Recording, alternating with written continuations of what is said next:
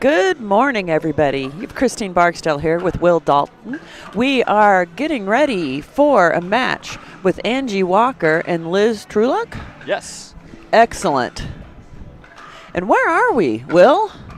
We are at the Arizona Athletic Grounds here for the Carvana Mesa Arizona Open, the third PPA event of 2024. Women's singles action coming at us in just a few minutes, Christine. Excellent. We have a full morning of singles action out here in Mesa, Arizona. Full morning of singles indeed. Got 5 straight singles matches to start off this Wednesday, beginning with women's singles. We've got Liz Trulock, the number 16 seed, taking on Angie Walker, the number 45 seed in the bracket. So what do you think we can expect out here today from these ladies? Well, I think one big thing to keep an eye on in this match is going to be the fact that Angie Walker, this is her first singles event of 2024. So not a ton of previous matches to go on in terms of analyzing her game. And then on the other side of the net, you've got Liz Trulock, someone whose singles game has been on the rise early in 2024, made a run to the round of 16 at the PPA Masters in January, and then the quarterfinals at the Desert Ridge Open, losing to Mary Brasha both times. So excited to see how Walker holds up against Trulock because her game has really been on the rise.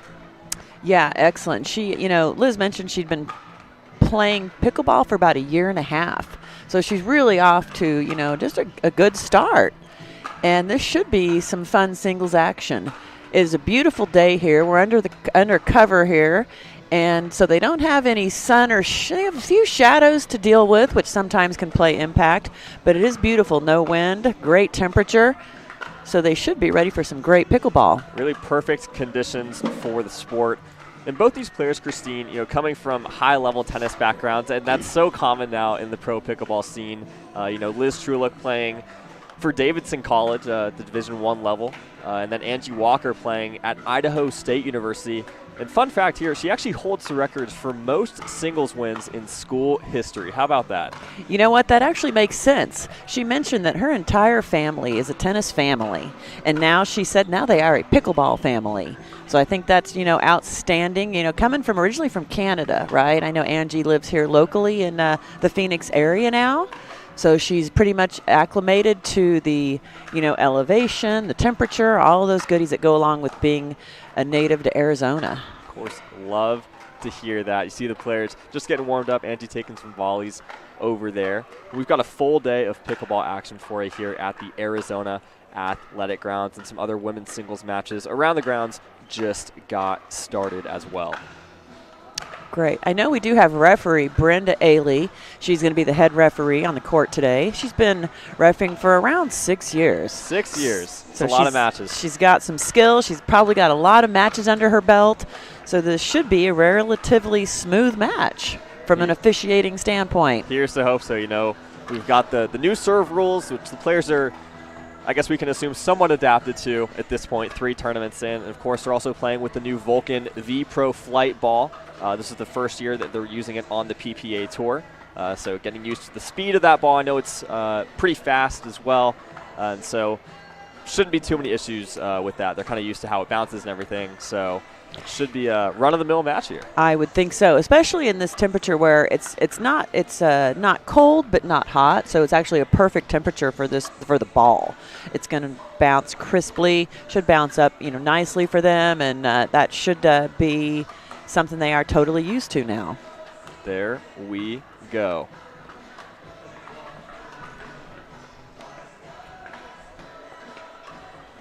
Looks like they are getting side and serve all worked out.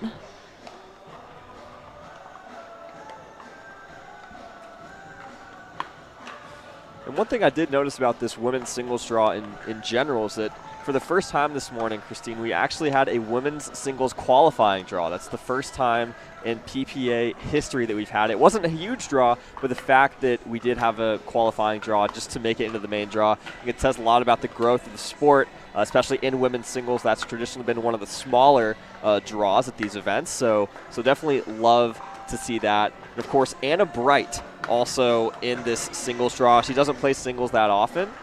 So a lot of big storylines in this women's singles draw. Excited to kick it off here in just a few moments. I am excited as well to hear that we're starting to see some of the women's draws get a little larger. That means there's a few more women coming into the sport. I know it's been a struggle. There's a lot more men usually looking for mixed doubles partners. So I think it's outstanding to start seeing more players coming in. And, it may be a sign, too, there's more tennis players coming in because they do love their singles. They do love their singles. That singles just naturally translates better over from that tennis game. The drives. Super, super important, but just really good thing for the sport to see that greater number of women coming into these pro draws as well. Looks like we are just a few moments away from getting started. Players have warmed up. We have warmed up as well, Christine. Super excited, ready to get this match underway. And it looks like Anna, there's just warming their serves up. I'm assuming she might be the first service, and she started that, but we're going to find out here shortly. We can assume. And Liz Trulick playing with that Holbrook paddle, it looks like. And Angie Walker with the Proton paddle.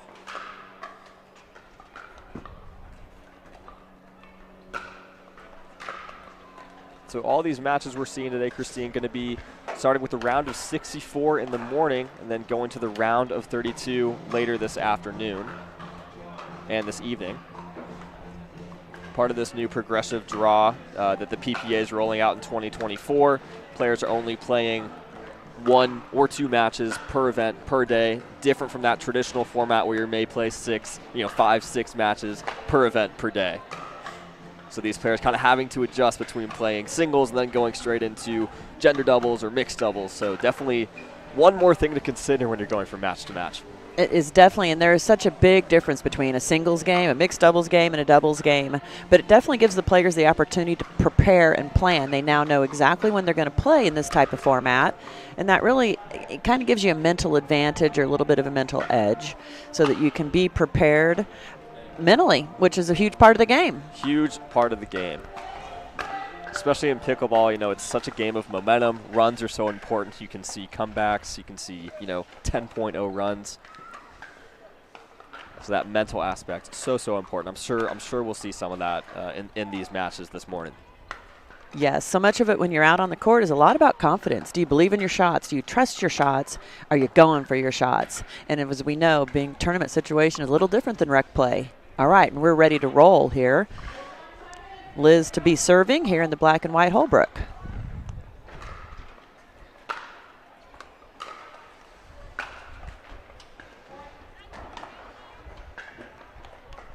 And Liz putting some pressure early, kind of taking that ball early, going to the back end of Angie Walker. We'll see if she continues to attack that shot.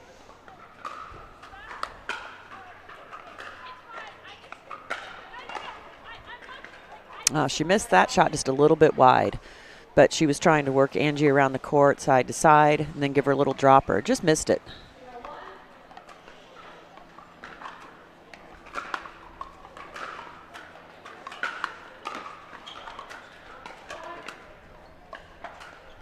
And that volley just going to sail a little bit long, gets Angie Walker on the board here.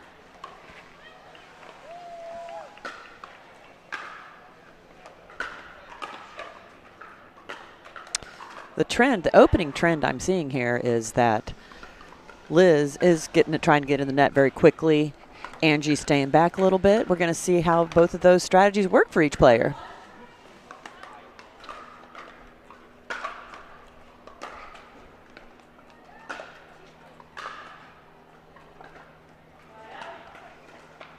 And then right as you say that, Christine, of course, both players staying back there for that point. Exactly. She heard me. She said, that's not working.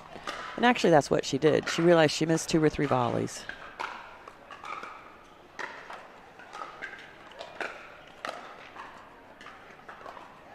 That's good pressure there from Angie Walker, kind of working her way into to the net there.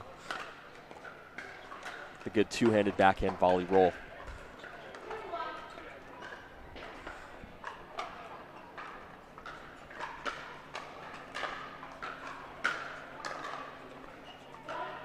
And there you see that drive just from Walker. Just that tennis, clean stroke. Hard to beat it.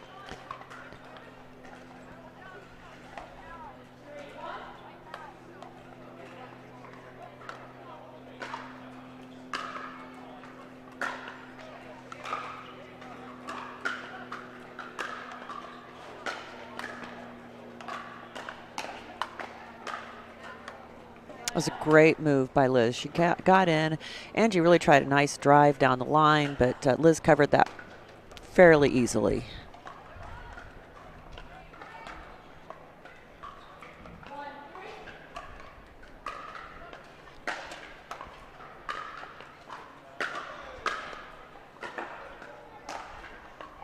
Looks like we're seeing some much crisper volleys out of Liz, maybe feeling the confidence, feeling a little warmer, ready to roll. She's closing in, as you said, nicely, and then really creating opportunities for her to put the ball away. So I think that angle on the backhand volley was especially impressive.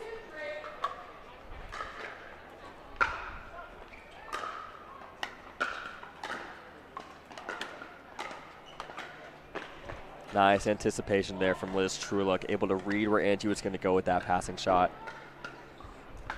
Ties it up at 3 here in game 1.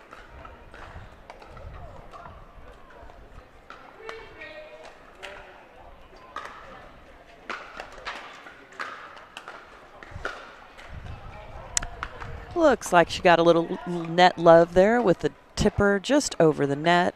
Unable to get it. Lynn's unable to get up to it quickly.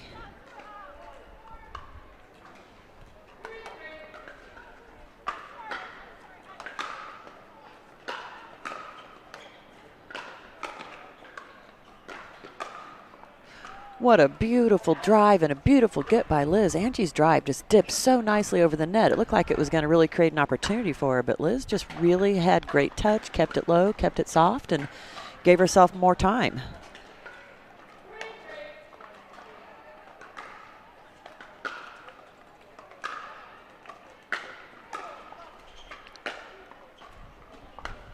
And that drive just going to be a little bit long there from Walker. I think one thing we're seeing from Liz is just this anticipation at the kitchen. That's something is crucial to your singles game.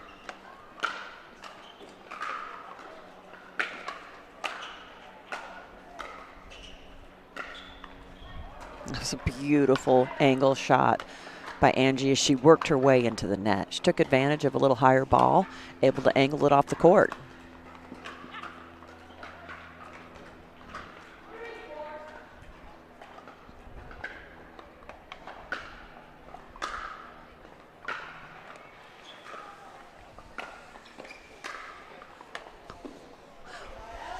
What a backhand there from Liz Trulock, just straight up the line. That was a beautiful shot.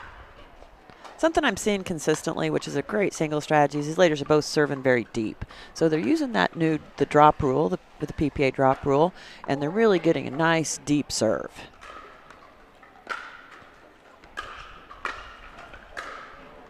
Do you want to explain that drop serve rule? Right, so basically, you know, you can no longer throw the ball up, which has been the case for a while, and you've got to keep it below your waist level. You can't drop it up from super high. And so really what that does, it really de-weaponizes the serve. So especially on the men's side, you'll see people like Tyson McGuffin, Deckel Bar. It kind of neutralizes their serves a little bit. Evens the playing field, especially in singles for the returner.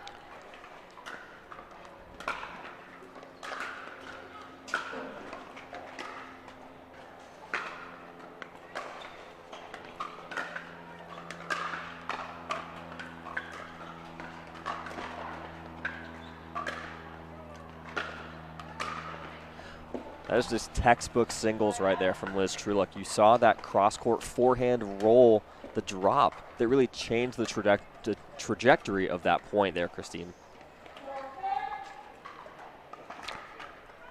We're at 4-4.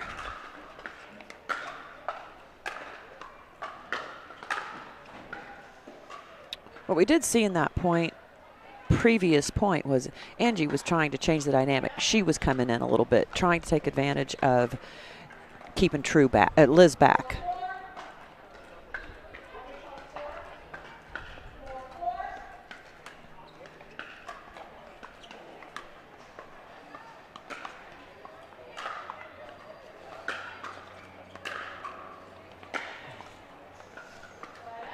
I loved the spin that Liz was able to create on that ball. Gave it just a perfect touch for it that when Angie did get there, she was going to have to generate all the pace to get it back over.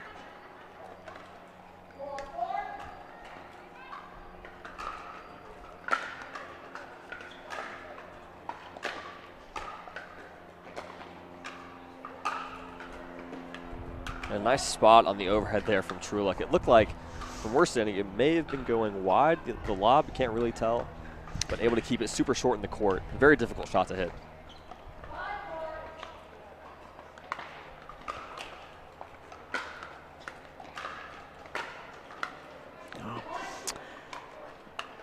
It's tough when you miss one of those volleys that you feel are the big sitters. She just didn't go for it. She was trying to go for a little placement on it and just didn't get enough pace on it to just have it land in the court.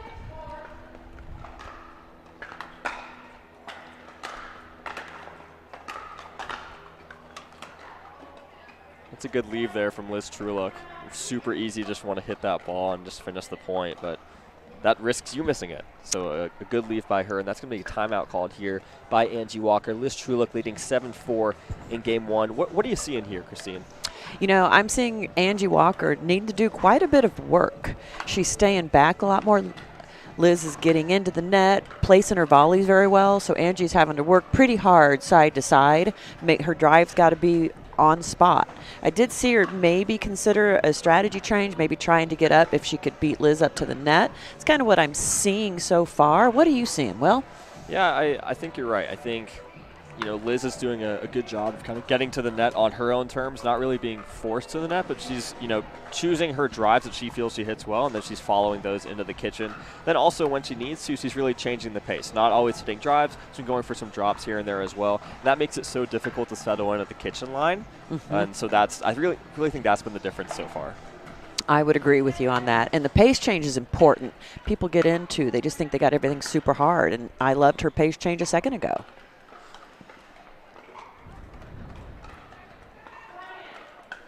And we're back.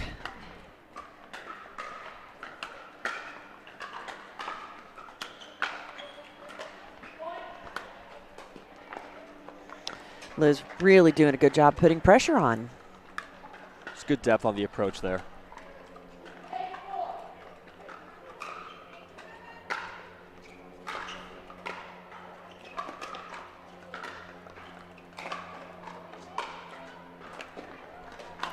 Really nice point construction there from Angie Walker. Just gets Liz on the run. Doesn't try to do too much with that put away. Just makes it good enough to get the point and get the side out.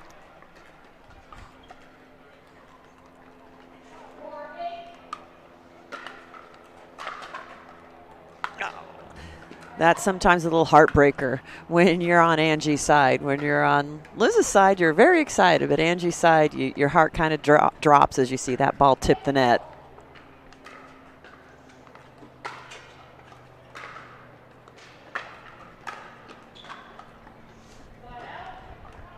And we see the kind of different serve there from Liz. Kind of goes for the lob a little bit, change of pace.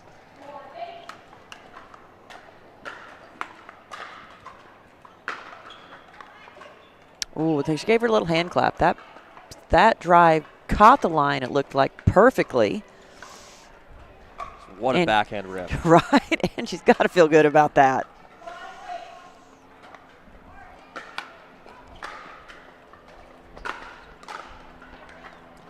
This is a great angle there from Liz. It all starts with that deep return, right? It's got enough topspin on it to give her time to get into the kitchen, to get into the net. Just able to put it away.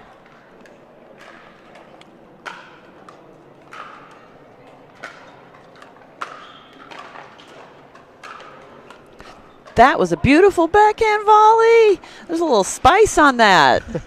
Love it, Liz. She really got that shot off of the previous backhand, the cross court, that really put a lot of pressure on Angie.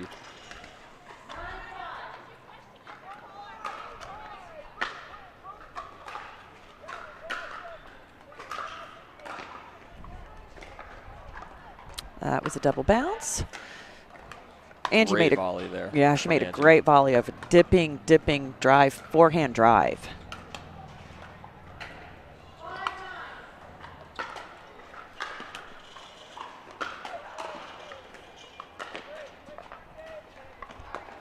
Oh, she made a stab. There's another one of those net tippers.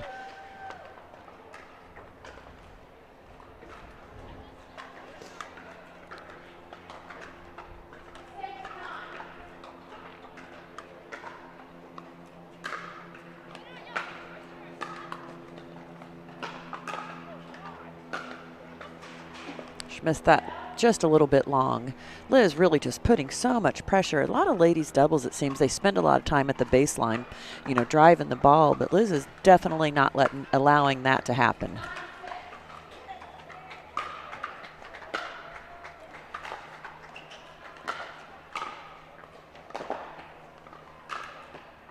Just using the angles of the court really nicely there is Liz Trulock. That gives her a game point here. And that's an excellent use of a timeout by Angie. As we always say, you can't take those home with you, so you've got to take the time, regroup, and you never know. We were talking about pickleball is sometimes a series of runs. Angie, you know, comes back with a new strategy. We don't know what's going to happen just yet. Right, but I definitely agree with you, Christine. Well done on Angie to save that timeout one for a rainy day, and now she's using it. Give herself, you know, a little time to think through some strategies for these next points to see if she's able to right the ship here in game one of this women's singles match. And so at the same time, we've also got some other women's singles matches going on around the grounds. On Stadium Court 2, we've got Christine Maddox taking game one over Gia Donahue. And Paris Todd also up a game over on Grandstand Court. Looks like we're back. We're going to see what Angie's got to offer.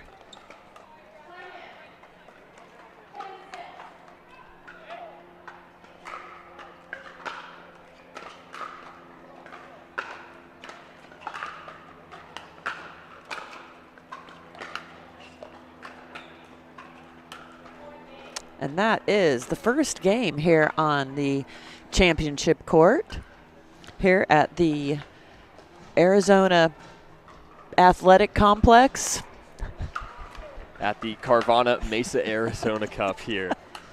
There we go. Thanks for that clarification on there, Will. Of course, I've got you got my back, there. right? Of course. That's going to bring us to the end of game one here. Claire's going to take a break. We'll take a break as well. Stay with us for game two. More action from the Carvana Mesa Arizona Cup here at the Arizona Athletic Grounds coming up in just a few minutes. At Guaranteed Rate, we understand that life is about more than mortgages. Our aim is to empower you on your holistic journey to well-being and longevity by helping you achieve your financial and personal goals. Our new completely free Rate app focuses on community, nutrition, and exercise, as well as offering a variety of financial tips and tools. The Rate app was built to support your mind, body, and spirit, helping to simplify your life and reduce your stress. Download the Rate app and start living your best life. This is what you're waiting for. People ready to ride. I think I'm ready tonight. I think I'm ready tonight. This is what you're waiting for. People ready to ride.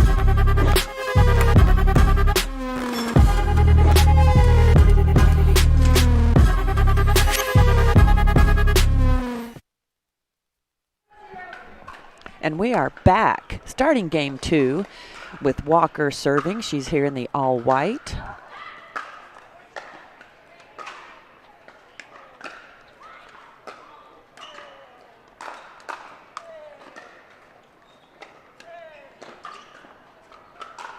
What a great use of the lob there to bring herself in behind the ball. Trulock made a great get, but Walker had a nice finishing overhead right there.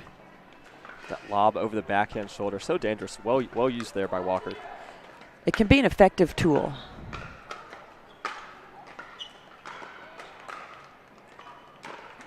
Whoa! That was an excellent get and cross-court shot by Walker. And somehow able to get it to dip just inside the line. So much topspin on that shot. What a get.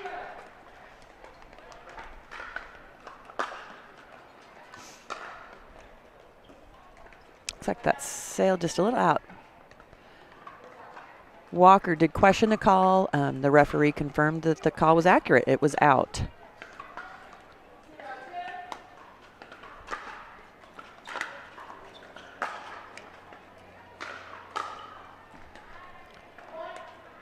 What kind of new strategy do you think we're going to see out of Walker? Got any predictions you want to make? I think we could see more drops on the third. I know she's been driving almost exclusively so far, but I think we saw one drop earlier on her serve, so we'll see if she continues to go for that. It's an excellent observation. You can see her trying to take a little pace off, give herself a little more time. It can make it more difficult when you're forcing your opponent to put pace on the volleys themselves, right? Agreed.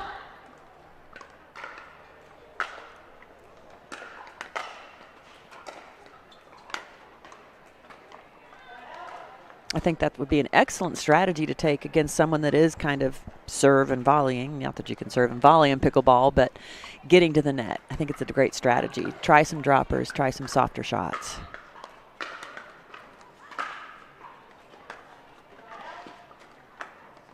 And just some errors here from Liz. A really big opportunity here for Angie to try and take control of the second game. What a beautiful serve right down the center. Created an error on Trulick's part. And that's a little confidence builder. You saw her give a little fist pump after she got that point.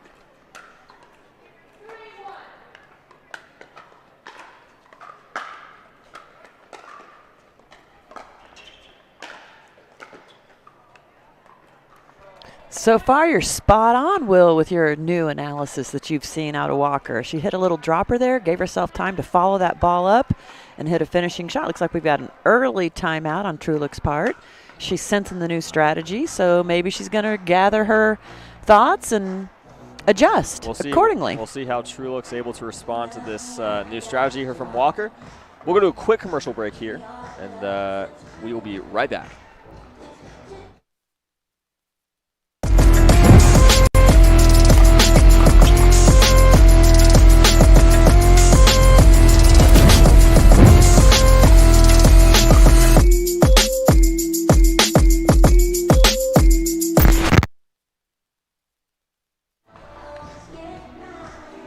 We are back from that brief timeout. Vizzy, a big sponsor here, as you can see on the billboard.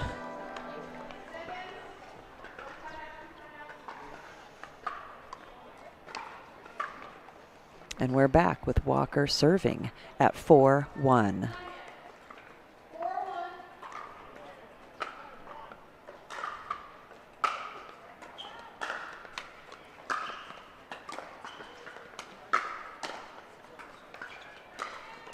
Wow.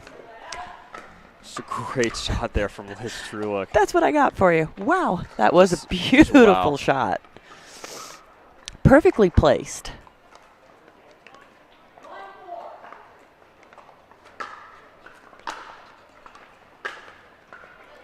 The deep return really set that up. Looked like it just painted the back of the line. Well done there from Walker. Gets the serve back quickly.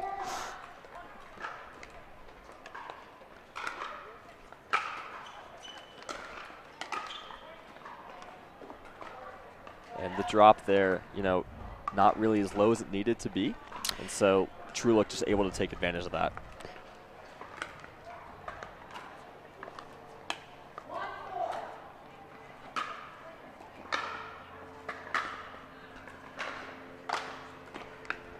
That was a nice crisp volley. We're really seeing some great shots out of Trulick when she creates the opportunities. I think crisp is the perfect word for it. Just really anticipated it well. Just caught it right in the sweet spot of the paddle.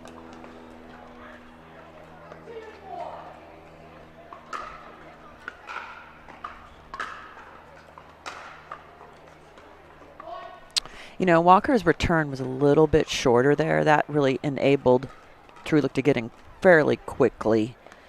And that actually is really what set that point up nicely for Trulick.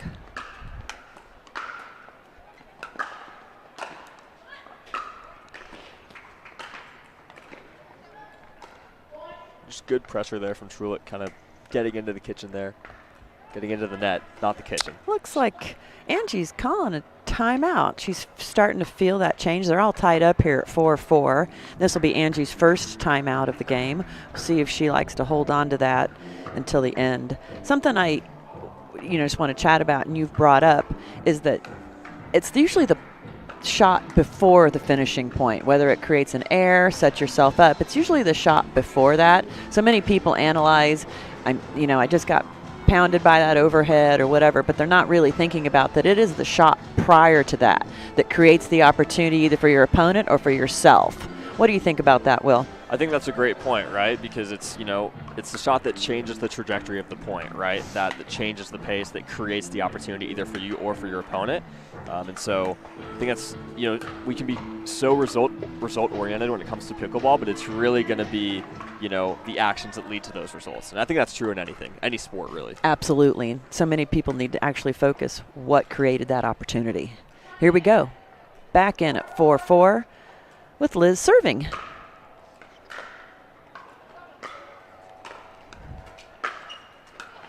And as we just talked about, that beautiful dipping shot by Liz created the opening down the backhand side for that finishing winner.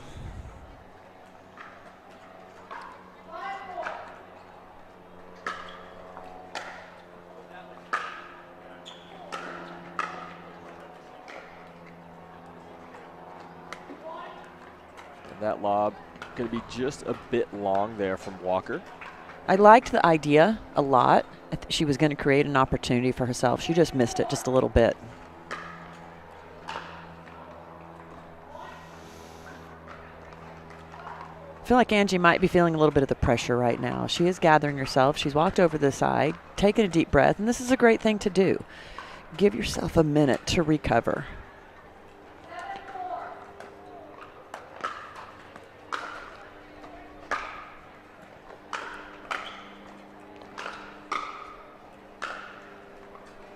Just well done there from Truluk, just kind of staying strong at the kitchen, not popping any of the volleys up, just keeping him at a safe depth, just forcing the error eventually.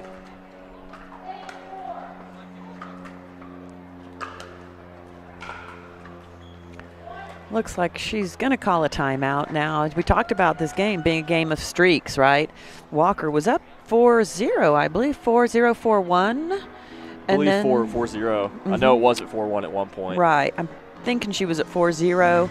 Now here we are. She's now down 9-4 with Truluk serving. But she took her second time out now. She was feeling the momentum, and now she's got a momentum changer. I'd like to see her go back to that strategy you talked about her using out of the gate, trying to soften that ball, force her opponent into generating the pace. Right. I think it's so difficult to do that. Just first, you need to get the serve, right? You need to get the serve back. You need a good return here. She's missed a couple. And so really going to look for some depth on her return and just try and go to the kitchen, get an easy point to the extent you can get an easy point here at the pro level. It is extremely difficult, like you said. It's very easy to watch and say, here, do this. But it's very easy, especially when you're in the moment and you're really feeling the pressure from your opponent. Hopefully, let's see if she's gathered herself, and we'll see how Walker comes out against Liz.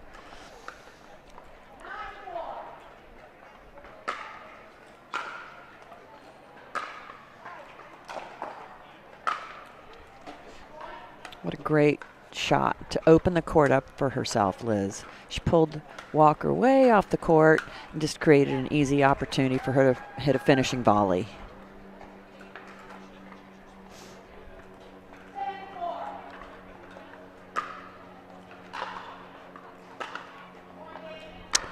And that is our first match of the day. Liz Truluk defeating Angie Walker in 2 games this morning here at the Mesa Arizona Cup Carvana PPA event. There we go, Christine, at the Arizona Athletic Grounds. Pretty comprehensive performance there from Truluk. Gets it done 11-6, 11-4. Like you said, that is going to be it for our first match of the day. Stay with us. We've got more women's singles coming up. We've got Caitlin Christian taking on Christine Maddox. Super, super excited for this match. That match is coming up in just a few minutes here. We'll be back for it. We hope you join us at the Mesa Arizona Cup. Big it up, big it up. Lean in my go.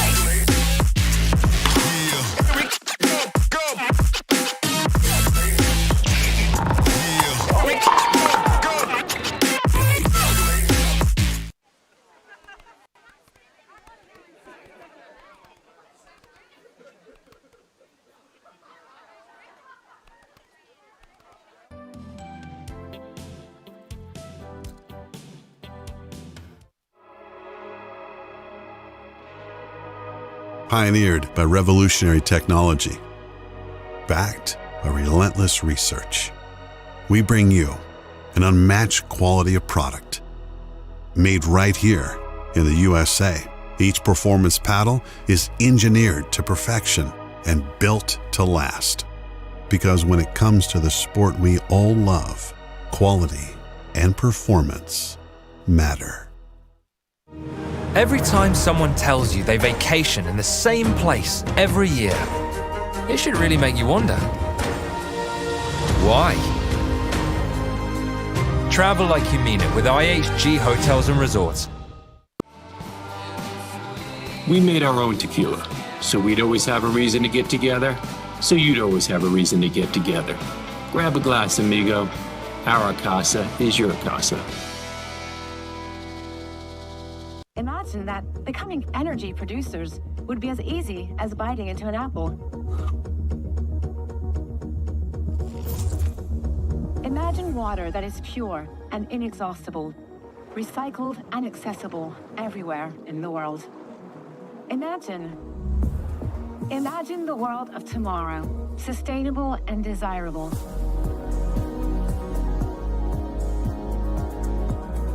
Veolia. To make it to the game, it takes dedication and training. To stay in the game, it takes grit and stamina. To win the game, it takes strategy and skill. You keep focus on your approach, drop, and champion shots, and we'll help you stay focused on your strength, flexibility, speed, and downtime. Having a sports medicine partner in your court is key to helping you make it to the game, stay in the game, and win the game. Select Medical is proud to be the exclusive provider of physical therapy of the PPA Tour. Introducing Skechers Pickleball, the official footwear of the Carvana PPA Tour. They're ultra lightweight and responsive for incredible speed. They have Goodyear rubber outsoles with a specialized pickleball design for increased side-to-side stability and agility. Plus, they feature shock-absorbing foam and Skechers' famous relaxed fit design for incredible comfort game after game. Conquer the court in comfort. Skechers Pickleball, the official footwear of the Carvana PPA Tour. La Roche-Posay sunscreen blocks up to 98% of UVB rays and helps prevent visible sun damage. The only sunscreen with Celac Shield UVA UVB protection plus antioxidants. La Roche-Posay, the official sunscreen of the Professional Pickleball Association.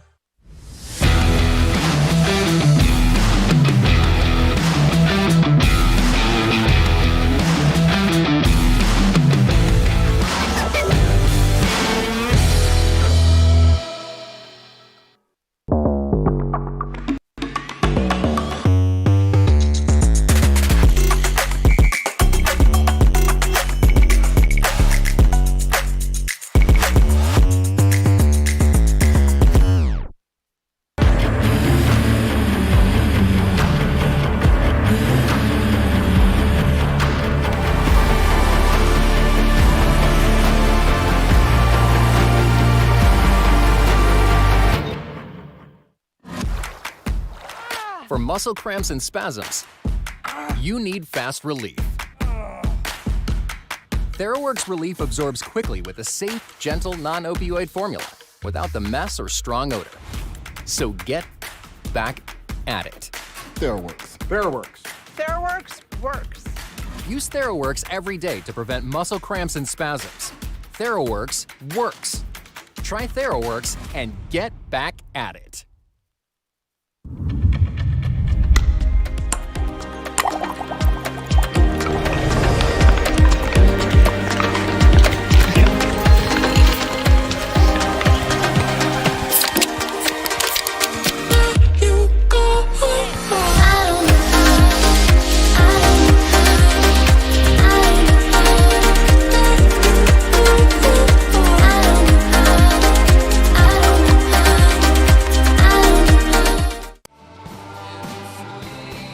Great things happen when good friends get together. So grab a glass, amigo. Our tequila is your tequila. Our casa is your casa. From the world's most iconic tennis arenas to the glint of an Olympic gold medal, a new court beckons, a new challenge arises. Jack Sock has conquered tennis. Now, pickleball's next. Mastery, precision, passion, that's what champions are made of. And when it comes to pickleball, there's only one company they turn to. Jack Sock's legacy continues with the #1 brand in pickleball. Selkirk Sport. We are pickleball. When the game gets intense, don't let residue ruin your play.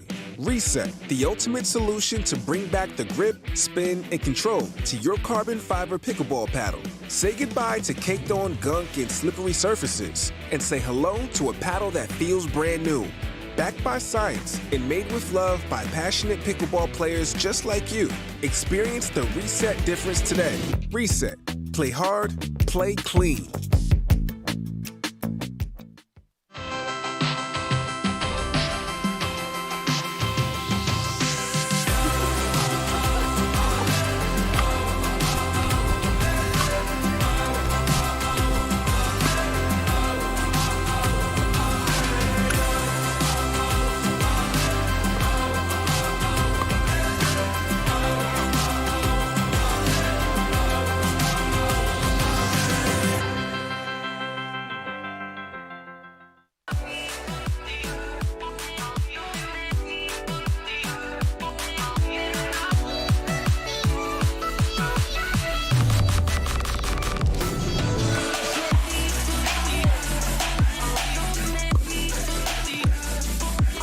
Wherever you are on your pickleball journey, our experts are here to help.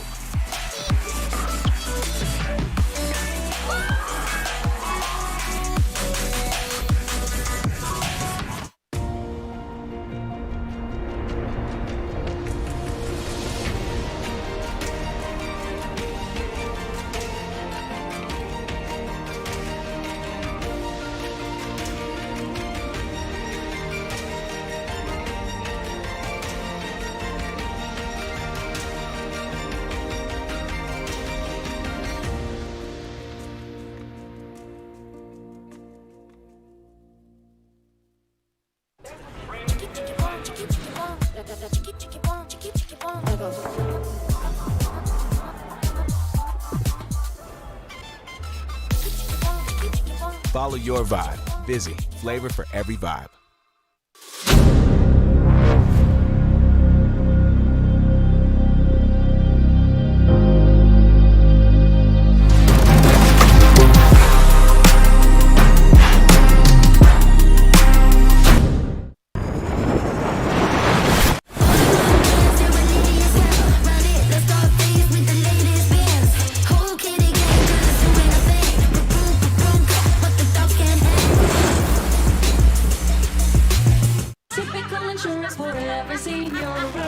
Ever notice how seniors and health insurance commercials all look the same? Because all of these companies see us the same, but not Humana. They see me. Humana.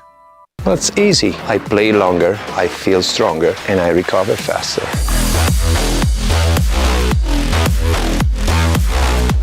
It's a must, it's effective, and it's stylish.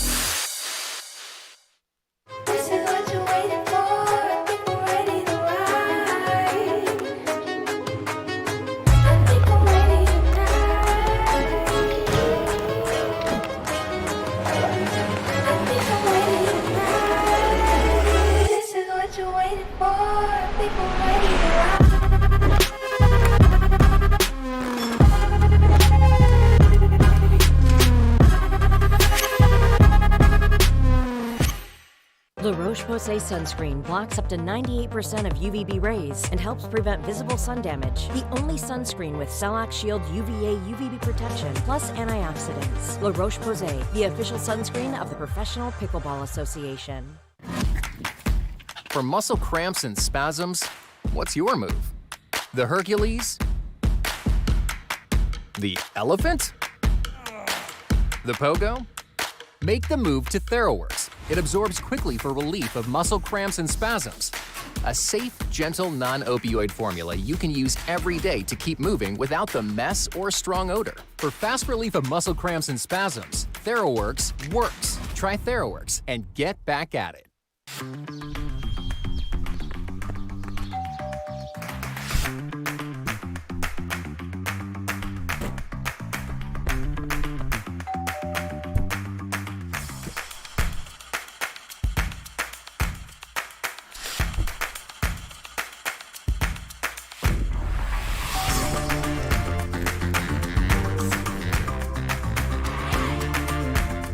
Pickleball Central, your trusted pickleball experts.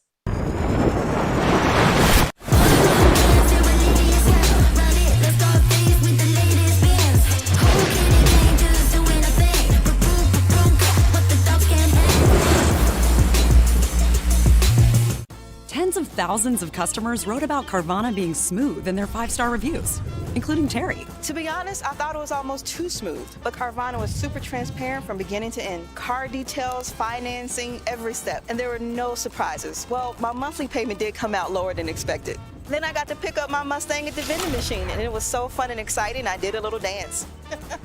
Trust me, financing my car with Carvana was super smooth. Finance your next car with Carvana today.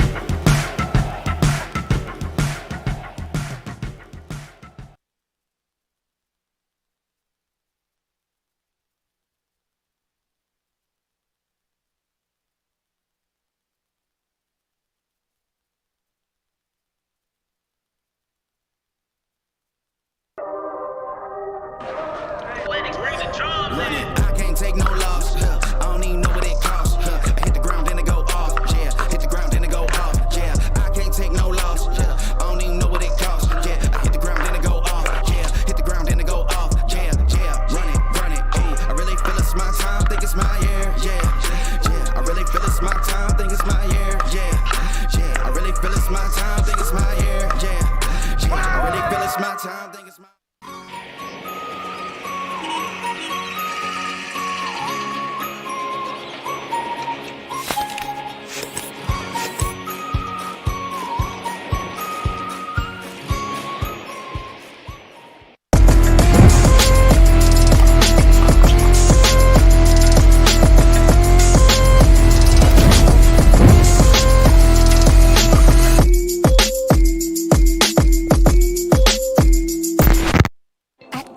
Rate, stand that life is about more than mortgages. Our aim is to empower you on your holistic journey to well-being and longevity by helping you achieve your financial and personal goals. Our new, completely free Rate app focuses on community, nutrition, and exercise, as well as offering a variety of financial tips and tools. The Rate app was built to support your mind, body, and spirit, helping to simplify your life and reduce your stress. Download the Rate app and start living your best life.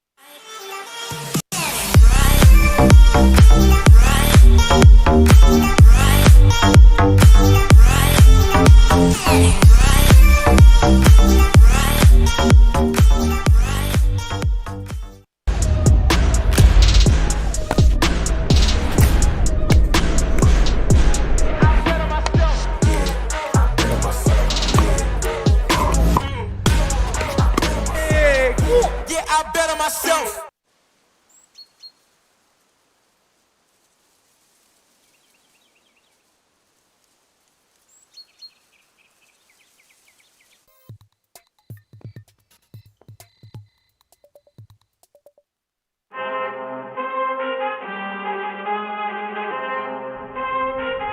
I need all the wins, yeah. Ain't no ever gotta get a no call to quits, yeah. Gotta keep on moving no matter how hard it gets, yeah. Better move out the way cause I'm coming with harder hits. My head is as hard as a brick, but I'm harder than all of it. You better move, you might get knocked out, knocked out. You better move, you might get knocked out, knocked out. Typical insurance for every senior. I'm not actually a stereotypical senior. I just play one in cheesy health insurance commercials. In real life, I have Humana because they see me, listen to what I need. It's refreshing. Humana. For many of us, we just charge ahead because planning for your future takes time. And right now, thinking about your financial future takes on new meaning. At Baird, our financial advisors have guided individuals and families to achieve their goals through every crisis evolution and groundbreaking idea for over 100 years. That's the difference between thinking you're ready for what lies ahead and knowing you've planned for it. Now that's different. Discover the Baird difference.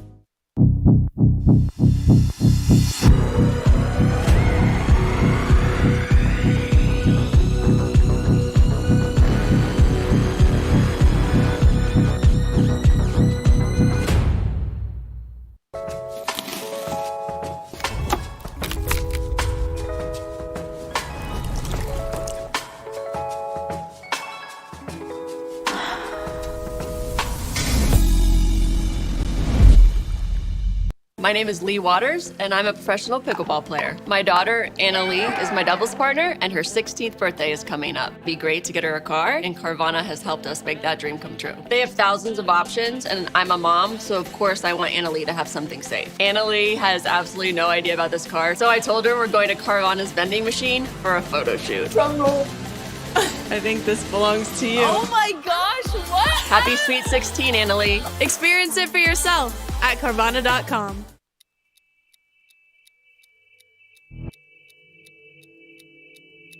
Play hard for fun, to win, to live. Whatever your play, there's Penetrax Joint and Muscle Cream to let you play on. Deep penetrating relief without greasiness, irritation, or unpleasant odor. Inspired by nature and 100% guaranteed. Try Penetrax and play on.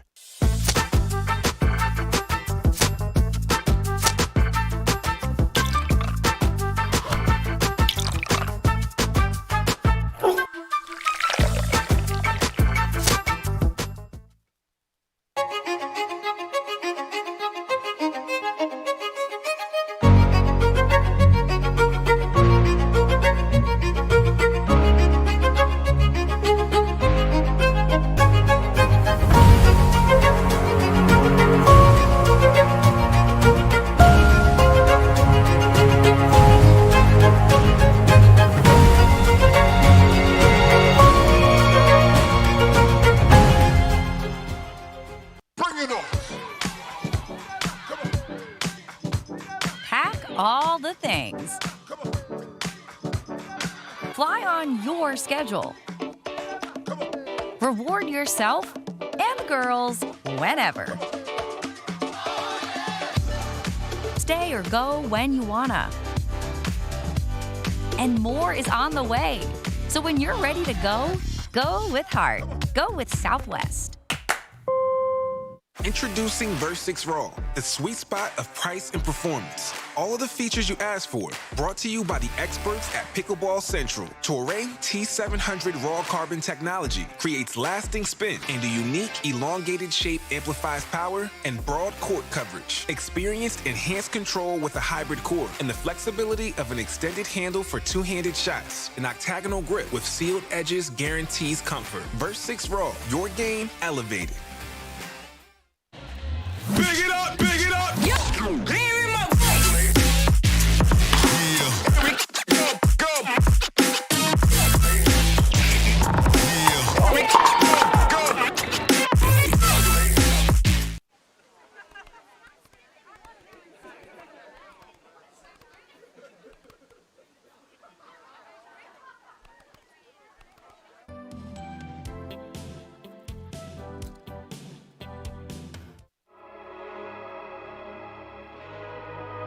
Pioneered by revolutionary technology, backed by relentless research, we bring you an unmatched quality of product. Made right here in the USA, each performance paddle is engineered to perfection and built to last. Because when it comes to the sport we all love, quality and performance matter. Every time someone tells you they vacation in the same place every year, it should really make you wonder, why? Travel like you mean it with IHG Hotels and Resorts. We made our own tequila, so we'd always have a reason to get together, so you'd always have a reason to get together. Grab a glass, amigo. Our casa is your casa. Imagine imagine that becoming energy producers would be as easy as biting into an apple. Imagine water that is pure and inexhaustible, recycled and accessible everywhere in the world. Imagine the world of tomorrow, sustainable and desirable.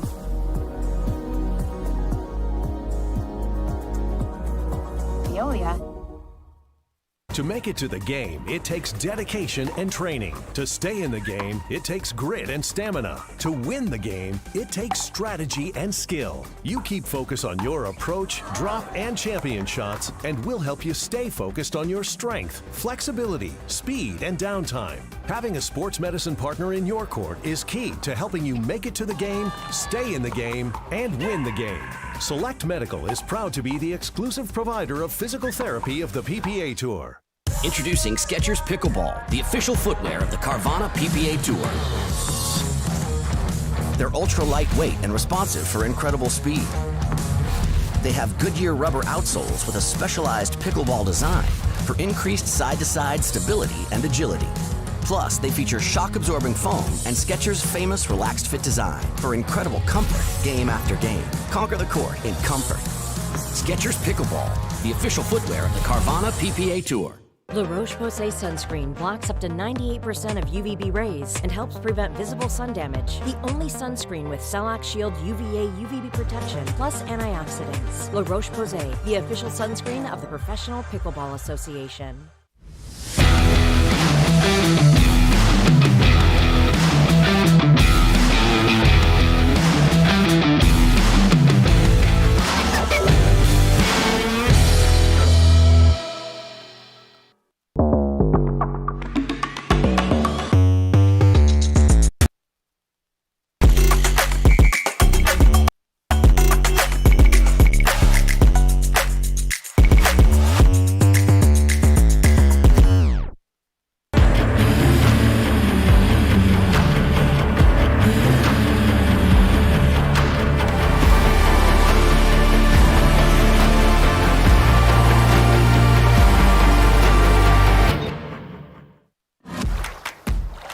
For muscle cramps and spasms, you need fast relief.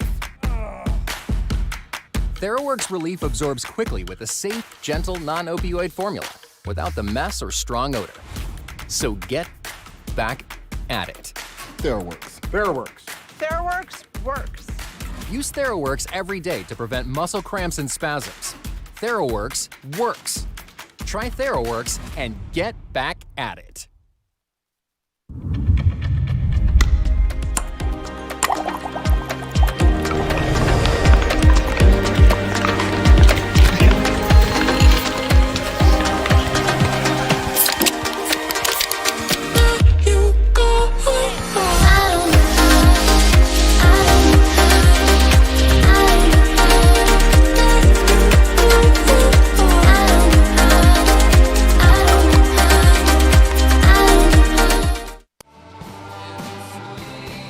Great things happen when good friends get together. So grab a glass, amigo. Our tequila is your tequila. Our casa is your casa. From the world's most iconic tennis arenas to the glint of an Olympic gold medal, a new court beckons, a new challenge arises. Jack Sock has conquered tennis. Now, pickleball's next. Mastery, precision, passion, that's what champions are made of. And when it comes to pickleball, there's only one company they turn to. Jack Sock's legacy continues with the #1 brand in pickleball. Selkirk Sport. We are pickleball. When the game gets intense, don't let residue ruin your play. Reset, the ultimate solution to bring back the grip, spin, and control to your carbon fiber pickleball paddle. Say goodbye to caked-on gunk and slippery surfaces, and say hello to a paddle that feels brand new. Backed by science and made with love by passionate pickleball players just like you. Experience the Reset difference today. Reset. Play hard, play clean.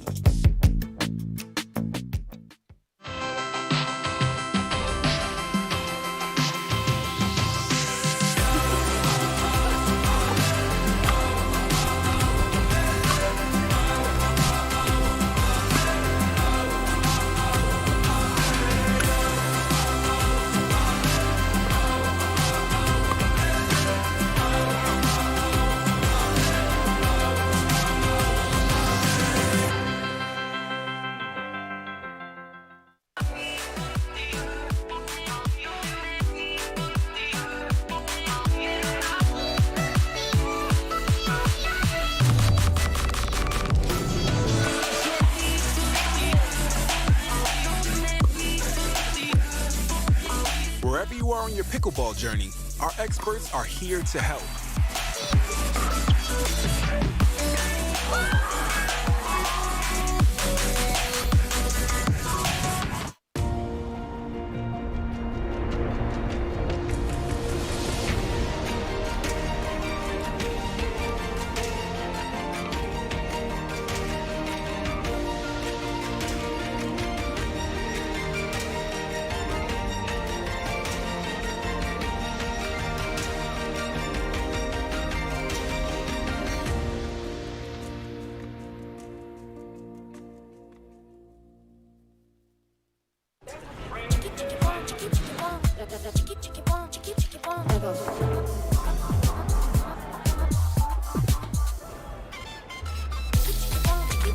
Follow your vibe. Busy. Flavor for every vibe.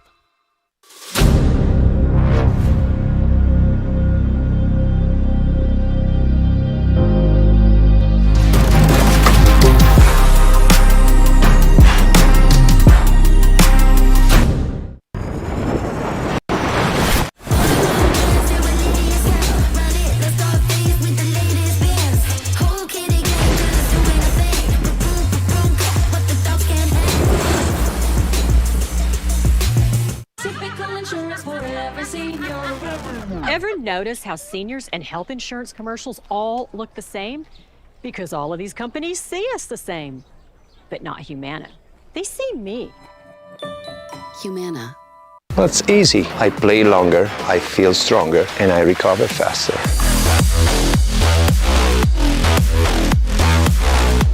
It's a must, it's effective, and it's stylish. All right, and we're back briefly. Will Doughton here from the Carvana Mesa Arizona Cup. Just with a quick update for you guys, we've got another women's singles match coming up here in about 15 minutes, about 10 o'clock a.m. local time. It's going to feature Caitlin Christian taking on Christine Maddox, who you see on the court right now. Just want to give you guys a bit of an update on the schedule, and then the rest of the matches should be match after match here on Humana Championship Court. And so Christine Maddox getting warmed up right now, and then our next match coming up here in about 10 to 15 minutes. Should be all set. I Christine? look forward to joining you, Will, for this match. Should be another great women's singles match here in Mesa, Arizona. It's a beautiful, beautiful day, and we've already witnessed a great singles match this morning with some really good strategy, some great play between Liz Trulick and Angie Walker. Liz winning that match, but I look forward to seeing the new strategies, the new dynamic of this match. Of course. All of that to say, more great pickleball coming your way here from Mesa, Arizona. The Arizona Athletic Grounds, the venue for this tournament. So stay with us. About 10, 15 minutes, we'll be back with more action here. Big it up, big it up.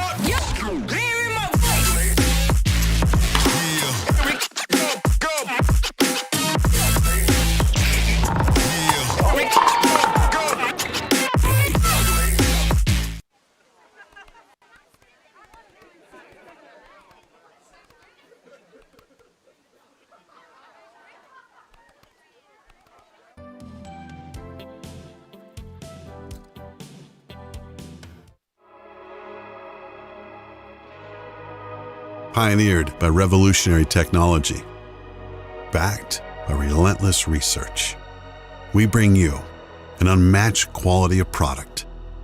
Made right here in the USA, each performance paddle is engineered to perfection and built to last. Because when it comes to the sport we all love, quality and performance matter.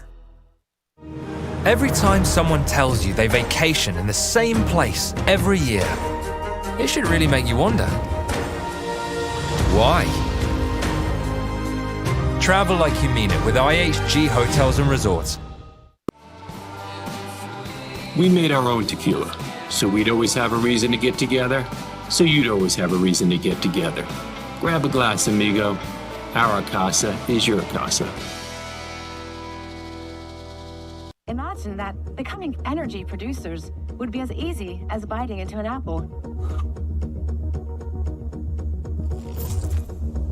Imagine water that is pure and inexhaustible, recycled and accessible everywhere in the world. Imagine the world of tomorrow, sustainable and desirable.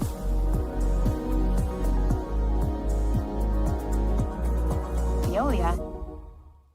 To make it to the game, it takes dedication and training. To stay in the game, it takes grit and stamina. To win the game, it takes strategy and skill. You keep focus on your approach, drop, and champion shots, and we'll help you stay focused on your strength, flexibility, speed, and downtime. Having a sports medicine partner in your court is key to helping you make it to the game, stay in the game, and win the game. Select Medical is proud to be the exclusive provider of physical therapy of the PPA Tour. Introducing Skechers Pickleball, the official footwear of the Carvana PPA Tour. They're ultra lightweight and responsive for incredible speed. They have Goodyear rubber outsoles with a specialized pickleball design for increased side-to-side stability and agility. Plus, they feature shock-absorbing foam and Skechers' famous Relaxed Fit design for incredible comfort game after game. Conquer the court in comfort. Skechers Pickleball, the official footwear of the Carvana PPA Tour.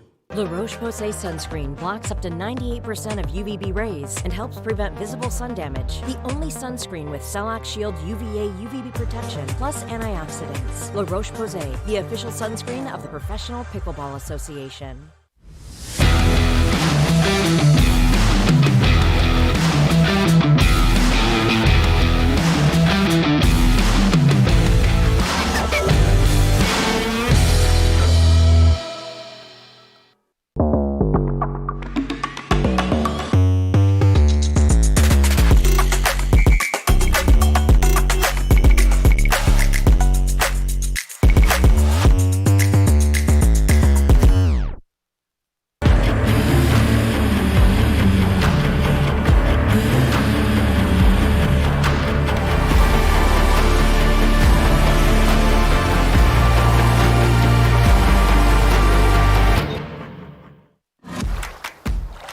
For muscle cramps and spasms, you need fast relief. TheraWorks Relief absorbs quickly with a safe, gentle, non-opioid formula without the mess or strong odor. So get back at it. TheraWorks. TheraWorks works. Use TheraWorks every day to prevent muscle cramps and spasms.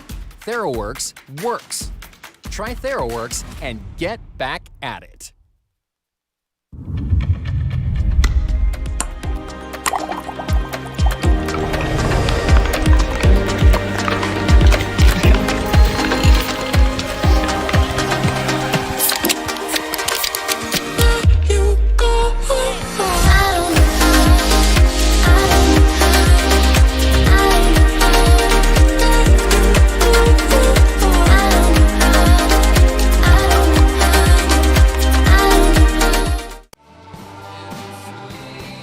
Great things happen when good friends get together. So grab a glass, amigo. Our tequila is your tequila. Our casa is your casa. From the world's most iconic tennis arenas to the glint of an Olympic gold medal, a new court beckons, a new challenge arises. Jack Sock has conquered tennis. Now, pickleball's next. Mastery, precision, passion, that's what champions are made of. And when it comes to pickleball, there's only one company they turn to. Jack Sock's legacy continues with the #1 brand in pickleball. Selkirk Sport, we are pickleball. When the game gets intense, don't let residue ruin your play. Reset, the ultimate solution to bring back the grip, spin, and control to your carbon fiber pickleball paddle. Say goodbye to caked-on gunk and slippery surfaces, and say hello to a paddle that feels brand new. Backed by science and made with love by passionate pickleball players just like you. Experience the Reset difference today. Reset. Play hard, play clean.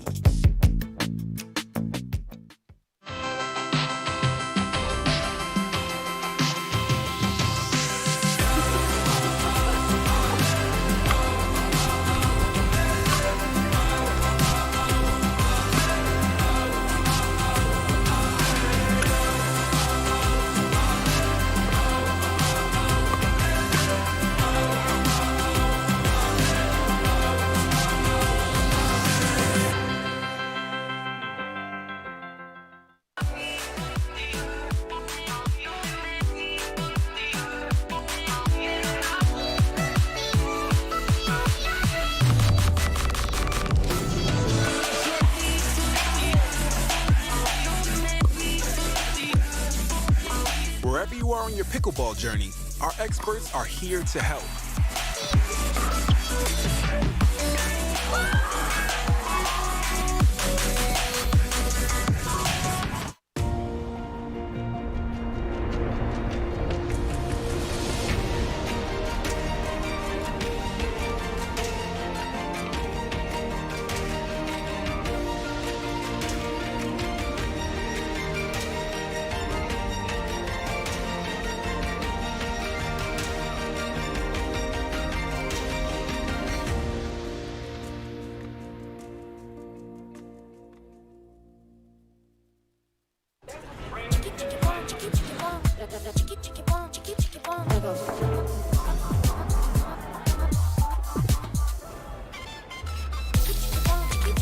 Follow your vibe. Busy. Flavor for every vibe.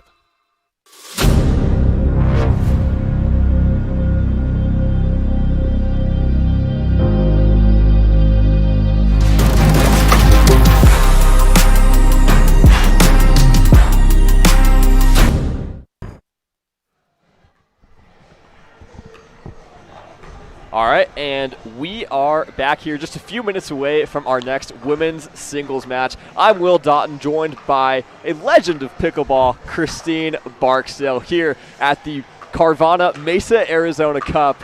Another great women's singles matchup coming our way. We've got Christine Maddox taking on Caitlin Christian. How are you feeling this morning, Christine? You know what? I'm excited about this match. We have two, kind of experienced ladies tennis players, with Caitlin having spent 10 years on the WTA. 10 years. And then what I love about Christine is she's got a little paddle tennis background, a little pop tennis. So I think, we're going to see, some interesting strategies, definitely some good ground strokes out here. We're going to see who picks up the change, the transfer into pickleball the best. Of course. I think that's a great point, that who's going to pick up the transfer into the sport. Obviously, pickleball is such a nuanced sport. So many elements of different sports. But what makes it difficult at the pro level is making sure you're bringing the right elements from certain sports and leaving other ones behind. Agreed. Right? Absolutely. And we're going to see who has mastered that better. But I do think we're going to see, some pretty basic strategies, but I'm looking forward to learning some new things from these ladies today on singles. Of course. It should be quite a show. The players just warming up their serves. Caitlin Christian, of course, 10 years on the WTA Tour, reached a career-high doubles ranking of number 38 in the world. That's impressive. Top 40. That's pretty. That's pretty good. That's pretty good. It's quite an accomplishment. But both of these players, especially in singles, are on the rise. Caitlin Christian, last time out of the Desert Ridge Open, actually took home a bronze medal, her first PPA medal, even though she's been playing pickleball on and off for better part of a decade here. And then Christine Maddox actually played her first singles tournament ever at the PPA Masters. Played against Catherine Parenteau, the number 2 singles player in the world. And that Masters was just in January, right? She took Catherine Parenteau to 3 games, lost it 11-8 in third. But there is a lot to like about her game. She's got some great length, and she actually won the women's singles pro bonus draw last time out at the Desert Ridge Open. So a lot to like about both of these players. Super excited to see how this match unfolds for us, Christine. Well, and Maddox shared with us a little bit that she is an energy healer, right? So it's going to be, I think that actually plays a kind of a big role in this sport. You realizing, how much energy plays a factor in your overall performance, whether it's nerves, whether it's managing your nerves, whether it's managing the excitement, or whether it's just managing the energy in the court. I think that's a great point, Christine, making sure that, all systems go, right? If making sure you're not foregoing, you're not forgetting that mental aspect of the game, mental, emotional, however you want to phrase it. That's such an important part of the game, like we talked about earlier as well. Funnily enough, Maddox is a fan of heavy metal music, which, She even called herself a contradiction in every way. Hey, I love it. Looks like we're getting ready to start doing some of the formalities here. We've got Beth Brewer as the head referee today. She's been refereeing for about 4 years. She tells me she's here from North Carolina. North Carolina. Quite the trek out here to Arizona. It is. A lot of these referees spend a lot of time on the road, as do these players. It's a tough thing to do, hotel to hotel. Sometimes you wake up and you're not really sure where you're at. Looks like this match is getting ready to go. Here we go. Christine Maddox to serve to start us off here in game 1.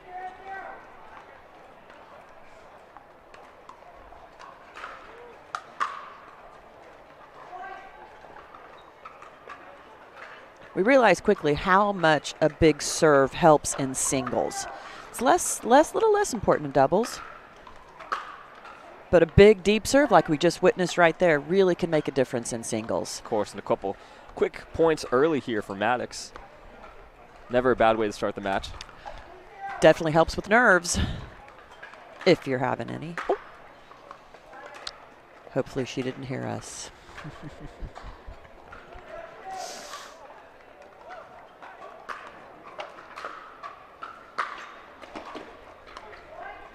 A nice passing shot there, just nice misdirection on the on the third shot there from Christian. It looked like she gave a little look around her to make sure the ball was going to be in, and she definitely confirmed, yep.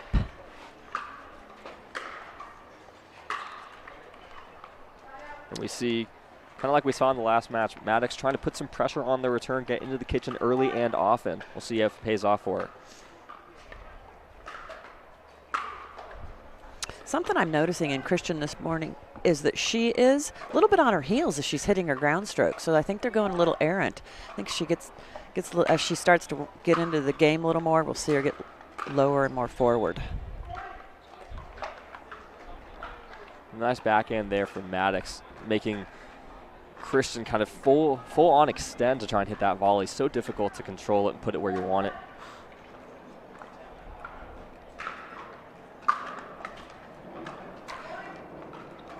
Definitely seeing Maddox get a little string of points on Christian's errors. We're going to see those smooth out.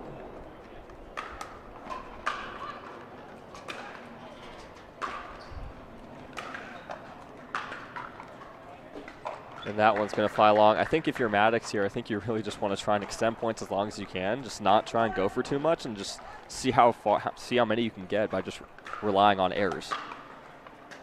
And right now, it looks like we're seeing a timeout by Christian, and I think that's a good choice. She's letting a lot of points get away from her. So now she's got to settle in, regroup. Maybe just because right now we're just witnessing errors. Of course. Some of them are forced. Some of them forced. Good serves, good drives from Maddox, but shots that you would expect, you as a player expect to make, right? So how do you kind of reset here if you're Christine? I think you need to calm your nerves just a little bit. I think she may be feeling just a little bit jittery. As I mentioned, I feel like she's hitting a lot on her back foot. And I think sometimes that's just tied to trying to almost direct the ball. You know, you're just feeling a little bit off. I think if she just starts to move her feet a little bit better, starts getting in those little tiny steps that really help in pickleball, stay down, stay forward, I think she's just going to come out. She needs to just mentally refocus and come out with, okay, I'm restarting right now. And I'm going to restart with those strokes that I know. And you see her actually practicing here. She actually was down a little bit more, leaning a little more forward. I think we're going to see as she starts to loosen up, we're going to see some longer points, longer rallies. We'll see if that comes to fruition here after the timeout.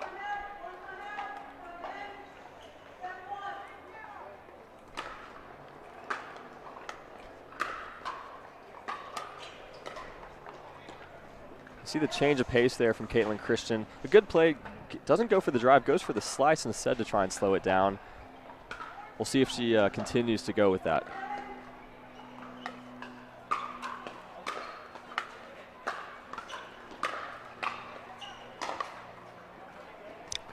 It's like the little net tipper sailed long. You can really see how heavy of a ball Maddox is hitting. That's making it particularly tough for Christian, I think, this morning.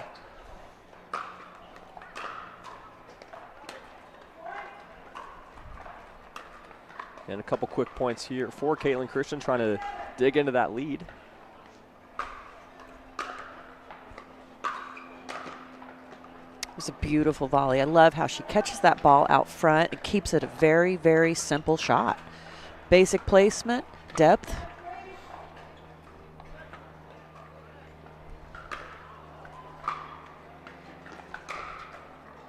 Ooh, another unlucky net tipper sending that ball out.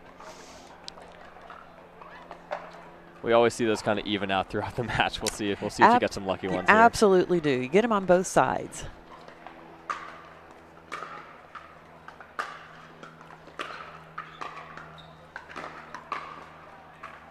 And Really nice volleys there from Caitlin Christian. Caitlin Christian really set the point up nicely. She pulled Maddox off the court and then had a pretty simple volley to go in behind her.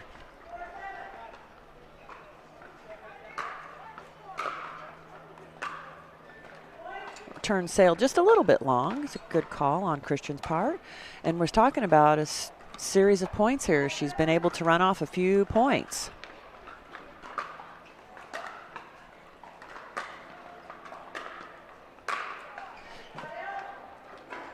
And that third just a bit long there from Christian. But again, a good response out of the timeout, making this a much more competitive game one. We'll see how Maddox responds here.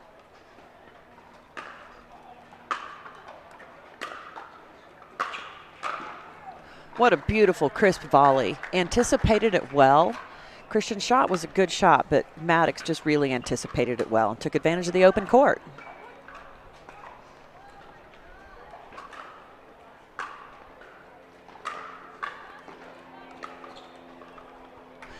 Little stab volley, kept it soft, made it hard for Maddox to get in behind it and do a lot with.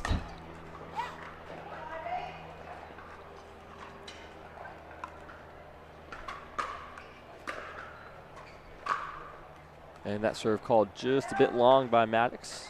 Looks like Christian wanted to confirm that call. And yes, she did. She questioned the call to the referee, and you're allowed to do that.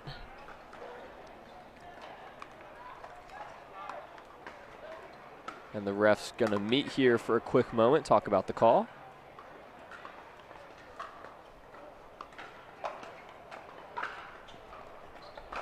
Looks like the call is going to stand.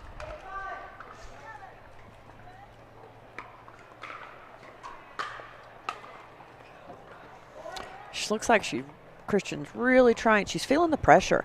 She's trying to paint the lines, and they're just missing a little bit wide.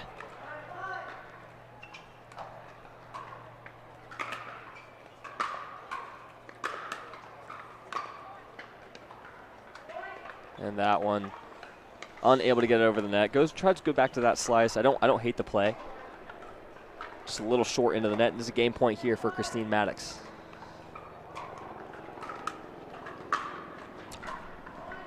And that is going to close the door here on game one. Christine Maddox takes it 11-5 over Caitlin Christian. A couple loose errors there at both ends of the game. A little bit at the beginning and a few at the end.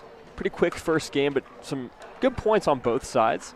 I think one thing we saw there, Christine, was from Maddox. She's running around her forehand. She's really kind of backhand dominant. It seems it's such a powerful shot. And so we'll see if Christian's going to be able to work around that and kind of target the forehand a little bit in game two. But as the players take a quick break, we'll take one as well. We'll be back in just a few moments. Stay with us for more women's singles.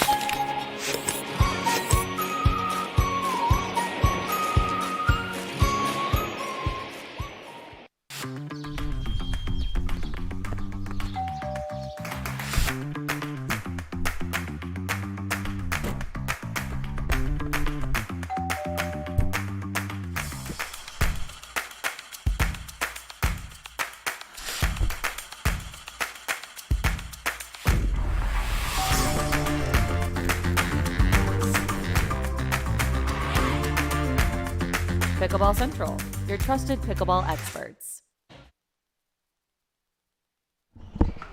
All right, and we're back here at the Carvana Mesa Arizona Cup. Women's singles action. We just saw game one finish between Christine Maddox and Caitlin Christian. Maddox took it 11-5. What did you see there, Christine? Well, you know, what we really witnessed was Maddox putting a lot of pressure on Christian. We're going to see what Christian comes out of the gate with for this game 2.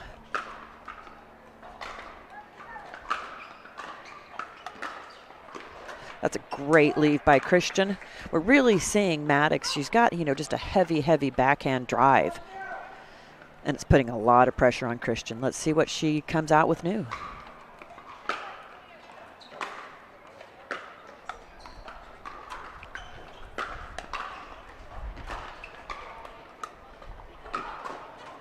That's a really nice point by Christian. She's just using the pace off of Maddox's backhand just to change direction, really get her on the run.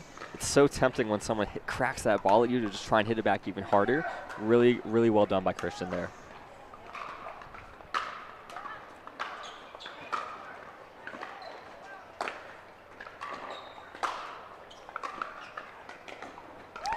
I love it. I love the pace. She's really trying to use, you know, pace changes. And like you said, she's using the pace generated from Maddox to just get a softer ball over, force Maddox to create the pace.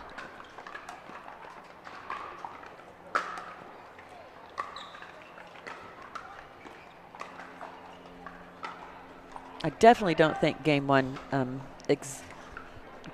was a display of Christian's talents. We know she can play better. We know she's going to do better in this game.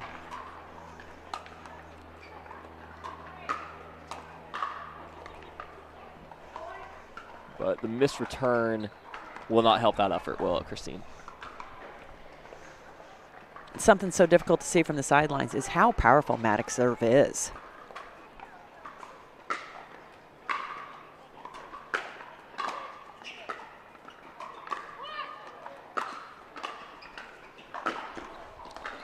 Just missed a little bit wide. That was going to be an almost beautiful shot as she crashed into the board there. Glad she's okay. Yes. A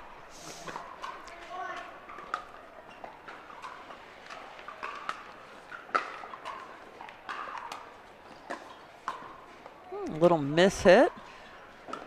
It's great to see that everybody can do a little miss hit every now and then. I've hit my fair share.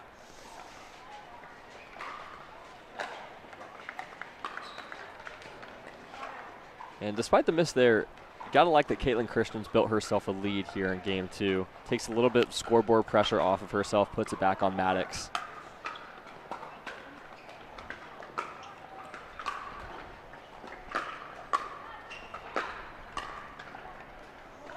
I love what she's trying to build. She's just still making a few errors.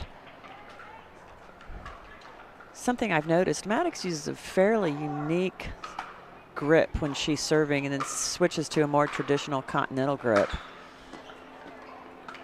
It's a great point. I hadn't seen that, Christine. Really good insight there. Difficult to tell from here exactly what style she's using, but it's different.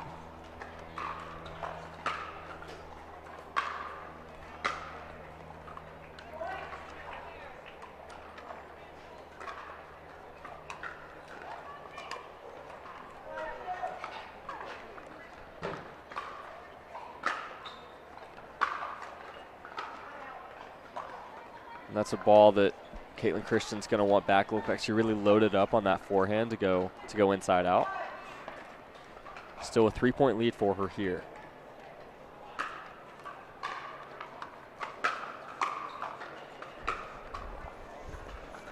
I like that she's getting up to the net and again using the pace generated by Maddox.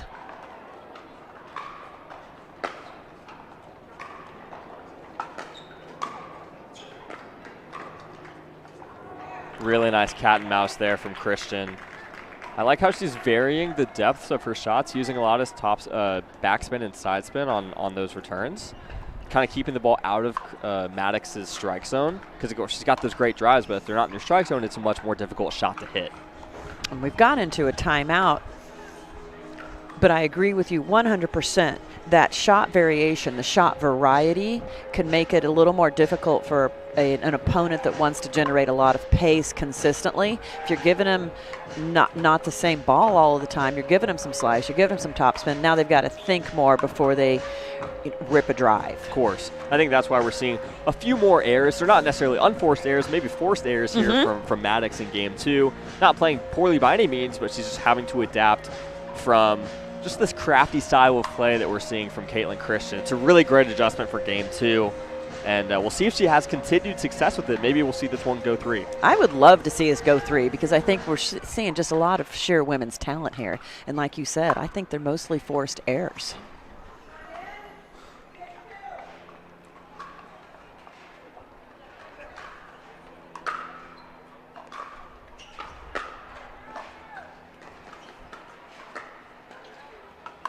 It was a great response on Christian's part. She thought the ball was going to sail out. Suddenly it tipped the net and it landed in.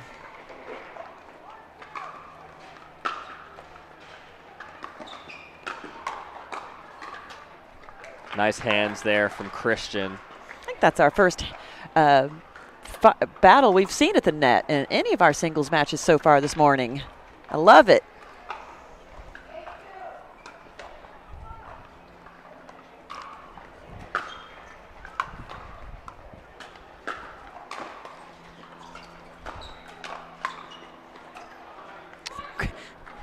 Unfortunately, she missed the shot, but it was a great jump over the non-volley zone because, as we all know, you cannot, in a follow-through even, let after you volley the ball, land in the kitchen.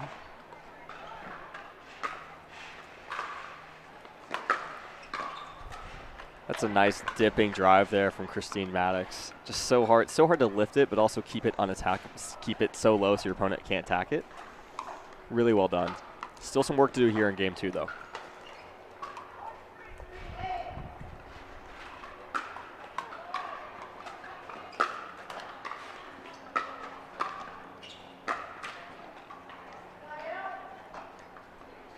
Something that's interesting, you know, when you're the volleyer, you're the one doing a little bit less work. Person that's backs tend to moving more, running more. In this case, though, these ladies' drives are so good that we're also seeing the net player move a lot as well.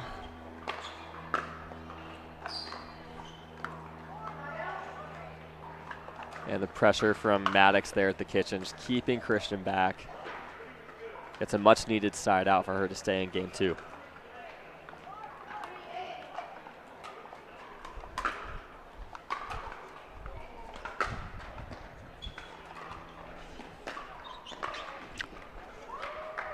So close on that backhand volley there. I think one thing we're seeing from Maddox is she's not only driving the backhand, she's also going to the forehand of Christian a lot on the thirds.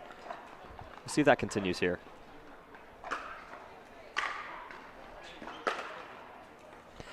She must have heard me. She went cross court that time.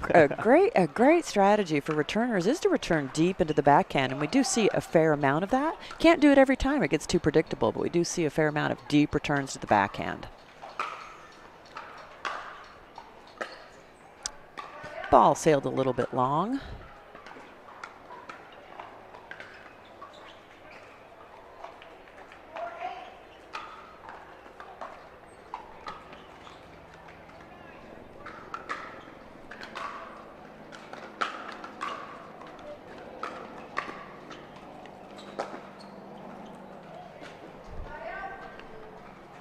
She earned that point. Yep. I really feel she. See Christian kind of nodding her head to herself there. A little self-affirmation, which is a good thing. Maybe our energy healer would think that's good, unless it's your opponent.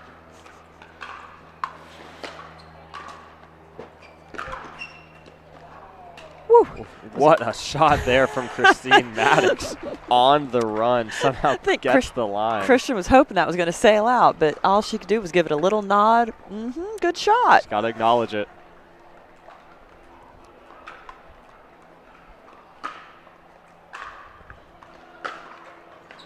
So many net courts we're seeing here.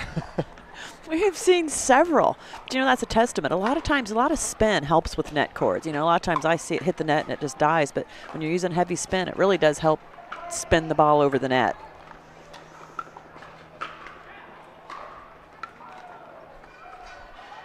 And a good, deep, big serve there from Maddox. Gets the error. She's within 2 here.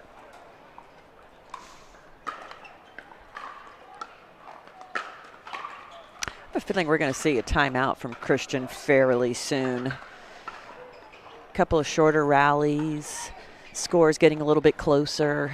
She may need to, may want to come regroup.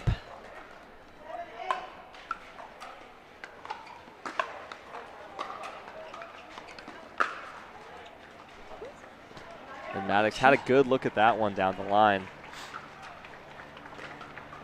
Unable to get it over. So now here's a chance for Christian to make a run of her own.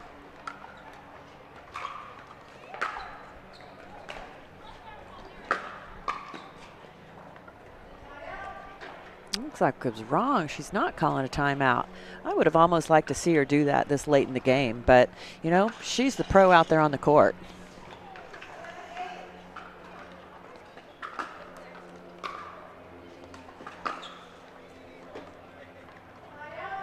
And a bit of a stalemate here at 8-7 in game 2.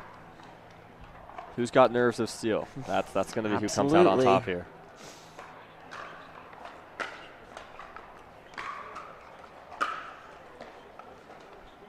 And another installment of the serve going back and forth. Yeah, you know, the return from Maddox was a little bit short, sat a little high, gave Christian the ability to hit pretty much any shot she wanted. There's an error by Maddox, and there is a timeout called. So timeout called. Caitlin Christian leading 9-7 here in game 2, a chance to force this one to a third game. We'll take a really quick break and come back to you guys in just a few moments. When the game gets intense, don't let residue ruin your play. Reset, the ultimate solution to bring back the grip, spin, and control to your carbon fiber pickleball paddle. Say goodbye to caked-on gunk and slippery surfaces, and say hello to a paddle that feels brand new. Backed by science and made with love by passionate pickleball players just like you. Experience the Reset difference today. Reset. Play hard, play clean. All right, and we're back on the latter end of a timeout here. Caitlin Christian leading Christine Maddox 9-7 here in game 2. Will Doughton with Christine Barksdale.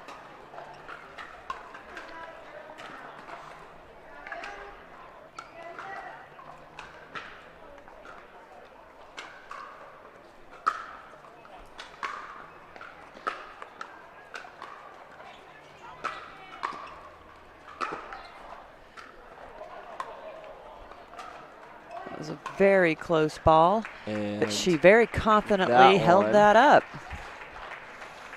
And that is going to do it for game 2. Must have been a little bit behind on the score there, but Caitlin Christian takes that one 11-7. We're going 3 here, Christine. And, you know, I'm excited to see the adjustments that she made. You know, she really went to a more sliced backhand. She really made some pace adjustments to compensate for the heavy, heavy balls she's seeing from Maddox. Christian did. Of course, I think it was the pace, and it was also the placement. I think using a lot of short angles, and again, with the placement, she also had really great anticipation whenever she was trying to hit volleys, kind of knowing where Christine was going to go. A lot of times when she would get pulled out wide, she would go cross court, and she was able to cover that really well and just get Christine on the run. Because if you're someone who has such great drives, really strong shots like Maddox, it's difficult to deal with those, you know, slower shots and hit them exactly. The margin can be so small when you hit it so hard, especially when you're on the move like that. One thing I think what I like about Christian too is she's slowing the ball down. She's buying herself a little bit of time, and I think that's important. It's buying herself time to get into position to anticipate Maddox shots. So right. I like the kind of thing we're seeing. We're seeing a lot of power. We're seeing a lot of touch. And it's making for a really fun match out here for the fans here in Mesa. Of course, really some contrasting styles we're seeing. And it's super evident, you know, Christian, obviously, like you're saying, slowing things down a little bit. Maddox, such great power, especially on the backhand. You don't see a lot of players favor their backhand the way she does. Maybe Leigh Waters does, which is, you know, that's a very notable name who does so. But you don't see that super often. So just great to see these two players, up-and-comers, not necessarily new to the sport in Christian's case, but they have so much potential. They can do a lot of damage here on the PPA Tour in 2024. Looks like Maddox is going to serve to start us off here in this decisive Game 3.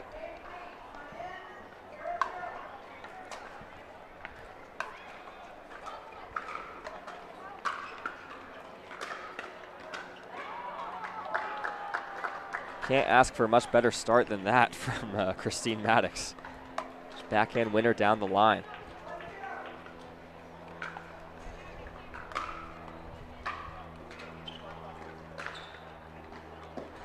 Another clean winner.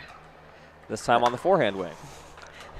Just demonstrating her skills from both sides.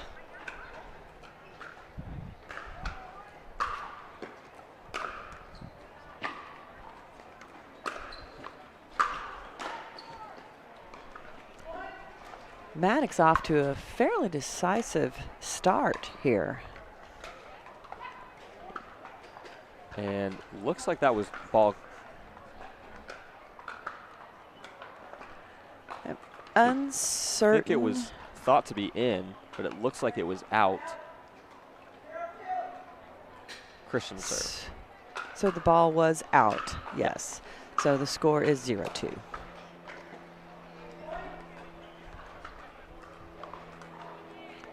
And Caitlin Christian on the board here in Game 3.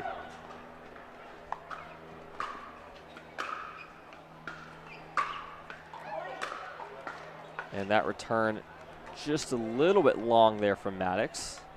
We're all knotted up here. Oh, it looks like that ball maybe had a little skip, little something to it that Maddox just misjudged, basically, and kind of missed it. She gave a little snicker afterwards. I love the lightheartedness of that.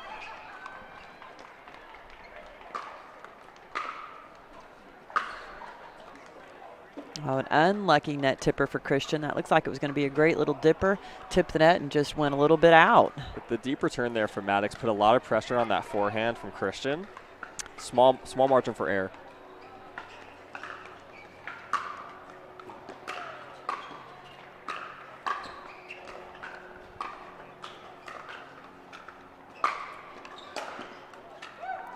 I like the strategy Christian used there. She actually stayed. So many people would change the direction of the ball. She kept on Maddox's forehand in that case.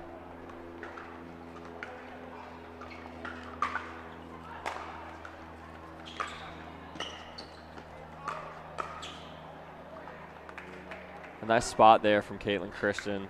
Goes for the third shot drop. We haven't seen a ton of those here in this match. Changes the pace.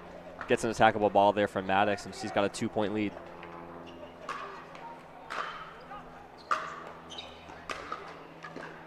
Whew. That was another pretty winner shot right there. Just that backhand from Maddox is so dangerous, so hard to stop when she hits it in the sweet spot. It'd be super interesting to have a radar gun on these shots to find out just how fast Maddox is hitting this, driving the ball.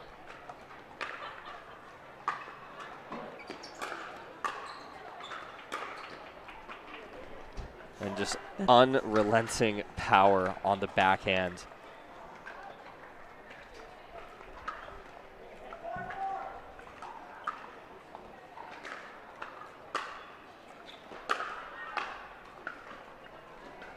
And again, Caitlin Christian just absorbing the pace at the net. Gets an important side out here.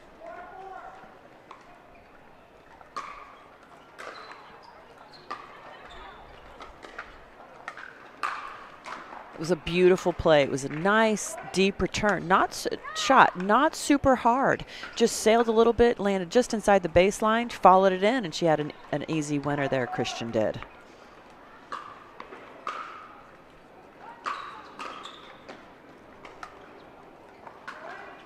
Maddox anticipated that drive perfectly. Unfortunately, she missed her shot just a little bit wide. And so players are going to switch sides now. Caitlin Christian leading. Oh. Maddox did question the call. The referees agreed that they could not overrule it. So Christian's call will stand as being wide. There we go. Players switch sides here. Caitlin Christian leading 6-4 here in game 3.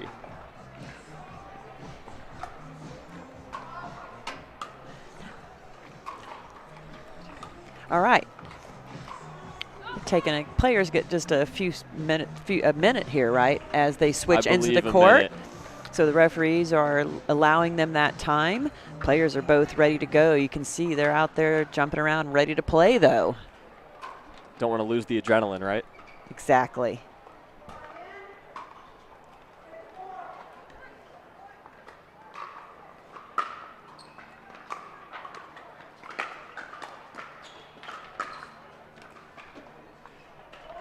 Christian maintaining the momentum at this point.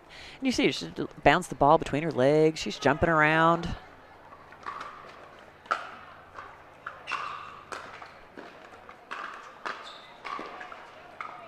It's a great play there going behind Maddox. Gets pretty easy put away there for Christian. She's got a commanding lead here, 8-4.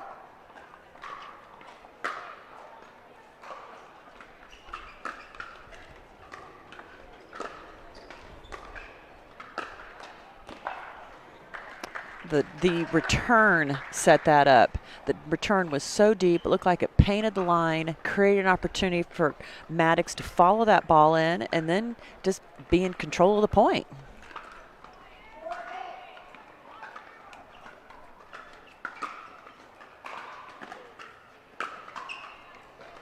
And that one just going to sail along. Had an opportunity there with the short return from Christian. Just unable to hit it the way she wanted to.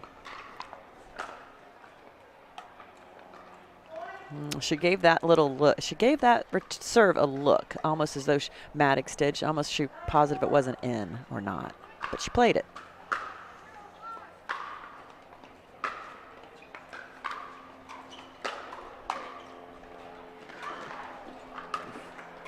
And again, Maddox kind of runs into the board there. She's into the board again over there. And I think she's calling a timeout. I think that's a good choice at this point with the score being 9-4 in favor of Christian right now. I think trying to stop the momentum, make a little change, gather yourself is a good call this late in the game. As we always say, you cannot take your timeouts home with you. Of course, especially in a game 3, right? Win or go home here. If you're Maddox, what are you saying to yourself here? You know, the style that she's been using in game 1 worked great for her. She was driving deep, keeping deep. So I think now what we're seeing is a few more errors. Can't necessarily tell from here if they're forced or unforced because we can't really tell the ball. But I think she needs to stick with her strategy, keeping the ball deep, hitting the ball hard, and trying to anticipate some of these pace changes a little bit. Maybe she needs to adjust, you know, not striking the ball quite as hard. Maybe try to use the angles that are open up to her. We'll see if she can make an adjustment here, facing match point at 10-4.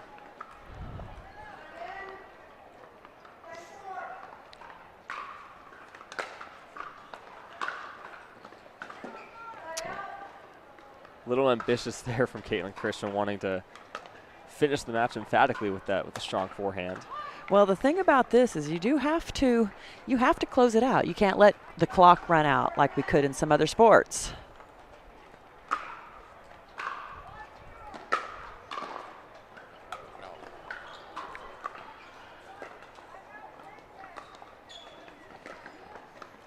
What a phenomenal get by Maddox in there. That was not an easy ball to track down after it tipped over the net. And she stays in the game. 1 point at a time. That's what your mentality's got to be here. Absolutely. Focus on the moment.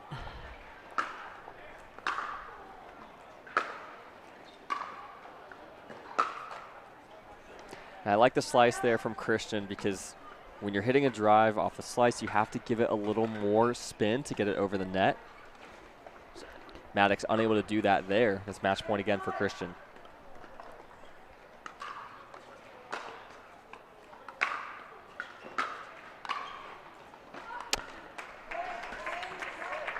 And that is going to do it. Caitlin Christian takes it in 3 games, drops the first, makes some impressive strategic tactical adjustments in games 2 and 3 and takes game 3 11-5, books her spot in the round of 32. Round of 32 in this women's singles draw. And she will next take on the number 10 seed, Lacey Schneemann, who really came alive in the second half of 2023. That'll be an interesting match in the round of 32, excuse me. And when will we see that match? That match is going to take place either later this afternoon or this evening. Don't have the exact time for that yet. But even in this type of draw, we will still see some players play possibly 2 matches in a day. Yes. So that will stop once we get to the round of 16. But here, just for Wednesday, still pretty early in the draws, sometimes you are going to have to play a round of 64 and a round of 32 match to set yourself up for Thursday through Sunday as well. But that's going to do it, at least for now, for our women's singles matches. Up next, we've got men's singles. The men are coming to the court. We've got Tyler Loom taking on Fook Win, who we saw on this court yesterday take down Sam Query, former American tennis star. So that match going to come up here in just a few minutes. And until then, we are going to take just a quick break. We'll be back with you shortly.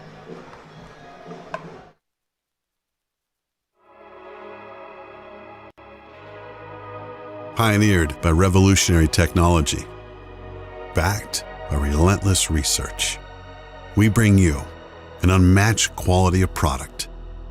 Made right here in the USA, each performance paddle is engineered to perfection and built to last. Because when it comes to the sport we all love, quality and performance matter.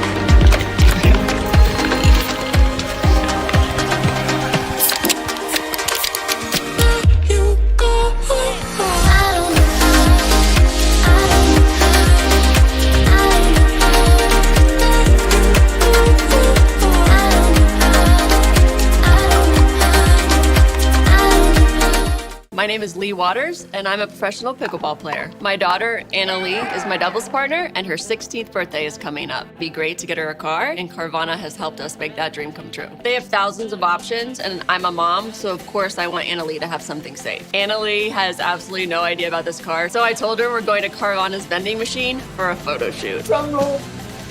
I think this belongs to you. Oh my gosh, what? Happy Sweet 16, Anna Lee. Experience it for yourself at Carvana.com. Every time someone tells you they vacation in the same place every year, it should really make you wonder, why? Travel like you mean it with IHG Hotels and Resorts. Great things happen when good friends get together. So grab a glass, amigo. Our tequila is your tequila. Our casa is your casa.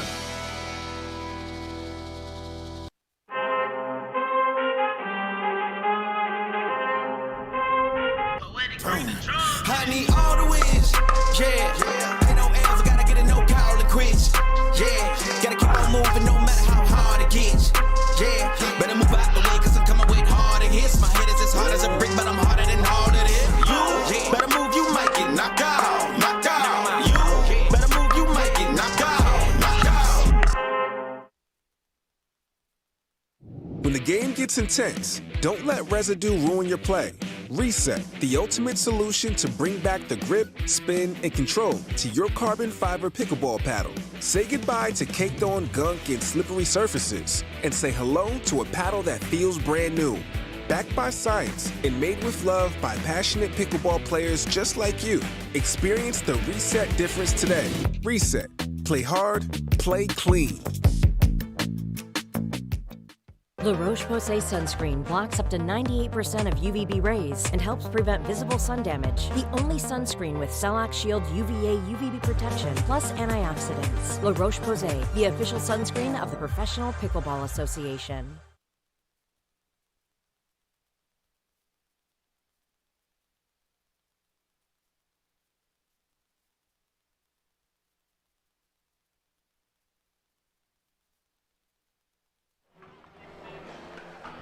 All right, welcome back, folks, to the Carvana Mesa Arizona Cup here at the Arizona Sports Complex in Mesa, Arizona. I'm Will Doughton, joined by Christine Barksdale. We've got Humana Championship Court action for you here. Some men's singles coming up. We've got Tyler Leung, the lefty, the Ernie King, taking on Phuc Nguyen in men's singles round of 64. How are you feeling about this one, Christine? I think this is going to be fun. You know, Nguyen coming off of a big win yesterday is really going to be, you know, he's going to use that energy. He's going to use, you know, some of those mad skills he was demonstrating yesterday to take on the Ernie King. I don't know, Ernie King, Tyler Leung. It's difficult to Ernie in a singles match. That is true. That is true. We may not see quite as many Ernies here. But one thing from Nguyen is that he, you know, not the tallest guy on tour, but he is so quick, and superb athleticism. Comes from collegiate tennis background, played at Washington University in St. Louis and the University of San Francisco. That athleticism was on full display yesterday in his singles match against Sam Querrey. So excited to see that athleticism on display again here today. It's definitely not easy to take on the likes of Sam Querrey, you know, an established and talented tennis player making his way in the pickleball world. Big height, big reach. So he definitely had some great athleticism to take on and defeat Sam Querrey. Of course, and that was an entertaining match. Had a chance to call that one here on Humana Championship Court. The winner of this match taking on Jack Sock, another tennis convert coming over to pickleball. Been someone with so much upside. He's so athletic and really good strokes, really good drives. So these players got to earn the right to play him. They are going to earn a right. You know, Tyler Leung, Utah, he's been playing pickleball a fairly long time for his young 30 years of age. But he has been playing. He's an excellent pickleball coach and instructor. I've known Tyler for a very long time, and I think he's just a great guy. We'll see how he does today.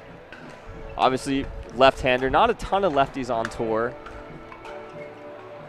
but definitely can kind of, if you're a righty playing against a lefty, can definitely impact some of those patterns that you're so used to seeing, right? It can throw your game off a little bit. You're suddenly, when you want to drive to their backhand, it's on the other side of the court, where you know, many times that would be their forehand. I do love a lefty partner in doubles. It's my favorite partner to play with. Love the forehands down the center, but you're right, it definitely changes the dynamic. I think the most challenging part, even as a lefty, to play a lefty. We don't see that matchup very often. So I think they have the same problems, you know, as righties do.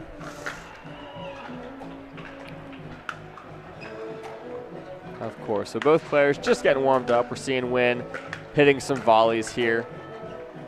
Looks like Tyler Leung playing with the Vulcan paddle, and Nguyen playing with the double back diamond. Tyler, I believe, is using the Vulcan 1200. It's a brand new release, brand new launch. We do have demos out here. If you're in the Phoenix area, come on over to Pickleball Central booth, and they'll be able to help you demo that paddle. Not yet released, but we do see it in the hands of Tyler Leung. They are the official paddle of this tournament, Vulcan. Oh, and it looks like the players switch sides. I love it, to get a feel. You do have a different view from each end of the court. The larger scoreboard on one end, the bleachers on the other. It can definitely change, the background.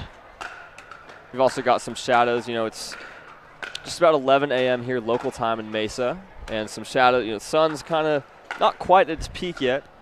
But there are some shadows coming through the screens. Right, we're undercover here, so one side is completely shadowed. I think you made a great point there, Will, and that may be why they switched ends. You see shadows on this side. It can make it a little trickier tracking the ball as it's coming to you.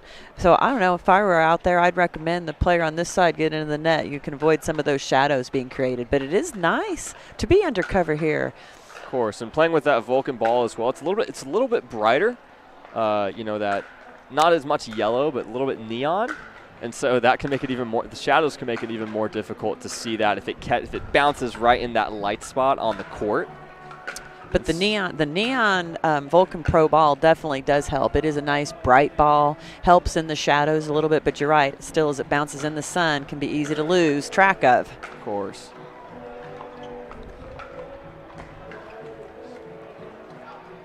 And it looks like all the men's singles matches are just going on around the grounds right now. We've just had women's singles, the round of 64.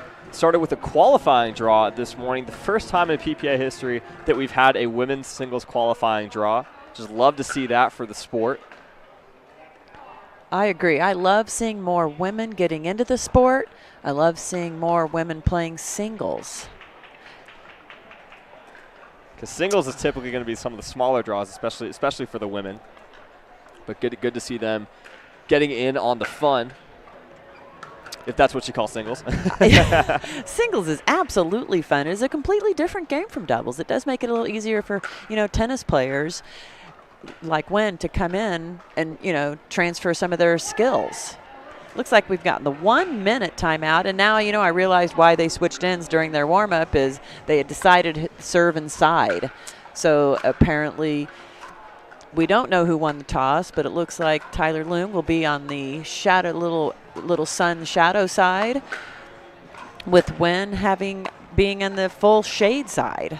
I'm going to assume that Tyler Leung won the toss and chose to be on the shaded, or on the side with the shadows first, because that would mean he would end, if it goes 3 games, the second half of that game, he would end on that side. A number of pros, when they're in that moment deciding side, a number of pros will kind of use that logic. Agreed. I think that's a fair assumption. A lot of times players use that the sun factor, the wind factor, the shadow factor. In this case, it does make a difference when you're first starting out what side you want to select. Of course. And it looks like Tyler Leung is going to start us out to serve here in game 1. Here we go.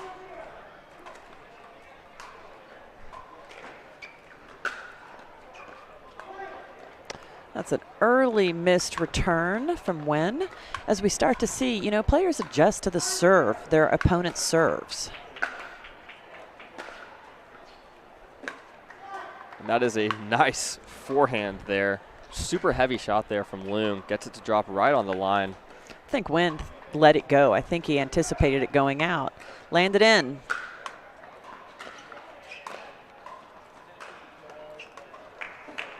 Just a clean winner there from Leung. First he went cross court. A really nice get on the backhand. Had him stretched out wide. Nice return by Wen. But just too good there from Tyler Leung, and a quick 3-0 lead here.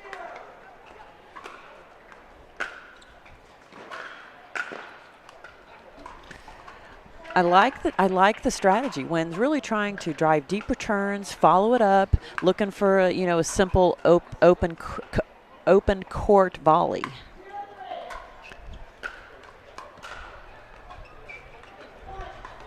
And And that return just going to sail there from Loom.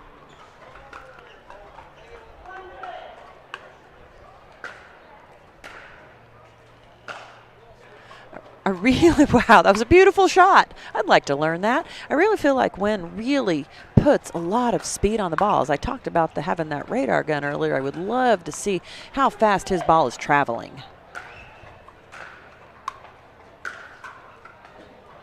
That was very pretty. That just looked like a tennis shot. Looked like a tennis ground stroke there. Just the way he gets his weight into the shot. Mm-hmm. Very reminiscent of tennis, of course.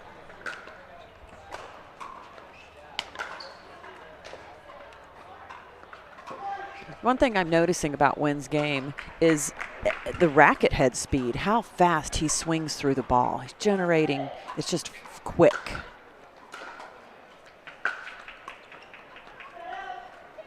Didn't quite get under that one.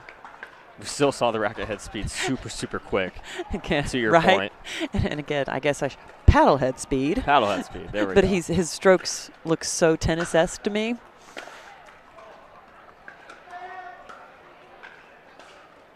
Loong had a good look at that one. Clips the top of the net, but no love there. Not the love we just saw in the ladies' match. We saw So lots of net cords.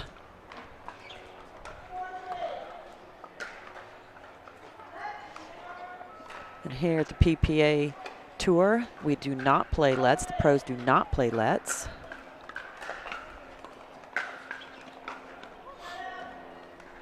And just players trading some good looks at their third shots, but just unable to quite convert.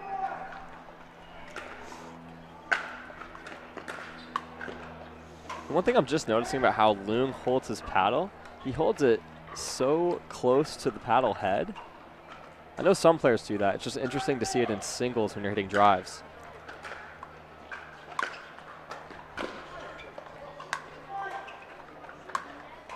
I really feel like they're playing fast and furious here. Even their time in between points feels very fast. They're setting up quickly, they're getting ready, and they're just moving along here.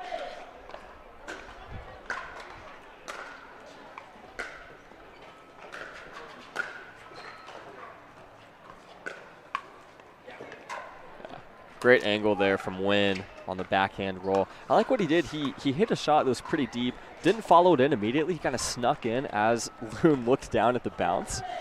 I don't hate the play.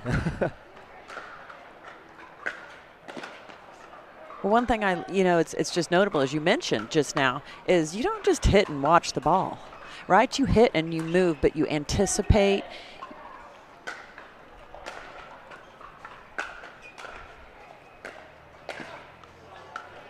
Was a beautiful clean winner by Loong.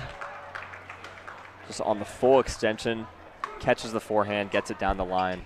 Again, that's the lefty pattern. Usually against a righty, that's going to be a backhand, much more difficult shot to hit.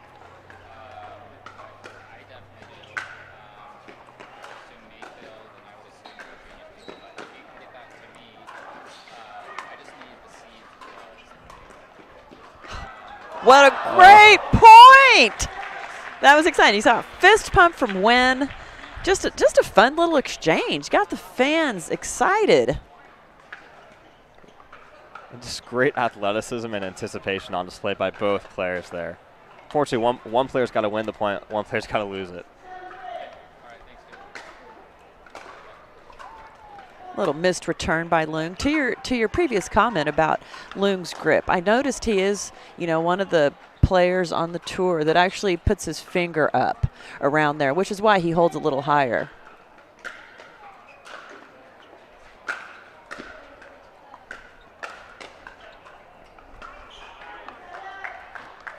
And that's an important side out there for Tyler Loom.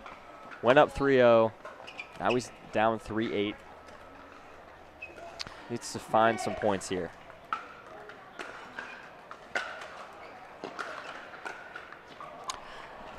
That would have been a good opportunity to find a point, but it was a beautiful volley by Wynn. I would like to see Loong maybe slow down just a little bit, maybe take a timeout.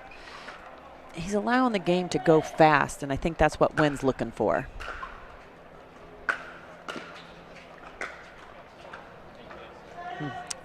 The opening was there. He tried to hit the ball over the height of his power. Ooh, and there's that timeout. There's the timeout. It's like he heard you. Oh, my gosh.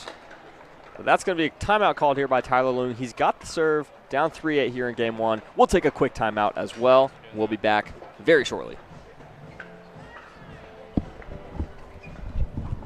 When you first brought up the script, I didn't know what to say.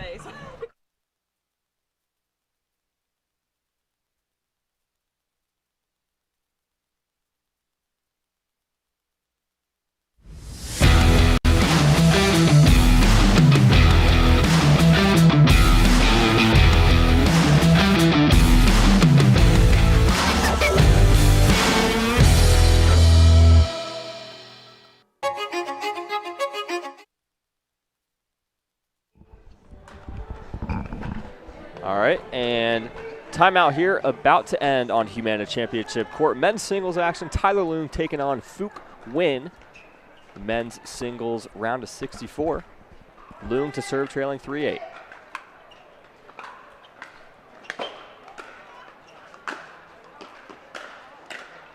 I like Leung able to get a point coming out of that timeout.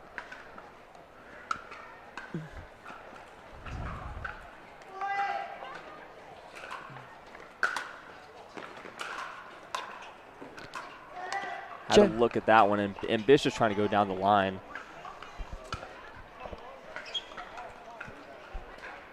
But he was able to cut the deficit by at least 1 point.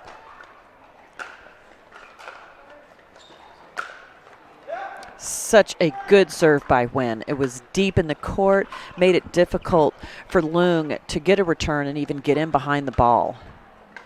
And you hear Nguyen kind of letting out a yell after that point, liked the forehand and the serve he hit there.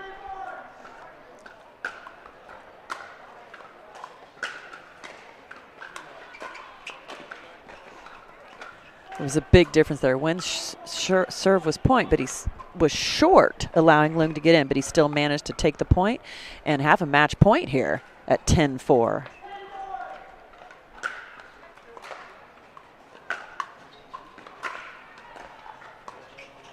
And that's going to do it here for the first game of this match. Phuc Nguyen takes it 11-4. A really nice touch backhand volley to close it out. And he's looking really sharp early.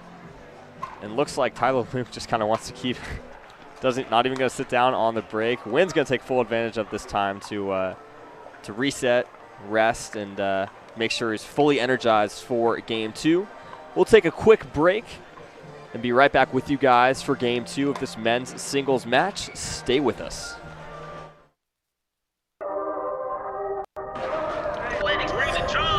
I can't take no loss. I don't even know what it costs. I hit the ground, then it go off. Yeah, hit the ground, then it go off. Yeah, I can't take no loss. I don't even know what it costs. Yeah, I hit the ground, then it go off. Yeah, hit the ground, then it go off. Yeah, run it. Ooh, I really feel it's my time, think it's my year. Yeah, I really feel it's my time, think it's my year. Yeah, I really feel it's my time, think it's my year. Yeah, I really feel it's my time, think it's my. And we're back, game two, Phuc Nguyen to serve.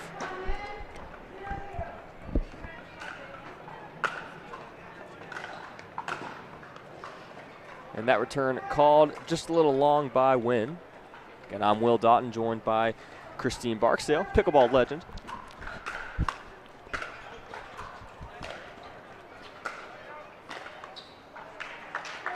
Really seeing Leung, he's really, kind of amped up. He didn't even take a seat during the game, in between games.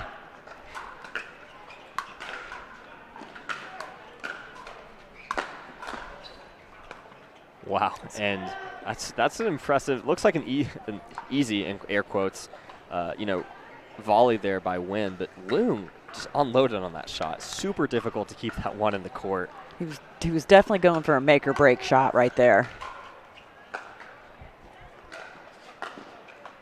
That's a great return there from Leung.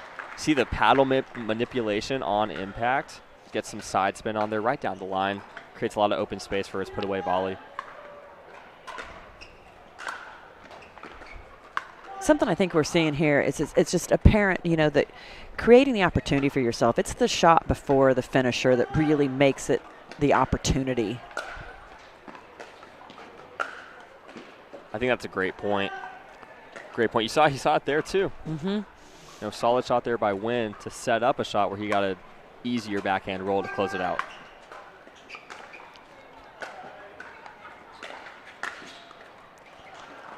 And again, Loong maybe seeing a pattern he likes there, going down the line off the forehand return.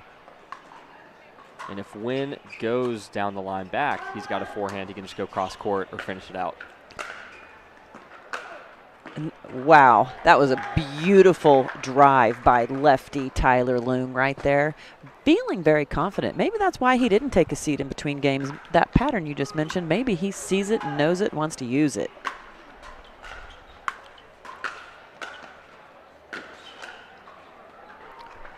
When I love it, that he's just catching the ball out front on those volleys, making him very simple. He's not over-hitting, he's not over-swinging, just a very simple, crisp volley by keeping the ball out front.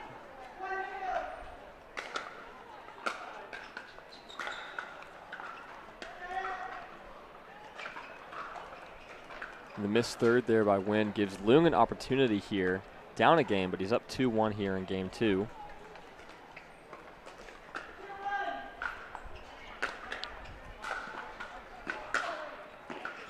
Oh, just missing that a little wide. He was definitely going for broke with that.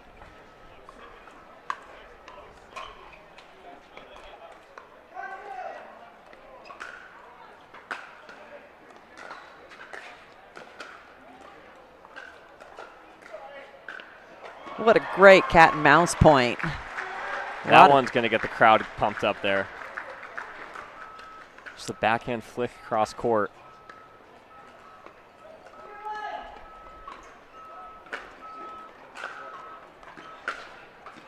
Woo! Another pretty left-handed forehand drive out of Loong. We saw him go inside out the last time. Takes it inside in this time.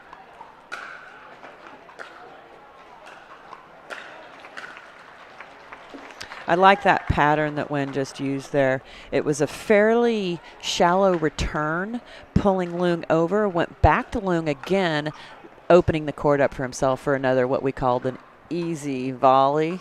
At least he makes it look easy. Of course. They all make it look easy. Easy in air quotes when it comes to us talking about hitting those shots. Right.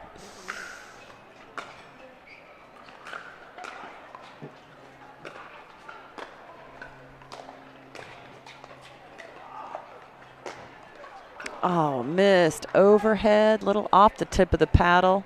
It was a tough one. That was going to be a very difficult shot to make if he pulled it off.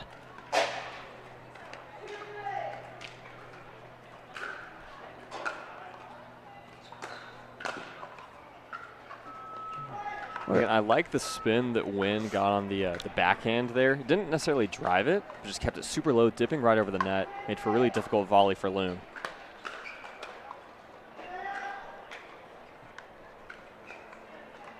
And then the miss serve. The miss serve. Score is 3-3 here in game 2. And Loong going for that inside in forehand down the line again. That's what can make that shot tricky. It can be beautiful if you hit it, sad if you miss painting the lines. And some kind of spin on the ball. It hit the net, but the spin just made it die on impact with the court. Tyler Loong not going to complain about that at all.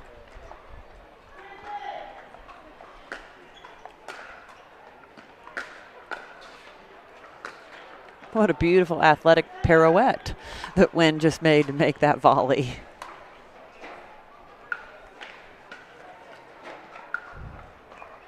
We say pickleball is a combination of many different sports. Maybe ballet is one of them. As Wynn just demonstrated for us.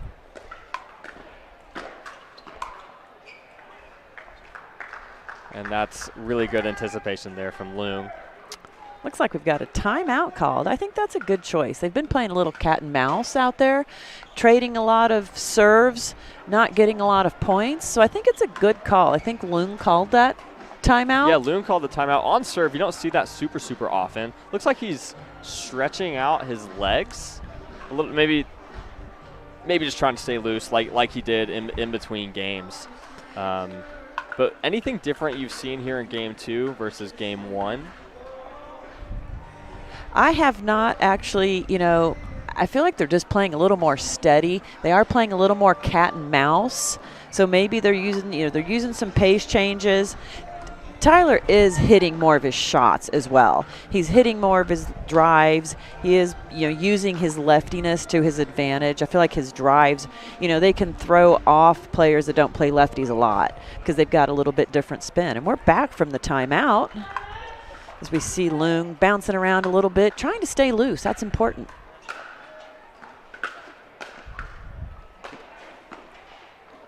Just missing that. A good lead there by Wynn. It's really easy to just want to hit that shot. It's a difficult shot to hit, though.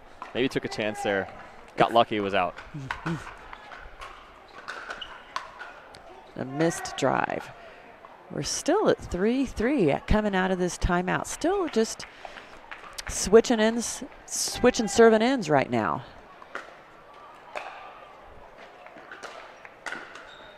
Great anticipation by Wynn. I liked the drive by Loon. It did open up, make kind of an easy volley for Wynn because he anticipated it well.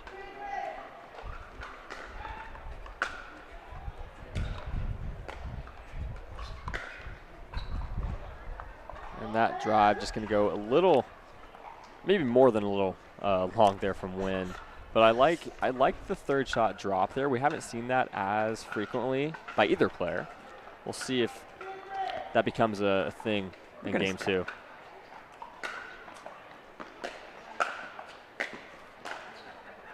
I feel like that's the first actually fairly slow return we've seen out of Wynn. He usually, he whips through the ball pretty quickly, so he accelerates a lot. Slowed it up, gave himself time to get in behind it and make some volley rallies instead of driving the ball.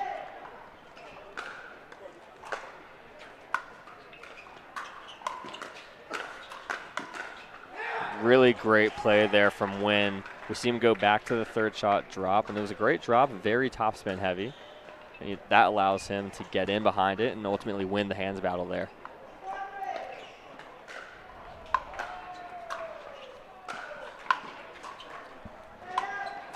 Return out of Loom forced that error on Wynn. He really had some good distance between him and the net based on that nice deep return out of Loom.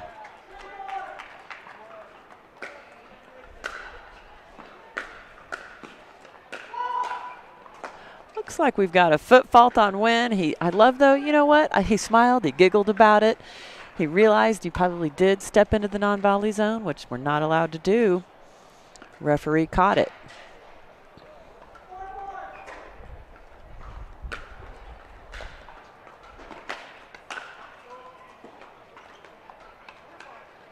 And Wynn just having a lot of success with those forehand putaways just on the volleys. Loom's just giving it to him. If he doesn't hit the drive right, just going a little high.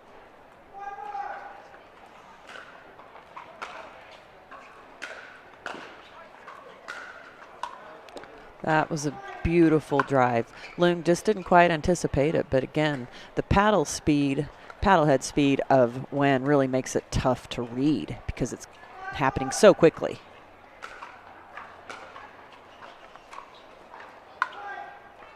And missed return there from Loom allows Wynn to extend his lead to 2 points here in game 2.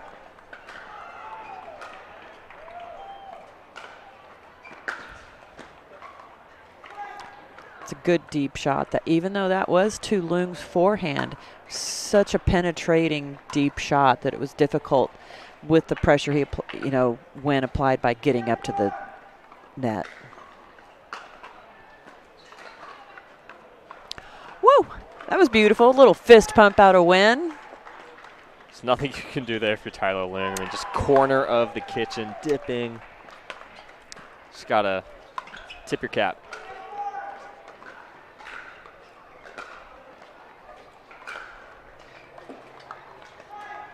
Wynn is, wow. He is definitely, feeling it. He's feeling the vibe. He's got the energy. He's got a little fist pump. Wynn is feeling things right now.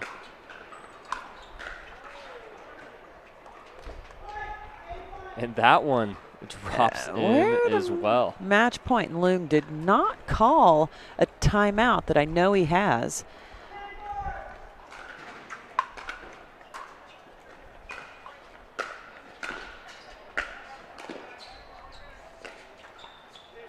That's an unlucky bounce. A little bit of frustration out of Loong. That is going to do it. Phuc Nguyen takes down Tyler Loong in 2 games, 11-4, 11-4. An impressive display from the collegiate tennis player, as are many professional pickleball players now. That sets up an intriguing matchup coming up in probably just over an hour.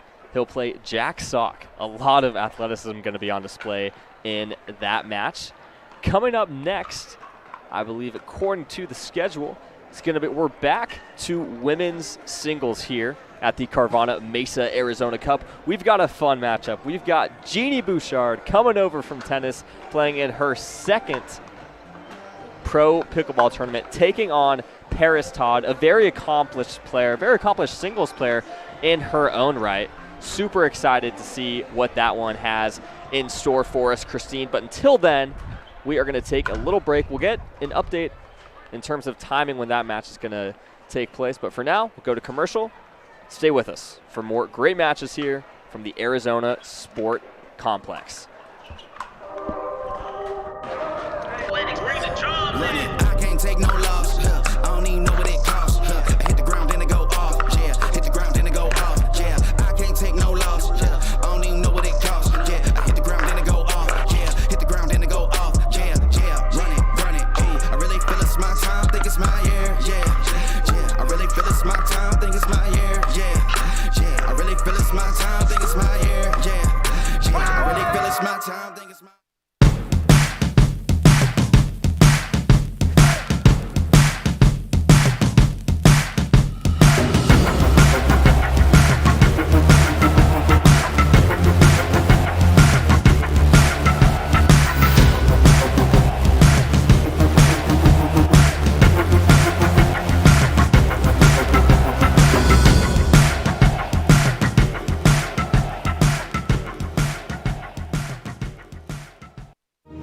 Every time someone tells you they vacation in the same place every year, it should really make you wonder, why? Travel like you mean it with IHG Hotels and Resorts.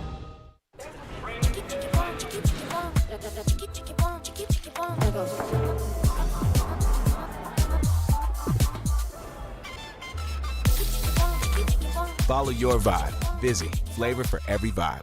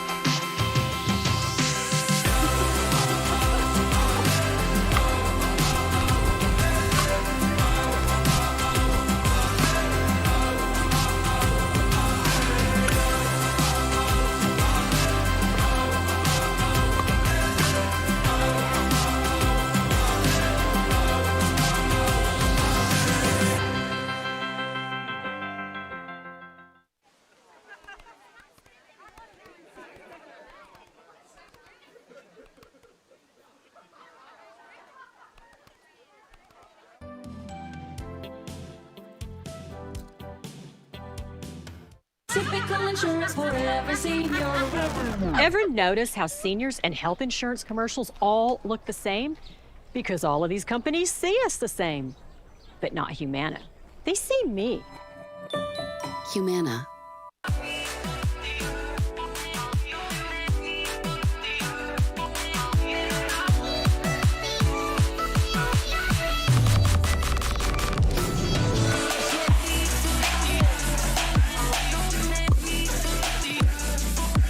Wherever you are on your pickleball journey, our experts are here to help.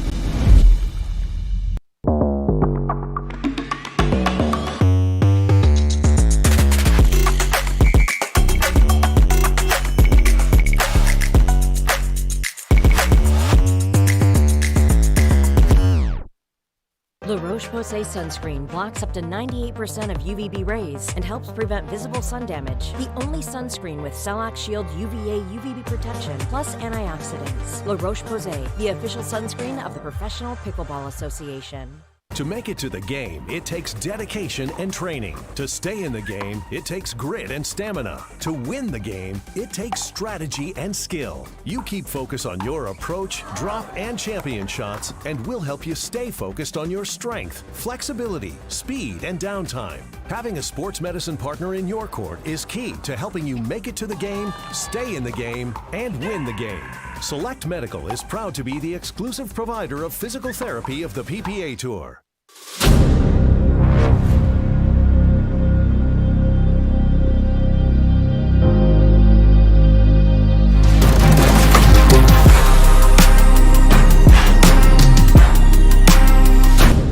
From the world's most iconic tennis arenas to the glint of an Olympic gold medal, a new court beckons, a new challenge arises. Jack Sock has conquered tennis. Now, pickleball's next. Mastery, precision, passion, that's what champions are made of. And when it comes to pickleball, there's only one company they turn to. Jack Sock's legacy continues with the #1 brand in pickleball. Selkirk Sport. We are pickleball.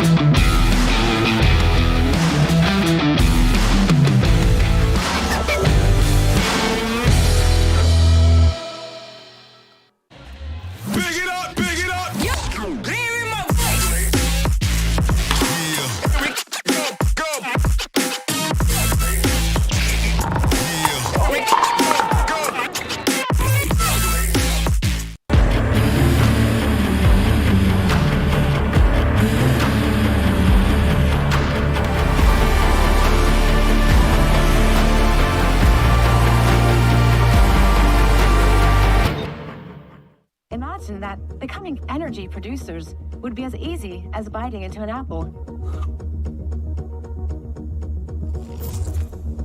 Imagine water that is pure and inexhaustible, recycled and accessible everywhere in the world.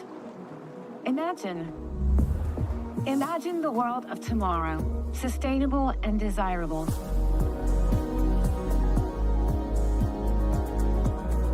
Veolia. At Guaranteed Rate, we understand that life is about more than mortgages. Our aim is to empower you on your holistic journey to well-being and longevity by helping you achieve your financial and personal goals. Our new, completely free Rate app focuses on community, nutrition, and exercise, as well as offering a variety of financial tips and tools. The Rate app was built to support your mind, body, and spirit, helping to simplify your life and reduce your stress. Download the Rate app and start living your best life.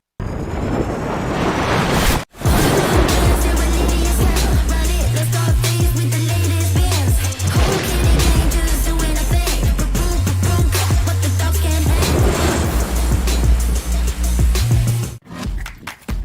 For muscle cramps and spasms, what's your move? The Hercules? The elephant? The pogo? Make the move to TheraWorks. It absorbs quickly for relief of muscle cramps and spasms. A safe, gentle, non-opioid formula you can use every day to keep moving without the mess or strong odor. For fast relief of muscle cramps and spasms, TheraWorks works. Try TheraWorks and get back at it.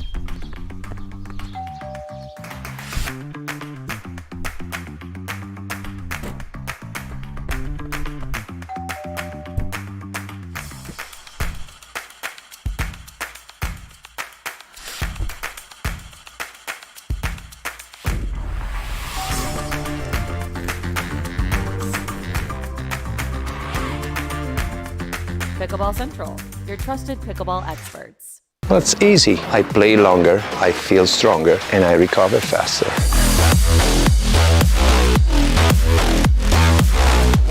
It's a must, it's effective, and it's stylish. For muscle cramps and spasms, you need fast relief. TheraWorks Relief absorbs quickly with a safe, gentle, non-opioid formula without the mess or strong odor. So get back at it. TheraWorks. TheraWorks. TheraWorks works. Use TheraWorks every day to prevent muscle cramps and spasms. TheraWorks works. Try TheraWorks and get back at it. Introducing Versix Raw, the sweet spot of price and performance. All of the features you asked for, brought to you by the experts at Pickleball Central. Toray T700 Raw Carbon technology creates lasting spin, and a unique elongated shape amplifies power and broad court coverage. Experienced enhanced control with a hybrid core and the flexibility of an extended handle for two-handed shots. An octagonal grip with sealed edges guarantees comfort. Versix Raw, your game elevated. My name is Leigh Waters, and I'm a professional pickleball player. My daughter, Anna Leigh, is my doubles partner, and her 16th birthday is coming up. It'd be great to get her a car, and Carvana has helped us make that dream come true. They have thousands of options, and I'm a mom, so of course I want Anna Leigh to have something safe. Anna Leigh has absolutely no idea about this car, so I told her we're going to Carvana's vending machine for a photo shoot. Drum roll. I think this belongs to you. Oh my gosh, what? Happy Sweet 16, Anna Leigh. Experience it for yourself at Carvana.com. Introducing Skechers Pickleball, the official footwear of the Carvana PPA Tour. They're ultra lightweight and responsive for incredible speed. They have Goodyear rubber outsoles with a specialized pickleball design for increased side-to-side stability and agility. Plus, they feature shock-absorbing foam and Skechers' famous relaxed fit design for incredible comfort game after game. Conquer the court in comfort. Skechers Pickleball, the official footwear of the Carvana PPA Tour. When the game gets intense, don't let residue ruin your play. Reset, the ultimate solution to bring back the grip, spin, and control to your carbon fiber pickleball paddle. Say goodbye to caked-on gunk and slippery surfaces, and say hello to a paddle that feels brand new. Backed by science and made with love by passionate pickleball players just like you. Experience the Reset difference today. Reset. Play hard, play clean.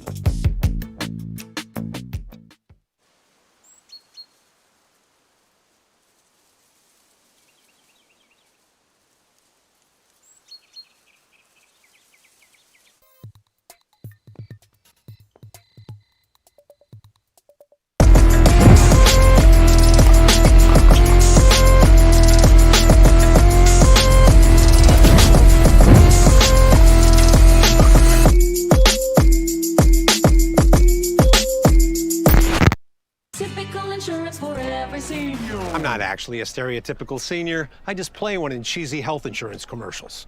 In real life, I have Humana because they see me, listen to what I need. It's refreshing. Humana.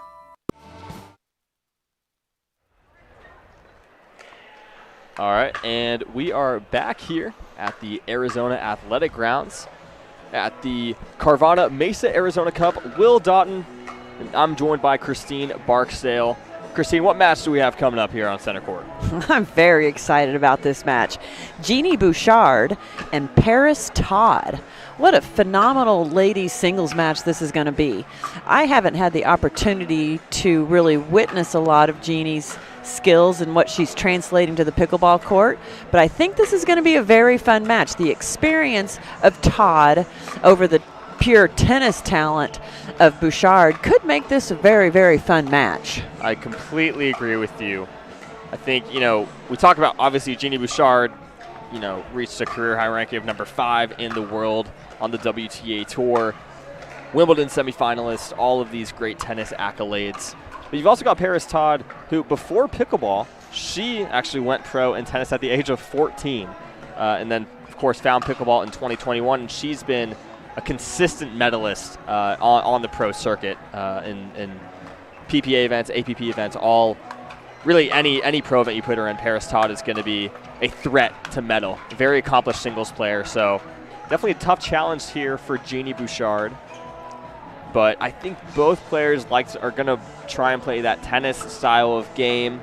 Just we've seen that a lot on Humana Championship court today. But especially this match, I expect to see some longer rallies, both players from the baseline, because even though both are comfortable with the kitchen, Paris Todd, even though she has the capability of winning points in the kitchen, she does prefer to stay back and win points there and be a little bit more calculated with her when she comes up to the net. Right, she's not one of those players who's going to come up off of every single return. Plays a little bit more traditional women's single style, stays back a little bit more frequently. So we'll see. We'll see what Jeannie's able to do. This is her second pro pickleball tournament. First one coming at the PPA Masters in January. So excited to see her progress. I know she's been training a good bit. So this will be quite the match. Quite the match. I 100% agree. And it really is a testament. Yes, tennis players have some advantage coming in, but they really still have some things to translate, some things to learn. Yeah, they've got great ground strokes, great court awareness, but you're going to learn that there are definitely some differences between pickleball and tennis that you really need to adjust for.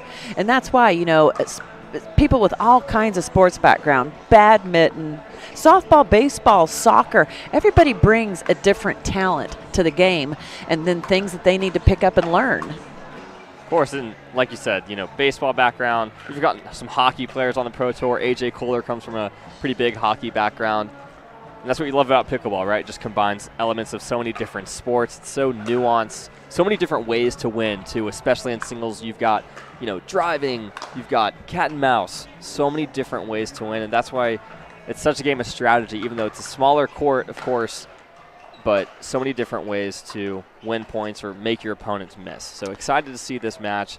Excited to see what strategies play out here at the Carvana Mesa Arizona Cup round of 32 women's singles match here.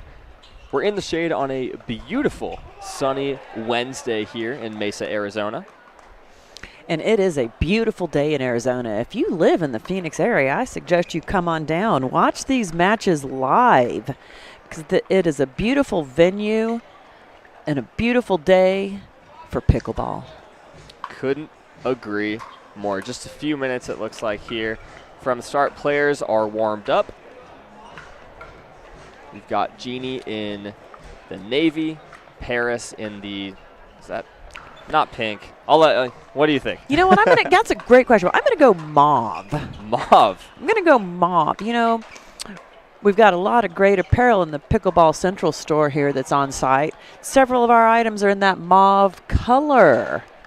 So I'm going mauve. I'm going that Paris Todd is in mauve today, and I love it. I love that she's getting ready. We're ready to start this match. Jeannie Bouchard to serve.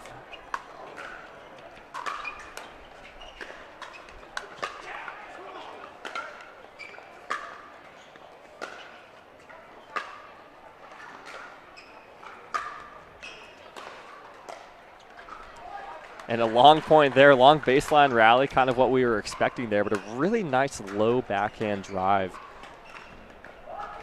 for Jeannie Bouchard. I feel like the players are kind of trying to feel each other out. I think that was a beautiful drive that Bouchard just hit past Paris Todd.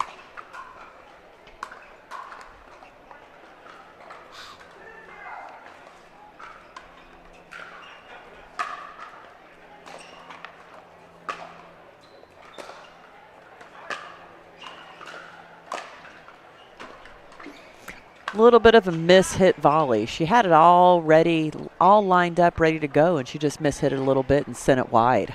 I think we're going to see Todd come into the kitchen a little bit more, try to attack off the baseline.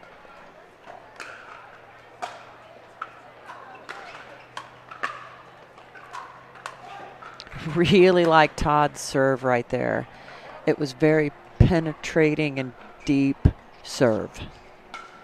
Or the serve from Bouchard. Bouchard, yes, thank you.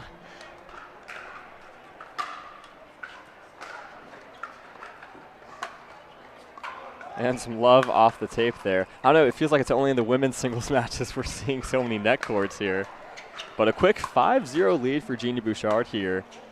Can't really ask for a better start than that, right? And timeout called by Paris Todd. She's definitely off to a good start. And I love, you know, we talk about a lot of the net tips, and we really see a lot of that's because of the spin these players are using, are able to generate.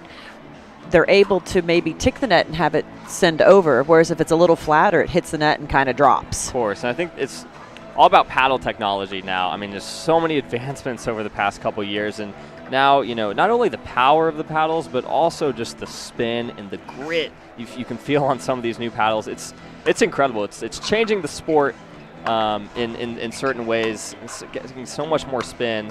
And, of course, certain balls are more responsive to different spins, and the Vulcan definitely responsive to a lot of spin as well. So these players, especially tennis players, very easy for them to create topspin. And so, like, to your point, definitely can help on those net courts. Absolutely, and here we are. We're back in after the timeout. We'll see what Todd comes up with.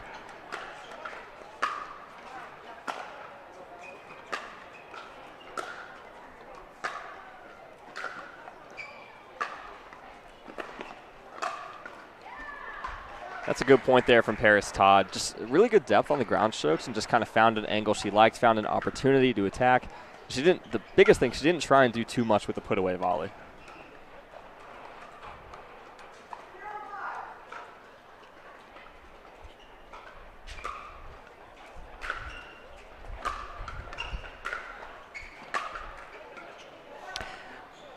I liked Todd's serve on that. I think she tried to go for a little bit of a pace changer, tried to send a little deeper, a little softer, but Bouchard took advantage of it.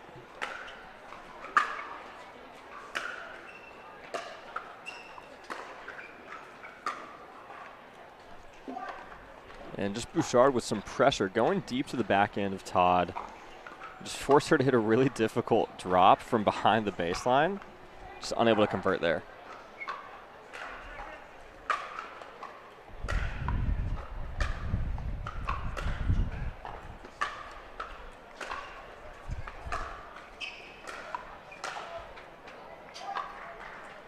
Little missed volley into the net. She made her way up, but Bouchard just really made a great shot that Todd needed to take advantage of. And she just missed it into the net just a little bit.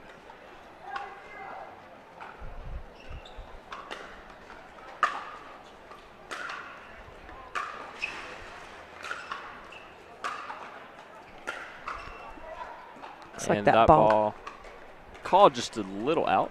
The referee did confirm that it was just a little bit wide. Bouchard just gave her a quick little glance to confirm, and it was confirmed by the referee.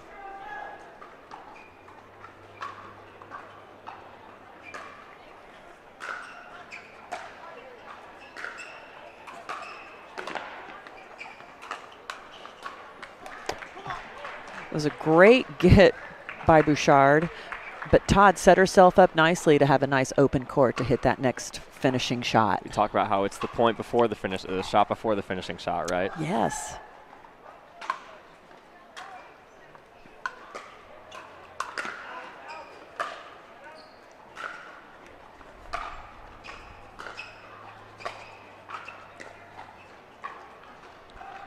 Really good play there from Bouchard, getting to the kitchen, had a shot she liked, but just pairs Todd with some really good defense. Just hitting it from behind the baseline, gets it barely over the net. Todd made it. She made a great dipping, dropping shot.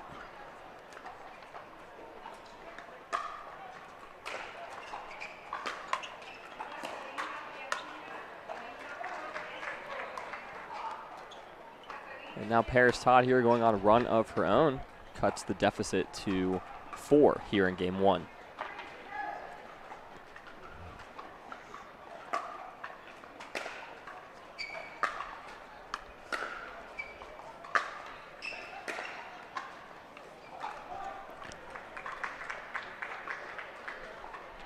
I love Todd's mental focus here. She kind of stays looking, turned around a little bit, staying, maintaining focus.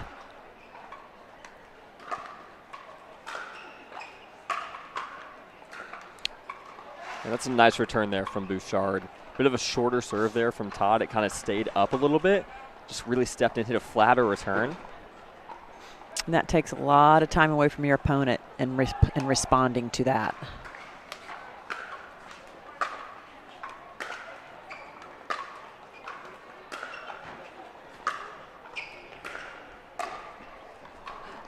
I love the play. I love the strategy. She just happened to miss the finisher in that case, but she drove deep to Todd drove deep to Bouchard's backhand, created an opportunity to follow it into the net, and just missed the volley.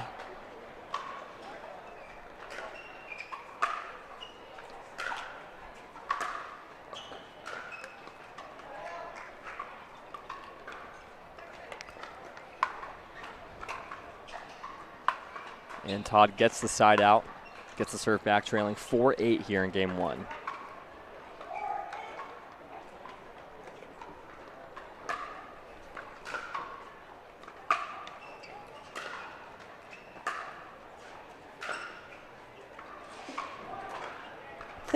I felt a little, looks like Bouchard called the timeout. What would you like to see Todd do coming out of this timeout? I mean, honestly, I think, she was down 7-0, so things were not looking good. Now she's down 5-8.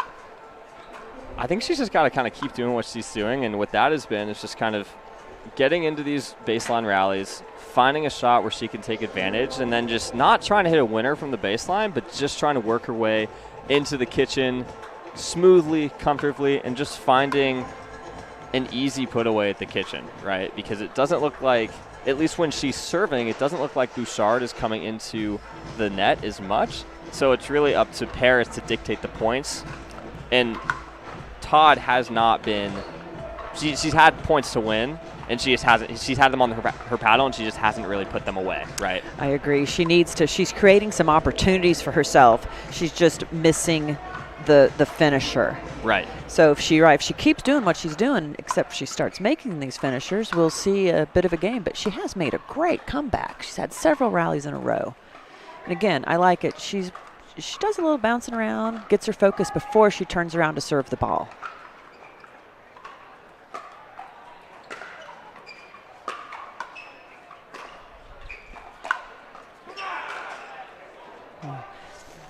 Bouchard going for kind of a nice little dipper winner there and just missed it into the net.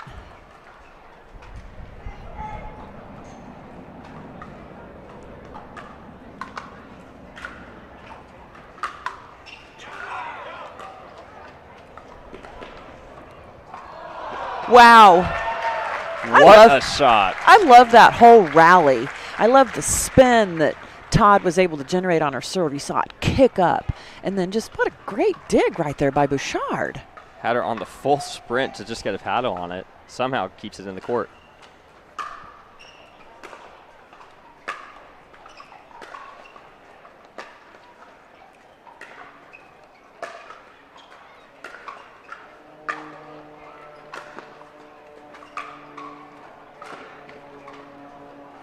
Sent that along. I like that rally, though. I feel like you're right. Todd is trying to extend the rallies a little bit, created opportunities for herself.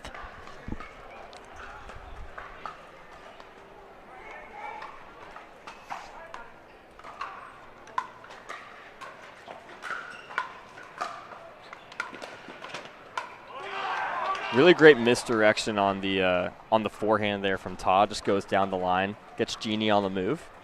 She gave it a little angle, kind of almost cut it so it was kicking out of the court.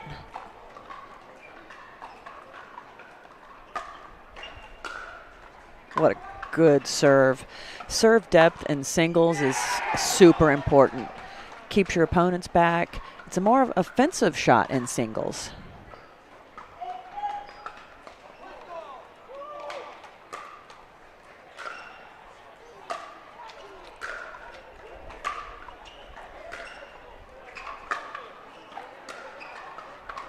And that backhand just going to go a little bit wide. And now Paris Todd down 0-7 here in game one to claw her way back with a lead, serving at 9-8.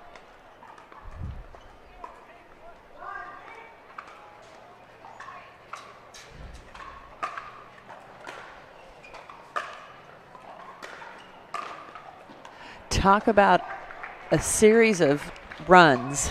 Right, we're seeing, you're right, you just mentioned Todd making a great run. We're going to see if she can close this game out here with match point now. Game point.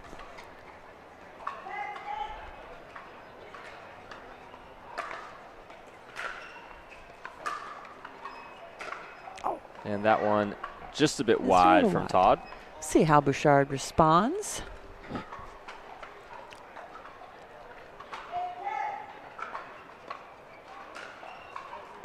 Oh, missed that serve a little long. She might regret that in a second. We may be going to a game three.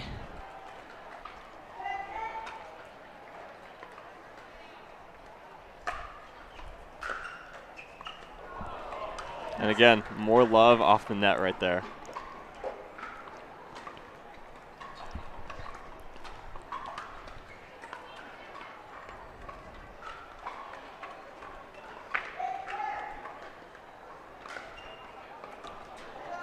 And the miss serve there. Second one in a row from Bouchard. Hate to see that one in a tight game one. Yeah, a little giggle out of Bouchard after that.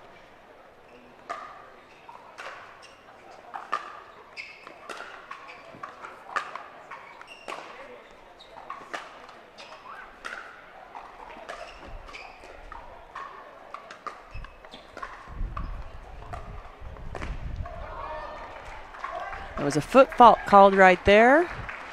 And just kidding, fans, it's game one. Just game one.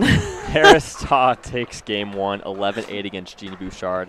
And she had to come back from a pretty big deficit, but she was able to get it done. I think some loose errors at the beginning, especially on those volleys, but she was able to find her strokes, find her depth on the serve at the big moments, and just kind of able to right the ship there. And that's what we'd expect from an experienced player like Paris Todd. Been competing at the professional level for nearly 3 years now. So she's been in these types of scenarios. She knows how to win when she's not playing her best.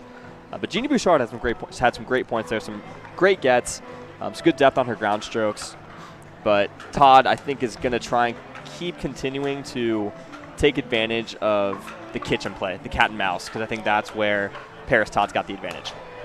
We definitely saw Todd start to lengthen those points, draw those points out a little longer, extend the rallies so that she could create opportunities for herself. And it seemed like it worked. I mean, that's how she was able to take game one. Both players looks like they're going to take the full length of this timeout. Again, here at the Arizona Athletic Grounds in Mesa, Arizona. This is round of 32 play here in women's singles for the Carvana Mesa Arizona Cup. We've got the other round of 32 matches for women's singles all around the grounds right now. And it's definitely a beautiful day to be out here watching pickleball. We've got great weather. I see just a slight breeze to keep it from being too hot on the court for fans and for the players. But it's just a beautiful, beautiful day here. And looks like players are just about ready to get stuff going again. Paris Todd kind of jumping around, making sure she's staying loose. And game two about to get underway here. I love her serving pattern. I think it's important for players to have a pattern for their serve.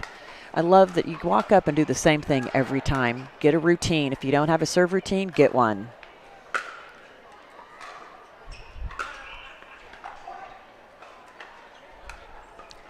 And Paris Todd just going to keep the momentum going from game one. We'll see if Bouchard's going to be able to reset.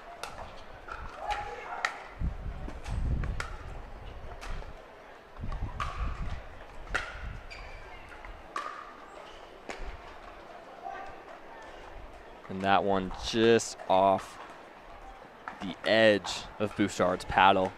Not quite in the best position to hit the backhand there. She reached just a little bit for it.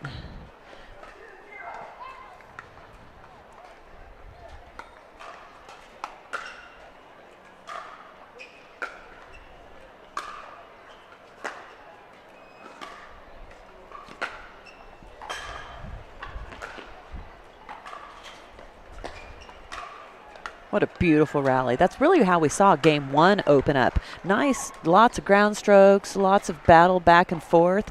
Again, almost like they're feeling each other out. Of course. I think Paris just seeing opportunities to come forward, that's where she's going to win the majority of her points, it looks like.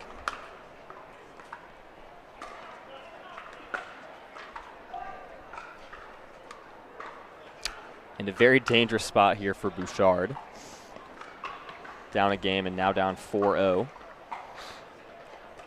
Going to see if she makes any adjustments. Right now, it feels like she just had a couple of mishits, which are unfortunate and can be frustrating as a player.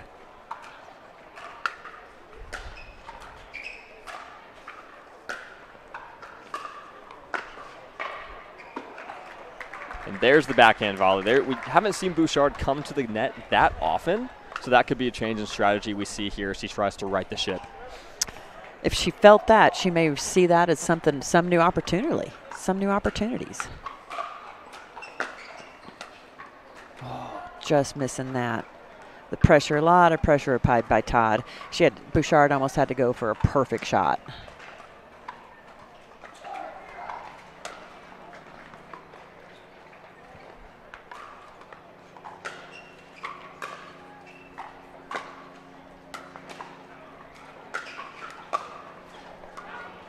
And again, we see Todd making her way into the net. Gets an easy put away there. Doesn't have to hit a super hard shot. Just hit it, hit the angle. If you create the opportunity for yourself, you don't need to go crazy on the next shot. And a timeout called, I would guess, by Bouchard at this point, being down 5-0 to Todd. Right. Probably a smart play there. Just see if any strategies you can try to implement in this game too. We'll take a really quick break too, as these players do, and we'll be right back.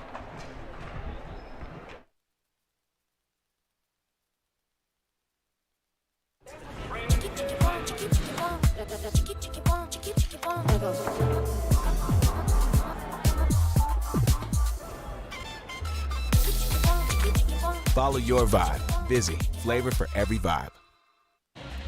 Big it up, big it up.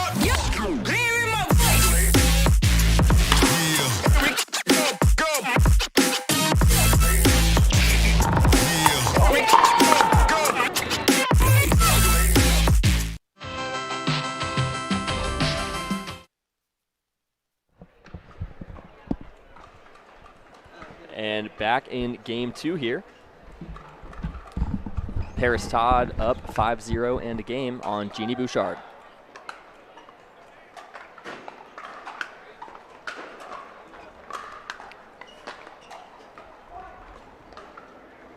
Another quick point right there.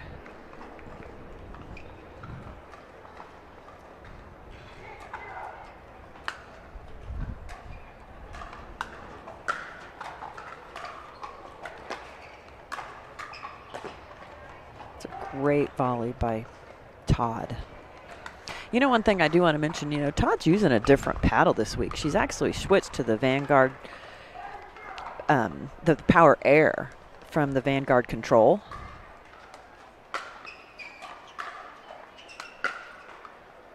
Hadn't even noticed that. And I wonder if that's why she's not overhitting some of her volleys a little bit. She just hasn't quite made the adjustment, but it's definitely a little more powerful paddle.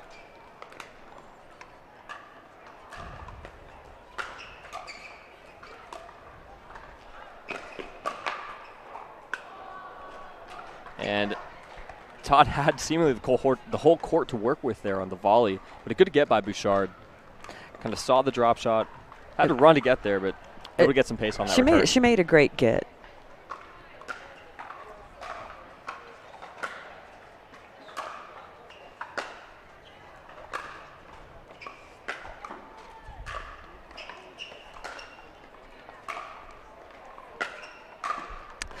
there's that opportunity you mentioned for herself. She's creating it. She's playing patiently until the opportunity presents itself.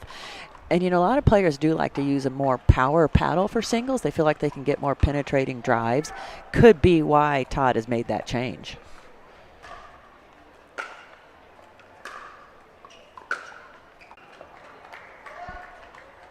And that one just falling a bit short from Todd. And Bouchard's got the serve. Down 0-8 here in game 2. See if she can get on the board here. I would love to see Bouchard get a little streak of her own right now. Would love to see her, take Todd to game 3.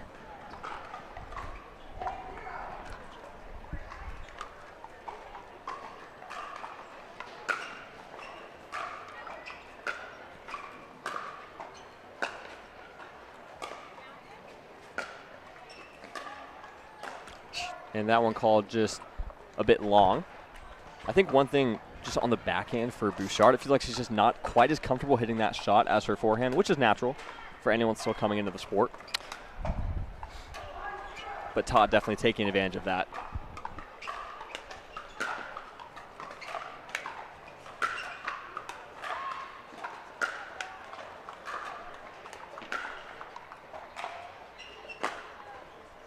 I agree with you. Bouchard is definitely hitting her forehands much crisper than her backhands.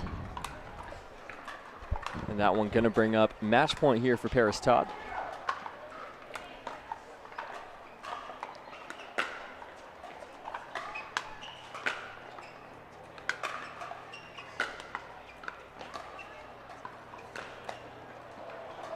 And that right there is going to do it. Paris Todd over Jeannie Bouchard. 11-8, 11-0. And she books her spot in the round of 16. She'll play Leigh Jansen. That should be an exciting match to watch. That'll take place on Thursday. Leigh is always fun to watch. One of the best singles players that we have on tour in Leigh Jansen. And that's a good win for Todd. Obviously had a slow start there in game 1. But she was able to kind of right the ship, just play her game, not try and force too many shots. And she is through to the round of 16. Next up here on Humana Championship Court, we're back to men's singles. We've got an exciting matchup for you guys. Jack Sock, another one of the tennis players, one of the tennis stars coming into pickleball, taking on Phuc Nguyen, who we just saw maybe 40 minutes ago take down Tyler Leung. Should be a great match. We'll be back with that match in just a few minutes. Stay with us during these messages, and we look forward to bringing you more content here from the Carvana Mesa Arizona Cup. My name is Leigh Waters, and I'm a professional pickleball player. My daughter, Anna Leigh, is my doubles partner, and her 16th birthday is coming up. Be great to get her a car, and Carvana has helped us make that dream come true. They have thousands of options, and I'm a mom, so of course I want Anna Leigh to have something safe. Anna Leigh has absolutely no idea about this car, so I told her we're going to Carvana's vending machine for a photo shoot. Drum roll. I think this belongs to you. Oh my gosh, what? Happy Sweet 16, Anna Leigh. Experience it for yourself at Carvana.com.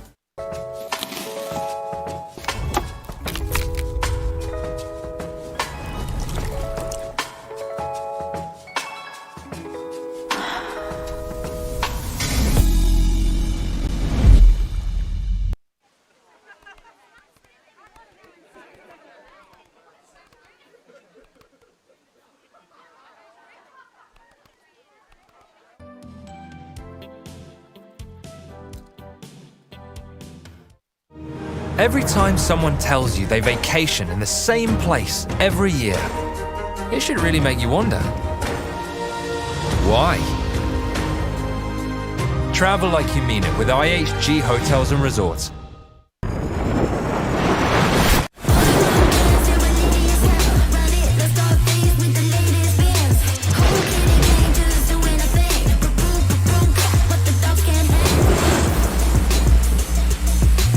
Introducing Versix Raw, the sweet spot of price and performance. All of the features you asked for, brought to you by the experts at Pickleball Central. Touray T700 raw carbon technology creates lasting spin, and a unique elongated shape amplifies power and broad court coverage. Experienced enhanced control with a hybrid core and the flexibility of an extended handle for two-handed shots. An octagonal grip with sealed edges guarantees comfort. Burst 6 Raw, your game elevated.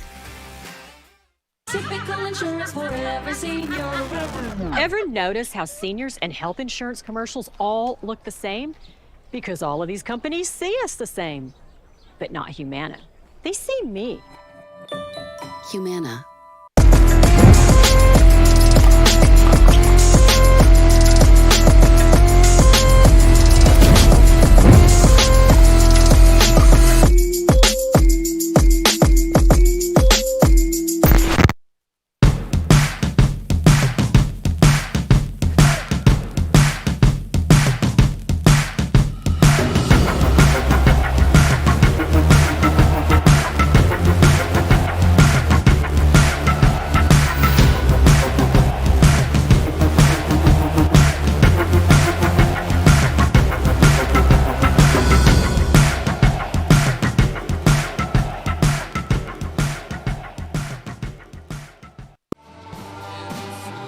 We made our own tequila, so we'd always have a reason to get together, so you'd always have a reason to get together.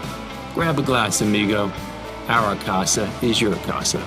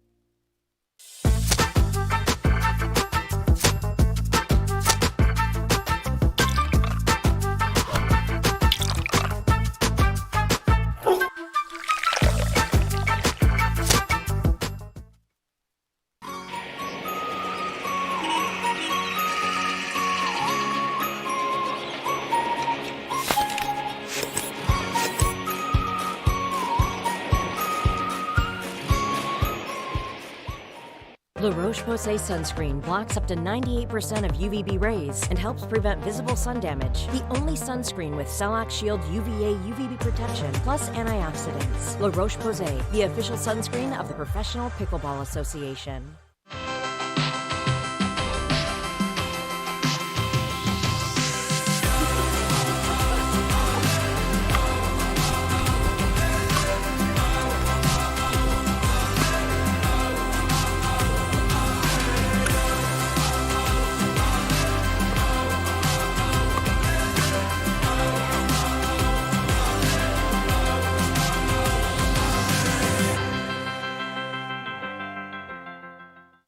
Tens of thousands of customers wrote about Carvana being smooth in their 5-star reviews, including Terry. To be honest, I thought it was almost too smooth, but Carvana was super transparent from beginning to end. Car details, financing, every step, and there were no surprises. Well, my monthly payment did come out lower than expected. Then I got to pick up my Mustang at the vending machine, and it was so fun and exciting, I did a little dance.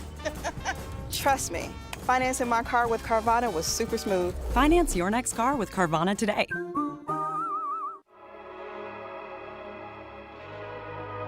Pioneered by revolutionary technology, backed by relentless research, we bring you an unmatched quality of product. Made right here in the USA, each performance paddle is engineered to perfection and built to last. Because when it comes to the sport we all love, quality and performance matter. Well, it's easy. I play longer, I feel stronger, and I recover faster.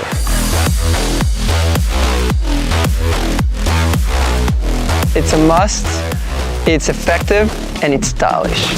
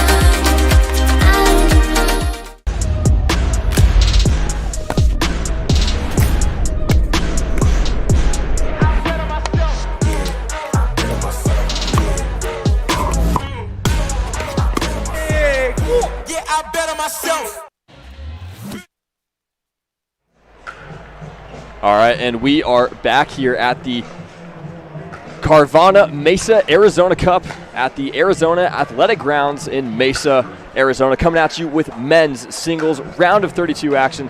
Jack Sock taking on Phuc Nguyen.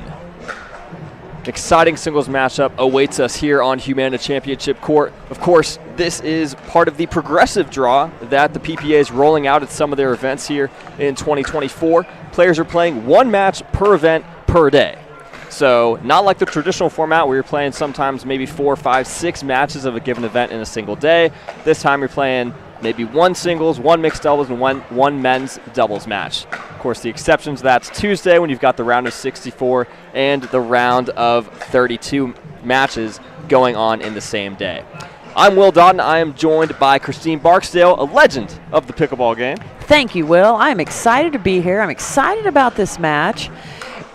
This is just going to be a fun match. We had the opportunity to watch Nguyen earlier today play Tyler Leung.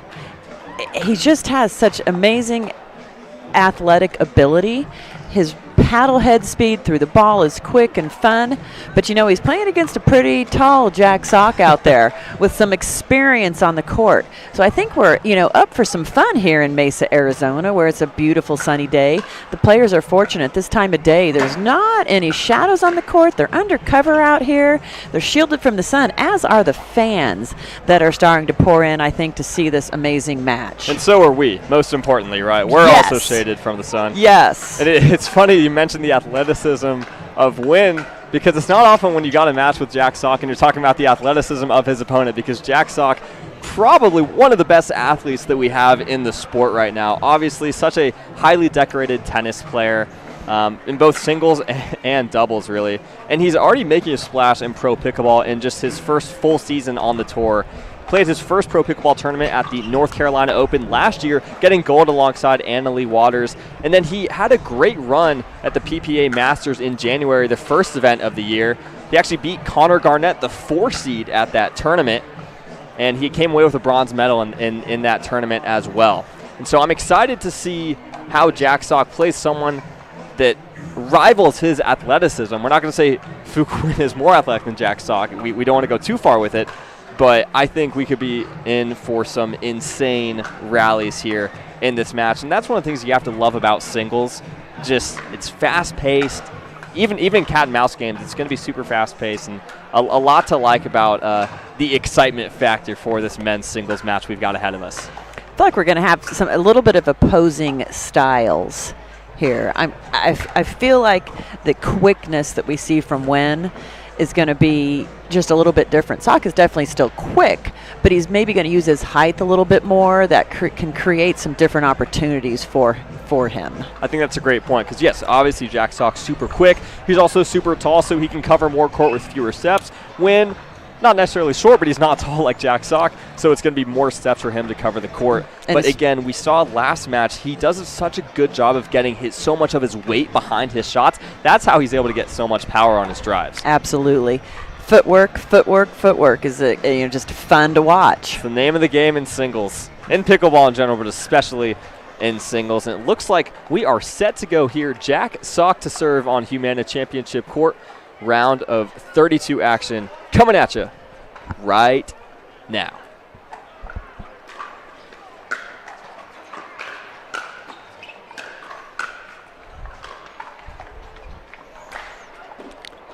And a fun point to start off. That was a very fun point to start off. It's unfortunate that Nguyen missed that overhead, but it was a really great get by Jack Sock.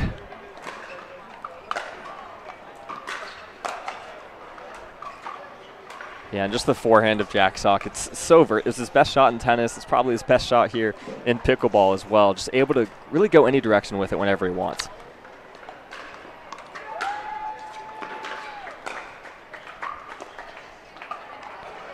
Jack Sock using the Selkirk Lux.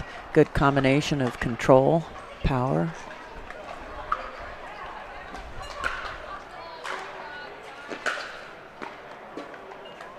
Looks like that ball is just a little bit wide.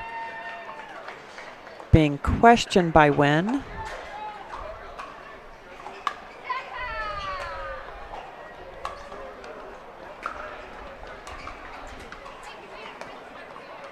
And looks like call's going to stand. Out call's going to stand to side out. Looks like for the Sock. referees could not overrule the call.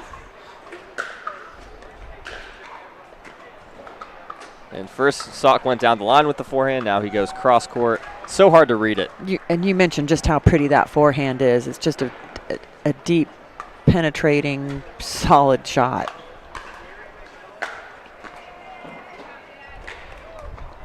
And Mr. Turn gives Sock a 4-0 lead here in game 1.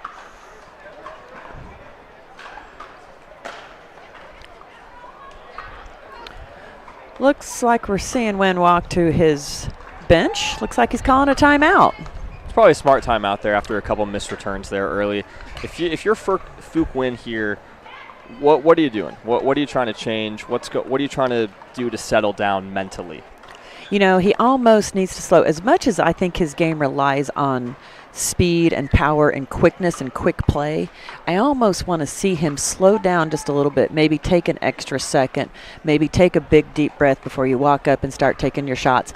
The fast and furious isn't working as well at this point, so maybe just take a little time, maybe slow the pace, really shoot for keeping your ball deep. Give yourself an extra second. I completely understand that. I think whenever you're playing someone like Jack Sock, you know he's going to have the power, right? So that puts some internal pressure on you to try and, go for those lines, play with smaller margins, and that just leads to a lot of errors. But Jack Sock back here to serve up 5-0 here in game 1.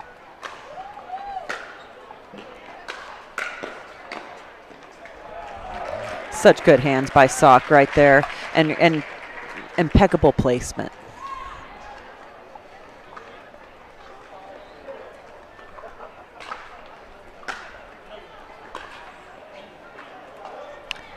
A rare error into the net we've seen so far from Sock. He's off to a very good start.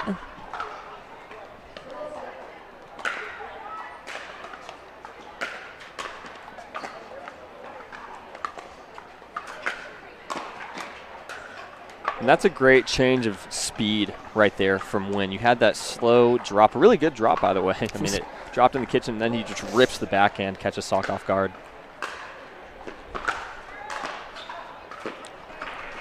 A good dropper can be highly effective. If it's too low, there's not a lot your opponent can do with the ball.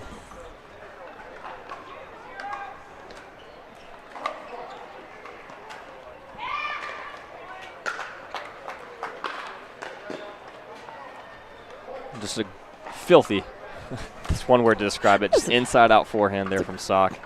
It's a good word to use to describe that shot.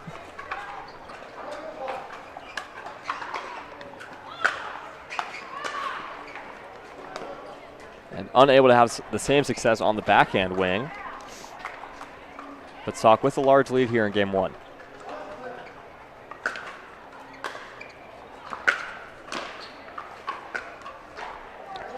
I feel the feeling and vibe I'm getting from Jack Sock is he just feels very calm, cool, and collected. I really think that's impacting his shot-making ability right now. He's making some great shots because he feels just so calm.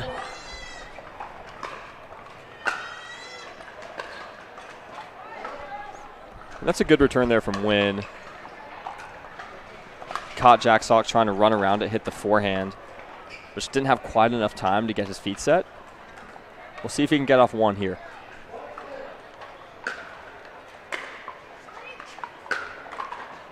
Oh, Nguyen created a perfect opportunity with a nice deep serve. He got a shallow return, which was just what he was looking for. Just missed the finishing shot.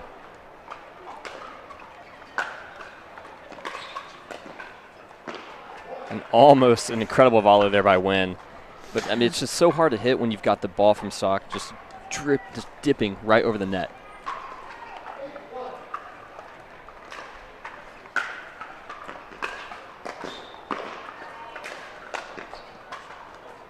There's another point for Sock. If you're Nguyen, what do you think you do now, Will? I mean, you don't often see this in men's singles, but I might consider choosing my spots, choosing my moments when I'm coming into the net a little bit more carefully, just because any ball he's hitting, Sak is running around it, even if it's to his backhand, to just hit a forehand, and is just having a hard time dealing with that right now. Ooh, Sak had a match game point. Keep wanting to call it match game point on his hand there, and he just missed it. See if Wynn can do what you just suggested. And the let gonna be a replay there.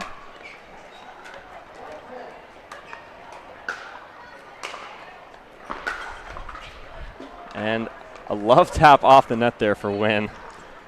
It's a great drive either way, whether it hit off the net or not.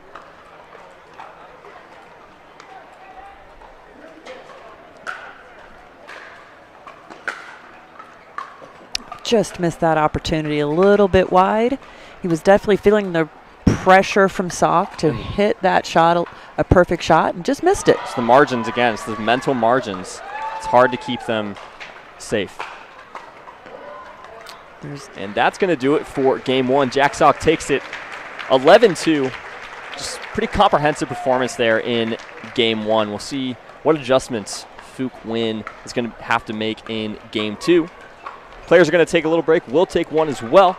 We'll be back here in just a few moments for the continuation of this men's singles match.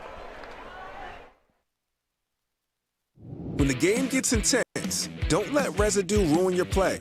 Reset, the ultimate solution to bring back the grip, spin, and control to your carbon fiber pickleball paddle. Say goodbye to caked-on gunk and slippery surfaces, and say hello to a paddle that feels brand new. Backed by science and made with love by passionate pickleball players just like you. Experience the Reset difference today. Reset.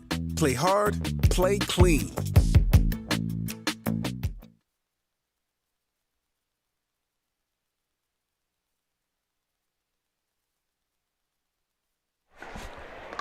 We're back now at the Carvana Mesa Arizona Cup. Just in between games 1 and 2 here. Jack Sock just took game 1 against Phuc Nguyen, 11-2.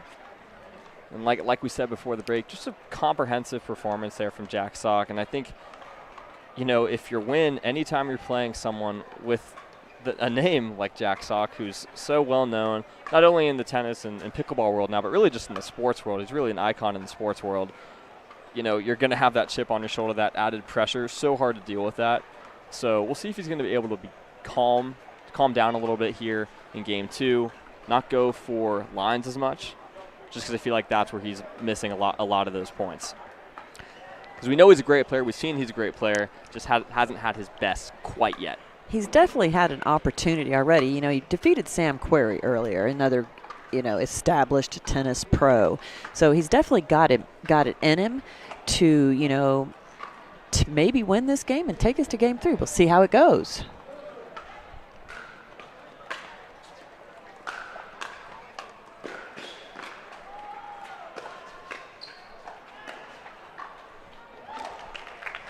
I love his athleticism. You know, he's moving the court. He's having to cover a lot of court. Jack Sock's shot selections have been very, very good. And that return, just a bit long there. So tough to handle the serve of Sock. Even with the new serve roll, he still gets so much power on it. Great finishing shot there. Tell me a little bit more when we get a chance about the serve rule that we're using here. Yeah, so it's basically you've got to drop the ball, and you can't throw it up, and you've got to drop it from beneath your waist, or it's your navel, actually, the way that they say it in the rules. Your hip bone, I believe, is what the referee mentioned to me yesterday. Your hip bone. And you got to drop it below, so you can't really just hit it straight on. You've got to lift it a little bit more. Oh my gosh. The fact that Jack Sock almost got to that ball just has the speed on display there. But yet he looks so smooth when he's doing it.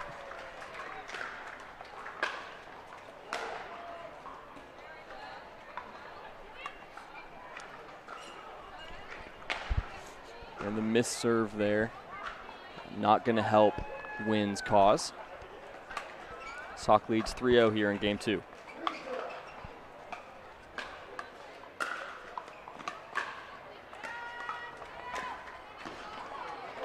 And just the ability to create that angle and that spin from that spot in the court, there's really nothing you can do about that.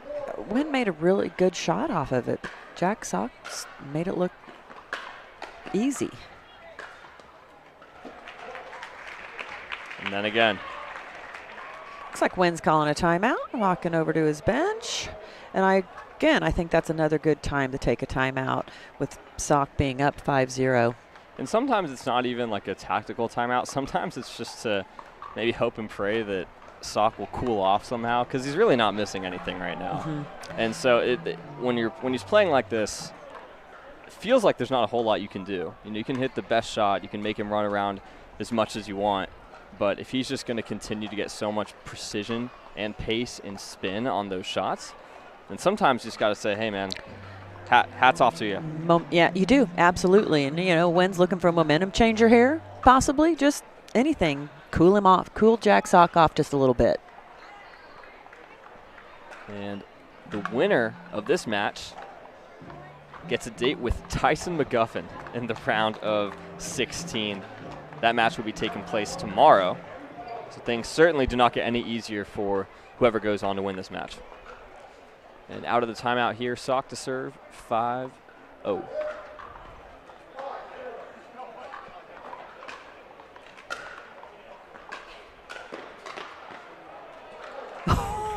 I love the expression on Sock's face when he missed that volley. He anticipated it too well. Right.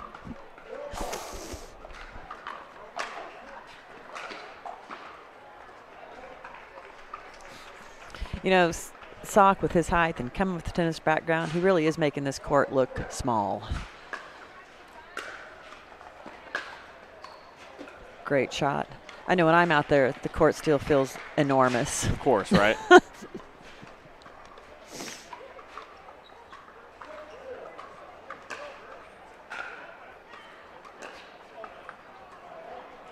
And looks like Sock got the short return there. Looks like too many options, just couldn't really decide which one to commit to.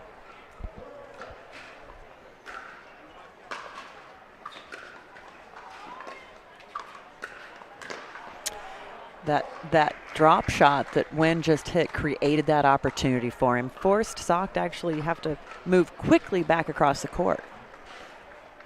We'll see if he continues going for the drop on the thirds.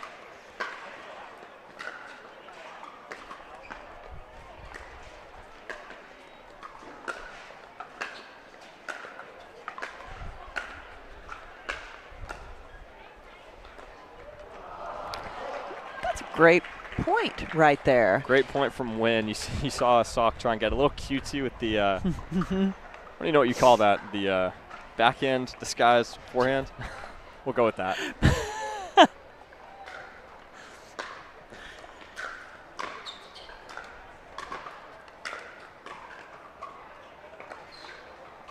Oh. As he looks to his bench for that, he had created a perfect opportunity, and the ball just sailed a little bit tiny deep. Sock was a little off balance. You've got to appreciate the creativity we're seeing here on Humana Championship Court.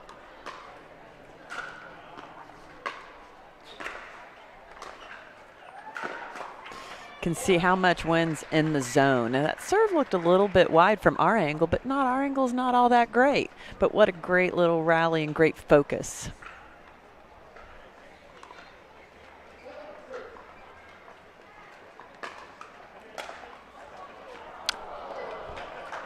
Some love off the tape there for Wynn. Jack Sock's fast, but he's not that fast.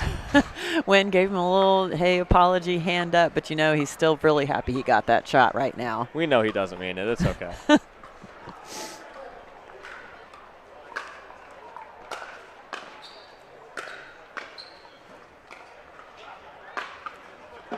Yeah, lobbing Jack Sock. I'm sure there are moments, but pretty tough to do that successfully last time. Yes, I think that's going to be a very difficult shot, especially to move from the baseline. I think he's going to anticipate that ball pretty easily.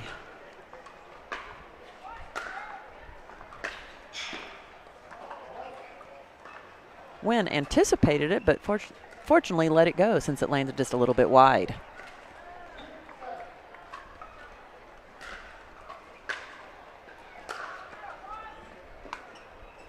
And that time, unlucky net tip that time for Wynn.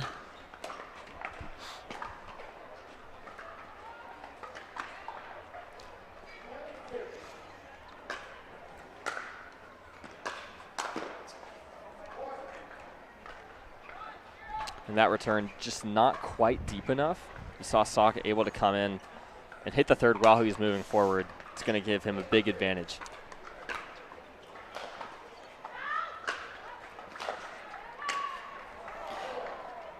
Just a simple missed volley. But, you know, that's what we talk about single strategies. Some single strategies are super important, are those nice deep serves to give you a little bit shorter return.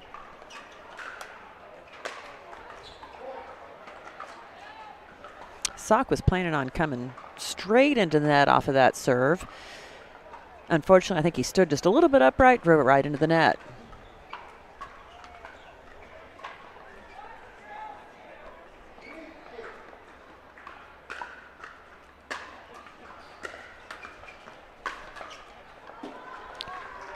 What a beautiful, perfect placement on that drive.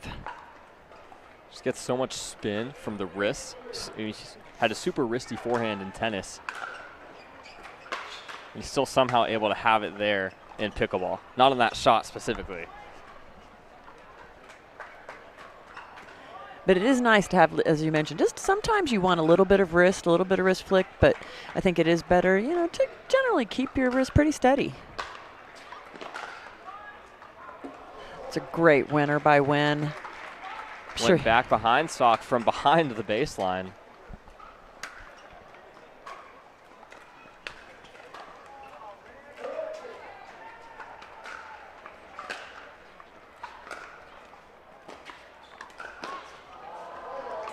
And we saw the drop again there on the third from Wynn to the backhand of Sock.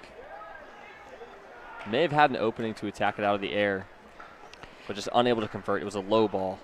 He definitely, I think, was anticipating a little bit higher shot.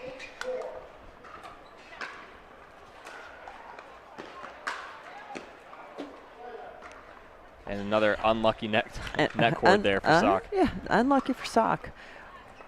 Wynn really needs to convert and pick up a point right here. He was going for the dropper, just missed it, just didn't get it quite over.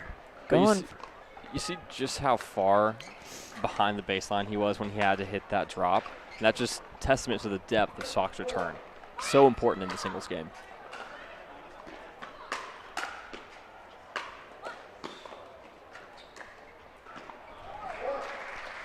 With the way Wynn stabbed at that, I was expecting the ball to have a pretty heavy spin, and if it did, Sock made it look like it was a simple finisher, but I believe there was a ton of spin on that ball.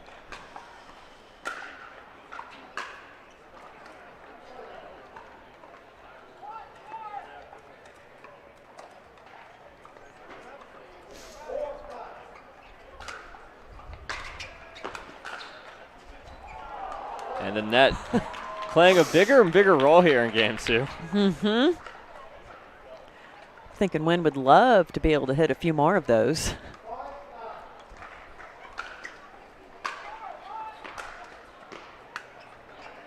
And that backhand just going to sail a little bit wide. Putting Sock back on the serve.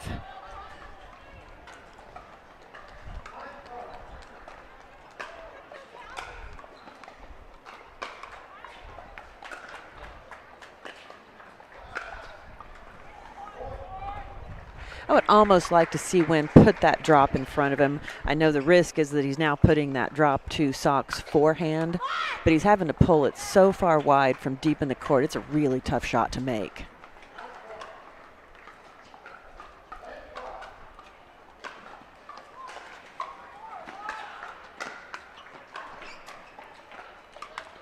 I think he gave him a thumbs up there. I think Sock gave Wynn a thumbs up on that volley. Nice backhand volley.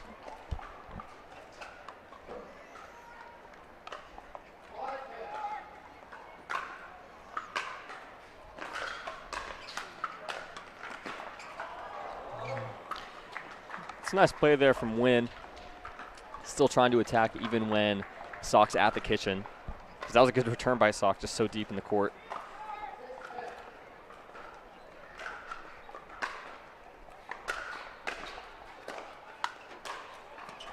We talked about that lob over Sock from the baseline. That's going to be a tough shot to be successful.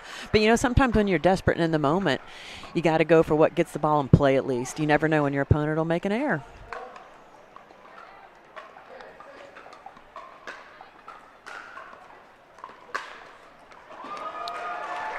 And that is going to do it right there. Jack Sock, it's a pretty appropriate way to finish that match. Jack Sock with a forehand winner on the third shot. He gets past Fook Win 11-2, 11-6 here. Books his spot in the round of 16. And we've got a tantalizing matchup there. He'll take on Tyson McGuffin. Cannot wait for that one. Two really Ferrari forehands, as Tyson McGuffin would say. That'll be a great match to watch tomorrow. But today, at least, Sock gets it done against Fook Win. Coming up next for you here on Humana Championship Court, we've got mixed doubles. We've got Brooke Buckner and Colin Johns taking on Rachel Retker and Colin Schick. That match coming up here in just a few minutes at the Arizona Athletic Grounds in Mesa, Arizona. Until that match, we'll go on a break. Stay with us for more great action here at the Carvana Mesa Arizona Cup. Every time someone tells you they vacation in the same place every year, it should really make you wonder, why? Travel like you mean it with IHG Hotels and Resorts. Typical insurance for every senior. I'm not actually a stereotypical senior. I just play one in cheesy health insurance commercials. In real life, I have Humana because they see me, listen to what I need. It's refreshing.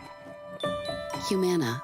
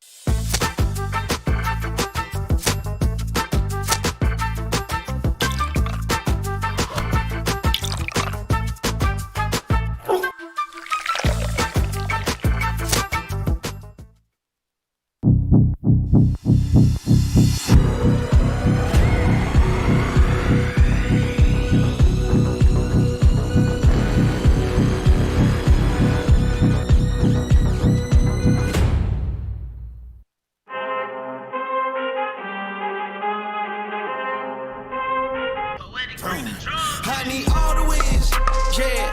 Ain't no else, gotta get it, no call and quits, yeah. Gotta keep on moving no matter how hard it gets, yeah. Better move out the way, cause I'm coming with harder hits. My head is as hard as a brick, but I'm harder than all of it. You better move, you might get knocked out, knocked out. You better move, you might get knocked out, knocked out. For muscle cramps and spasms, you need fast relief. TheraWorks Relief absorbs quickly with a safe, gentle, non-opioid formula without the mess or strong odor. So get back at it. TheraWorks. TheraWorks. TheraWorks works. Use TheraWorks every day to prevent muscle cramps and spasms. TheraWorks works. Try TheraWorks and get back at it. Tens of thousands of customers wrote about Carvana being smooth in their 5-star reviews, including Terry. To be honest, I thought it was almost too smooth, but Carvana was super transparent from beginning to end. Car details, financing, every step, and there were no surprises. Well, my monthly payment did come out lower than expected. Then I got to pick up my Mustang at the vending machine, and it was so fun and exciting, I did a little dance. Trust me, financing my car with Carvana was super smooth. Finance your next car with Carvana today.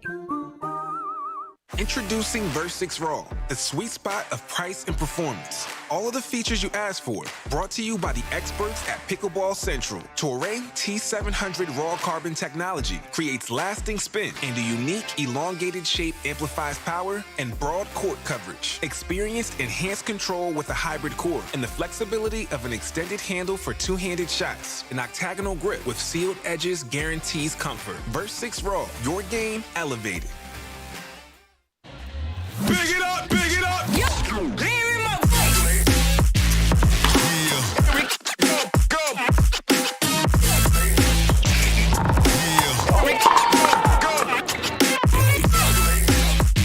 At Guaranteed Rate, we understand that life is about more than mortgages. Our aim is to empower you on your holistic journey to well-being and longevity by helping you achieve your financial and personal goals. Our new, completely free Rate app focuses on community, nutrition, and exercise, as well as offering a variety of financial tips and tools. The Rate app was built to support your mind, body, and spirit, helping to simplify your life and reduce your stress.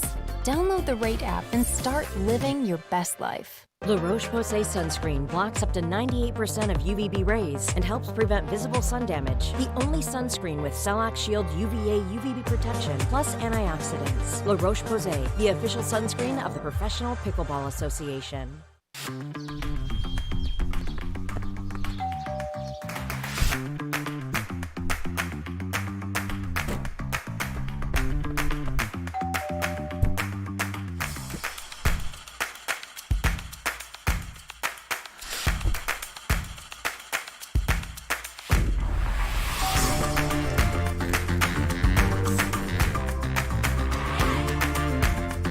Pickleball Central, your trusted pickleball experts.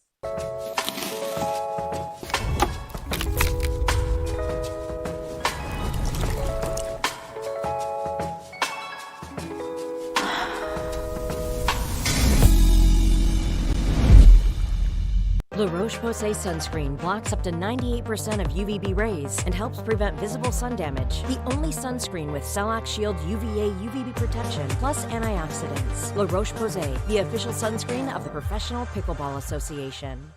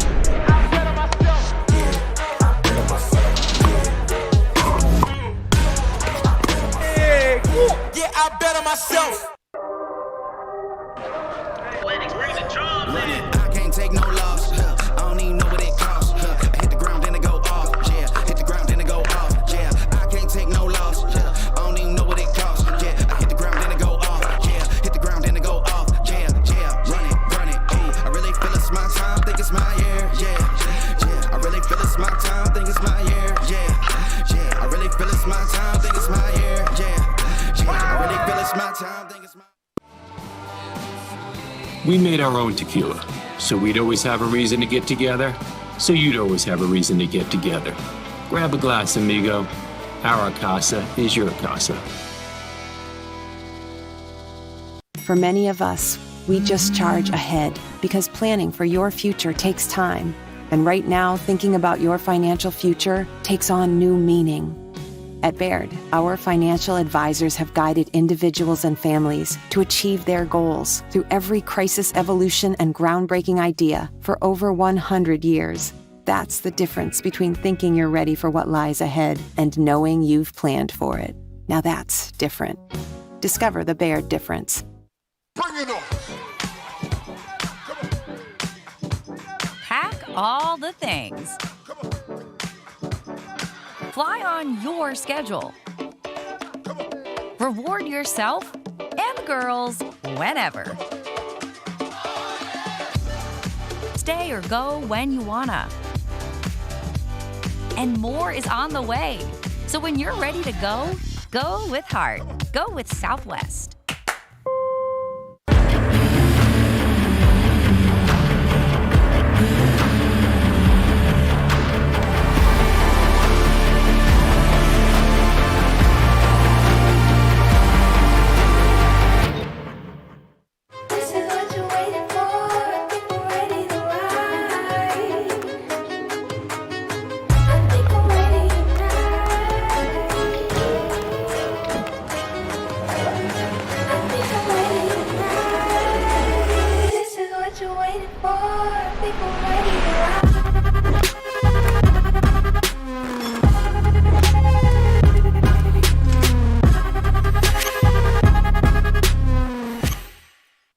When the game gets intense, don't let residue ruin your play. Reset, the ultimate solution to bring back the grip, spin, and control to your carbon fiber pickleball paddle. Say goodbye to caked-on gunk and slippery surfaces, and say hello to a paddle that feels brand new. Backed by science and made with love by passionate pickleball players just like you. Experience the Reset difference today. Reset. Play hard, play clean.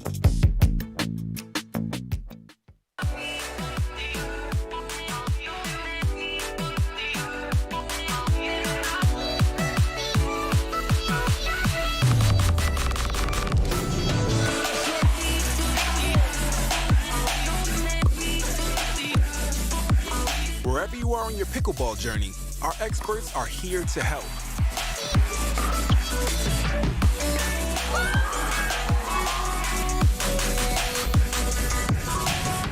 To make it to the game, it takes dedication and training. To stay in the game, it takes grit and stamina. To win the game, it takes strategy and skill. You keep focus on your approach, drop, and champion shots, and we'll help you stay focused on your strength, flexibility, speed, and downtime. Having a sports medicine partner in your court is key to helping you make it to the game, stay in the game, and win the game. Select Medical is proud to be the exclusive provider of physical therapy of the PPA Tour. Well, it's easy. I play longer, I feel stronger, and I recover faster.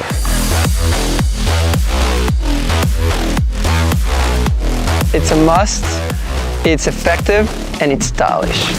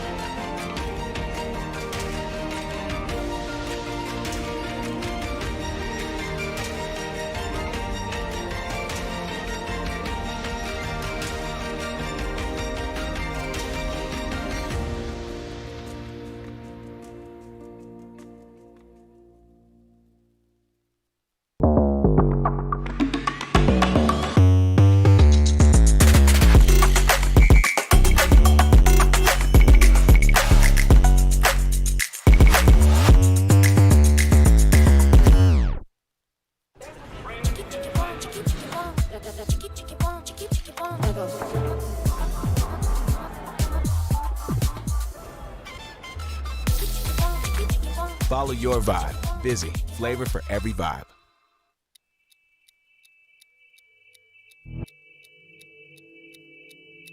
Play. Hard. For fun. To win. to live. Whatever your play, there's Penetrax Joint and Muscle Cream to let you play on. Deep penetrating relief without greasiness, irritation, or unpleasant odor.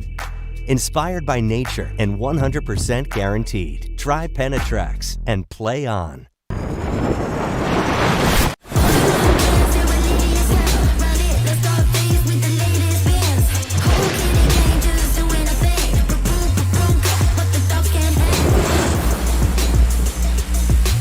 From the world's most iconic tennis arenas to the glint of an Olympic gold medal, a new court beckons, a new challenge arises.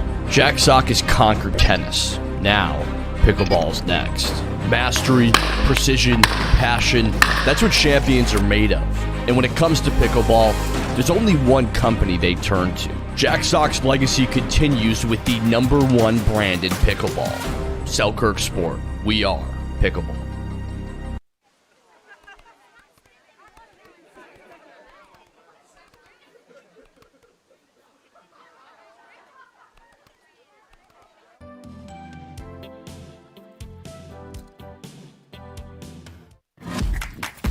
For muscle cramps and spasms, what's your move? The Hercules? The elephant? The pogo? Make the move to TheraWorks. It absorbs quickly for relief of muscle cramps and spasms. A safe, gentle, non-opioid formula you can use every day to keep moving without the mess or strong odor. For fast relief of muscle cramps and spasms, TheraWorks works. Try TheraWorks and get back at it.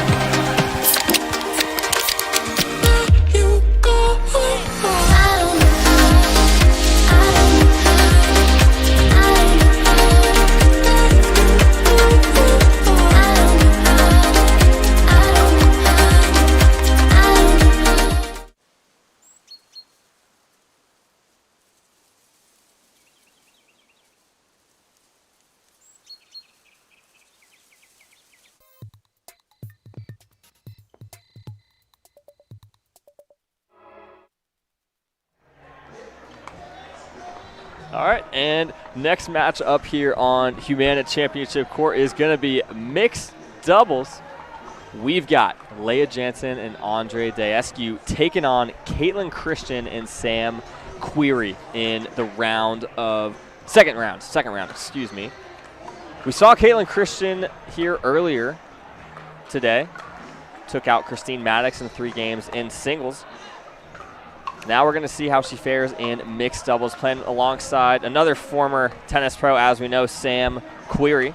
I'm Will Daughton alongside Christine Barksdale, thank you very much. Why we're a team. I know, right?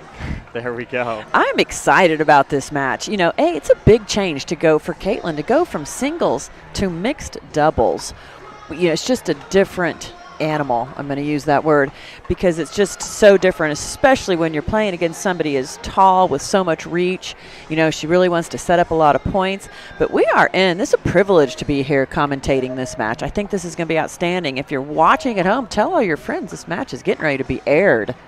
Super excited to see it. And I think you bring a good point about transitioning from singles to doubles. That is one of the challenges. It's one of the features and one of the challenges of this progressive draw that the PPA is using at some of its events in 2024. Obviously, Caitlin played singles this morning. Now she's playing mixed. But at the same time, you know when you're playing mixed. So it's not like you're like, oh, shoot, I have to go right now. Most of these matches are already scheduled out in advance. So at the very least, you're not rushing to a court to play a whole different ball game. You have a couple minutes here and there to mentally prepare for a different sort of ball game and to physically recover from those other events.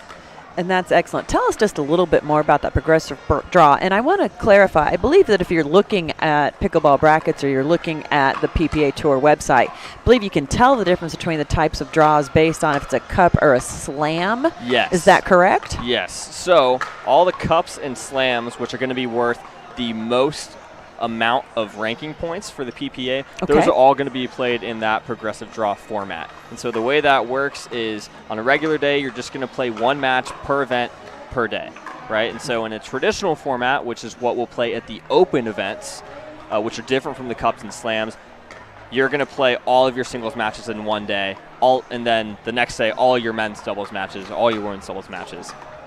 And that obviously stops before Championship Sunday. So that's where it differs from the traditional format, this progressive draw. And in terms of the cups and slams, I believe there are 10 combined cups and slams throughout 2024.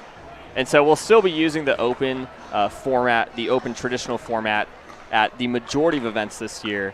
But because the Mesa Arizona Cup is a cup worth 1,500 ranking points to the victors, we are going to see that progressive draw on display here. And one of the benefits that we see specifically has to do with the player who's on the court right now, Leigh Jansen. She kind of semi-retired from singles after the Seattle Open in 2023, just citing health concerns. And it was just taking such a large toll on her body. And now with the progressive draw, she's not having to play 6 matches in a single day, so she's able to balance it out and be on the court for more events, which super great benefit there. Super excited to be able to have her back because, as we know, she's a super fun singles player to watch. And she's also a mixed doubles player on the rise as well. You know, she was one of only, I believe, 6 players last year who made the PPA Tour Finals in singles, women's doubles, and mixed doubles. And what an outstanding accomplishment that is.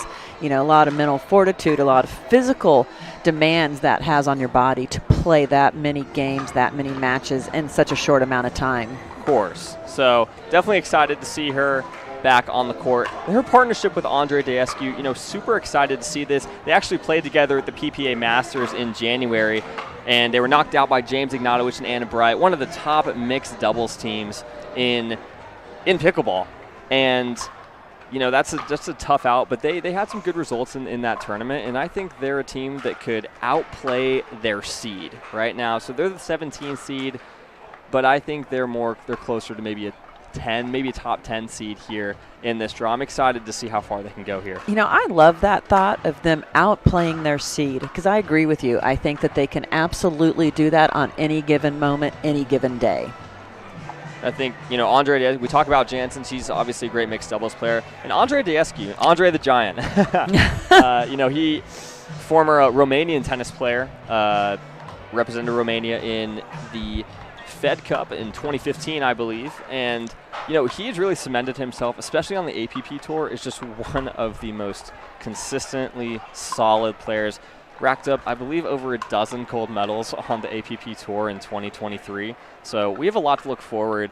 We'll see what they can do against Caitlin Christian and Sam Querrey here. Both accomplished doubles players in their own rights. This match about to get started. Looks like we're getting started here.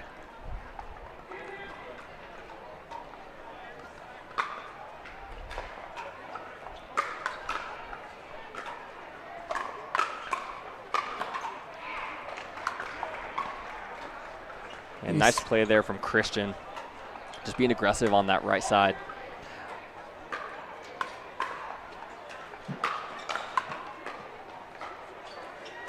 We're going to see a lot of that. These tall guys can put a lot of pressure. They can reach, cover a lot of court.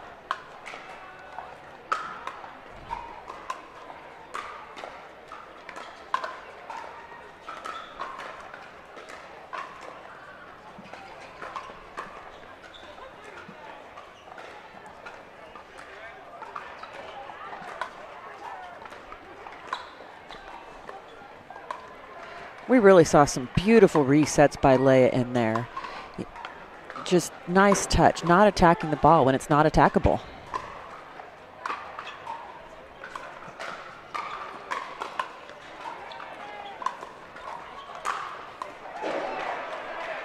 some really great defense there. Obviously, you had that great drive from Jansen. Daescu takes advantage, tries to poach. Then you had the great reset from Christian and Query there. It definitely looked like Jansen and Daescu were in the catbird seat there. Didn't get to make it.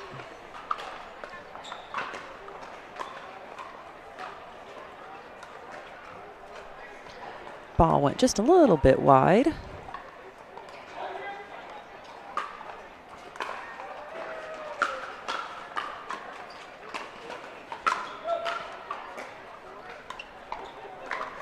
Great finish by Jansen. We heard Daescu call that ball out, but she was still in mid-stroke, so she went ahead and finished the shot.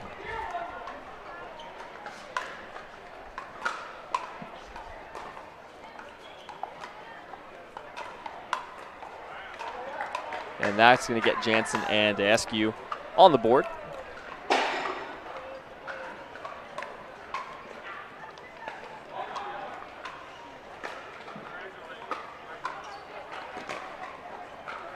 Really nice serve there from Jansen. It looked like, we don't have the best angle from where we are, but it looked like it was right on the line, super deep in the court.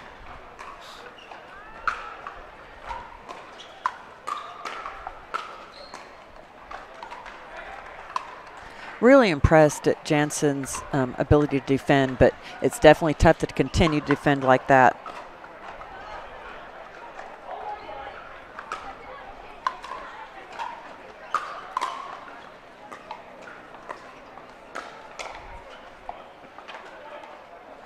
And nice speed up there from Query. It catches Jansen off guard.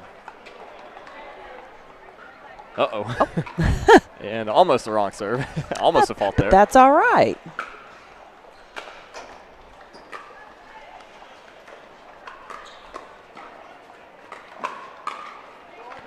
And Daescu ready for that speed up right there, able to counter it really well.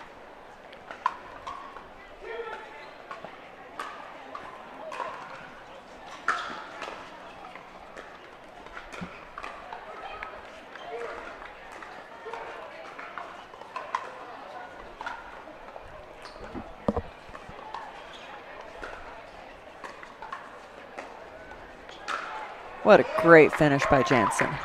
But correct me, under the rules, a referee would correct them if they were about to serve improperly these days. So a player is allowed to ask, am I good, ref?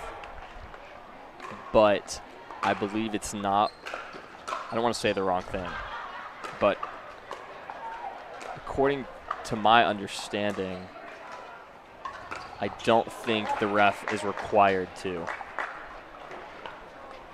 We'll check on that and get back. Let's check on that. We'll Yeah, check on that I believe sure. that was a rule adjustment early in the year. What I'm uncertain about is the PPA adopting that. Let's get confirmation on that.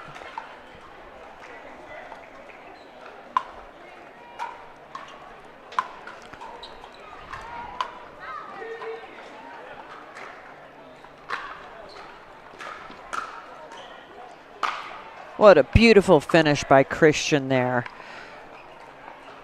She's up at the kitchen line, taking advantage of it.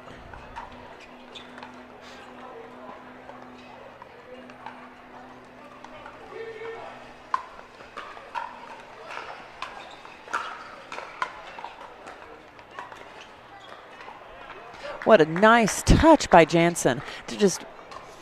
Christian was going to have to reach just a little too far to grab that ball out of the air.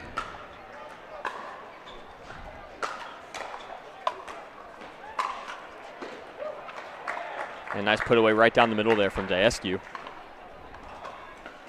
Still knotted up at 2 here in game 1.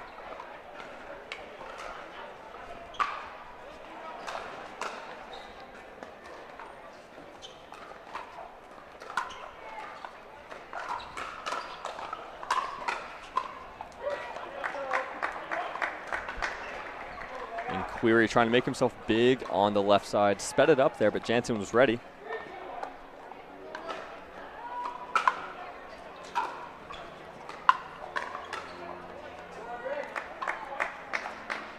And the speed up there from Daescu kind of catches Query off guard. Bit of lead here for Jansen and Daescu here.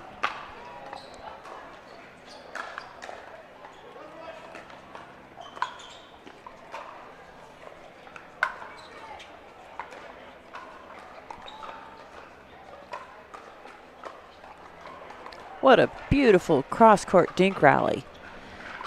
Unfortunate little error by Daescu, but what a beautiful cross-court dink rally.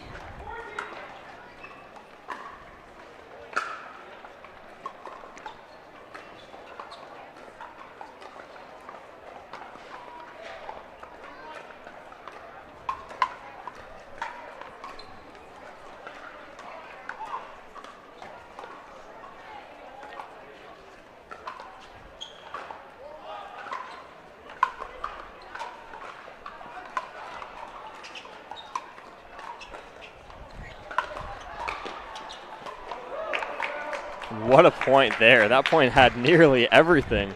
That was so fun to watch. Such a big difference from the singles we've been watching out here all day. So much more cat and mouse.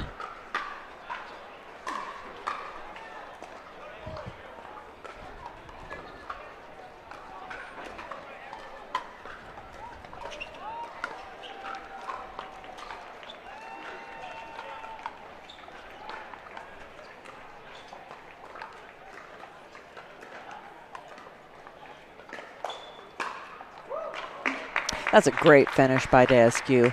Again, what we're really watching is these players just creating opportunities.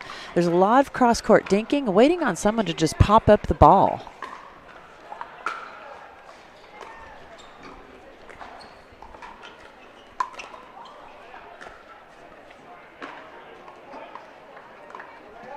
And a run here from Jansen and Daescu.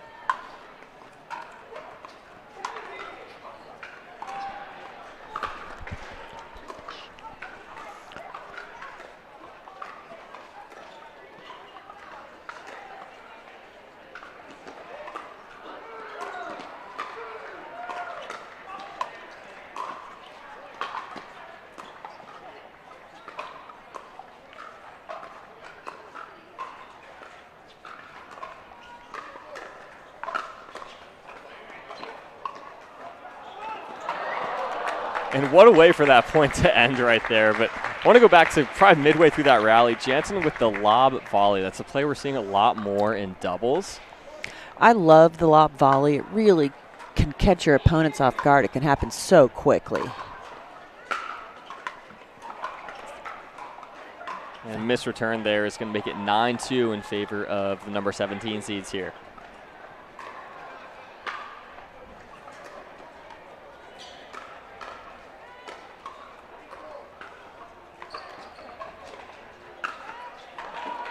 And the nice Ernie there from Sam Query. Saw the opening for the backhand, goes through the middle.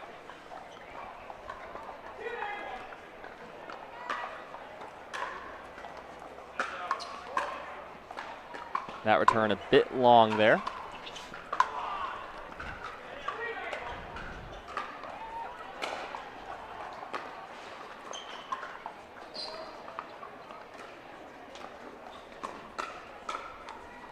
Great hands by Jansen. You know, I'm surprised we actually haven't seen a timeout yet with this big point lead with Jansen and Daescu.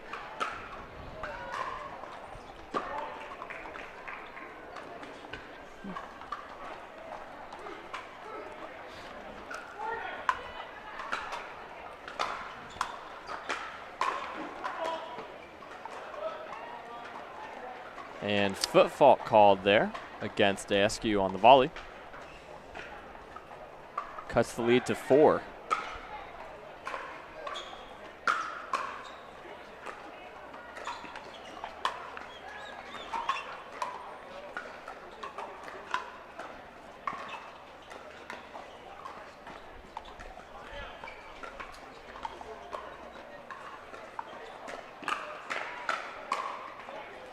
What a fun little firefight right there. She got the ball fairly low, so that was definitely a tough volley. And now, after a run by Christian and Query, it's going to be a timeout called by Jansen and Daescu. They still lead 9-6, but Christian and Query on serve here in game 1. We'll take a quick break here as the players do, and we'll be right back at you with more action in just a few moments. Tens of thousands of customers wrote about Carvana being smooth in their 5-star reviews, including Terry. To be honest, I thought it was almost too smooth, but Carvana was super transparent from beginning to end. Car details, financing, every step, and there were no surprises. Well, my monthly payment did come out lower than expected. Then I got to pick up my Mustang at the vending machine, and it was so fun and exciting, I did a little dance. Trust me, financing my car with Carvana was super smooth. Finance your next car with Carvana today.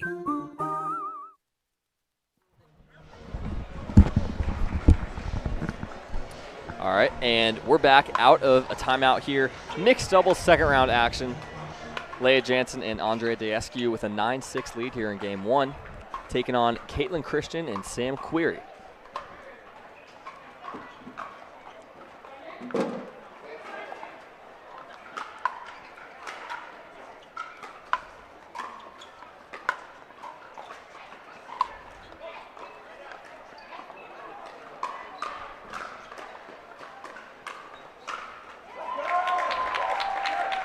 And a great reset during the point there from Jansen and Daescu. You had Daescu missing, just whiffing on the Ernie earlier.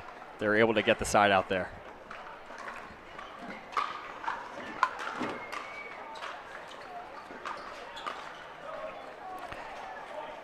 Net tipper in the favor of Daescu, giving them a game point.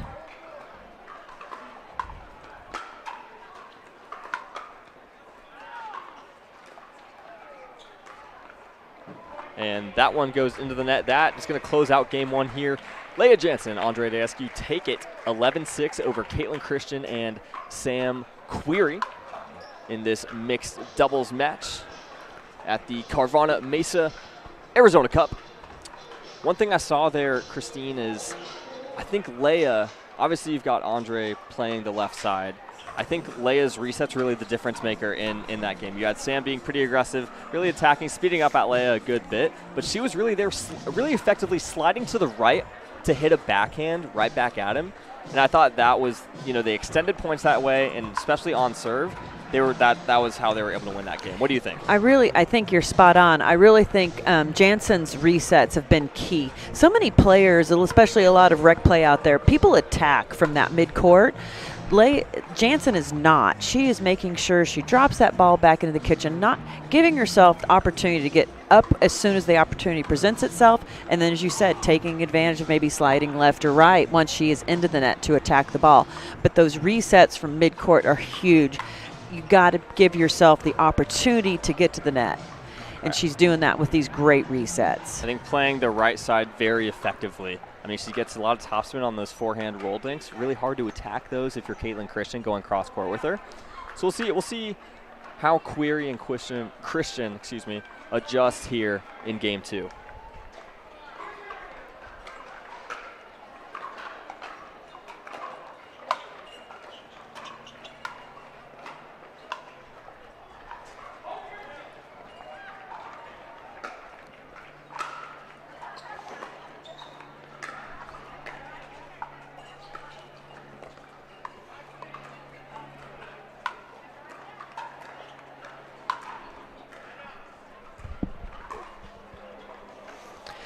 Jansen just did a really nice job. They both did a really nice job of keeping the ball low.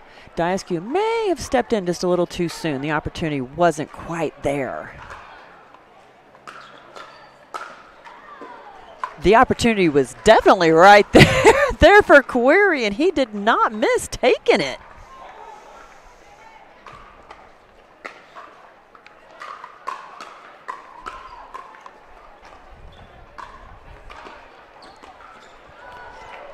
And nice hands by really all players involved there. Christian definitely had some that was a nice backhand stretch ball she made from center of the court deep. She made a really good drop shot.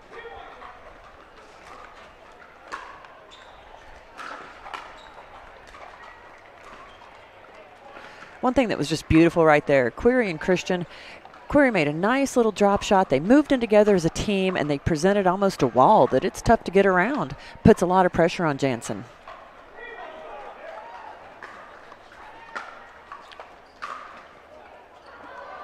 That's a great shot there from Caitlin Christian. I think Diasky was looking center. Oh, they've called a timeout. I don't blame them. Down 1-4 here in game 2. That's a good timeout. You know, you've already taken game 1. You want to make sure you get out of here in 2 games, and you know, want to stop the bleeding while it's fresh. Because I don't think it's really anything that Sam and Caitlin are doing differently. I think they're playing well, maybe making some more of their shots. I think there's a little out of sorts Jansen and DSQ are, so you just kind of want to get on the same page. I don't think it's any trouble unwinding the stack so far. They'll probably keep stacking. But yeah, what do you think? I agree with you 100%. I believe that they're going to continue to stack. They've been successful in the first game, and sometimes that success leads to a little overconfidence. You start going for more. You start going instead of playing that patient game that got you there. So we're going to see what happens, continues to happen here. Query and Christian can take this to a game 3.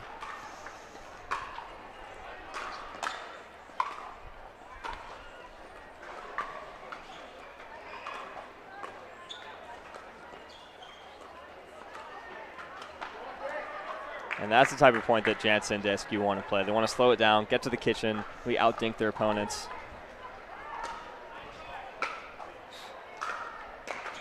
Oh, what a drive there for Sam Query. Takes the forehand in the middle, catches Jansen unwinding the stack there.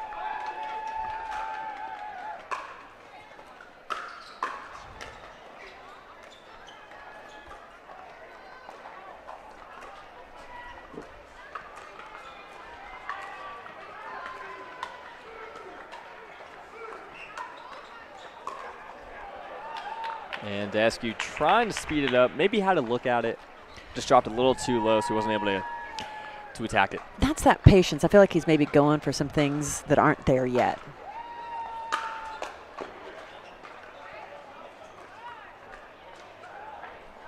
And that's going to be the side out that Jansen and Daskew have been looking for. We'll see if they can cut into this lead here in game 2.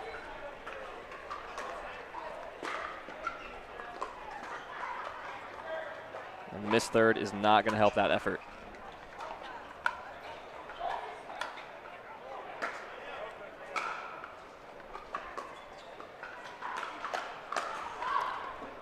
Quick hands on Jansen's part. That ball being sped up at her by Query, you really got to have your paddle up and ready.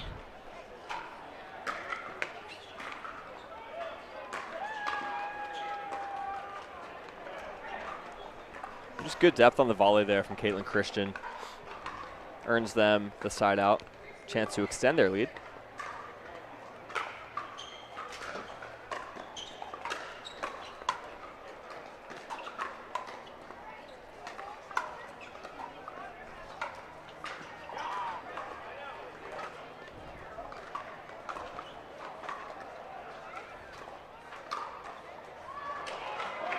And a nice attack there from Caitlin Christian. And they go up 7-2 here in game 2. What are you seeing? What are you thinking? What are you thinking if you're Jansen Diaskew right now?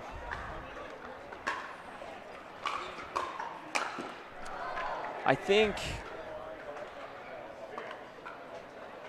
right now they're Query and Christian are being a lot more aggressive than they were in game 1, but I think they're being a lot smarter about where they're being aggressive. And so I think that's putting a lot of pressure on Jansen and Daskew to maybe try and speed up some balls that they shouldn't, instead of just kind of going back, playing their game. So they're just a little out of sorts. I think pressure being the key word. They're applying a lot more pressure right now. Looks like there's a timeout being called by Jansen, and I think that was a very good move. She's feeling the pressure right now. Yeah, good timeout there. Query and Christian up 9-2 here.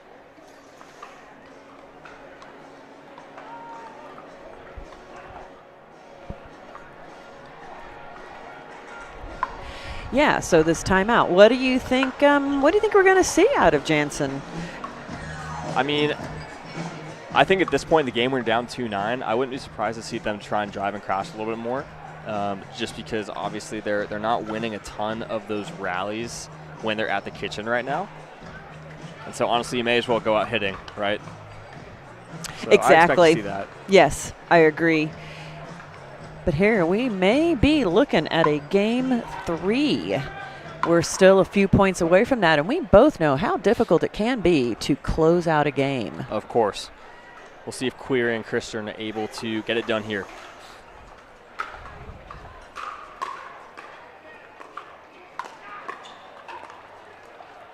Good hands there from Andre Daescu. Bit of an ambitious Ernie attempt from Query. Makes for more excitement, though. That serve. And that ball called out. She did call it out. I definitely didn't see where it landed.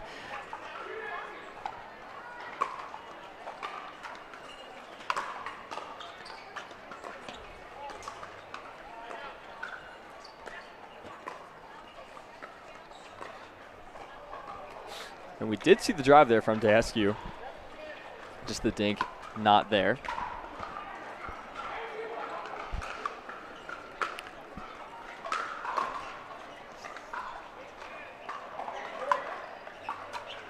And stuck on 9 are Caitlin Christian and Sam Query here.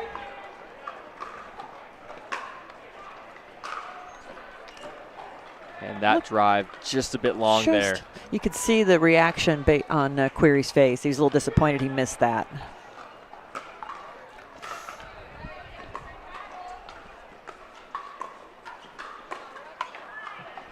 And that dink from Daescu just kind of staying up, attackable.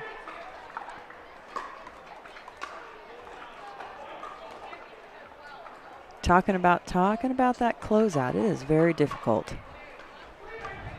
They're going for the switch here. We're going to see them keep Christian on the right. Good hands by Christian. She stayed up on the non-volley zone line, had her paddle up, made that a pretty simple volley back into Daescu's body. Great play there from Sam, just able to take advantage. So tough to control that volley, that fourth ball volley, and Query able to take advantage, gets a game point here.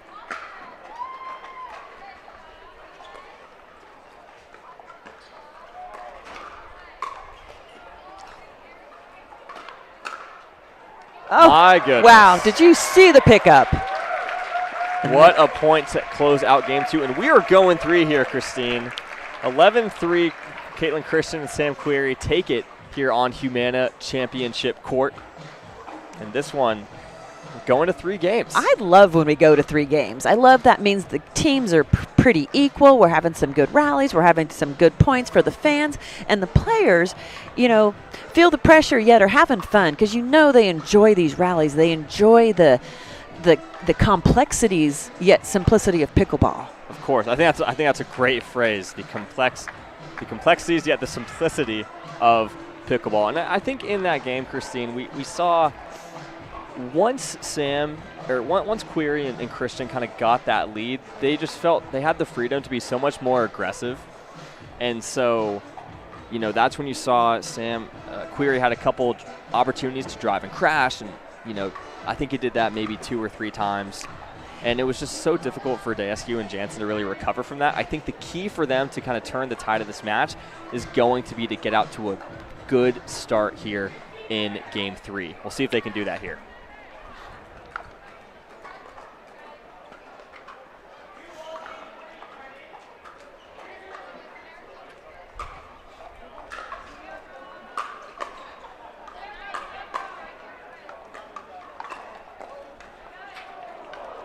And that's the start they're looking for there. They get one. Yes, it is.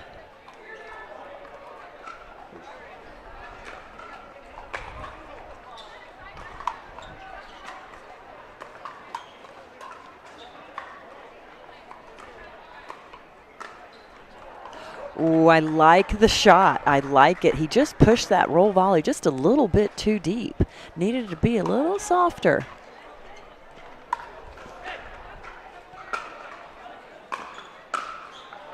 And that's one that Query would like to have back. Was in the strike zone. Still 0-0 after 2 side outs.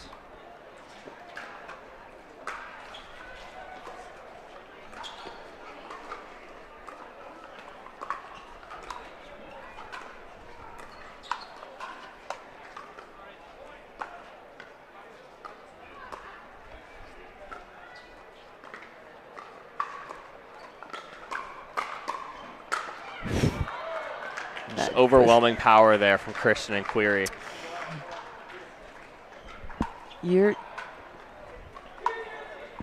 It is 0-0-2. Still no points scored yet in this game.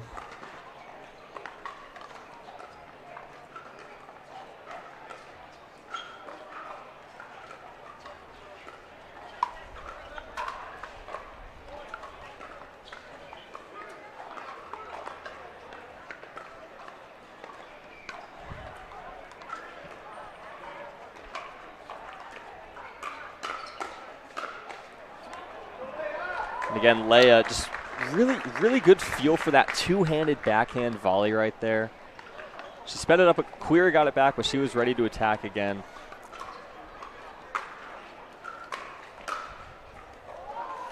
Well, there's a couple things that are super important. You know, you got to make sure after you make a volley that you finish out in front so that your paddle is already there, ready to make the next volley. Of course.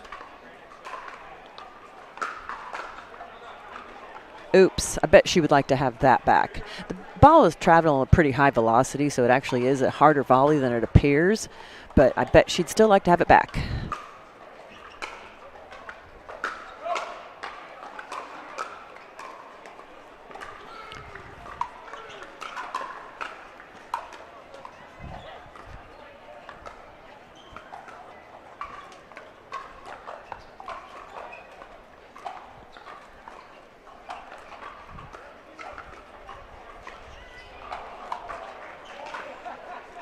And that one, no good from Daskew.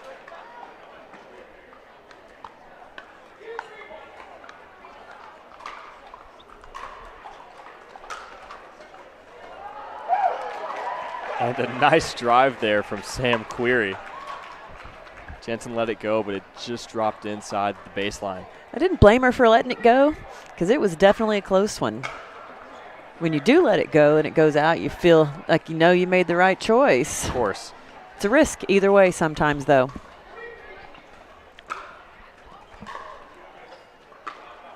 Missed return. You know, sometimes you're trying to return and you're moving at the same time when you're doing the switch. Important to hit your shot and move.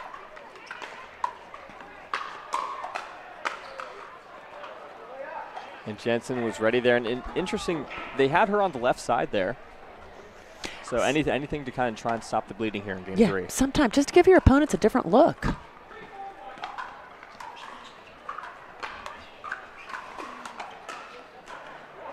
That was a great use of his height. Reach over, take that ball, make the shot look very simple.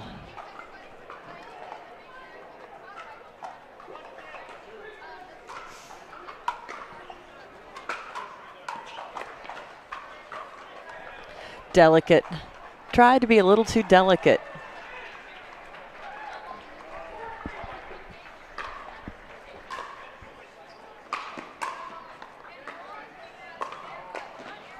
Now they've got Daskew back on the left. I'd love to know what they're thinking about, why they're doing that, either just to give their opponents a different look or it's working out better for them.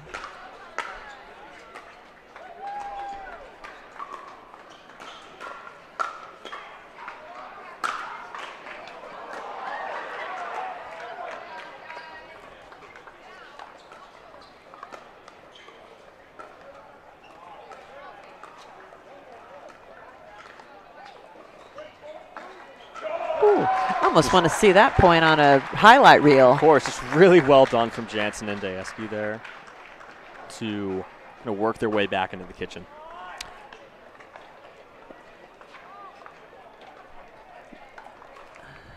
Jansen questioned something. I'm uncertain what that was about, but it looks like we're proceeding forward.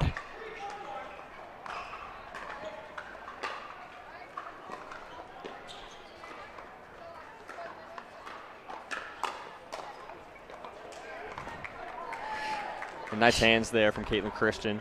She was ready. One thing I love is, she hit a nice offensive dink and then she followed it in and watched for a ball she could crush.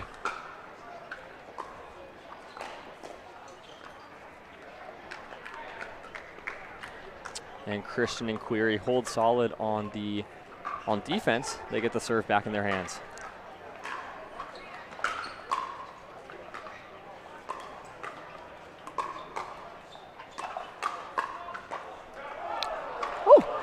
And behind the back there from Query.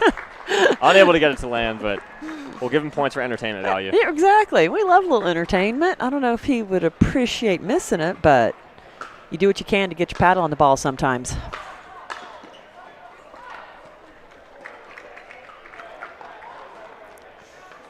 And that volley going to go a little long from Jansen.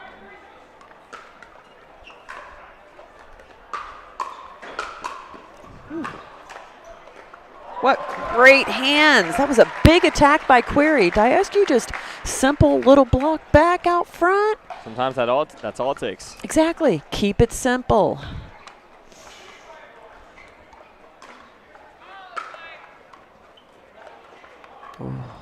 And that return just a bit long there from Query. Brings the deficit to just 1.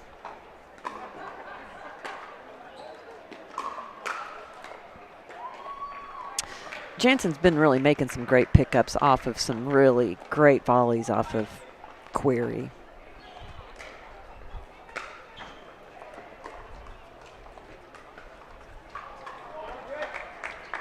And they tie it up there. 5-all here.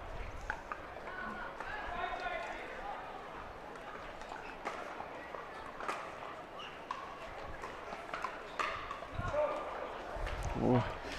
She sailed that volley a little bit long. She had to reach out, extend out. It was a little too far in front of her, so she just pushed it long. Of course, and that's a really big run there by Jansen and Diescu. They were down 3-5, and then they go and get 3 in a row to get the switching sides with the lead in their hands. How big do you think it is to have the lead when you're switching sides in a decisive game 3 mentally? It's a huge mental accomplishment, to be honest, because that's one of your goals, right? I want to be on the lead. I want to be kind of driving the game at that point, so that on the switch you feel like you just feel stronger, mentally tougher, and ready. I like being on the top on the, even if it's a point.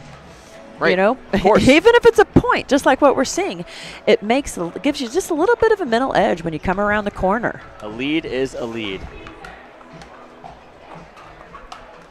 All right, so we'll see if Jansen and Diescu are going to be able to continue this run, or if we'll get a response from Christian and Query.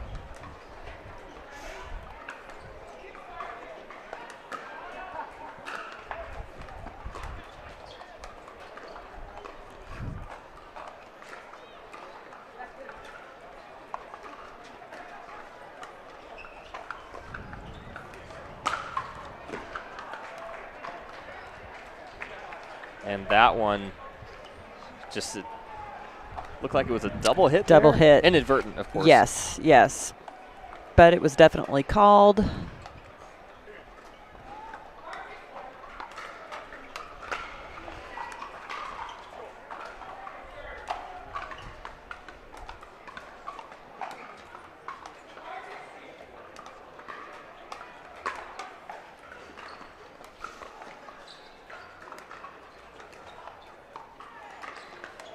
Oh, she tried to pull the trigger a little bit too soon. It was very tempting because it was a little bit high.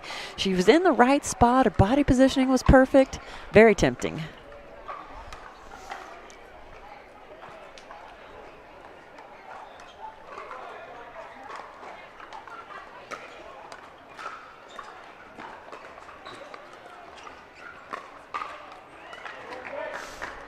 You know, that the reach from these tall guys really makes your drops and dinks need to be almost so perfect.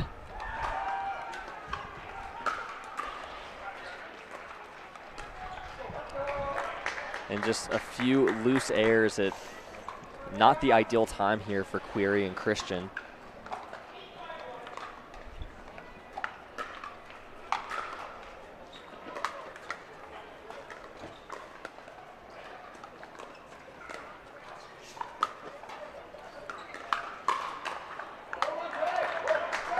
You could see the exasperated look on Christian's face. She's just maybe a little frustrated. She's missing some volleys I don't think she wishes she was missing.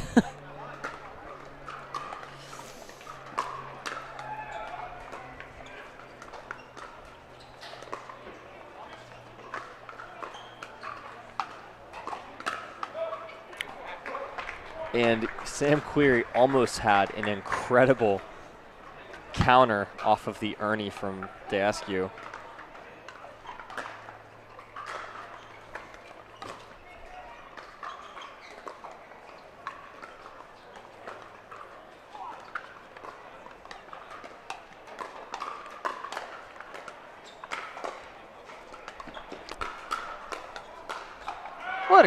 What a point there. What a great point. Some incredible pickups in there. Something I noticed Christian did was she stepped back a little bit to give herself some space between her and Daescu.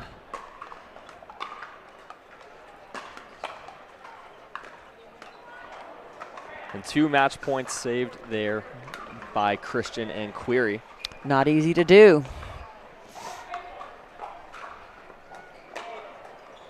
And that serve just a bit long.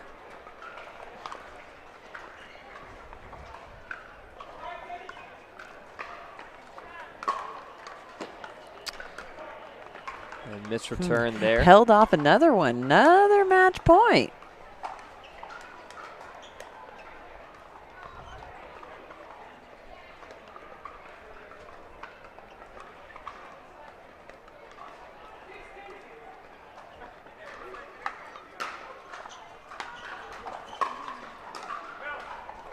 That was a great return there from Leigh Jansen, just on the inside of the baseline.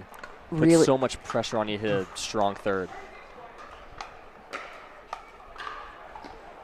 There they go. They couldn't hold off again. And that is going to do it. Leigh Jansen, Andre Daescu advancing to the round of 32 in mixed doubles with a 3-game victory over Caitlin Christian and Sam Query. What a great display of pickleball everything strategy. Strategy, dinking, lobbing, Ernies. A lot of Ernies. Stacking, a lot of stacking.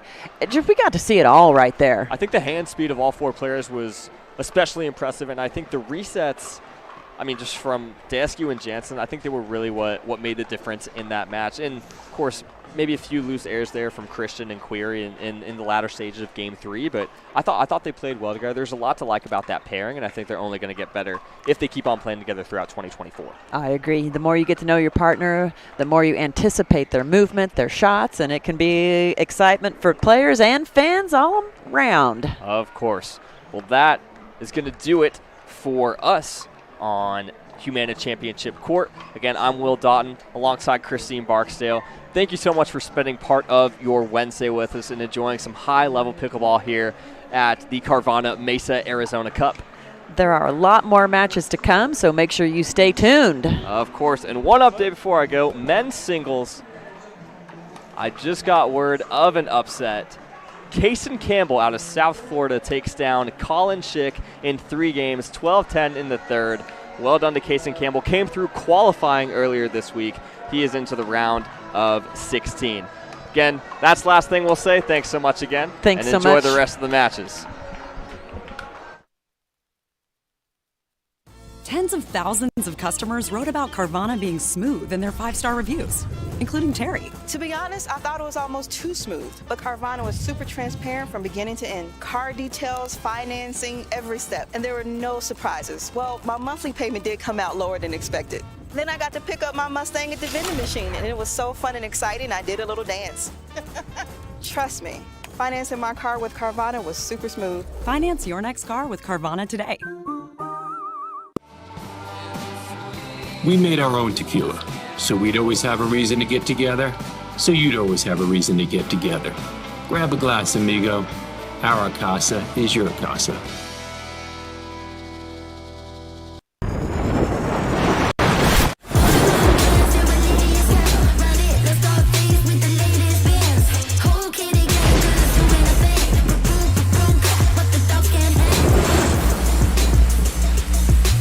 La Roche-Posay sunscreen blocks up to 98% of UVB rays and helps prevent visible sun damage. The only sunscreen with Cell Shield UVA UVB protection plus antioxidants. La Roche-Posay, the official sunscreen of the Professional Pickleball Association.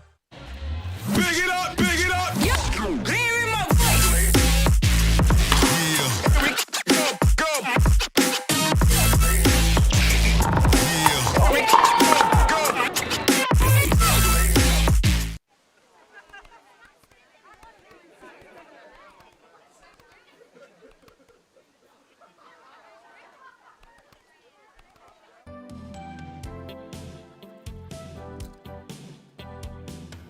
stereotypical insurance for every senior. I'm not actually a stereotypical senior. I just play one in cheesy health insurance commercials. In real life, I have Humana because they see me, listen to what I need. It's refreshing. Humana.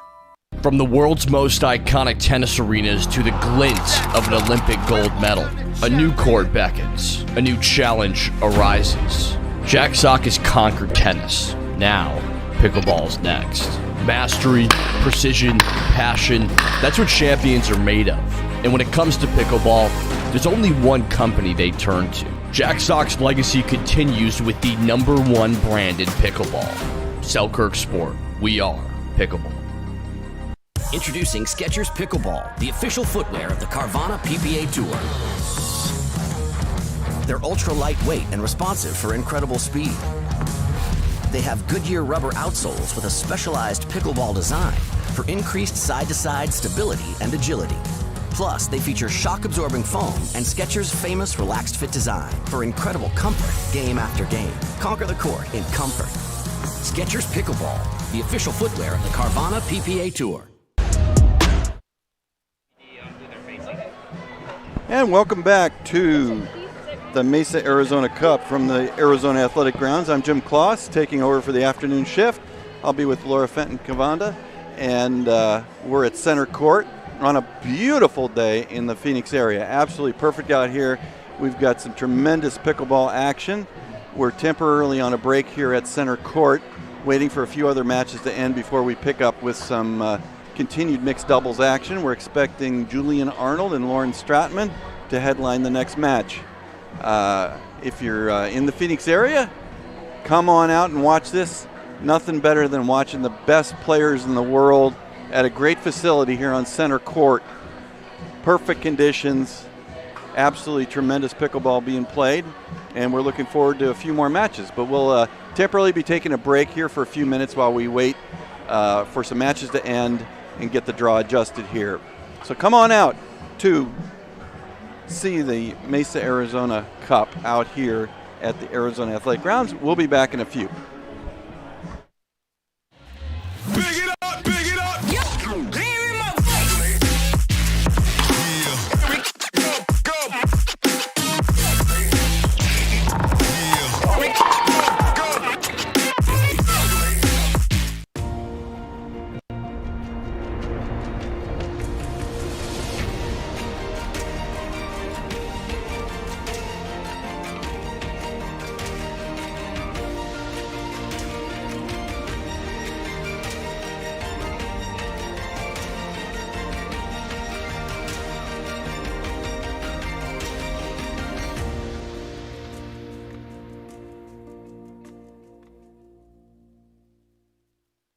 Guaranteed Rate, we understand that life is about more than mortgages.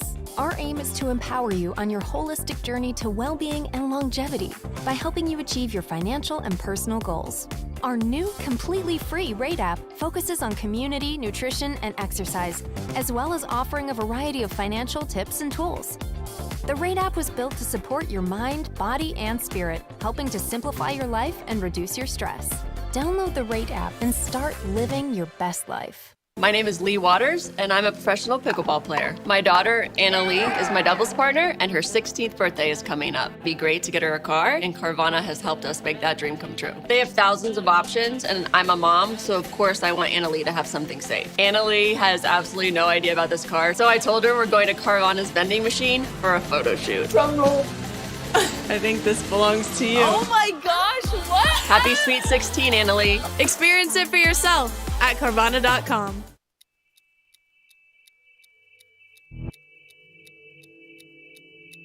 Play hard for fun, to win, to live. Whatever your play, there's Penetrax Joint and Muscle Cream to let you play on. Deep penetrating relief without greasiness, irritation, or unpleasant odor. Inspired by nature and 100% guaranteed. Try Penetrax and play on.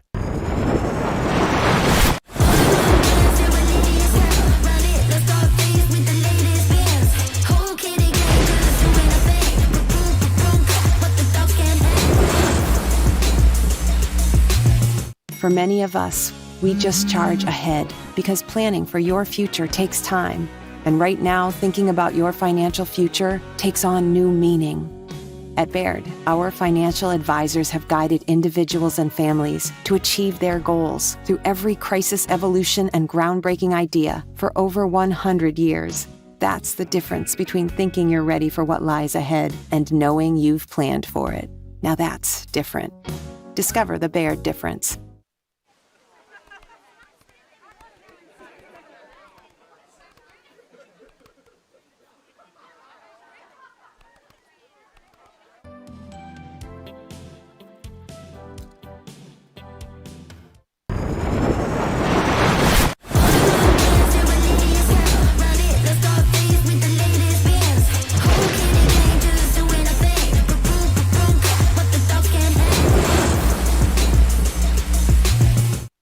When the game gets intense, don't let residue ruin your play. Reset, the ultimate solution to bring back the grip, spin, and control to your carbon fiber pickleball paddle. Say goodbye to caked-on gunk and slippery surfaces, and say hello to a paddle that feels brand new. Backed by science and made with love by passionate pickleball players just like you. Experience the Reset difference today. Reset.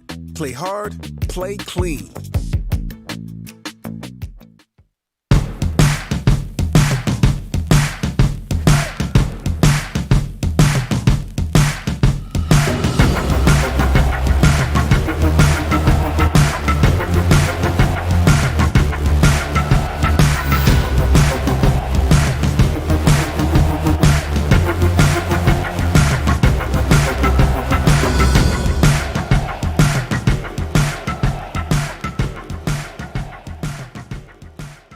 To make it to the game, it takes dedication and training. To stay in the game, it takes grit and stamina. To win the game, it takes strategy and skill. You keep focus on your approach, drop, and champion shots, and we'll help you stay focused on your strength, flexibility, speed, and downtime. Having a sports medicine partner in your court is key to helping you make it to the game, stay in the game, and win the game.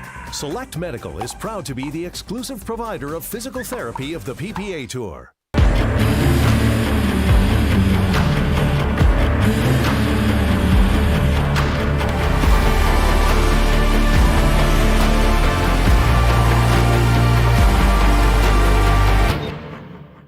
From the world's most iconic tennis arenas to the glint of an Olympic gold medal, a new court beckons, a new challenge arises.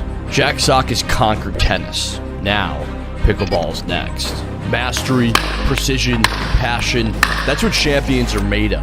And when it comes to pickleball, there's only one company they turn to. Jack Sock's legacy continues with the #1 brand in pickleball. Selkirk Sport, we are pickleball.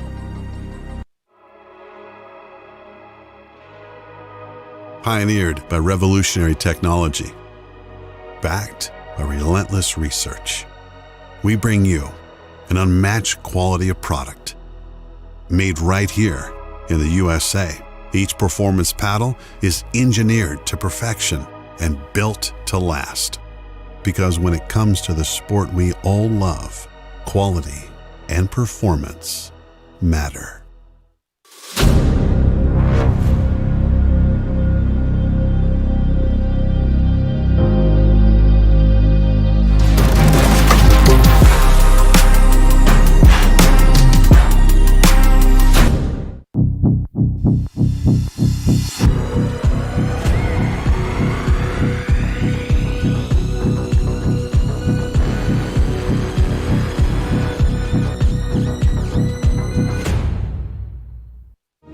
Every time someone tells you they vacation in the same place every year, it should really make you wonder, why?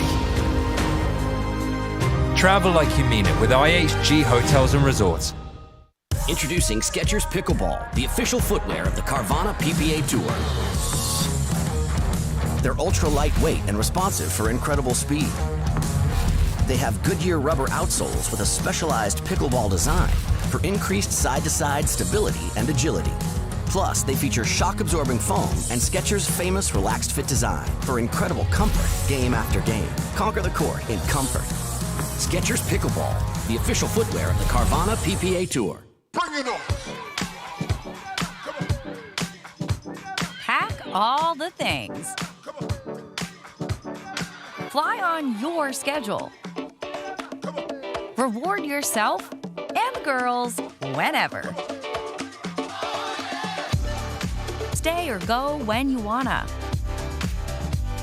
And more is on the way. So when you're ready to go, go with heart. Go with Southwest.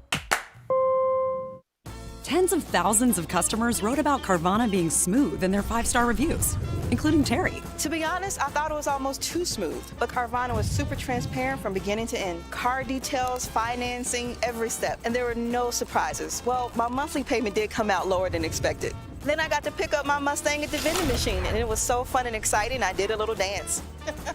Trust me, financing my car with Carvana was super smooth. Finance your next car with Carvana today.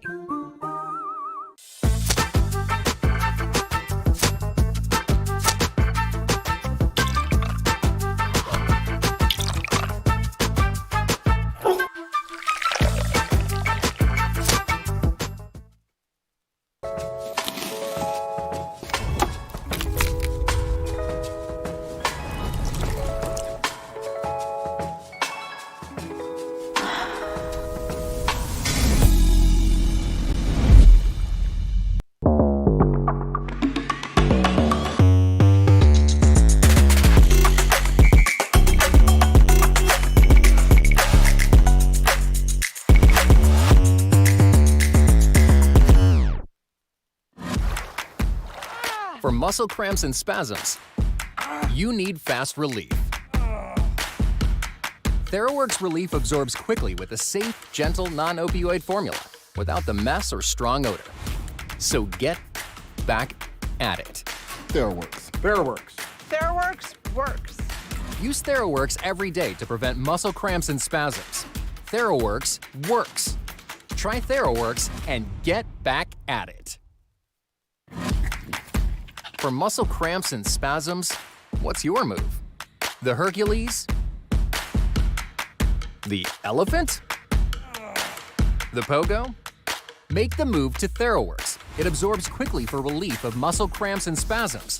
A safe, gentle, non-opioid formula you can use every day to keep moving without the mess or strong odor. For fast relief of muscle cramps and spasms, TheraWorks works. Try TheraWorks and get back at it.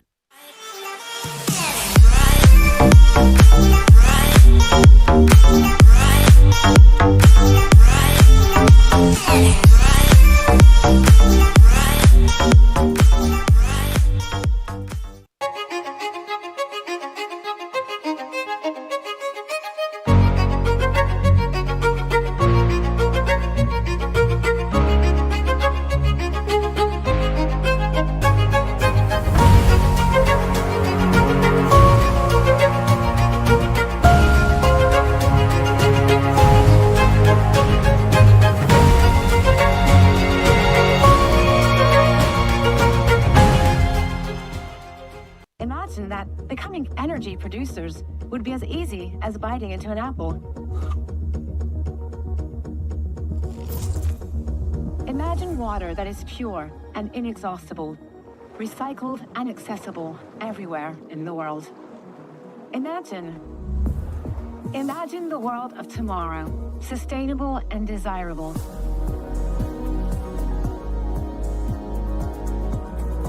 Veolia.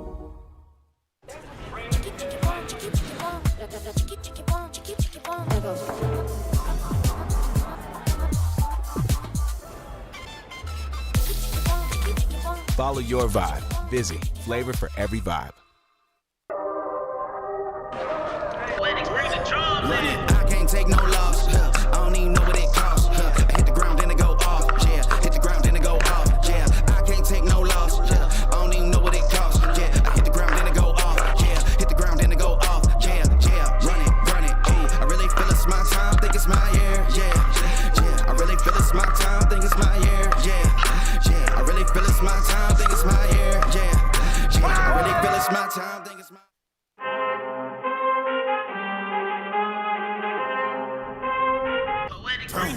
I need all the wins, yeah. Ain't no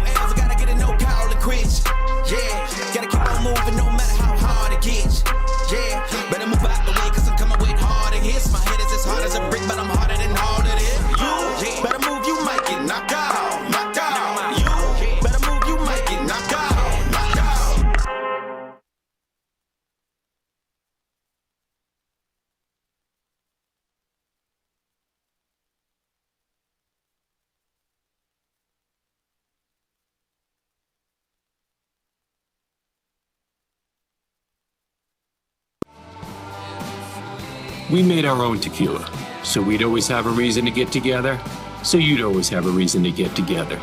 Grab a glass, amigo. Our casa is your casa.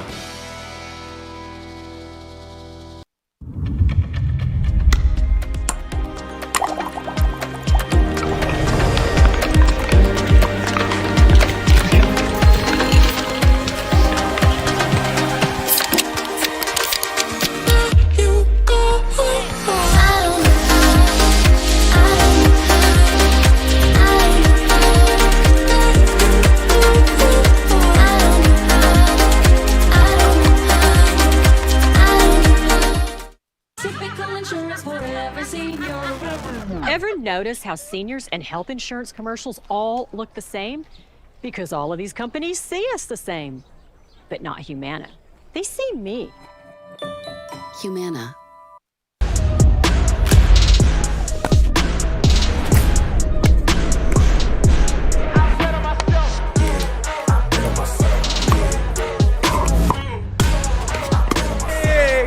Yeah, I bet on myself.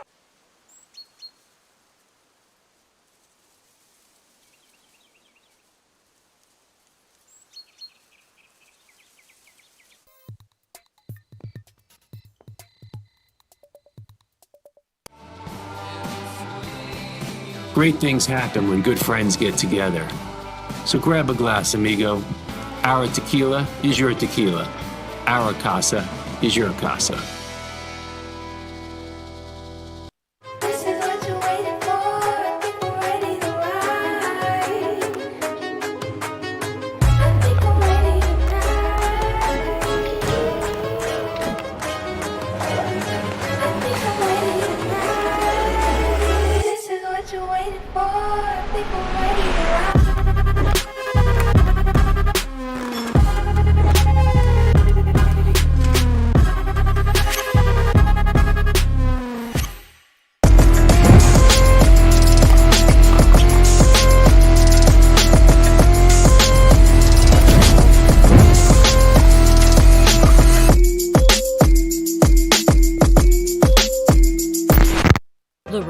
Sunscreen blocks up to 98% of UVB rays and helps prevent visible sun damage. The only sunscreen with Cell Shield UVA UVB protection plus antioxidants. La Roche-Posay, the official sunscreen of the Professional Pickleball Association. Typical insurance for every senior. I'm not actually a stereotypical senior. I just play one in cheesy health insurance commercials.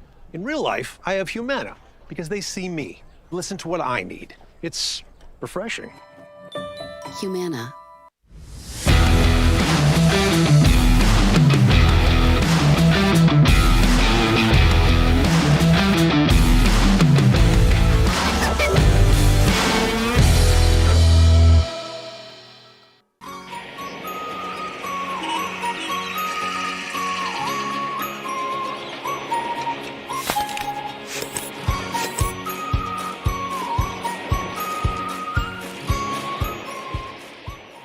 Well, it's easy. I play longer, I feel stronger, and I recover faster.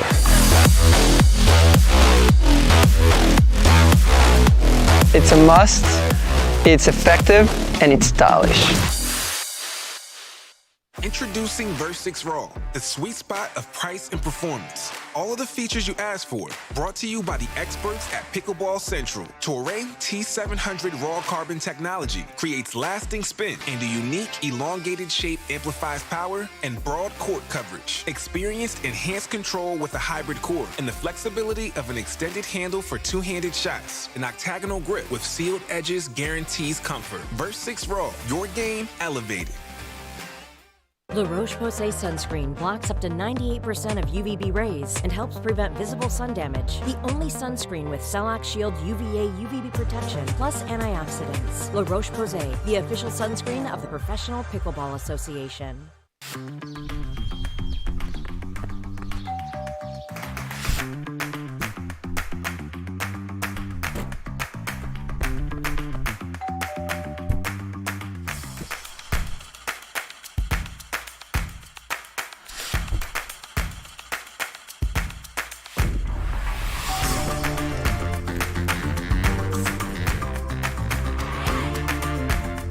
Pickleball Central, your trusted pickleball experts.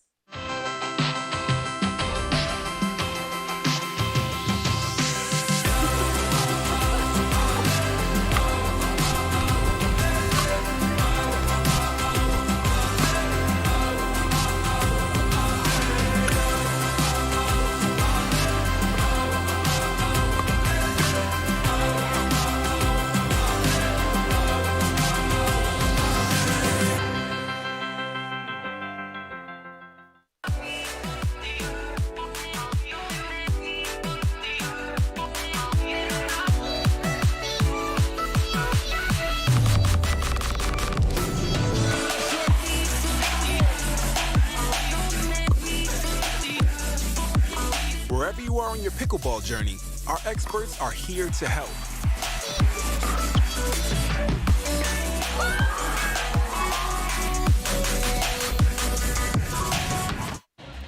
Big it up, big it up!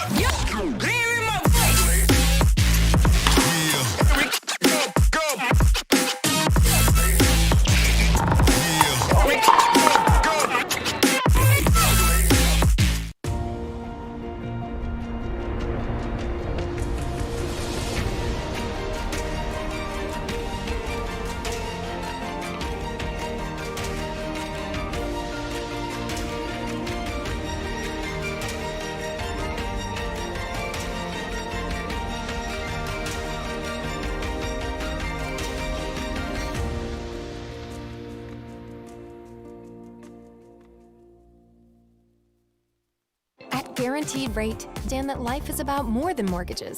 Our aim is to empower you on your holistic journey to well-being and longevity by helping you achieve your financial and personal goals. Our new, completely free Rate app focuses on community, nutrition, and exercise, as well as offering a variety of financial tips and tools. The Rate app was built to support your mind, body, and spirit, helping to simplify your life and reduce your stress.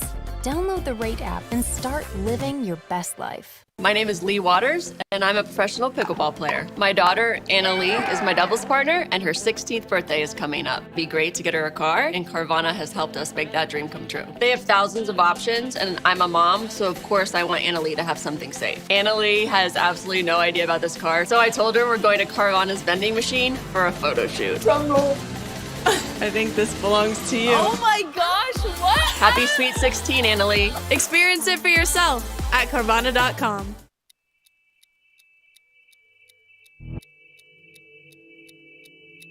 Play hard for fun, to win, to live.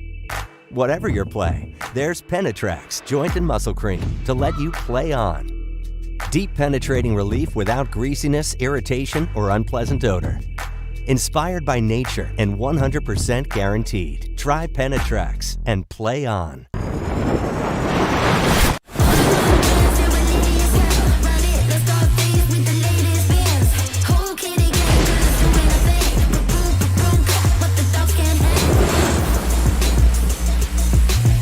For many of us, we just charge ahead because planning for your future takes time.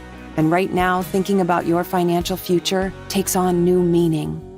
At Baird, our financial advisors have guided individuals and families to achieve their goals through every crisis evolution and groundbreaking idea for over 100 years. That's the difference between thinking you're ready for what lies ahead and knowing you've planned for it. Now that's different. Discover the Baird difference.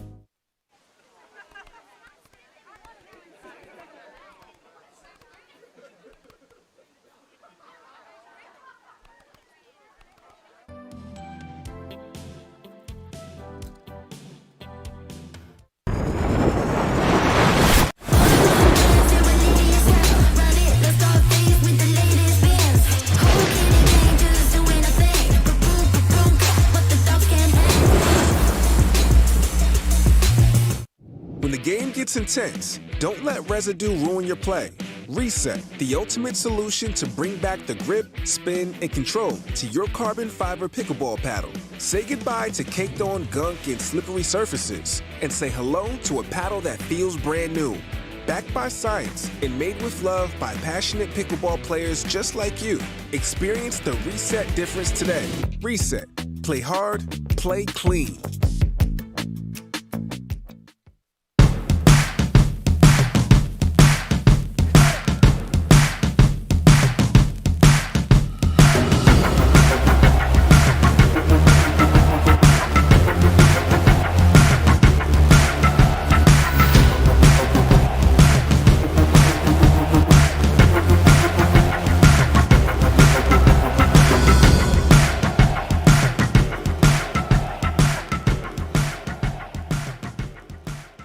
To make it to the game, it takes dedication and training. To stay in the game, it takes grit and stamina. To win the game, it takes strategy and skill. You keep focus on your approach, drop, and champion shots, and we'll help you stay focused on your strength, flexibility, speed, and downtime. Having a sports medicine partner in your court is key to helping you make it to the game, stay in the game, and win the game.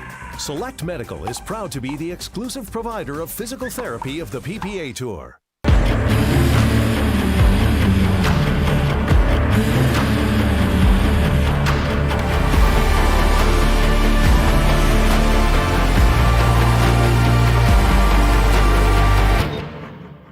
From the world's most iconic tennis arenas to the glint of an Olympic gold medal, a new court beckons, a new challenge arises. Jack Sock has conquered tennis. Now, pickleball's next. Mastery, precision, passion, that's what champions are made of. And when it comes to pickleball, there's only one company they turn to. Jack Sock's legacy continues with the #1 brand in pickleball. Selkirk Sport, we are pickleball.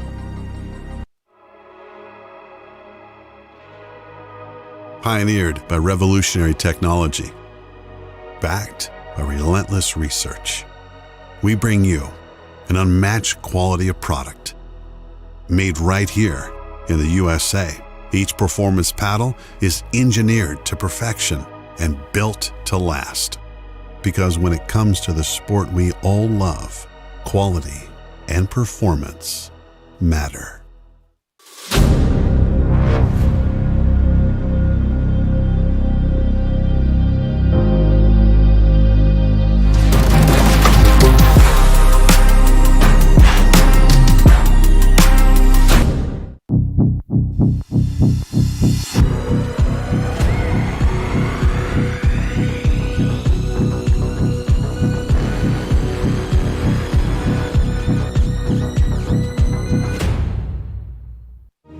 Every time someone tells you they vacation in the same place every year, it should really make you wonder, why? Travel like you mean it with IHG Hotels and Resorts. Introducing Skechers Pickleball, the official footwear of the Carvana PPA Tour. They're ultra lightweight and responsive for incredible speed. They have Goodyear rubber outsoles with a specialized pickleball design for increased side-to-side stability and agility. Plus, they feature shock-absorbing foam and Skechers' famous relaxed fit design for incredible comfort game after game. Conquer the court in comfort. Skechers Pickleball, the official footwear of the Carvana PPA Tour. Bring it on! Pack all the things. Fly on your schedule. Reward yourself and girls whenever. Stay or go when you wanna. And more is on the way. So when you're ready to go, go with heart. Go with Southwest. Tens of thousands of customers wrote about Carvana being smooth in their 5-star reviews, including Terry. To be honest, I thought it was almost too smooth, but Carvana was super transparent from beginning to end. Car details, financing, every step, and there were no surprises. Well, my monthly payment did come out lower than expected. Then I got to pick up my Mustang at the vending machine, and it was so fun and exciting, I did a little dance. Trust me, financing my car with Carvana was super smooth. Finance your next car with Carvana today.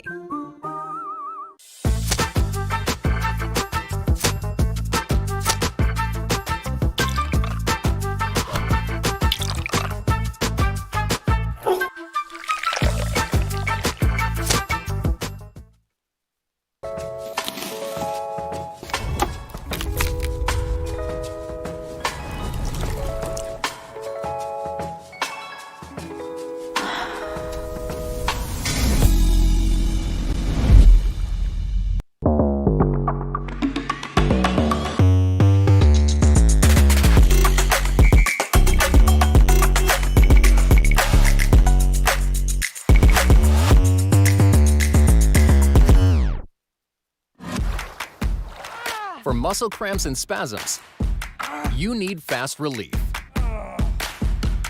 TheraWorks Relief absorbs quickly with a safe, gentle, non-opioid formula without the mess or strong odor. So get back at it.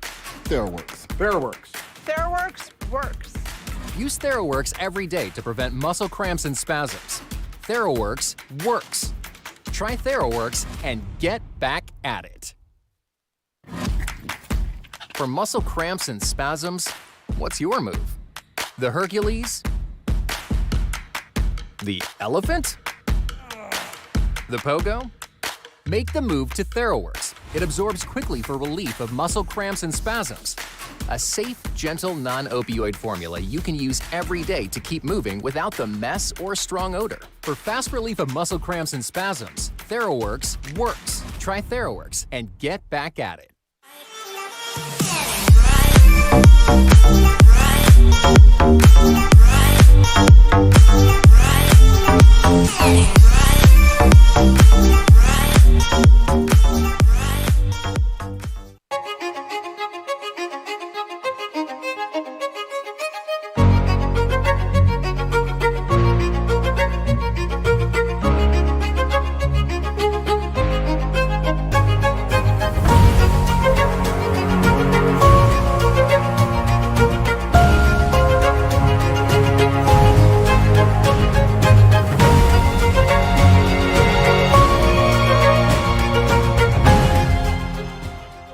Imagine that becoming energy producers would be as easy as biting into an apple.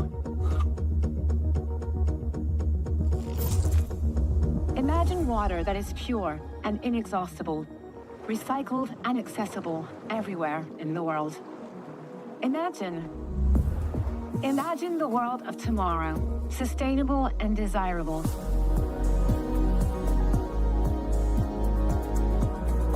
Veolia.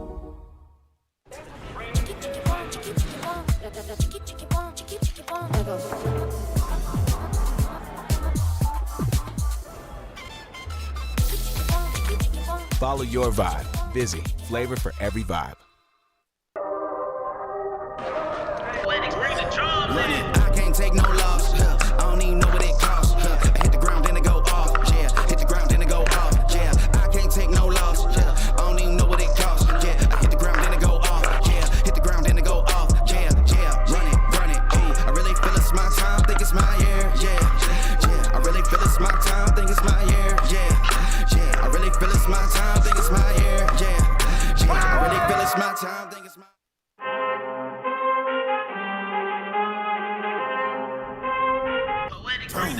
I need all the wins, yeah. Ain't no L's, gotta get it, no call to quits, yeah. Gotta keep on moving, no matter how hard it gets, yeah. Better move out the way, cause I'm coming with harder hits. My head is as hard as a brick, but I'm harder than all of it. You better move, you might get knocked out. You better move, you might get knocked out.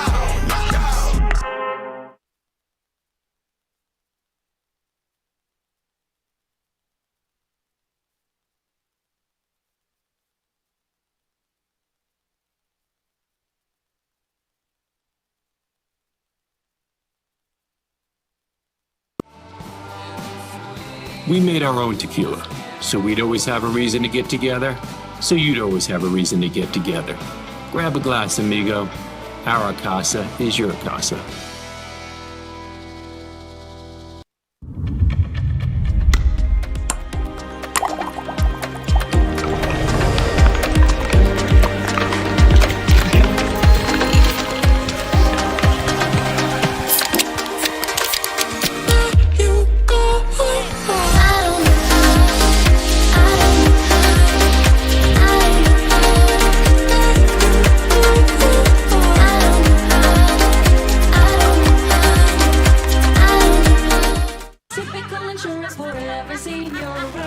Ever notice how seniors and health insurance commercials all look the same? Because all of these companies see us the same. But not Humana. They see me. Humana.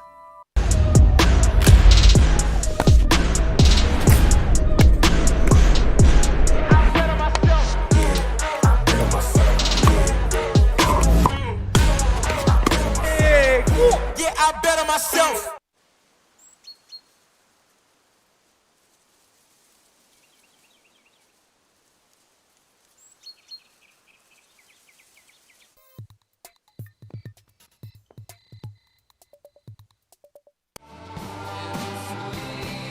Great things happen when good friends get together. So grab a glass, amigo. Our tequila is your tequila. Our casa is your casa.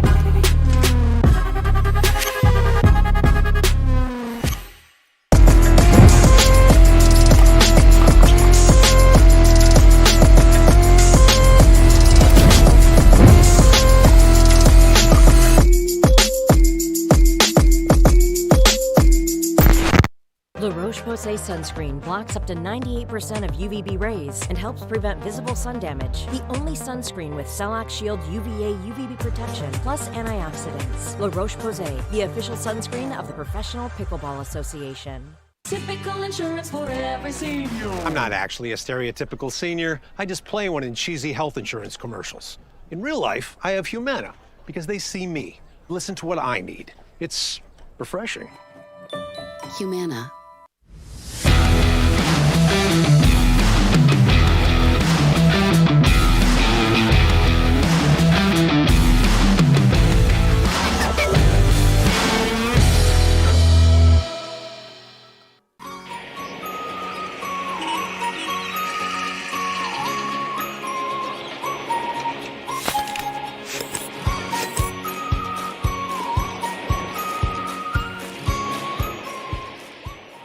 Well, it's easy. I play longer, I feel stronger, and I recover faster.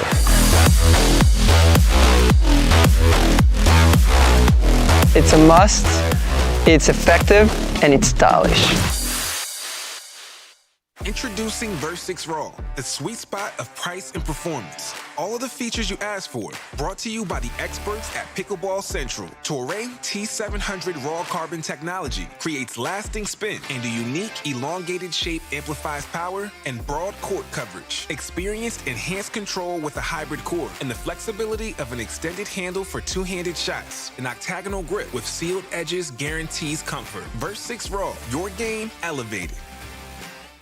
La Roche-Posay sunscreen blocks up to 98% of UVB rays and helps prevent visible sun damage. The only sunscreen with Celac Shield UVA UVB protection plus antioxidants. La Roche-Posay, the official sunscreen of the Professional Pickleball Association.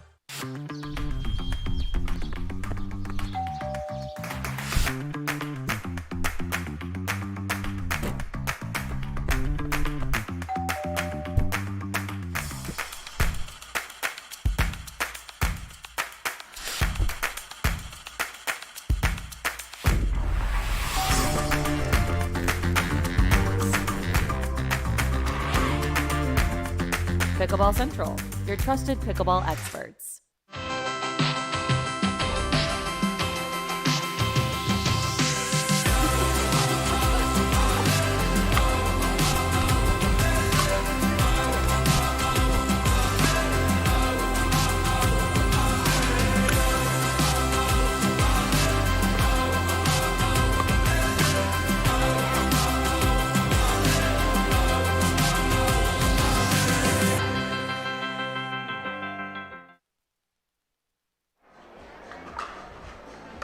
And welcome back to the PPA Mesa Arizona Cup from the Arizona Athletic Grounds here in Phoenix, Arizona. I'm Jim Kloss here today with Laura Fenton-Cavanda. We're here on center court. Sorry about the little bit of a long break we had, but we were with the progressive draw. We were just waiting for a match to end so we could get an opponent for the next seed.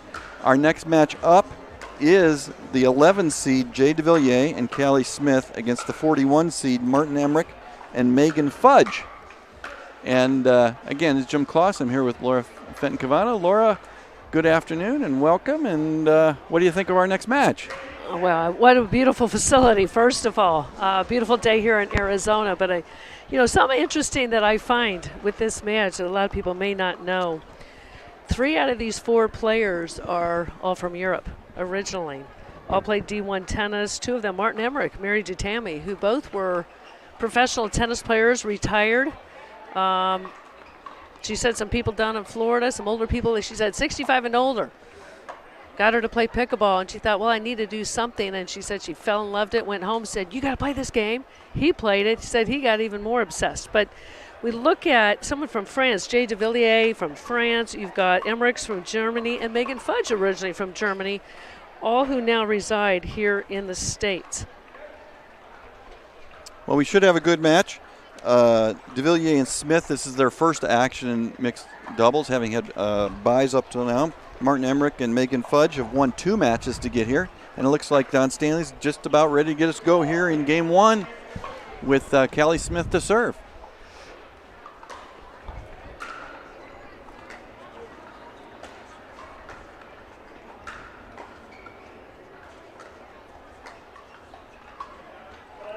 Well, Mark may have gotten away with one there. I think Jay may have been a little, I don't know what the right word is, a little courteous on the call. Courteous, thank you, on the call, on that back line. And despite, even despite their rankings on this, coming in as 11th seed versus the 41, I think you're going to see a lot closer match than what those seeds state. Yeah, Megan Fudge in particular has been playing some very good pickleball lately. And also going to comment, standing right here too, when you've been outside playing in the bright sun, and it is very, very bright here in Arizona, and you come indoors and it's more shady, it does take a little while just to adjust to the sight and the darkness indoors here. Not indoors, but under our covering here. It was a nice point by all 4 players. Megan Fudge to serve at 2-0-2 here in game 1.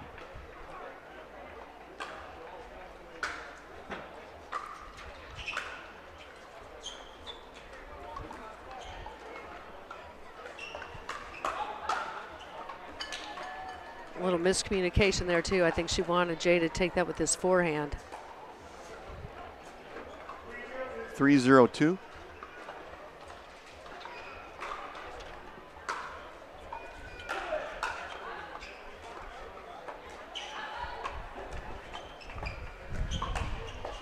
It's a smart shot, really smart shot from Callie. She takes the inside out, goes down the line to her backhand. Wasn't ready for it. 0-3-1. Fudge and Emmerich are stacking. They're going to unwind the stack here. Oh, they called it off.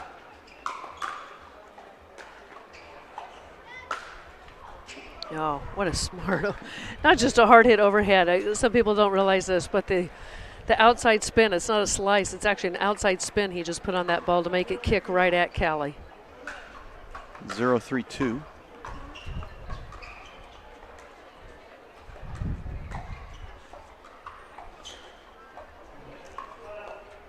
I like it. I like Megan's testing Jay right now. Just take the ball to his backhand. We're going to get a little dink rally. Let's see what he does with it. 3-0-1, Megan Fudge serving.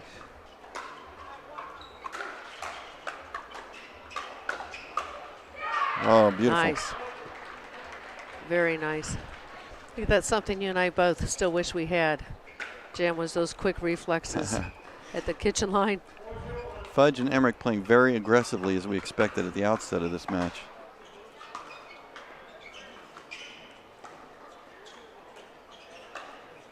Wow, read the court really well. Megan Fudge, I mean, you've got Callie jumping out there for the erm. She read the opening and attacked that ball right through the middle of them. 5-0-1.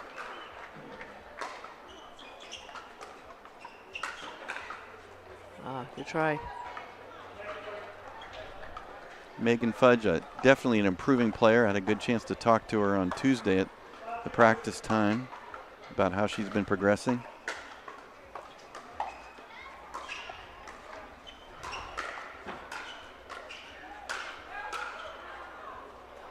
Wow, I've got to go back just to her third shot. She hit a backhand down the line drop shot, which is really, really difficult with the ball coming to you cross court. That was just a beautiful drop shot.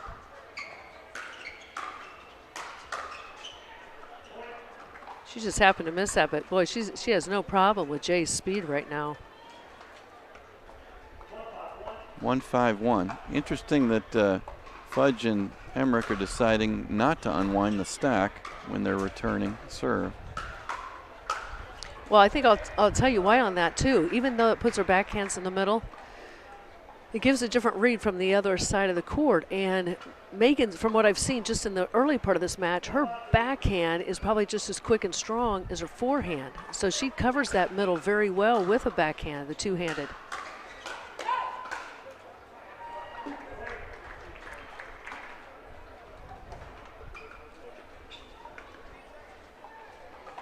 (2-5-2). Emmerich's also cheating a lot toward the middle, daring Callie Smith to poke it down his forehand side.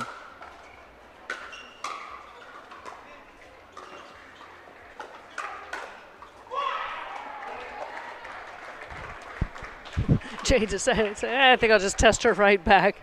It's time for me to take a little more control and drive this ball and win the point. 3-5-2.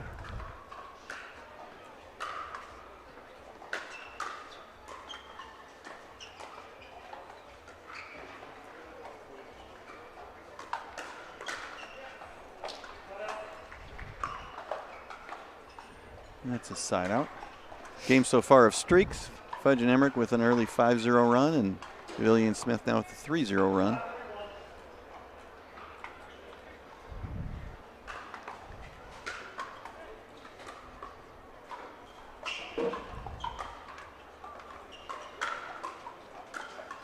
Yeah.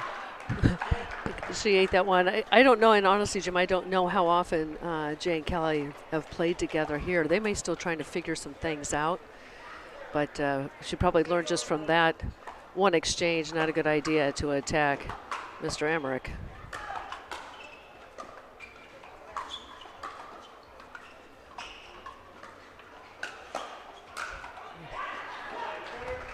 Interesting early strategy here, Laura, where Callie and Jay deciding not to unwind the stack receiving, and Fudge and Emmerich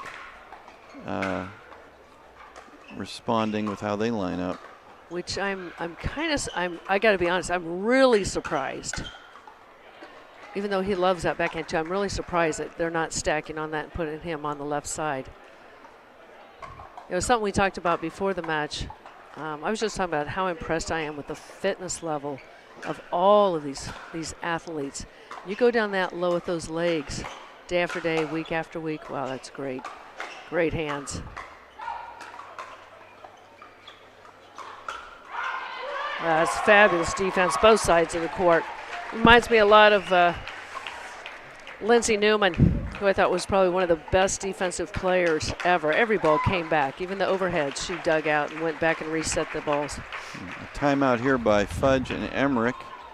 Smith and DeVilliers serving at 4-6-1. And again, Laura, I noticed they didn't serve, obviously, but Jay and Callie obviously had a conversation about whether they were going to play straight up. Instead, they decided to go for a reverse, what we would call a reverse stack, where the man plays on the right-hand side. Normally, Jay would go to the left side where the score would dictate he would stand anyway, but they're deciding to reverse stack.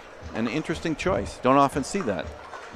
Well, the only thing I can think about is, or why they might do that is, I mean, Jay is very, very quick with his backhand and one-hand backhand. He's just as quick as people with two-hand, but I guess only time will tell here. I still think that's, my opinion, not really a great choice. I think it's going to allow Matt to attack Callie with his left hand to her, and he's got quicker reflexes, hits harder. We'll just see what happens. But they're still reverse stacking. Yeah, it looks I like. mean, if I were Matt, I would be attacking Callie nonstop.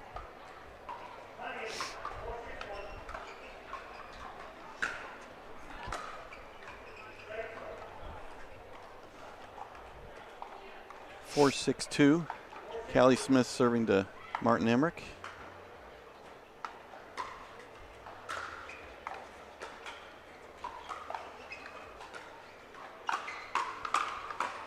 Yep. Matt short for Martin. Martin, that's my bad. Anyway, yeah, right now you notice they've gone back. Let's see if they switch again. I'm really There we go. They went back to regular. 7-4-1. Very unusual. Yeah, it looked mistakes from Callie. It looked like DeVilliers and Smith wanted to get Jay across from Megan Fudge so that Jay could attack her directly. Now they switch back. Yeah, but you notice he wasn't getting the ball at all. Oh, wow.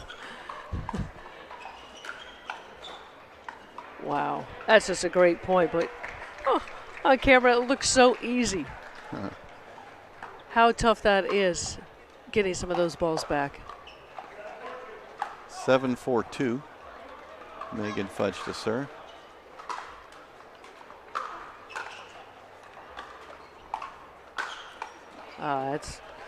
That's amazing. How fast do you think that ball just went? It was, but the incredible angle. Yes. I'm going to guess 140, 150 at a short angle.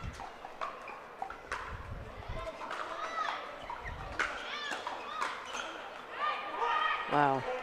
That was a great hands of Kelly Smith there on the drive. That's called a shake and bake.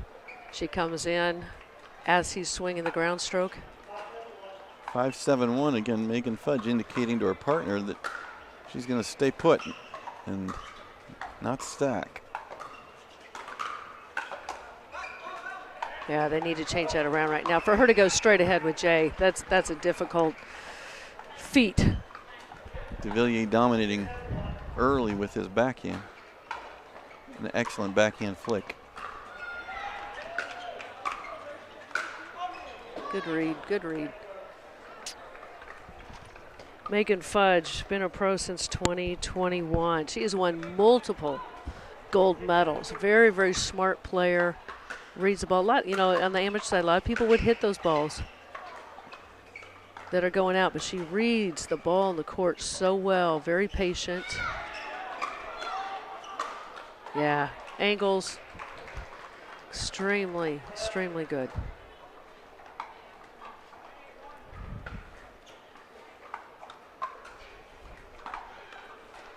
Lost ball under the stands for a moment. Megan Fudge to serve at 7-6-1. First game.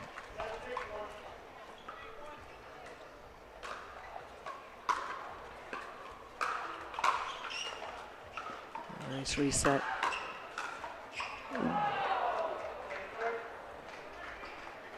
Great defense reset. Did you know, this is totally off this subject, but all 4 of these players right now are all parents?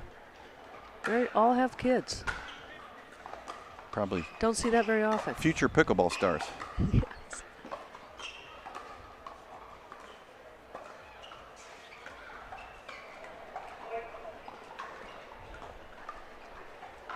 Mistake you don't see very often by Mr. J. Mr. J, known as the Flying Frenchman. One of the favorites on the tour, actually, by players and fans alike. Martin Emmerich serving at 8-6-2, game 1.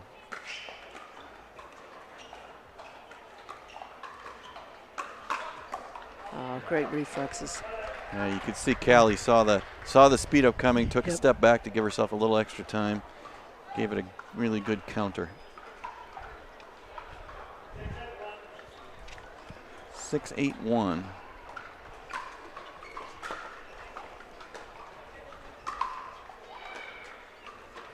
Right now, I mean, if we had to pick out of these 4 players, my opinion, Megan Fudge, outside I think 1 unforced error, Megan Fudge has probably been playing the best out of all 4 of these so far.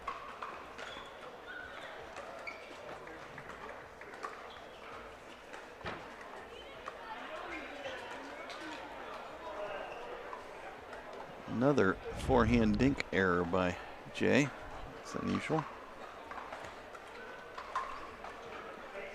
8-6-1. Too bad. He just looked up a little bit. When he took that swing, he happened to look up rather than watching the ball all the way through. That is true. That is true.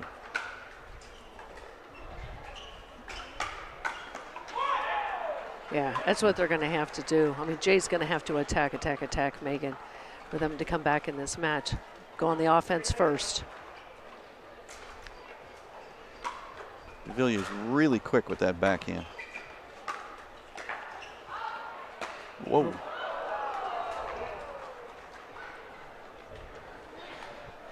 Emmerich swinging a little early on that overhead. I'm looking around going, okay, well, that end of the court, he's looking up, and there's sunshine in the sky a little bit. The other side is covered, but I don't think that had anything to do with it. It was just a miss. Yep. Smith serving at 7-8-1, and again, Smith and DeVilliers choosing not to stack. And it cost him.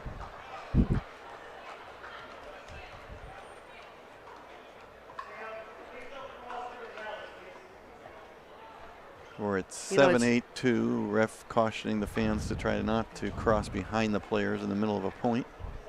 It's interesting as time goes on and pickleball becoming even more and more and more of a professional sport. I mean, there's a lot of areas still that we need to improve, but to see if there's more coaches, as more money comes into it, if there's more coaching, just to have that extra set of eyes outside of the court to see exactly what's going on, what needs to change, what needs to stay the same. Megan Fudge with some textbook technique there. And you're testing somebody. Martin Emmerich has some just darn good really fast reflexes. I don't think that's a person you want to be testing straight ahead anymore. We've got a timeout by DeVilliers and Smith here in game 1 on center court. Emmerich and Fudge up 9-7-1. It's been Laura, I think a really well played first game. All 4 players playing some good pickleball. To me, the difference has been DeVilliers with some domination on the backhand side, but Megan Fudge with some really good technique, really good knee bend on those backhands. I agree with you. I think she's played the best of the 4. All 4 playing good pickleball, but I think Megan's probably playing the best. Just gives them a slight lead at 9-7. Yeah, I think right now she's the smartest player on the court. I mean, she's hitting her dinks. That ball's below the net a little bit. She's being patient. She's hitting cross court. She's hitting to the back foot, straight ahead on the back foot. She attacks when she should attack. She reads the court very well when to hit, like a cross court angle versus through the middle angle. You know, Jay's giving them a few on the dink, some easy points. Callie is a very steady player, but again, I don't think she should be testing Martin straight ahead whatsoever. And Martin has had some incredible defense and resets. So I think that's the difference here in the first game. Emmerich serving at 9-7-1.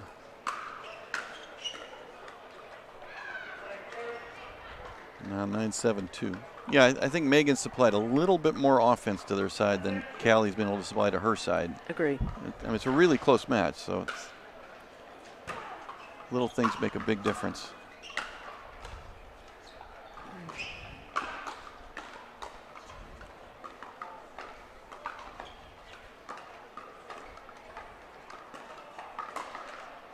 Too bad on the net there. I was just about to say, though, I just think it hurts. This is just my opinion. I think it hurts Callie and Jay. It takes Jay out of the point of being able to be offensive and aggressive, being able to cover the majority of the court and attacking from the middle. Instead, he's kind of out of the point, standing on the right side. This guy's 6'3". Take advantage of that. 7-9-1. Now they've gone back to traditional stacking with Jay getting the left-hand side. Wow. Great point. Great point by all 4 players. Tremendous hands. You can really see how they're taking the ball out well in front of their body. Big difference between pro play and amateur play. One thing is how far out the pros hit the ball in front of their body. They're way, way out in front of their body with the paddle. Yep. They keep it out front. They see the ball better. I shouldn't say they do see the ball better, but I've got to clarify that. That age does make a big difference. But there's a lot of amateur players who are younger. And as you just stated, yeah, paddles are always up and out. Sometimes we hear people or teachers say, okay, paddle up. Well, you can have your paddle up, but what really does that mean? Up and out, ready to attack, ready to block, either one. Well, it makes it much easier to reset the ball, much easier to dink with the paddle well out in front.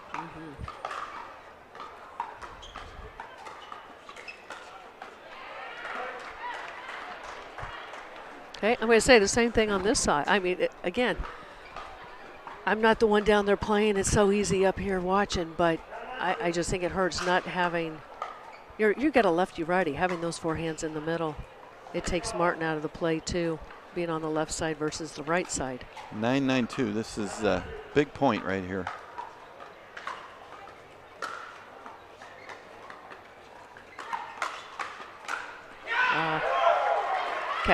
Callie comes through. Callie was up, paddle up. She was ready for that attack.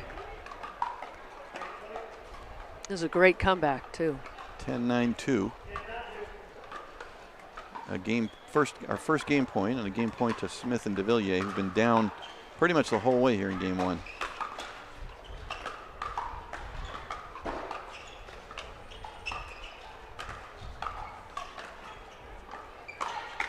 Oh, it's just a good read. She took him out wide as he came back. Jay did not have his paddle up ready in that time, so she caught him. That was pretty daring there by Megan Fudge on a game point to go after DeVilliers' backhand, which has been so effective here in game one. 9-10-1.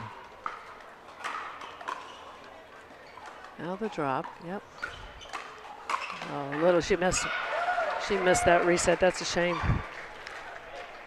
Question for some people, should I drive, should I drop that third shot? You mix it up. It depends on what is your goal. You drive it just to bring that ball back to the middle of the court, but you've got to drop the fifth, which she did. 9-10-2. This is a big point. You don't want to give it serve back to Smith and DeVilliers with 2 game points. She was off balance. That's a shame. They've got an opportunity to get one just to tie the game, but 2 missed opportunities with the dink. She didn't stop her feet on the last one, and it cost her that ball going up high on her. 10-9-1, a second game point opportunity here for Smith and DeVilliers. See if they can convert.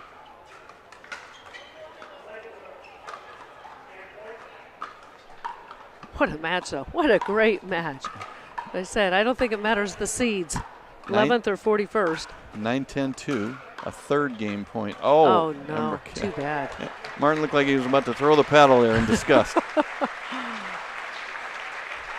Well, I tell you, they were in complete control for a long time, and they started changing a few things. Yeah, that was a good game one win by Smith and DeVilliers. They trailed the entire way. I think they were playing fine, but I think they were being slightly outplayed. But they got it together right at the very end.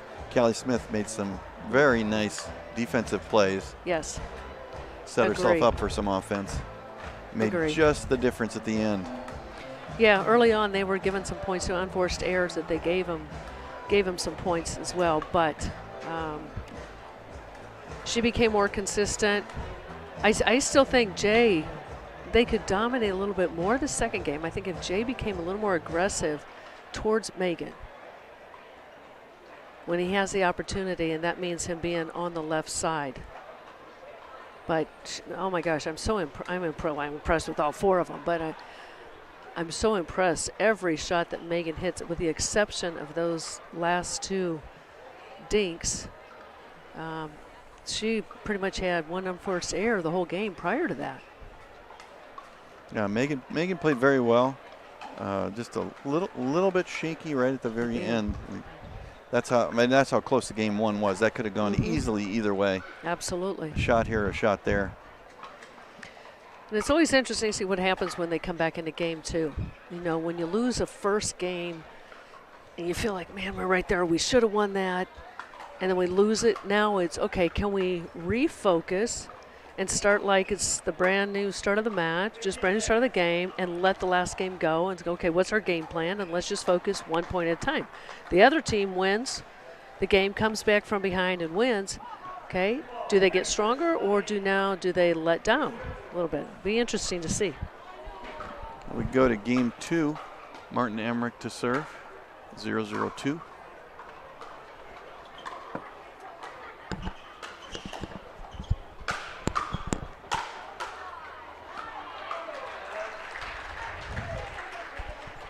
And a quick side out to DeVilliers and Smith. Callie Smith, known for her long braid, nicknamed Rapunzel. Just a very, very sweet, always has a big smile on her face. Just what extremely nice person to everybody. Nice touch there by Martin Emmerich. A little help from the net. 0-0-2. That's a smart shot. Great shot. Ball's up. You've got to attack the female. 1-0-2. That's going to go long. We got just a little bit of wind that came up here too. About the last 5 minutes coming in from the north end. 2-0-2.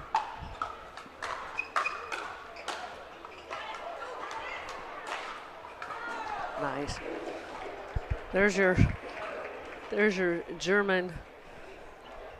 Got as high as number 35 on the men's pro tour in tennis. Yeah. He's pretty much a doubles and a mixed specialist, but you can see it there. Yeah, that overhead had a lot of power on it. 0-2-1. That was the right move. Again, like I said, it's easy from out here, but he looked up when he went to hit the ball. He looked straight up at the players rather than watching the ball. 1-2-1.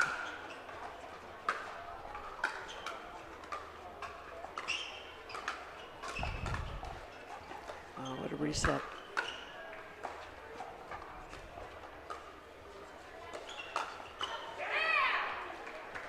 That was Jay's fault. That was actually a great point until the last shot he made was a wrong decision. Going through the air at Martin, and again, Martin's just got extremely fast hands. This is the third PPA tournament of the year, and of course we started the year by switching to the Vulcan ball. It looks like these four players have pretty much gotten used to the ball. They've all shown pretty good control of the ball. Well, he makes it look easy, doesn't he? He's so relaxed, just laid back. He goes, yeah, but I'm just going to rip this. Okay, I'll rip it again. I'll rip it harder this time. 2-2-2.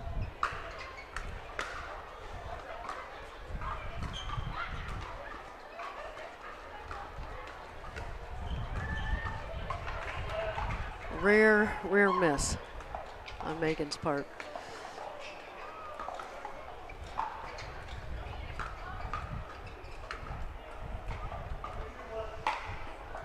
Two, 2-1 here in game two. DeVilliers and Smith having won game one.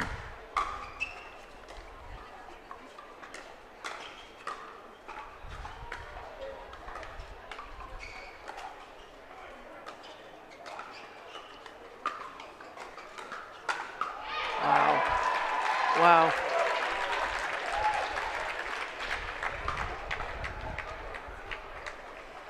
If many people out there listening, they didn't see it the last tournament here in Phoenix, where I believe it was Jay DeVilliers who had the shot on ESPN, number one.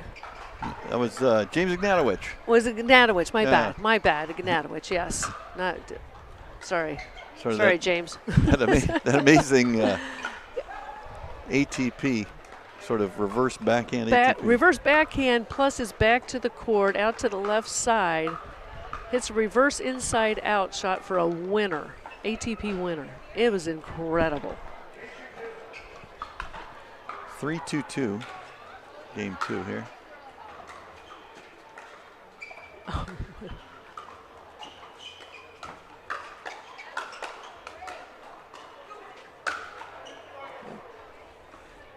I'd like to see, I mean, like I said, man, this is amazing. It's an absolutely fabulous match. I would just like to see Megan attack more straight ahead. She's got the ball up a little bit and she's attacking the backhand, but she's bringing it across court to Jay instead of taking that straight ahead at Callie. They need to attack the female more.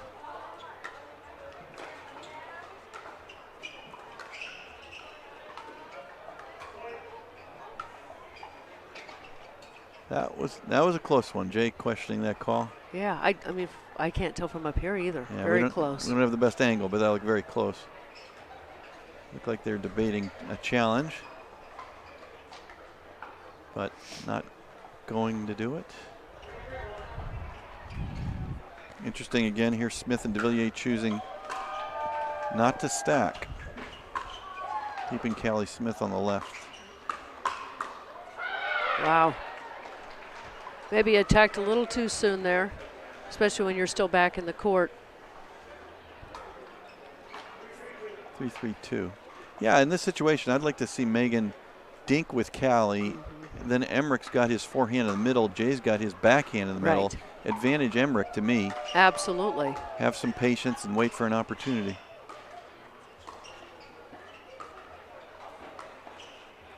You called it. There it is. Yeah, just be patient is right. I think this sequence favors Fudge and Emmerich. Then I guess I cursed I cursed Megan into an error there. That was my fault. I guess you could just say Callie Smith just hit absolutely perfect, precise dinks every shot that time. 3-3-1. And again, DeVilliers and Smith choosing to reverse stack. Wow. Again, we're attacking the wrong person. You want to keep challenging Jay up close. It's probably not going to work very often. They had their chance, though. That was a good example where Emmerich had a forehand down the middle. He just couldn't do enough with it. Well, should have brought that at Callie. But it's the shot they want. You don't always convert the shot you want, but that's the way to bet. There you go. Just like that. It's exactly what she should have done. She attacked that ball, put topspin, brought it down at her feet, and she's off the line about 3 feet. So tough to get that back. 4-3-2.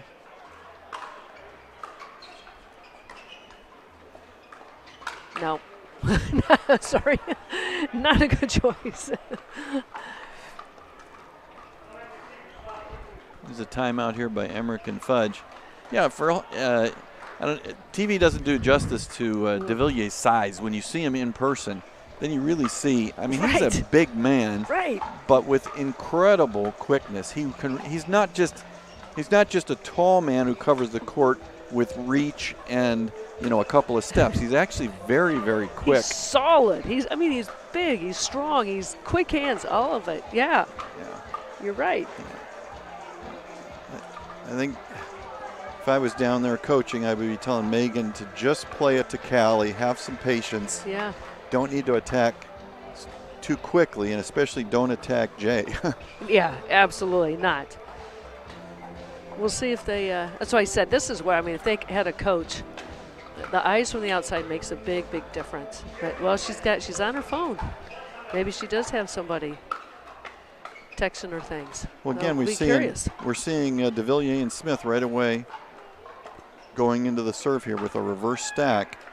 Jay playing on the right, anticipating that Fudge and Emmerich are going to unwind their stack and put Jay face up to Megan. I think that's what they've seen as their strong rotation.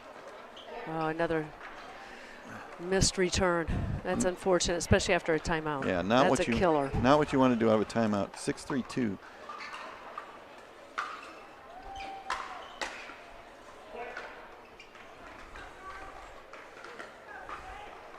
Martin missing 2 of those. Martin, the oldest of these 4. Martin's 40 years old. Jay at 29. That's a big difference right there, too. But again, here's where we got to talk patience, too. They got to become patient or even take another timeout. Right? They just lost 3 in a row. They heard you, Laura. You got to cut momentum. Timeout. You got to regroup. You got to talk about something. You got to change something. Timeout by Emmerich and Fudge. Yeah, it's been obviously a very close match. First game was 11-9 to Smith and DeVilliers. The second game was close, and now Smith and DeVilliers with a quick run to open up an 8-3-2 lead. Fudge and Emmerich sort of seem to be floundering a little bit, looking for an answer to the strategy being put forward by Smith and DeVilliers, reverse stacking. I think Smith and DeVilliers played very smart here, seeing that Fudge maybe a little premature on some of her attacks, so they want Jay face up to her to receive some of those attacks. I think they see a big advantage with Jay with his quickness and his length. Getting attacked by Megan can win that battle. Well, I think the number one principle right here now, hopefully they talk. Fortunately, they were finally talking to each other, but one word, patience. You can't think about the score. You've got to play 1 point at a time, 1 shot at a time. You've got to be extremely patient, let the outcome take care of itself. There we go. Not try to do too much, not play not to lose, which is not easy to do, but yeah, 1 point at a time. 3-8-1. Yeah, they came out of the timeout and they didn't unwind the stack, so it left Megan face up to Callie. Yep. I think it was a response to the reverse stack done by Smith and DeVilliers. And we're seeing a few more uncharacteristic errors for Megan this game versus the first game. She's missed some of her drops. Some of her drops have been high. This time she was okay on these. Callie Smith fooled a little bit by an errant bounce. We are on a covered court. There is some wind on the outer courts, and sometimes it filters into this court. This is exactly what we're talking about right here, Martin. These are things that, I mean, when you're serving, your opportunity to score points, those mistakes are just huge. You have to go back to basics. What are you good at? Don't try to do too much. But I have to agree. I mean, the wind right now, we can feel it right here where we're standing. We're getting gusts, and it is coming in when it's unexpected. 8-4-2. There you go. Again, she went cross court. I'd like to see that more back at Callie. 4-8-1. Fudge and Emmerich need a little bit of a run here. Oh, that was a gift. That's all right.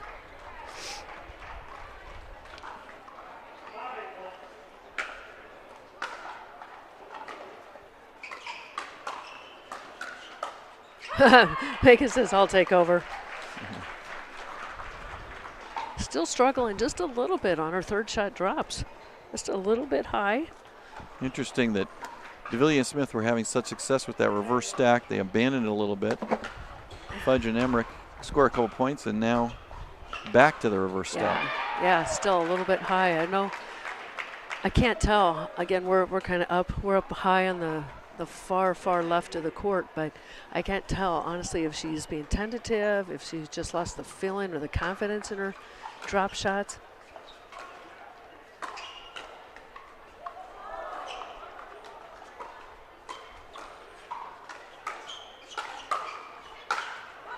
Wow, good defense again, but yeah, this is a different Megan Fudge's game than the first game.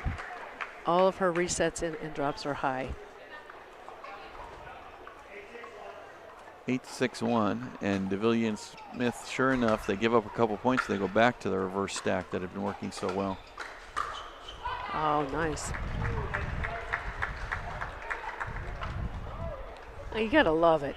I mean, they just lost the point, but Jay and Callie both are just smiling and tap paddles. And I mean, how nice is that? You don't see that always very often in sports.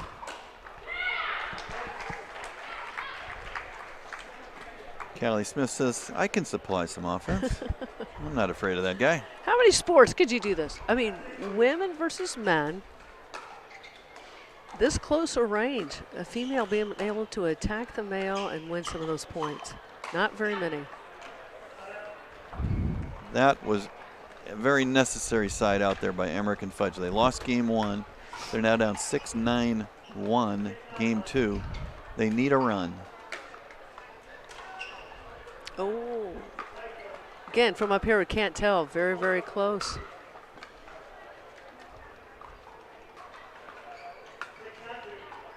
6-9-2.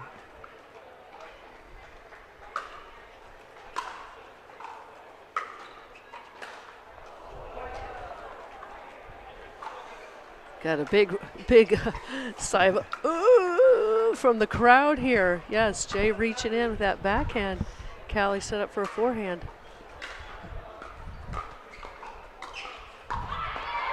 Wow.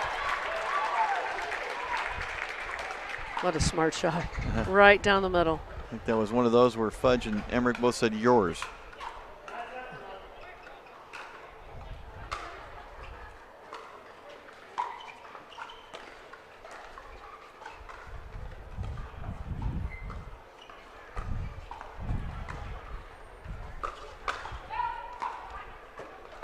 Here's the difference, too, I would say in this match. Even though Jay's had a few in the net or missed a couple of backhands, he has still been, I'm going to say, at least 70% more aggressive than Martin is.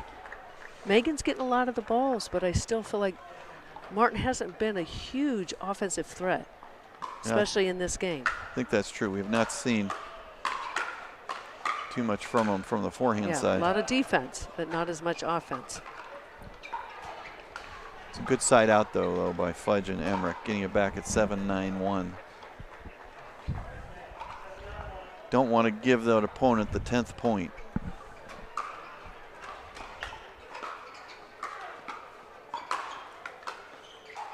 Yeah, I mean, just seeing her hit a lob off of that, I think she's lost all confidence in her drop shots. That was an odd time to lob. I'm a fan of the lob, but that was an odd time for it. 7-9-2. I'd say, if anything, just drive the ball about 80% speed, but at least it's going flatter over the net. If you're not hitting your drops well,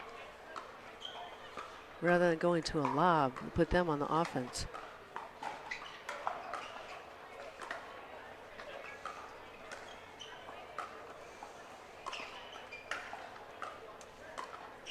Stay patient, both sides. That's something Callie is very, very good at.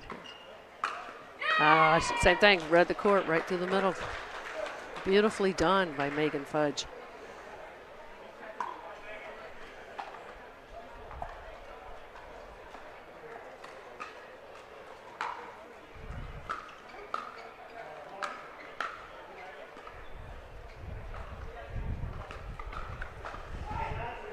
Eight, 9-2.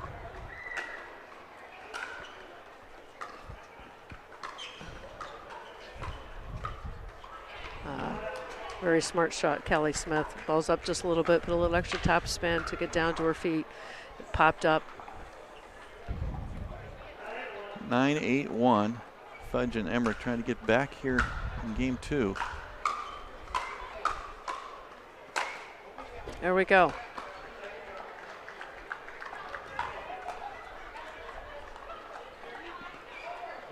So another big point.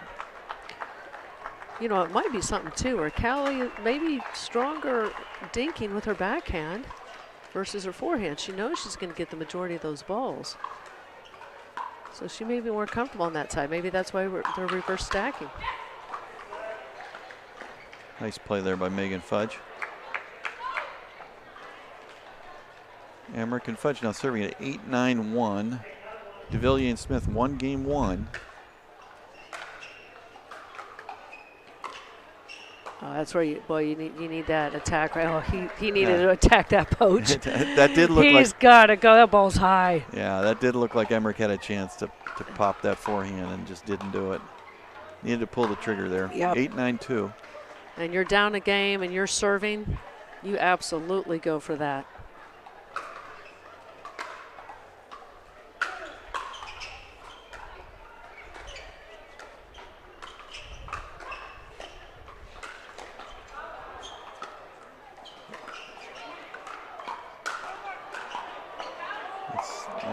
Oh, nice.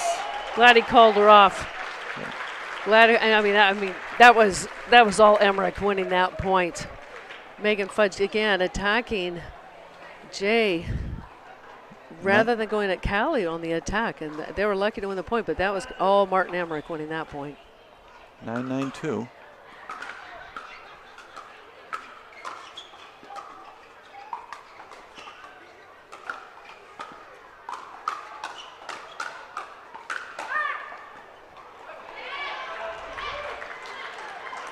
You notice that they switched sides this time? Jay on the left, Callie on the right. I'm questioning why they've not just stayed that way the whole time. He's so much stronger on the left side. Well, I think they switch back here again because now it puts de Villiers not just on the left, but they're trying to get him face up to Megan. But then Emmerich and Fudge respond by unwinding the stack. What a point. Fabulous point. And we have our first match point at 10-9-1.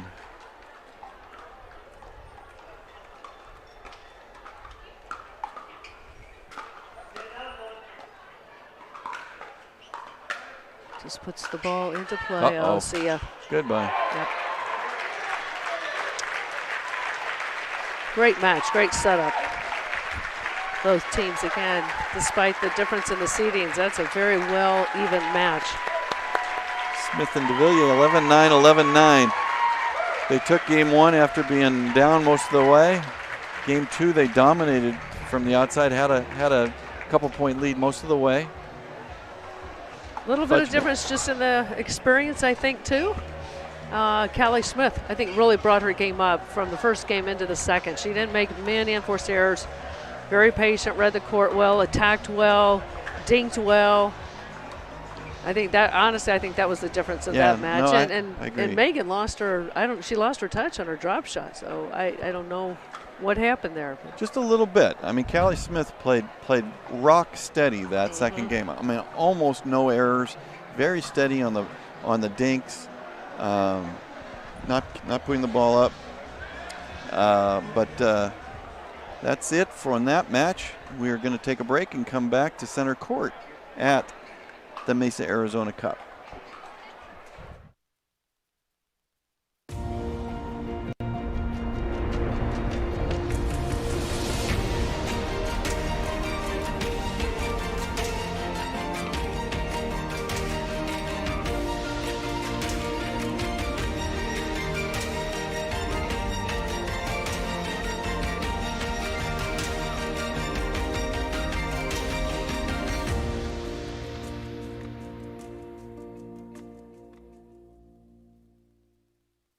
Guaranteed Rate, we understand that life is about more than mortgages.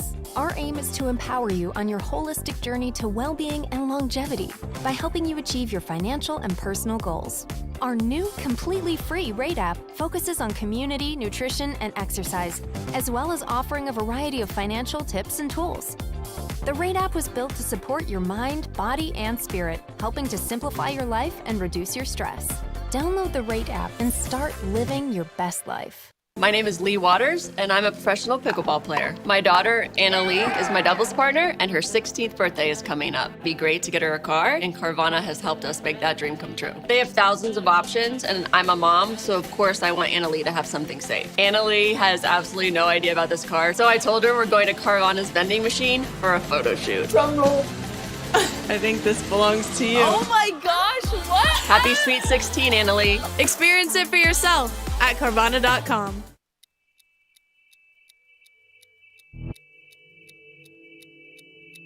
Play hard for fun, to win, to live.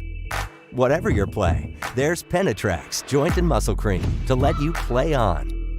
Deep penetrating relief without greasiness, irritation, or unpleasant odor. Inspired by nature and 100% guaranteed. Try Penetrax and play on.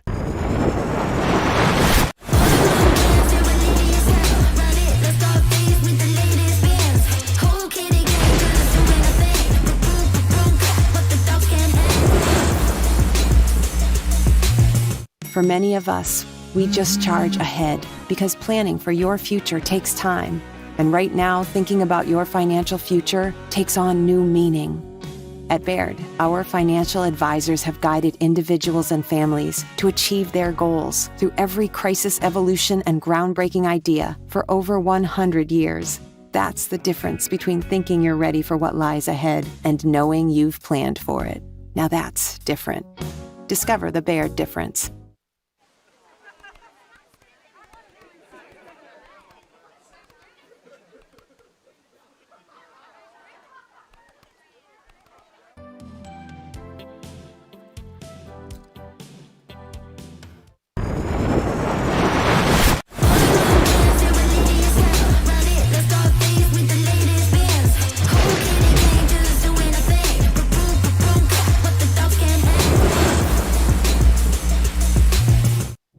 the game gets intense, don't let residue ruin your play. Reset, the ultimate solution to bring back the grip, spin, and control to your carbon fiber pickleball paddle. Say goodbye to caked-on gunk and slippery surfaces, and say hello to a paddle that feels brand new. Backed by science and made with love by passionate pickleball players just like you. Experience the Reset difference today. Reset. Play hard, play clean.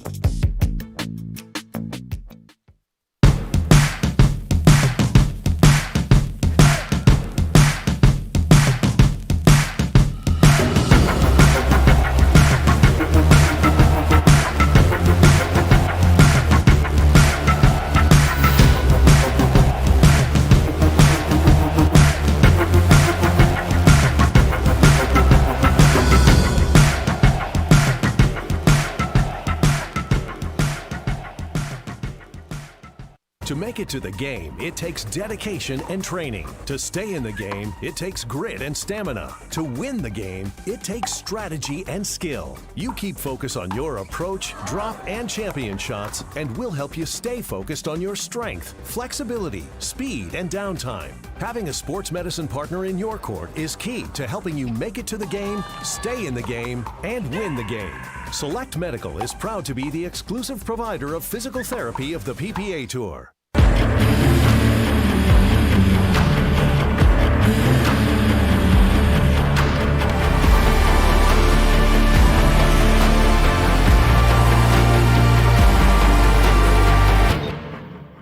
From the world's most iconic tennis arenas to the glint of an Olympic gold medal, a new court beckons, a new challenge arises. Jack Sock has conquered tennis. Now, pickleball's next. Mastery, precision, passion, that's what champions are made of. And when it comes to pickleball, there's only one company they turn to. Jack Sock's legacy continues with the #1 brand in pickleball. Selkirk Sport. We are pickleball. Pioneered by revolutionary technology, backed by relentless research, we bring you an unmatched quality of product, made right here in the USA. Each performance paddle is engineered to perfection and built to last. Because when it comes to the sport we all love, quality and performance matter.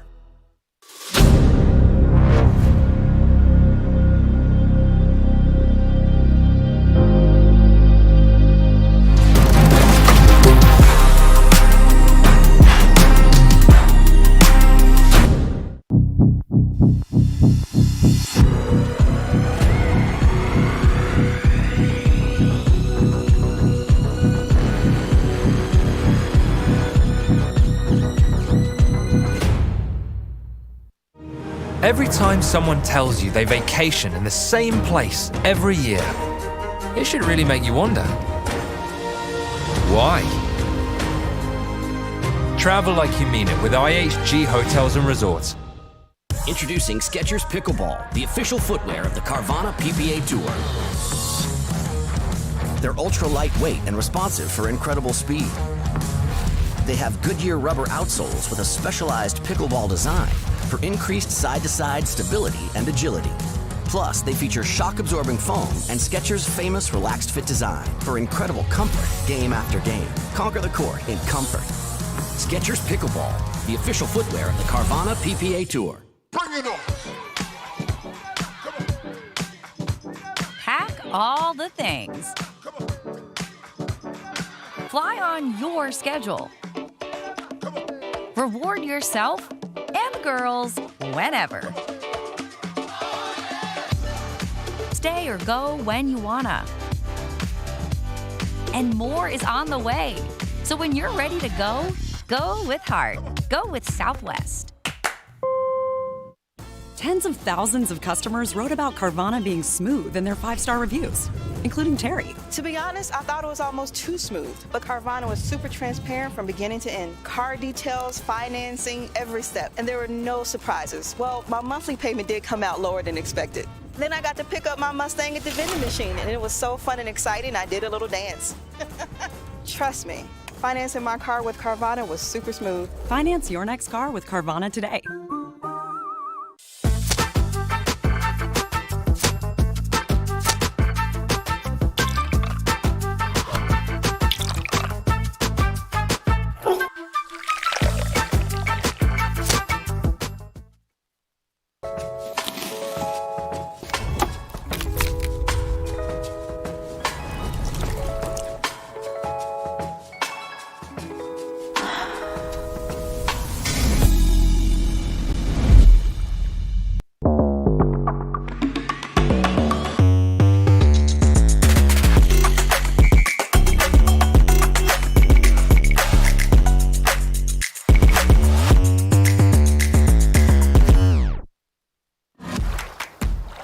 For muscle cramps and spasms, you need fast relief. TheraWorks Relief absorbs quickly with a safe, gentle, non-opioid formula without the mess or strong odor. So get back at it. TheraWorks. TheraWorks. TheraWorks works. Use TheraWorks every day to prevent muscle cramps and spasms. TheraWorks works. Try TheraWorks and get back at it. For muscle cramps and spasms, what's your move? The Hercules? The elephant? The pogo? Make the move to TheraWorks. It absorbs quickly for relief of muscle cramps and spasms. A safe, gentle, non-opioid formula you can use every day to keep moving without the mess or strong odor. For fast relief of muscle cramps and spasms, TheraWorks works. Try TheraWorks and get back at it.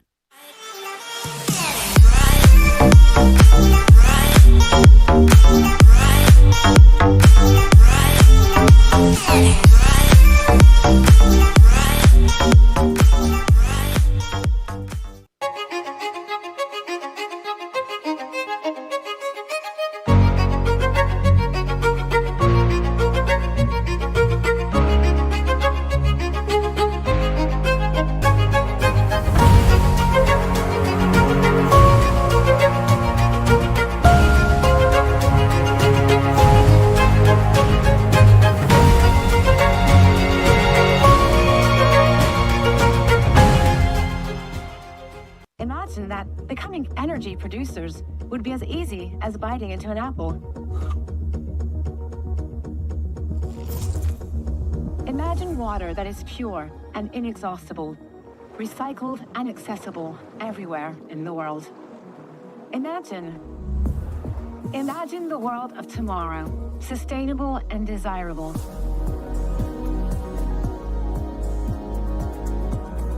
Veolia.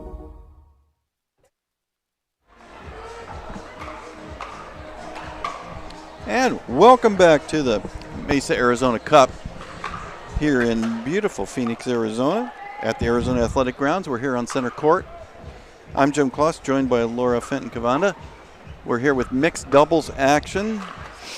And our next match up is the number 10 seed Julian Arnold and Lauren Stratman against the 20 seed Hayden Patriquin and Maggie Brascia.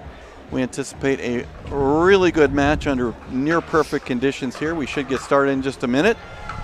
Again, Jim Kloss here with my partner Laura Fenton-Cavanda. Laura, what are your thoughts on our next one? Well, you got to love it. The youth on one side, 18-year-old Hayden Patriquin. I love this kid out of Yucaipa, California.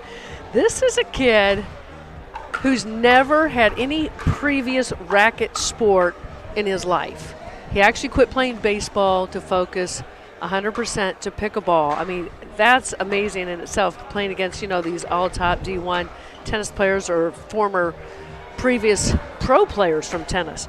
Maggie Brascia, 21 years old, out of Mission Viejo, California. She's a full-time college student studying computer science at Concordia University there in Irvine. But she wanted to be near her family, and she loves pickleball. And she said, pickleball is great in California. I think they're going to have their hands full. I mean, I would love to see a close match. But you got Julian Arnold on the other side. Lauren Stratman, Sue turned pro in 2020, so she's got a little more time and experience under her belt. But The big difference here, I think, is Julian Arnold on the court. Mr. Andiamo. We took our bets last time in a tournament. How many times he'll say that? Andiamo, meaning let's go. 33 years of age. He was a D1 high-level tennis player at UCLA. Very quick, very smart. You know, he's an exciting player. He's probably the most entertaining player on the court. MVP, played with the Major League Pickleball, an event he played last February. He was the MVP.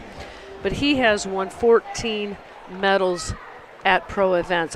Honestly, I think that's going to be the difference of this match. Well, it should be a good one. Looks like we're just about ready to get started with Maggie Brascia to serve to Lauren Stratman.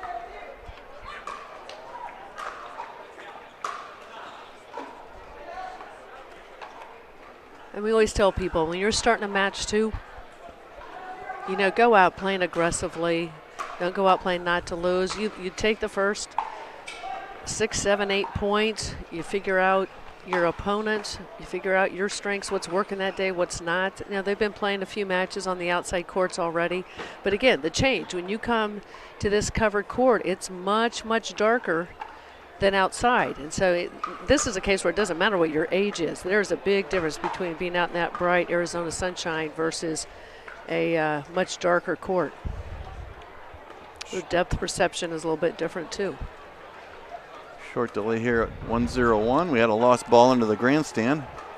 Julian was picking through the next set of balls, and I guess we found the errant ball.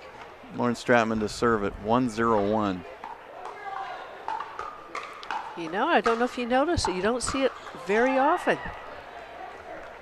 But these two are matching. The green, dark green shorts with the green top on Lauren with the white. The other team is pretty close as well, but you don't see that as much in mixed. I like it though. Well, that's Lauren dressing Julian this morning, I'm sure.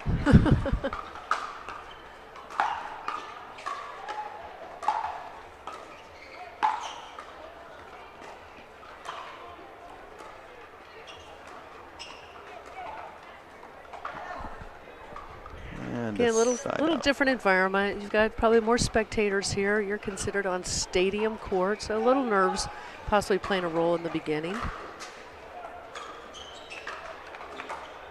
Yeah, I think you're going to see this more too. You're going to see Julian at some point take over this match. 0-2-2.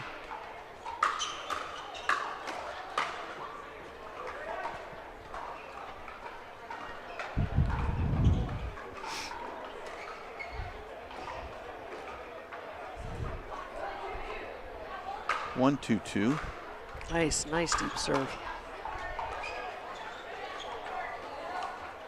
A little bit different styles of play too than when we saw in the last match. Again, I think they're just trying to figure each other out right now.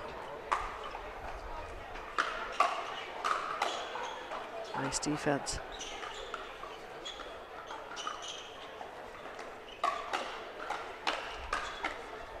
That's 18-year-old hands. Hayden with good reaction twice in a row off net cords. You know, but credit though to Maggie Brascia there. She didn't get fooled at all by Mr. Arnold going to the outside. Her paddle was up and ready.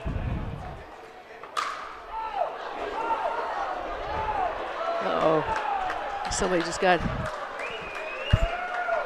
hit.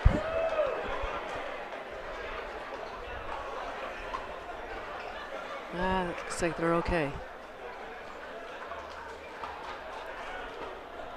1-2-1.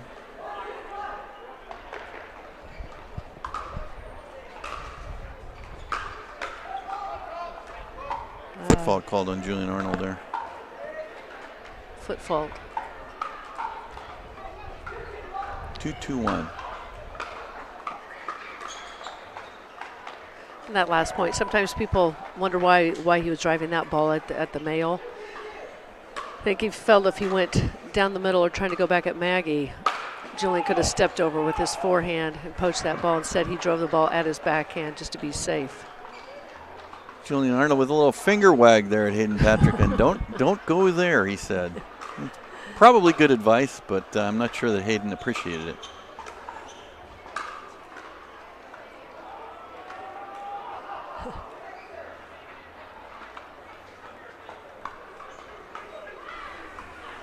Not sure how often these players have played together before. That's part of the trickiness too. It's just getting used to your partners and how you mesh. Personalities, court coverage, who's got what, who's covering middle. Not a problem for Julian and Lauren, of course. They're a pair on the court and a pair off the court.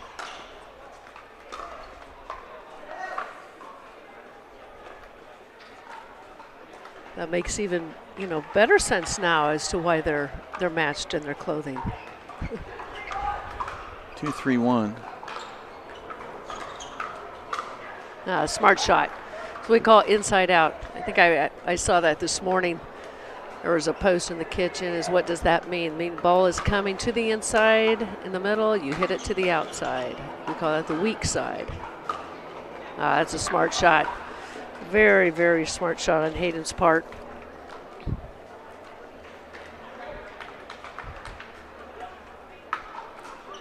(3-3-2) here early in game one. A little unforced error. Again, sometimes I think, Jim, we've got the wind that comes in and out of here once in a while, and you're expecting the wind to catch that ball, and then it's not there. And wow. Wow. Again, for a kid who's not had a racket background at all, that's a pretty darn good topspin shot at her feet.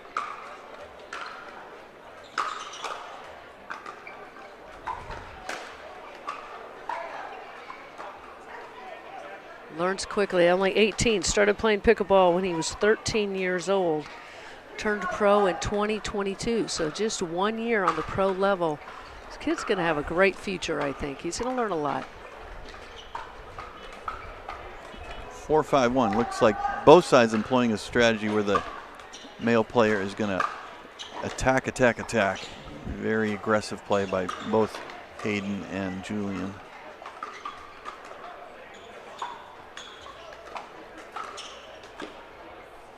Almost. There we go. And we have our first Andiamo of the day from Julian Arnold. For those gambling at home, the over/under line on Andiamos is 4.5 this match, and we've just got our first one. We had to raise the over/under because he's been over just about every match. Great defense. Lauren's got to get up there. Lauren's hanging back. She's got to get up.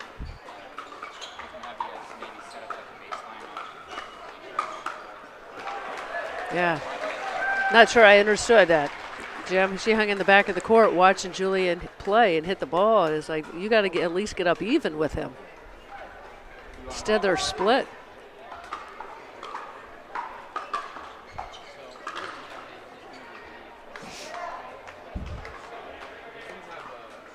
Tough net cord there, hurt Julian. 5-5-1, Patrick win to serve. Nice swinging volley, kept him back.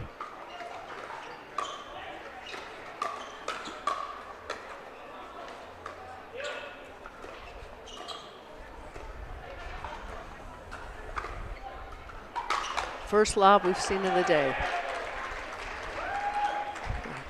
For some of you who are watching that backhand roll, one-handed backhand, you want those wrists to get stronger, start doing some of those wrist curls. That's very, very important how strong those wrists are. That's where you get the power.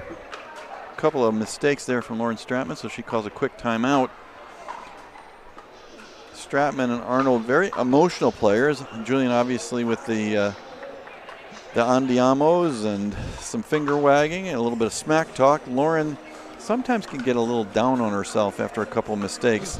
You can kind of see, it's not that difficult to see the emotion on her face, the frustration level, and sometimes she lets her frustration level carry forward to the next point. One of the things you've got to do at any level of pickleball is if you make a mistake, you just got to wipe it off the chalkboard and forget about it.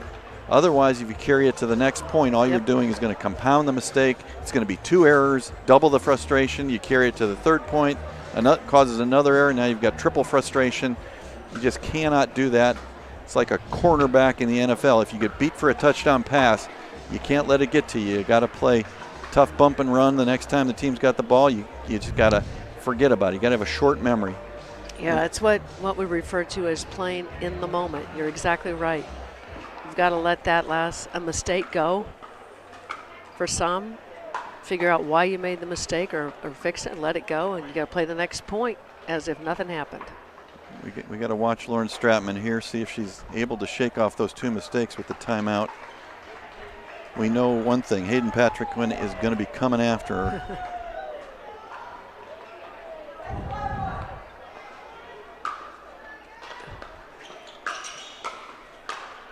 I don't understand that at all. I mean, he was lucky his serve didn't go out, but he had a great setup to go right back at Lauren, and instead he drives the ball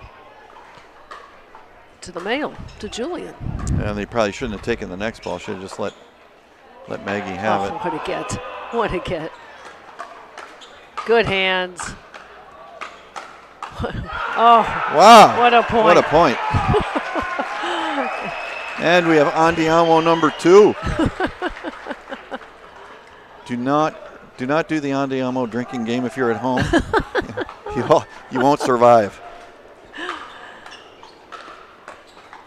Oh, a little miss hit there. They go, we'll take that. Quality miss hit.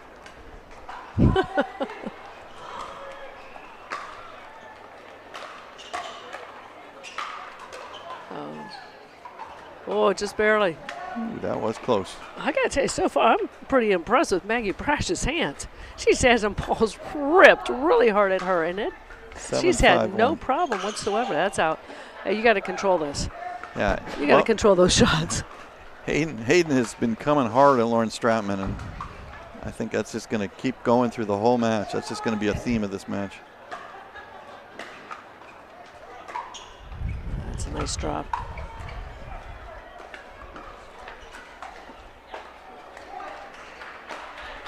And a lot of times when you're hitting those balls long, you're driving a ball, people hit them long. Like we teach people to hit on a scale of 0 to 100, you want to drive your balls at about 80 miles an hour, not 120. Got to control that drive. Wow, what hands, Julian.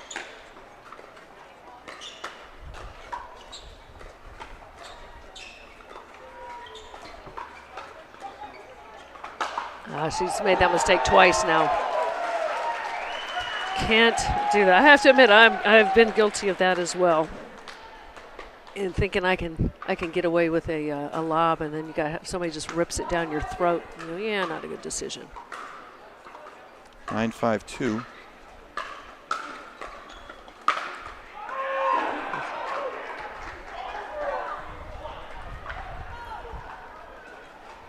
Hayden, not the tallest player out there, but very athletic. Good hops. He looks like he might be easy to lob, but he's not. Reminds me a little bit of CJ Klinger. A little miscommunication there about who was going to take that one. Julian Arnold now serving at 6-9-1. Oh, looked up. Unfortunately, again, I think I've said that a few times today.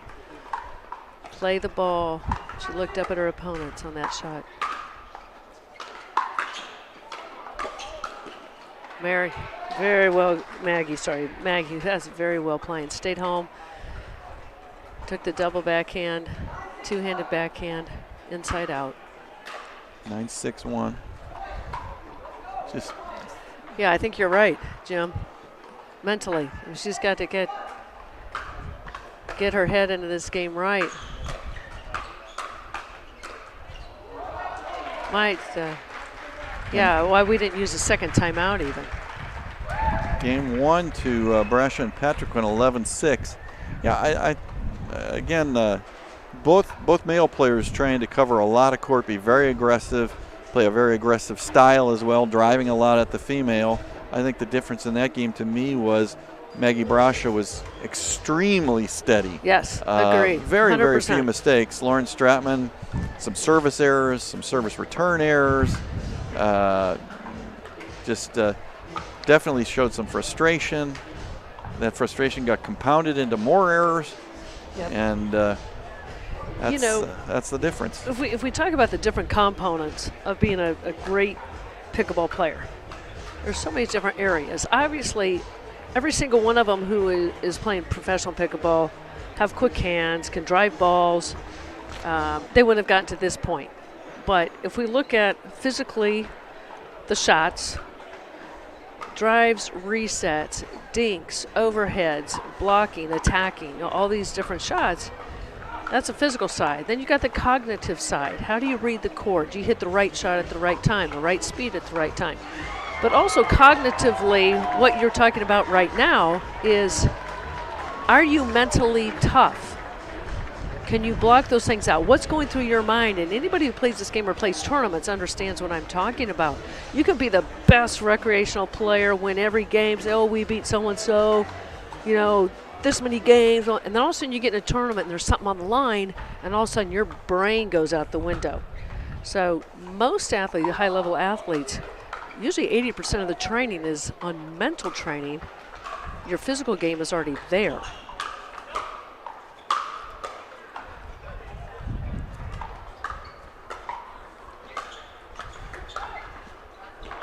Spin. We'll see what happens here on this point too, because she took a ball that was clearly going out. She was at the baseline, it was clearly going out, and chose to hit it. We'll see if that affects her. Hopefully not. Hopefully she can get back into this. Oh, that's a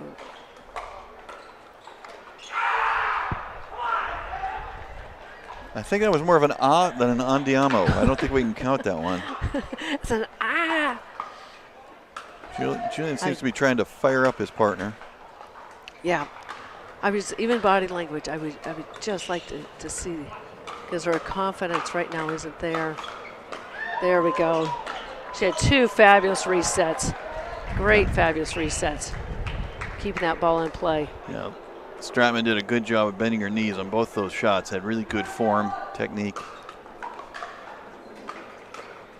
Great drop. Oh, Julian had the shot there. He had what he wanted. 0-0-2 here early in game 2.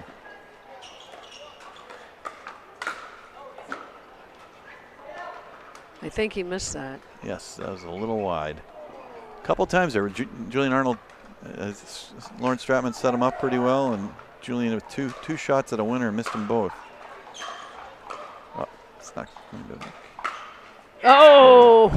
A step back counter there from Lawrence Stratman. Very nice. Yeah. Good for her. See if that gets her more fired up. A little more energy. There she's hopping around.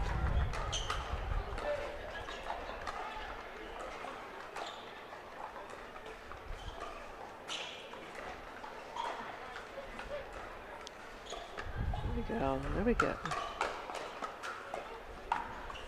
Hit a few more balls, get that confidence back. Oh, that's going to pay. And we have Andiamo number 3. Yep. Again, there's the price for a female. I mean, I hate to say it. Attacking a male straight on, in that case, it always depends on that male, but at this level, that male's going to be stronger and quicker than you are. We're seeing some classic forehand cross-court exchanges between Stratman and Brascia. Oh, that's a smart shot. What a smart. Again, that's inside out. Ball comes to him. Julian's going to the middle. And Mr. Patrick Quinn takes that inside out behind him. Still at 0-0 here in game 2.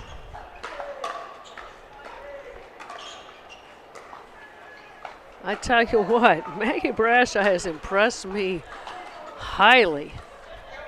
Just steady, has not made many errors. Her defense is fabulous, her dinks is fabulous, her blocking. And I say that, she hits a serve out. Way to jinx her. Still 0-0-2.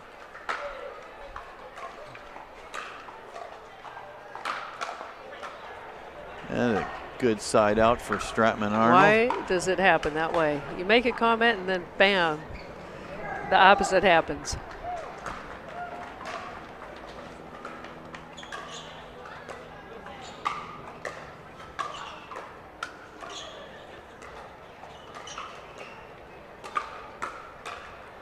Too bad, too bad. I also like, I love the way that Hayden is squeezing that metal. He is really, really forcing Lauren. He's really baiting her to hit to that outside to him to hit to her. But he is really squeezing that middle, yet he still allows Maggie to play her right side. 1-0-2. Unfortunate bounce off the net. Or fortunate, depending on which side you're on. That's true.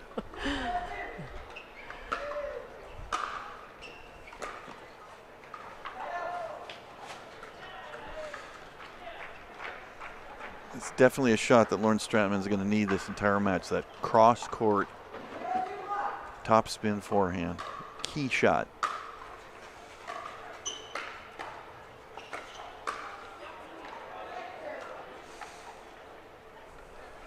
Well played by Mr. Arnold.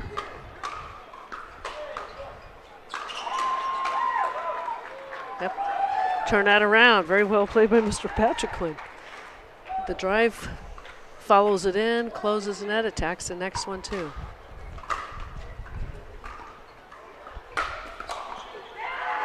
Defense. Left just a little bit high.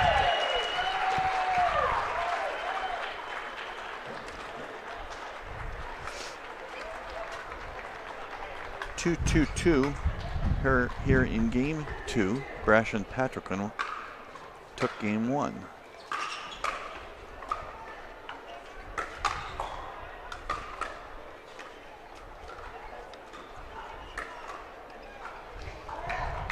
Maybe a little too far that time. I see that question often on some of these forums. Is how far should the guy go over? He got a little too far. I mean, it really squeezed them. If you're going to do that, though, you got to take that ball cross court the other way. Give your partner some space.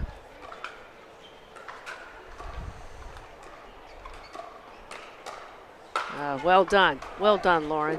Good for her. I'm glad to see that. Nothing against this team, but I mean, I was glad to see her attack and set that point up. 3-2-1.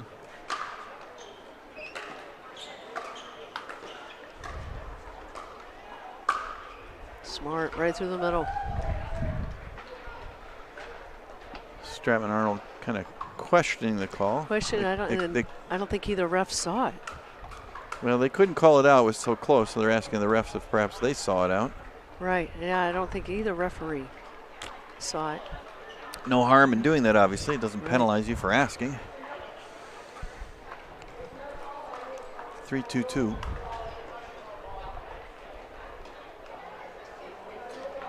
A little bit of a discussion here between the ref and Julian Arnold, where Julian's saying, I couldn't call it out. I didn't see it that well, but I'm just asking you if perhaps you saw it as out.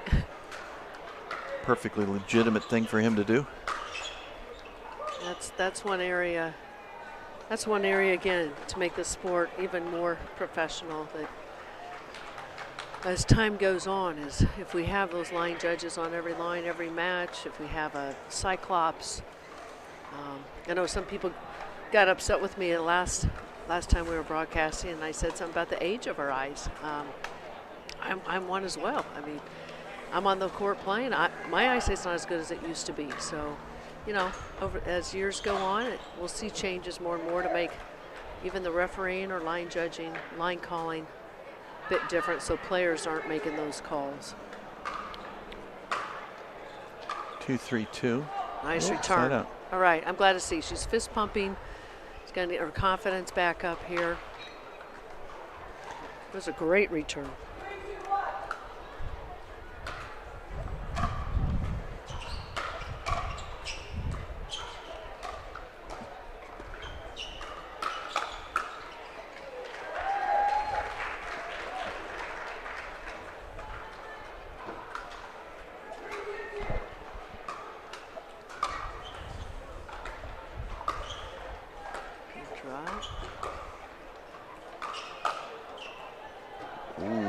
Stratman wanted that one. She was ready with the backhand counter, just pulled it a little wide. Shaking her head, a little bit of disgust. We'll see if that affects her on the next point. 2-3-1.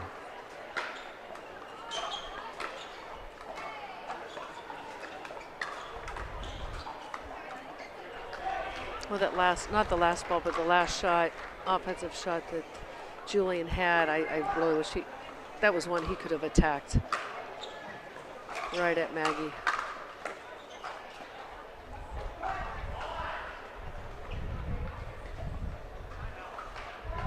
Timeout. Julian Arnold calling a timeout as Patrick and Brasha reverse this game, and now they take a 4-3-1 lead. Brasha and Patrick took game 1. Arnold and Stratman obviously need a win here in game 2 to keep things going. Yeah, only 4-3. This has been a long game so far. It's only 4-3. I think we continue to see the same pattern of both male players showing off a lot of athleticism and quickness, covering a lot of the court. The women doing a lot of forehand cross-court topspin exchanges, and then trying to reset when attacked. It's just been a pretty close match both ways. I think a little bit of the difference is Maggie Brasha has been a little bit steadier than Lauren Stratman. I think Lauren's shown a little bit of negative emotion that's affected her. Yeah, definitely affected the first game, the outcome of the first game. Yes. She's had some ups and downs here. I would like to see her hit even some dinks just to the outside, to the back side of Hayden Patrickman, hitting to his backhand, just pulling him out of the middle a little bit, and then she can go cross court, but not being afraid to hit.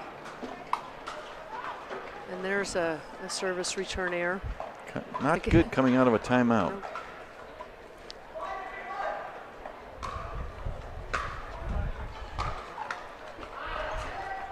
I honestly, that particular one, I don't understand that shot selection at all.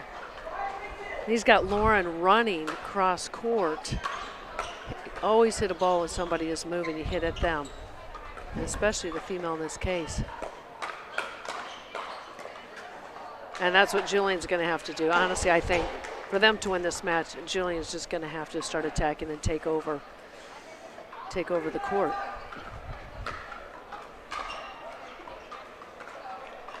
That's a great serve.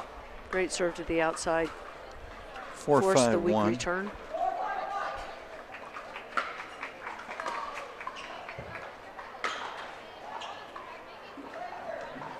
There's one we're talking about. He's about 45, 46 feet deep in the court. You can drive the ball, but that drive should be the drive just to keep the ball in play. Not trying to go for too much. Like that much better. In play, yes. Now you set it up with the drop.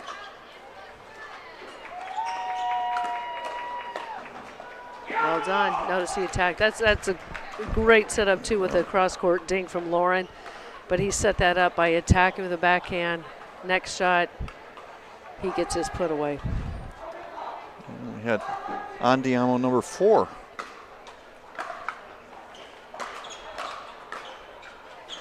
May have saved her there.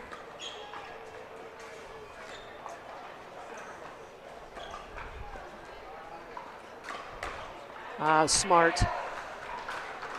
Very smart play, Maggie Brash's part there. Yeah. She hasn't done very many attacks, but when she's done them, they've been effective.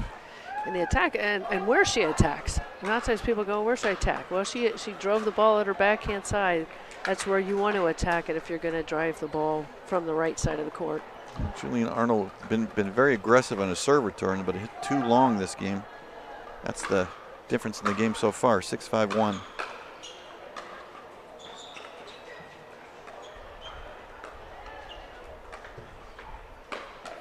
Oh, there she pulled the trigger. Loved it. Yeah, interesting that Loved it. Stratman Arnold for the first time did not stack, did not come out of the... I loved it. I don't think Maggie wasn't ready for it at all. It took her by surprise. Yeah. Lauren had just kind of been playing, keep the ball in play, cross court, dinks, and she pulled the trigger and attacked. I'm like, good for her. There you go.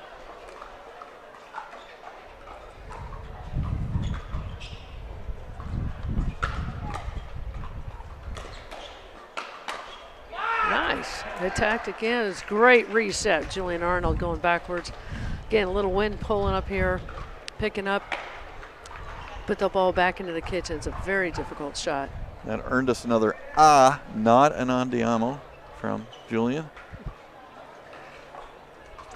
Julian now serving at 5-6-1, game 2. Brasha and Patrick took game 1. Stratman and Arnold need, obviously, to win game 2 to keep this match alive.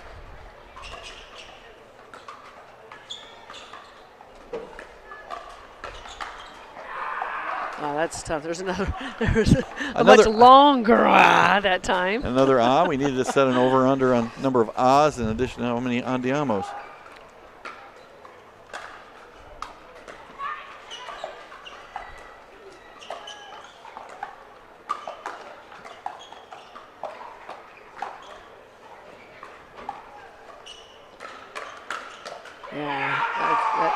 There's your andiamo. Let's go. And for those of you who bet the over on andiamos, you can now cash your ticket. Don't even need a game 3. Again, he's gone to the attack, which he, like I say, he's going to have to do. Any chance he gets, he's attacking Maggie Brasha because his hands are just going to be a little quicker than hers. Even though she plays phenomenal defense. I'm impressed with her game as well, but he's just too tough when he does attack. Stratman and Arnold coming back here in game 2 and a very tightly contested game 2 to take a 7-6 lead. Seems like Lauren Stratman has settled down a little bit. Seems to have a more positive attitude. Pickleball, like Yogi Berra once said of baseball, 90% of it is half mental. And I think the same is true for pickleball. 90% of this game is half mental. At least, absolutely. I think she needs to settle down and be steady. You know, the other thing I like too, Jim, here at the PPA events is because of the format, they don't play, for example, all of the whole singles division in one day anymore, which is absolutely brutal. But they play a little bit of everything. You might play 1 or 2 singles matches, you might play 1 or 2 gender doubles matches or 1 or 2 mixed matches. And I love it because I think even throughout the whole day, even by the end of the day, the play is still at a very high level versus people getting burned out or potentially injured. Yeah, I agree. I'm a big fan of the progressive draw as well. For those of you not familiar with it, there's the traditional format of playing singles matches all in one day, mixed doubles matches all in one day, gender doubles all in one day. Progressive draw plays all the different events. Just play 1 or 2 rounds of each event each day. And Stratman now serving at 7-6-2. Nice, good defense. A great defense, and then made the wrong choice at the end. It's so easy. We never make that mistake. So that timeout from Patrick and Brasha worked in their favor. They get a side out without any further damage. That's a beautiful backhand roll. And that earned a fist pump from Lauren Stratman. So yeah, I think he's got her pump back up. He's got her head in the right place, her mind thinking the right things. Have another ball under the stands problem, leading to the players to do it. Laura, I know you're involved with World Team Pickleball. What's going on with that these days? World Team Pickleball, we actually established this back in 2015. Go to worldteampickleball.com. We actually run World Team Pickleball Championships, which are strictly for amateurs, holding our tournament in October. We also run our camps and destination vacations too, but we're very, very excited to get our World Team Championships back off the ground. And then we will start expanding out to other states and regions with sectional events as well. 7-7-2 here. Little miscommunications, but good spot. Hit in the middle. We always say 2 highest percentage places, especially for amateurs that are listening, at their feet and down the middle.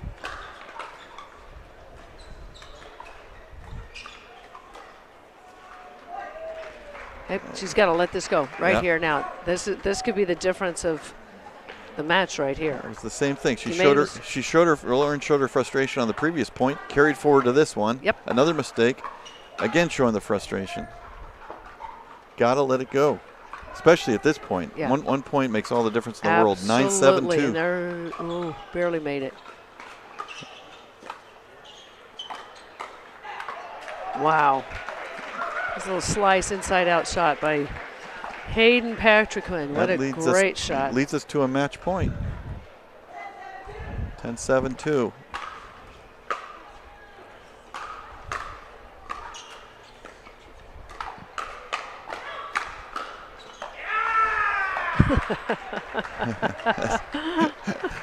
We've got another. Oh, we got the fingers to the ear now. Julian looking for the crowd to pump them up a little bit. They're going to need it. They're serving at 7-10-1.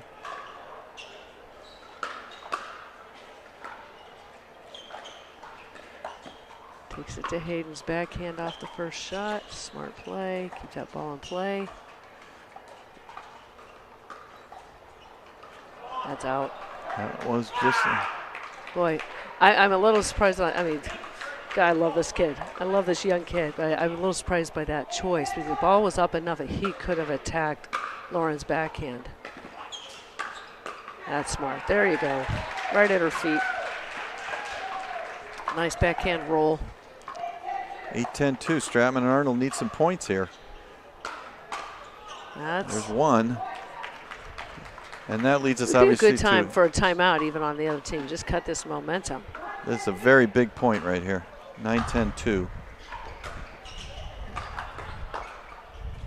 She's hanging back again. There she goes.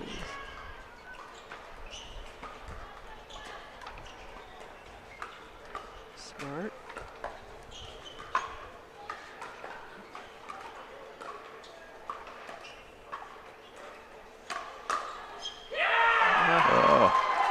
We got ourselves a match.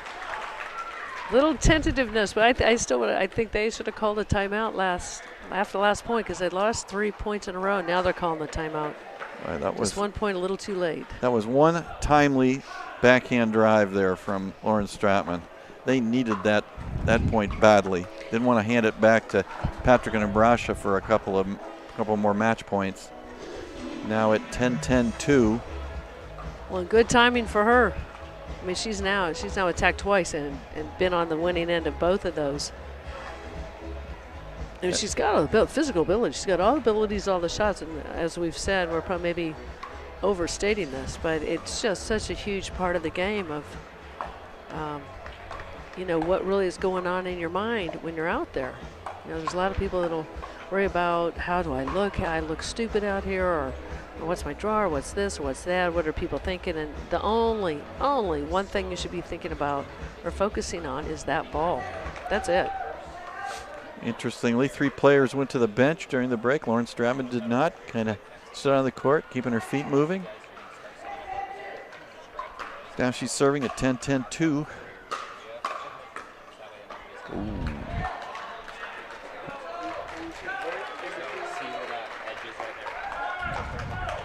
Serve back to Brasha and Patrick went at 10-10-1, but Arnold and Stratman got it back to even. That forces Patrick and Brasha to win 2 points instead of 1. Very big difference.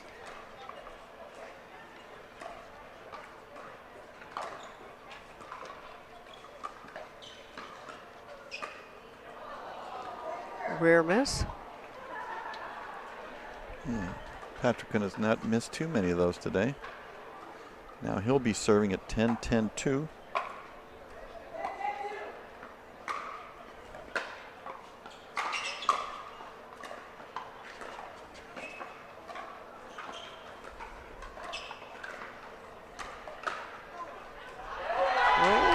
Got ourselves a match point here. Yep. Ball just a little long, net helping, and that gives us a match point here for Patrickman and Brasha at 11-10-2. Oh, what a shot. Fun enough. What a shot. Did not have to hit hard, but he put a lot of junk on that ball down his feet, and it took a funky bounce even. So 2 match points now Smart saved by shot. Stratman and Arnold. They're serving at 10-11-1. You notice Julian's taking a little speed off of that drive, which I think is a lot smarter. He's making sure he keeps that ball in play, force the other team to always hit another ball. Look for Julian to try to be really aggressive on this point and attack the stack. Should, yep.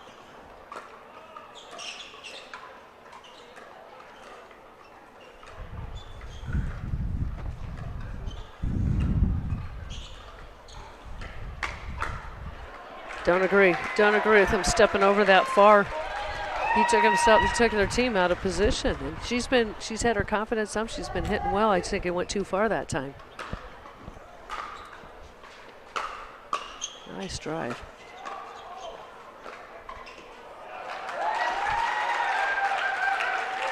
Side out back to Brasha and Patrickman, but Stratman Arnold, by winning a point again, forced their opponents to win 2 to close out the match instead of just 1. You've got one side that's, been pretty steady the whole match, very confident in the way they go about playing. Serve was long. That's referees saying they couldn't see it. Those are one of those things you'll learn now from experience. I mean, you're 11-11. You just put your serve in. Did look long from here. Oh, nice shot. He's throwing her off. He's just trying to do too much. These last 2-3 points, it's just, he's got to show her the confidence. Let her play her side.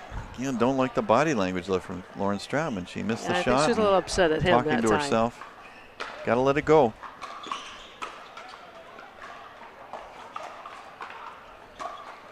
Missed it. Good try. Brasha had a shot there at an APP to close out the match.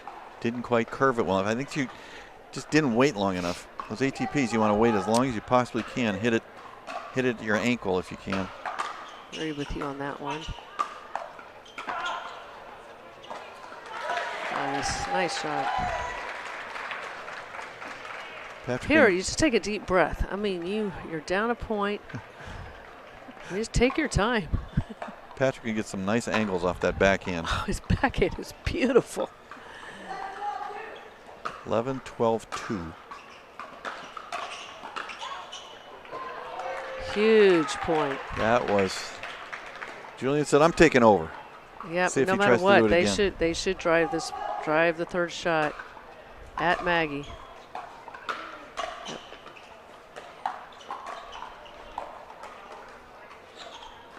Smart shot. And well. Our first game point for Stratman and Arnold. This obviously a huge point. A match pretty well dominated by Patrick and Brasha, but if they give up one more point, it is all even. Yeah, I knew that was coming. Ball sitting up, and he attacks her backhand. It's what he should do.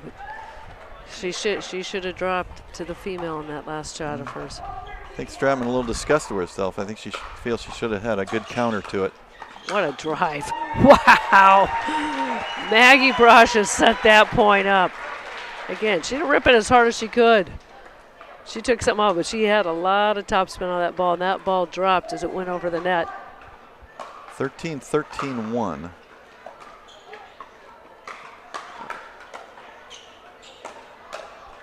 Nice defense. Wow. Nice defense. Excellent defense. Maggie Brasha kept that point going probably 2 shots longer than it should have. Julian Arnold kept the pressure on.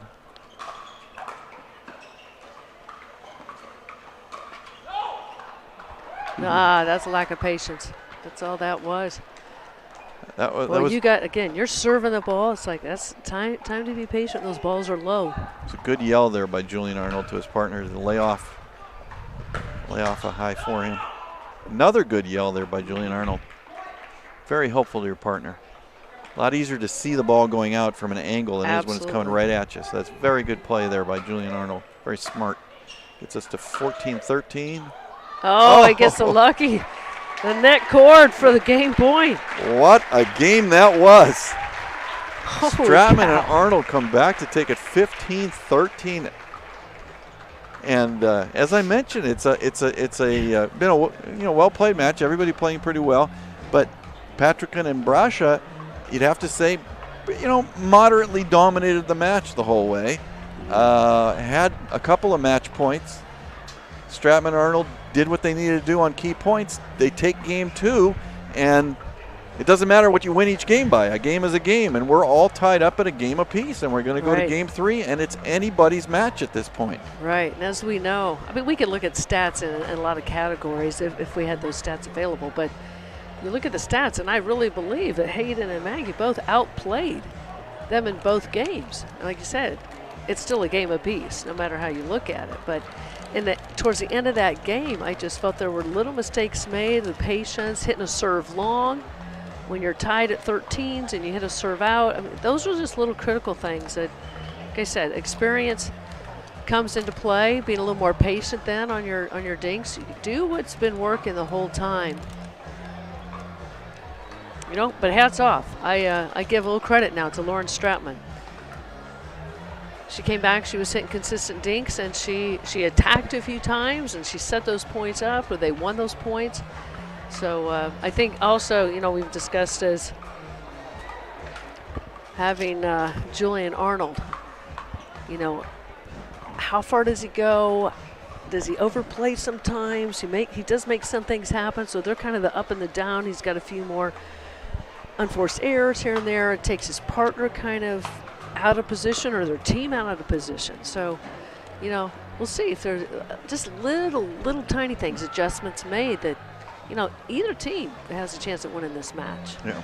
Well, I think both men are showing the good and the bad side of hyper aggressive play by the male player in mixed doubles. The good side is getting to a lot of balls, being aggressive, hitting it hard, attacking the opposing female. That wins you a lot of points.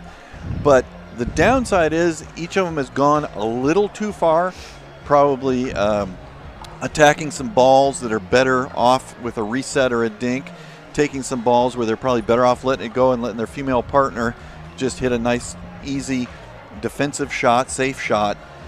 So we see the good and the bad. I think part of this next game, to me, two things. Which male player can be aggressive and win points offensively without going too far and making too many mistakes? Which female player can play steady with the resets, attack when given a chance, and not make mistakes? That's what I was just gonna state as well. Whenever you see really a top-notch mixed doubles team, is you have both players that are able to attack and play defense. So a female's role isn't necessarily just to keep a ball in play. In that case, if you look at the match before that, you know, you had Callie Smith, who was consistent, not as consistent in the first game, but then she became consistent on her dinks and resets, but then she started attacking as well. And I think both females here need to do that at the right times. Absolutely. And we're here in game 3. Brasha and Patrickman opening on the serve with a point at 1-0-2.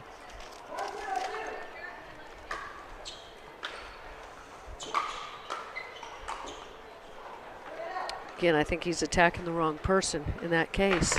He's driving the ball, which he should because the return's short, but he's still driving at the male, who's got probably more consistent hands. That was in right in the corner. Brasha letting it go, but it was in. 1-1-1.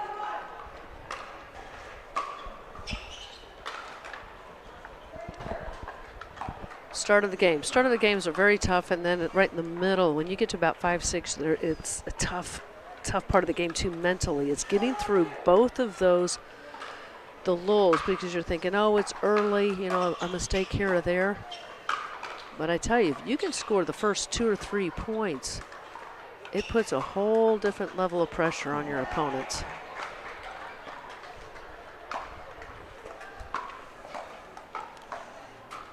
Serve back over to Brasha and Patrickman at 1-1-1.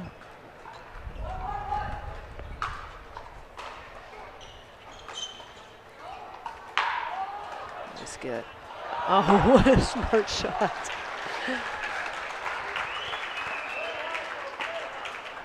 What a smart shot in the case of Maggie Brasha.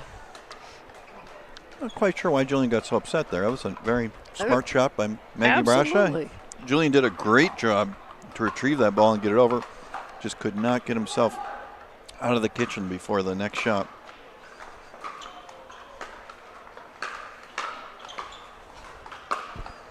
Nice angle there by Lauren Stratman.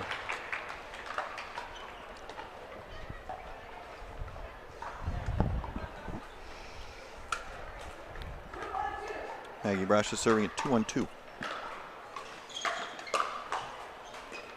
Nice reset. Well, I tell you, that's not an easy shot. I think that's one of the toughest, absolute toughest shots in the game. You've got the shake and bake, but the bake is now hitting a reset instead of driving. I think Lauren thought she had a winner there. Yeah. Instead the ball came back, she wasn't quite the prepared. 18-year-old thing, yeah. Little wide. 18 and 21-year-olds versus 29 and 33.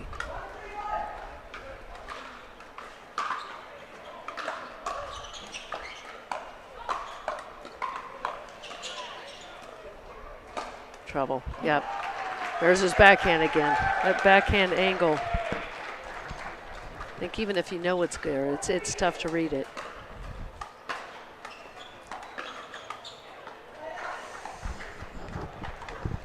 So you're talking about the pros and cons of the energetic, excitable personality. Excitable, but yet at times needs to be a little more patient. I think we're at about 6 unfair errors so far between both teams in this game. Good leave there by Lauren Stratman. Ball clearly going along. 3-1-2.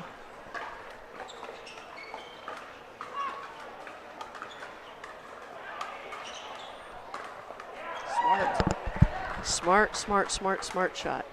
Nice play by Lauren Stratman. Let's see if that gives her a positive attitude that carries into the next point.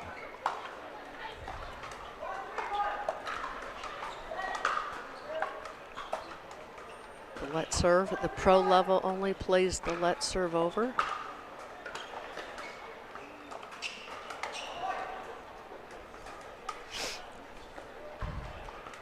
Looked like Maggie wanted to do a drop shot there. It had been a very difficult shot to execute. Left it in the net. 2-3-2.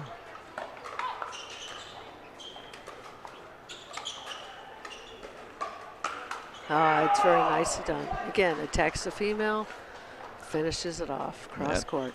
Earned us all another on Diamo. 3-3-1. Well, I'm very happy to see Lauren Stratman bring her game level up. Her brain level up, her game level up, all of it. Don't let it go. There you go, jinxing her again. It's my fault. Just blame me. 3-3-2.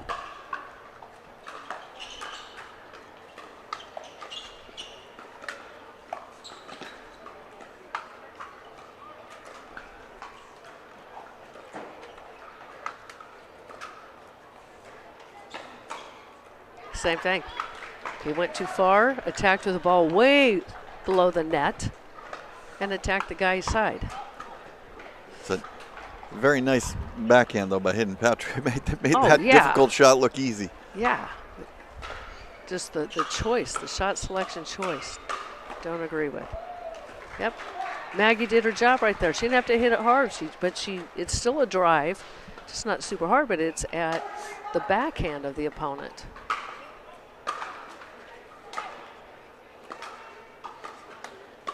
They're in trouble here. And they've got Lauren on the left side. They've got to change this. No.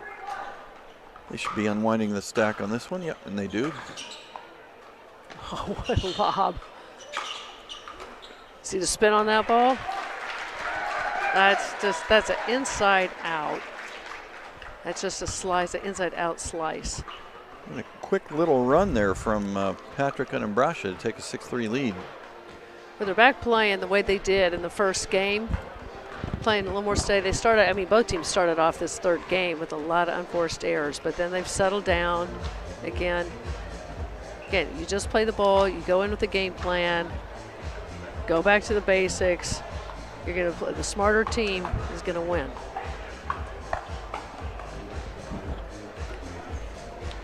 We're going to come out of this timeout with Patrick and Ambrasha on a 3-0 run. This feels like a very important point or two coming up, where if Patrick and Ambrasha can get another point or two off of this serve, they may just run away with this game 3. They could. Are they, Gino, I'm sorry, I forgot. Are they on first serve or second serve?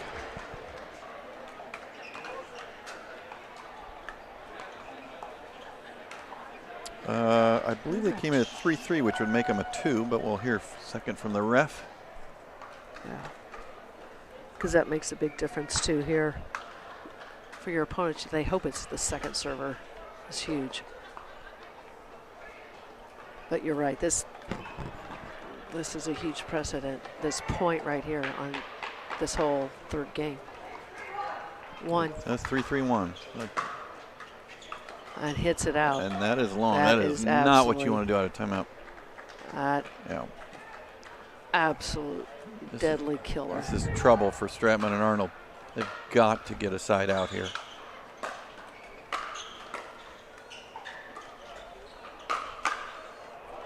Nice overhead.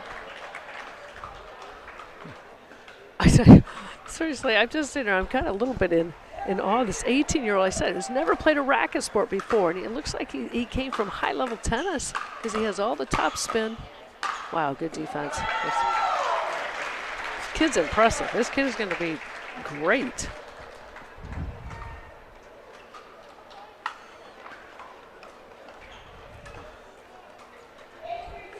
Eight, 3-2. Oh, just long service error. Let's see if that gets. The difference is let it go and get the next point. Let's see if Arnold and Stratman can take advantage of it. They're now 3-8-1 here.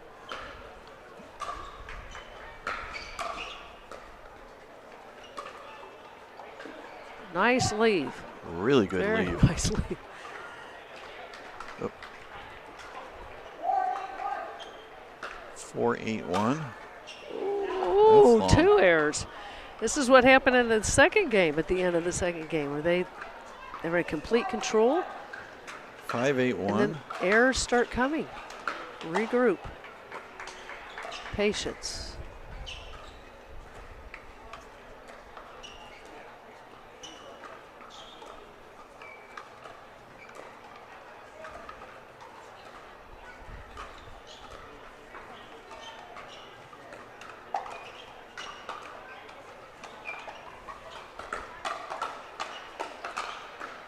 Wow. Oh.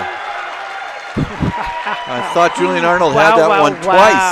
And Ed said, no, I've got some fast hands. I'm going to get it all back. That was a big point, too. 5-8-2. Wow.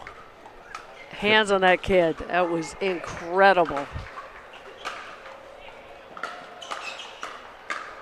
Going to the wrong person. That's their fault. Why are you hitting that? Why are you driving that ball to the mail? Should have driven that ball right at Maggie Brasha. 8-5-1.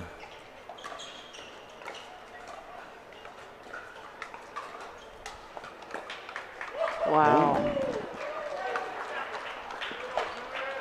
Julian with a nice cross-court backhand and a little smack talk on top of it.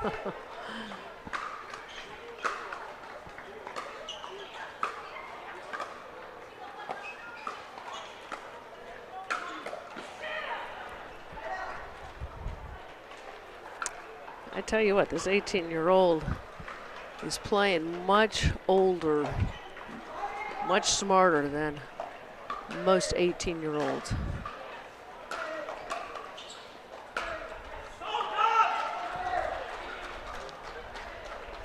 It's amazing how well Maggie can play. I mean, Hayden is standing right next to her. I mean, literally right next to her. They're squeezing that middle so much, but just amazing how strong and steady player she is. Consistent, doesn't overdo anything. Not a good side out there for Stratman and Arnold. Did not get a point and did not really have a good point. 1 point at a time. You got to play patiently.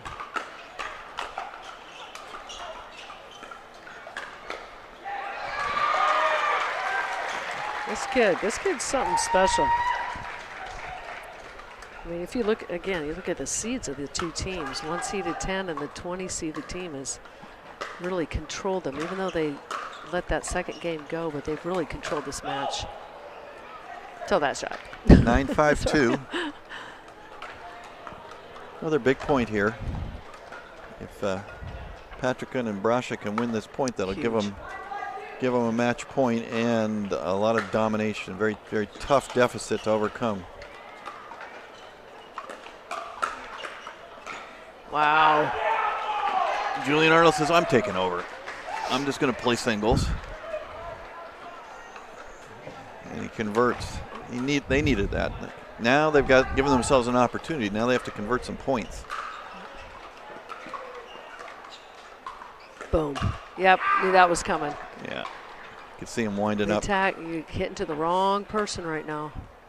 This is where, I mean, even right here, I would take a timeout right now. Don't let him get into a momentum. Yep. Yeah, they need to call timeout.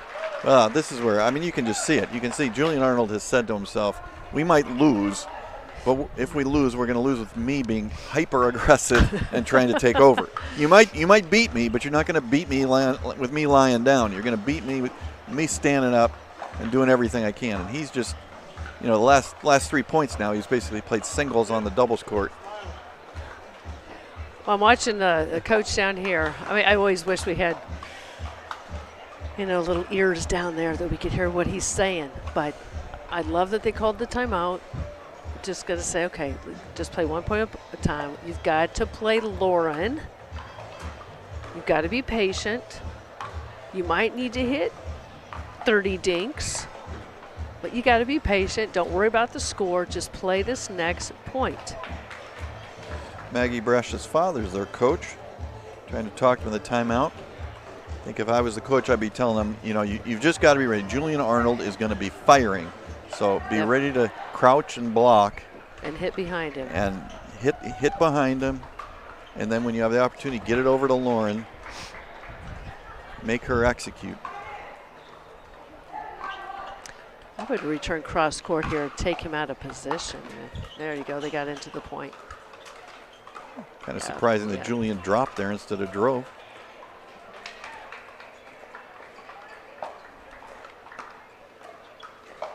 Boom. Oh. Arnold and Stratman had a chance there, but click paddles took away the power of the volley. Now they're kind of looking at each other. Like, what happened? They each think it was the other's fault, I think. 7-9-2. Nice reset. Oh, that's a good spot. Julian back to what I'd expected the point before with the very aggressive play. Yep. I'm expecting again. I think he's going to try to grab the ball and drive it. Yep. Nope, not going to have the chance right now. Hayden reached for that last ball too instead of moving his feet. Well, I don't know. I think you got to score here.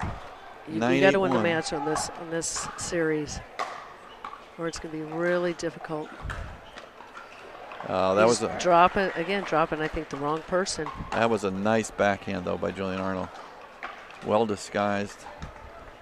Didn't overhit it. 9-8-2. Another big point here. There you go.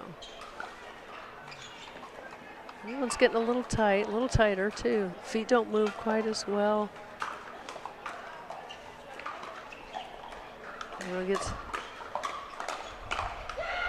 Whoa. Wow. Feels like a little bit of a momentum shift here. Back to Stratman Arnold. That's a good side out. You're right. Some positive energy on their side.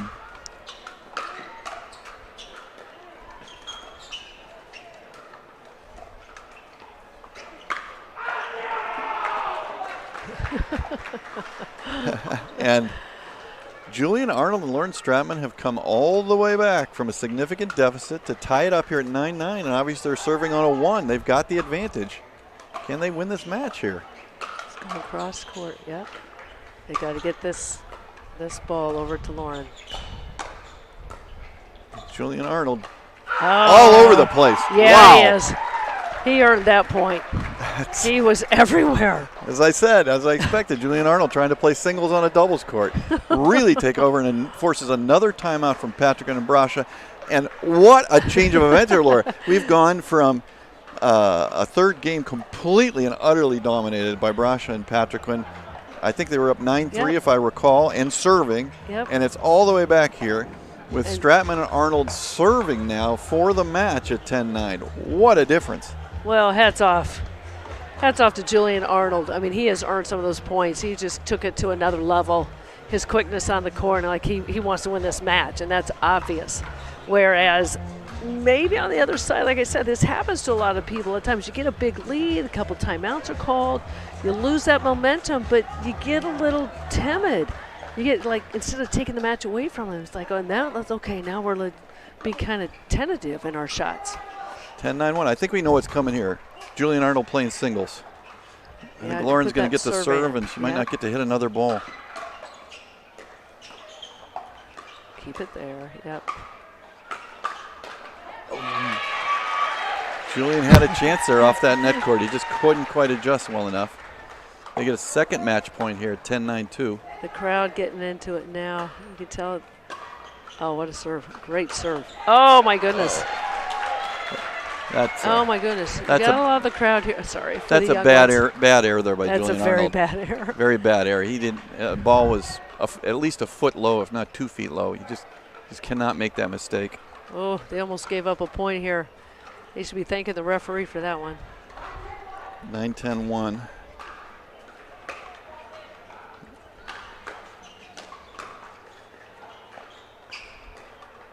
This going to require a lot of patience. Oh, just missed it. He was ready for it. A really lucky net cord there for Lauren Stratman to keep the point going. 9-10-2. Brasha and Patrick need this point.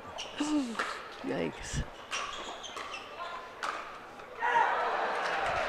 10-10.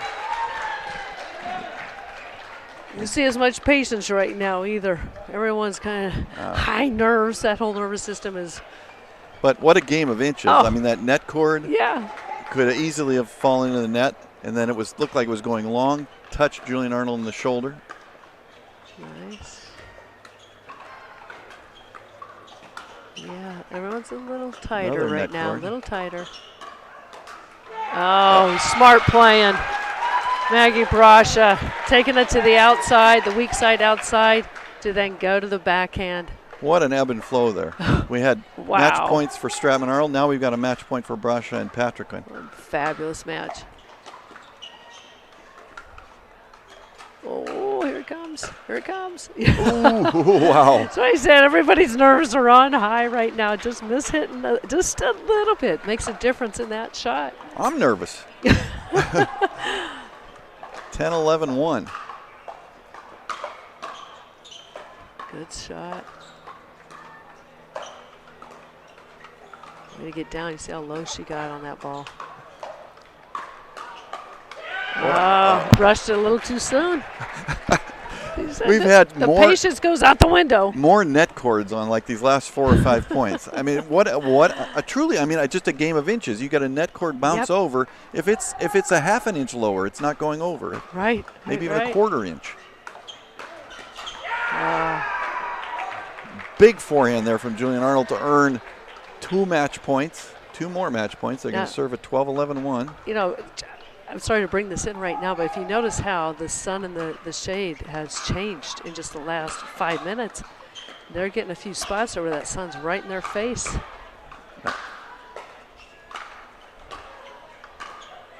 Great defense. Yes.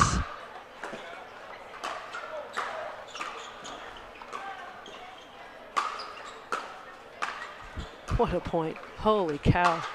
Oh! What a point! Wow! Almost every single thing happened at that point that could have. That one brought the crowd to its feet. I mean, you say it, a game of inches. Patrickman's overhead hits the net. A quarter inch lower, match over. Julian Arnold almost got there. Just would have had a dink over and reset. I was going to say, just what great defense on that point, though. Keep that ball in play time after time. I just blatant overhead smash as hard as he could. And the ball's coming back. Crowd is fired up at this match. An incredible match. 12-11-2.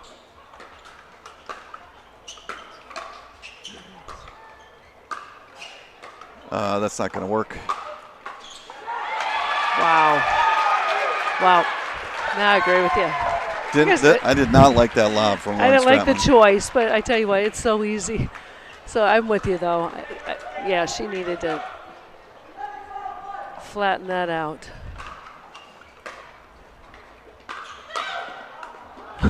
Lauren Stratman yelling no, and Julian Arnold says, I'll trust my high forehand. Right. I think they were probably both right. I think it was going out, but I think Julian Arnold converts that winner 99% of the time as well. 11-12-2. Big point for Brasha and Patrickman, needing it to even things up. Oh. Wow, she was ready for it. Yes. I'm still thinking it was a smart shot on Julian's part, but she was ready for it. But he's won so many points off of that. The attack, the next ball set up. 12-12-2. Good shot. Oh! Wow. Patrickman wants that one back. That would have given them a match point. He had exactly the shot he wanted. Couldn't have asked for better. And actually missed it pretty badly into the bottom of the net. 12-12-1. Brasha and Patrickman did score a point there, forces Stratman Arnold to convert 2 in order to win. That's not a good move, Julian. No. And that's, again, the downside of the aggressive male player in mixed doubles. Yeah. That's just a bridge too far. Yep. Let your partner play a safe shot off that. Tell you what, Miss Brasha is just the steady. I'm just going to quit commenting on that because every time I say something, it's like every shot she's just been steady. And the second I say it. But those 2 points are exactly what you talk about. Julian went too far on the point before, but on that one he took control and his aggressiveness won the point. Right. Wow. Nice. A net cord again. How many points are we going to have with a net cord involved? I don't want this match to end. I'm enjoying this so much of just the back and forth and offense, the defense. Oh no. Well, this is a match where nobody's going to lose. They've all played fantastic. Yes. Especially these second half of the second game and this game. Mm-hmm.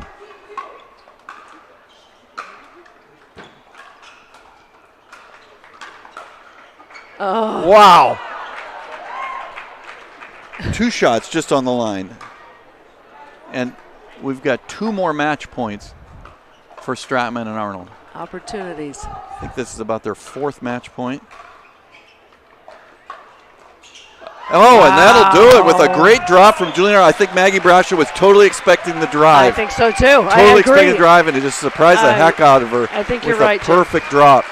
What a match. And the crowd on its feet. We got a good crowd here in Mesa, Arizona. What a match. Well, you're going to hear a lot about these 2 kids, though. That is just, wow. That was just a wonderful match to watch. I don't think it gets much better than that. It just, I'm sure Brasha and Patrickman walk off thinking that was their match.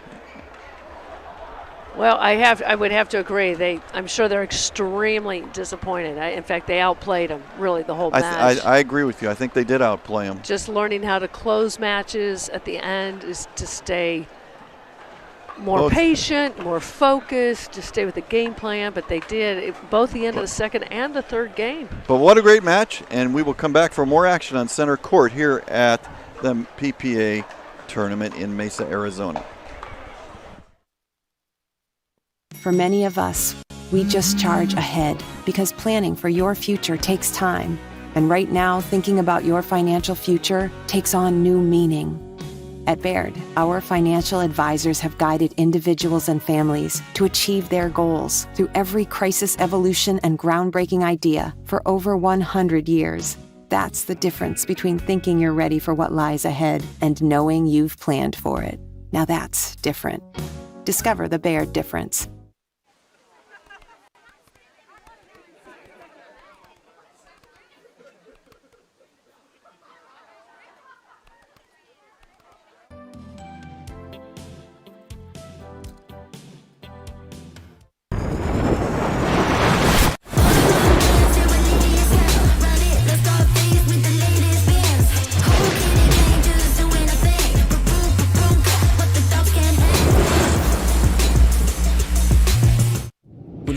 gets intense, don't let residue ruin your play. Reset, the ultimate solution to bring back the grip, spin, and control to your carbon fiber pickleball paddle. Say goodbye to caked-on gunk and slippery surfaces, and say hello to a paddle that feels brand new. Backed by science and made with love by passionate pickleball players just like you. Experience the Reset difference today. Reset. Play hard, play clean.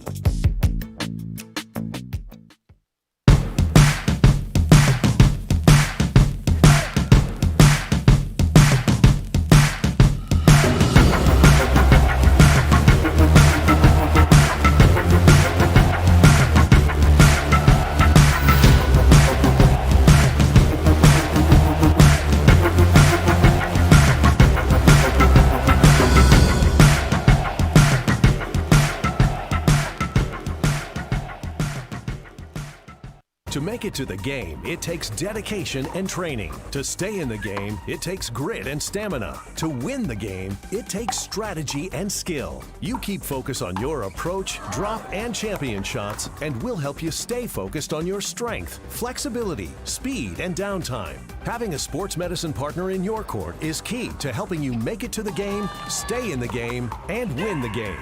Select Medical is proud to be the exclusive provider of physical therapy of the PPA Tour.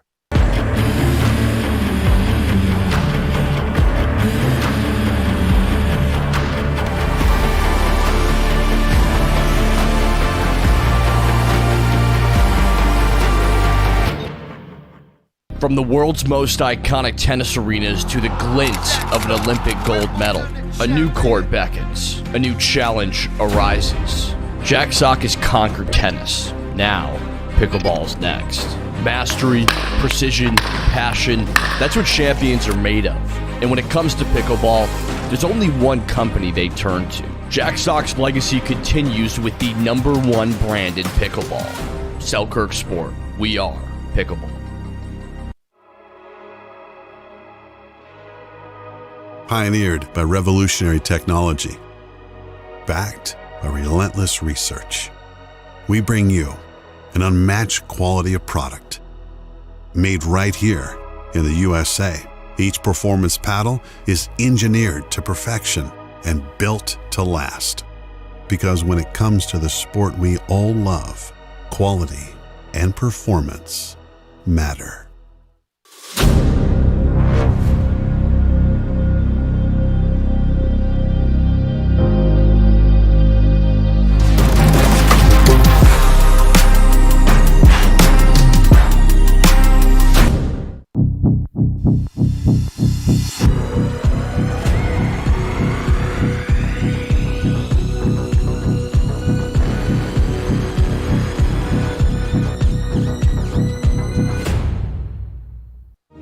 Every time someone tells you they vacation in the same place every year, it should really make you wonder, why?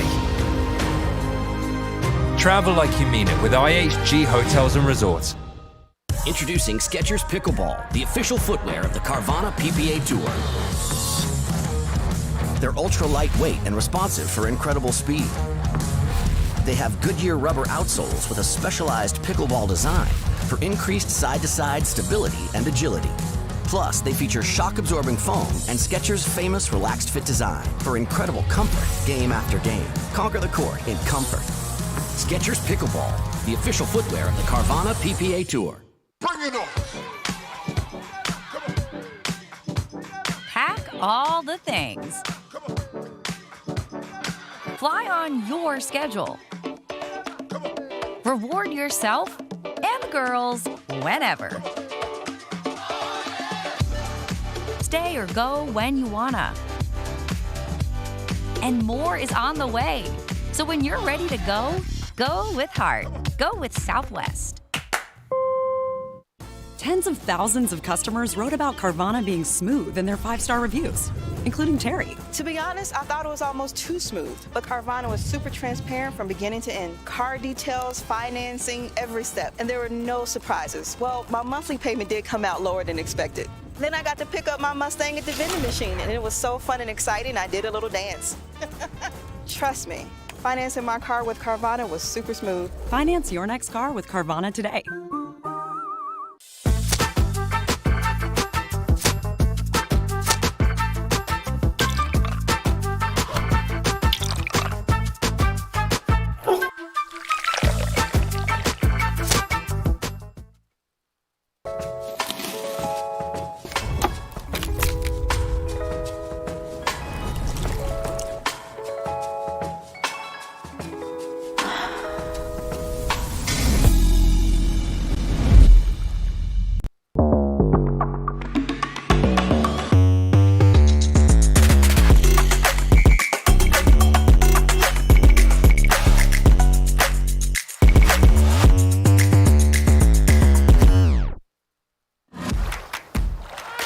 muscle cramps and spasms, you need fast relief. TheraWorks Relief absorbs quickly with a safe, gentle, non-opioid formula without the mess or strong odor. So get back at it. TheraWorks. TheraWorks. TheraWorks works. Use TheraWorks every day to prevent muscle cramps and spasms. TheraWorks works. Try TheraWorks and get back at it. For muscle cramps and spasms, what's your move? The Hercules? And welcome back to Mesa, Arizona and the Mesa Arizona Cup here at the Arizona Athletic Grounds. Jim Kloss here with Laura Fenton-Cavanda. We've got women's doubles action here on center court with the 20 seed Alex and Angie Walker against the 30 seed Caitlin Christian and Christine Trifunovic. We've got a quick side out to the Walker sisters, serving at 0-0-1 here in game one. Caitlin Christian coming from pro tennis, still playing pro tennis, and then fits in a pro pickleball tournament here and there. More known for her doubles in tennis, though, so this kind of fits right into her alley. I think Caitlin now, if I have heard right, has given up tennis to switch full-time to pickleball, which I think is a good decision for her. She was switching back and forth here for a few years.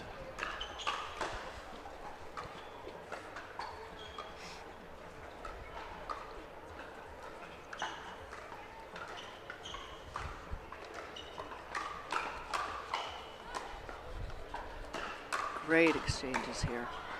Oh, wow. Great point early on. All four players. Defense, good hands. Christian to serve here at 0-0-2.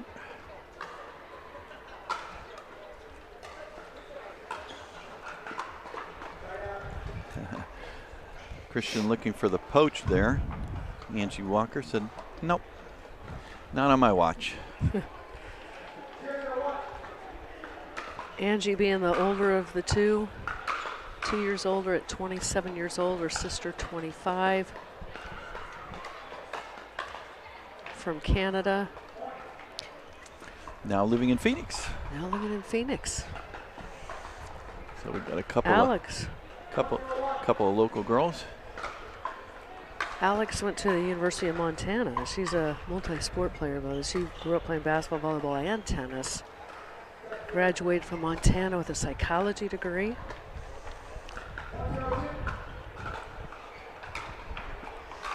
(1-0-2).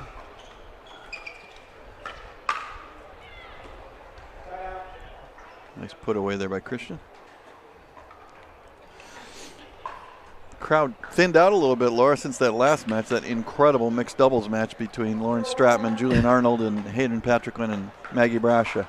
For those of you out there who may not have seen that one, watch the tape. Wow. Yeah, I think everybody was on the edge of their seats. I mean, there was a lot of energy all around, so I think people were just probably catching the restroom or snacks or something. That was just one heck of a match all the way around.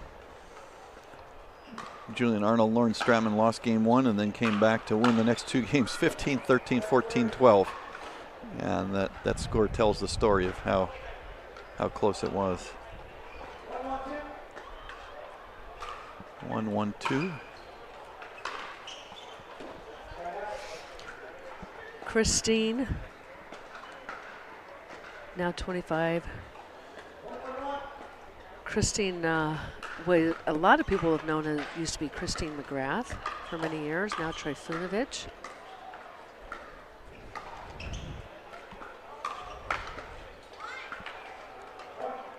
She's won U.S. Open titles. In fact, I got to play against Christine. The very first U.S. Open Women's Pro event, 2016. We played Christine, okay. Corinne Carr and myself played Christine and Sarah Ansbury. In fact, I believe Sarah Ansbury is here this weekend as well. Good to see them all playing again. She played Division I tennis. Christine played Division I tennis. She was the MVP for 4 years on her team, but also went back to college. and a master's degree, I believe. But good to see her back on the court playing.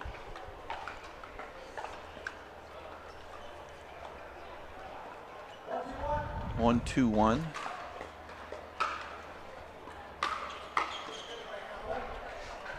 Nice drive there from Caitlin Christian. Caitlin had some good success at the last PPA tournament at Desert Ridge here in Phoenix.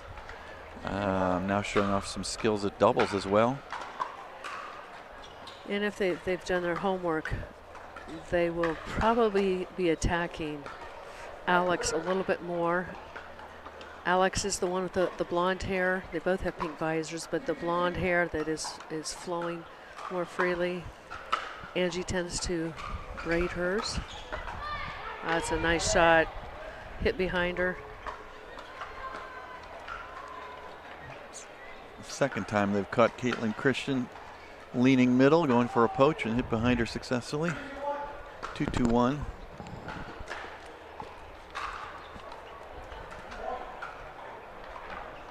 Loose return there from Trifanovic. Everybody loves those freebies.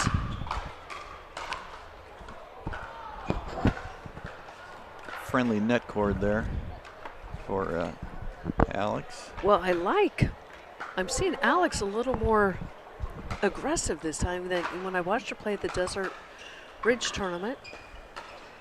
You know, and there's various reasons. I mean, we all have bad days or bad games or bad shots or whatever, but she's a lot more aggressive today than I saw her the last time. Well, maybe they've worked and changed some things.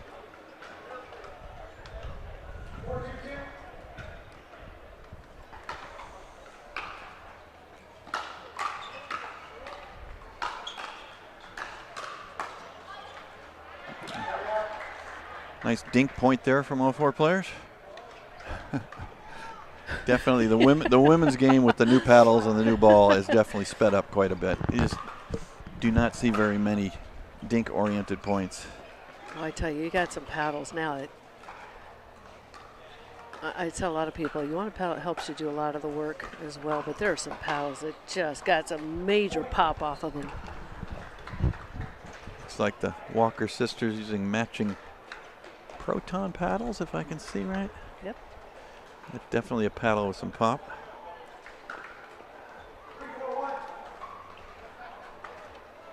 Three, 4-1.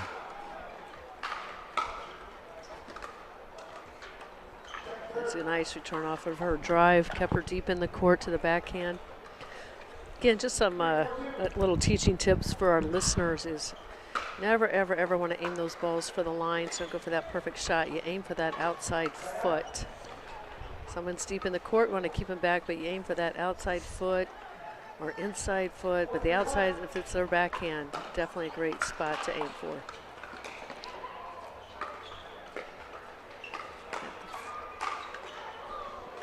That one going long, but could not hold off. And we have another ball under the stands.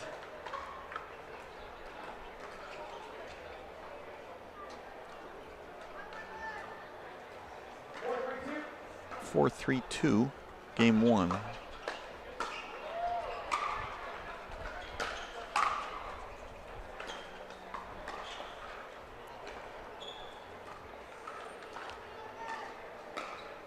Oh, very pretty, very pretty.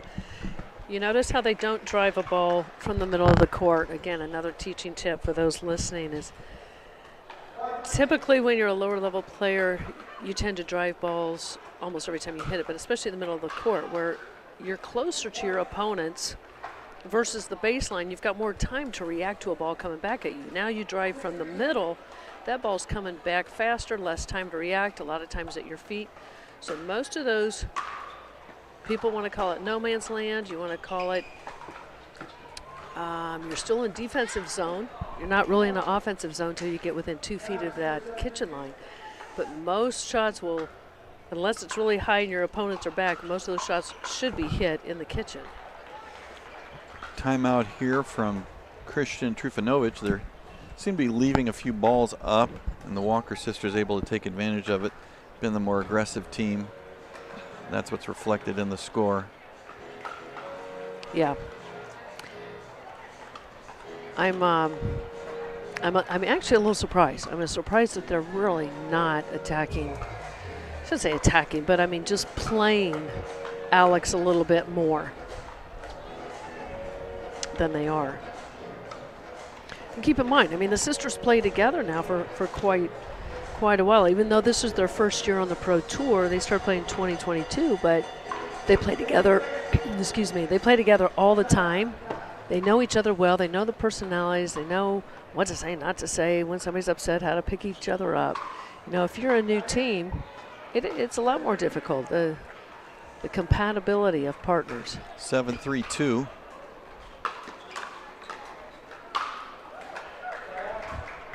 It's a good setup. Excuse me, good setup by Christine Trifunovic.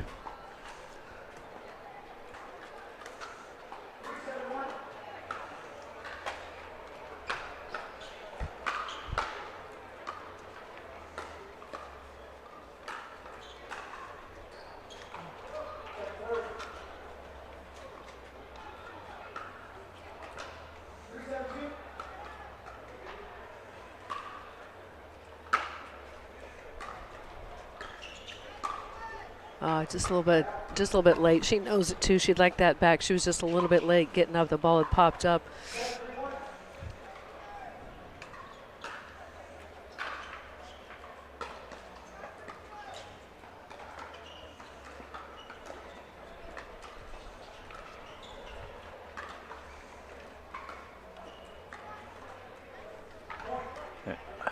Looks like the Walker sisters have decided the right strategy is to play Trifunovic all the way. I think that's right. I think the only thing that's worked for Christian Trifunovic so far is the Christian's forehand. Just stay away from that Christian forehand. And yeah, I would agree with you wholeheartedly. Yeah, they're picking on her now. I would almost, change sides. If this happens often, serve hit out there, but if it happens often where she's struggling and they're attacking her, overplaying her, and I would actually even just switch sides of the court so it puts her forehand in the middle so she can try to at least set herself up.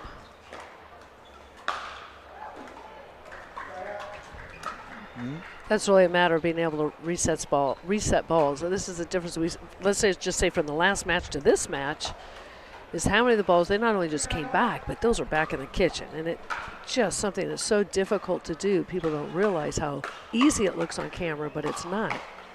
But the precision of those shots.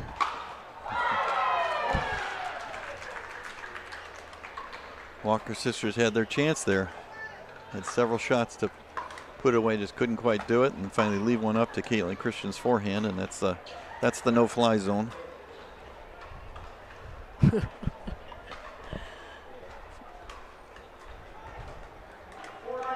4-9-1.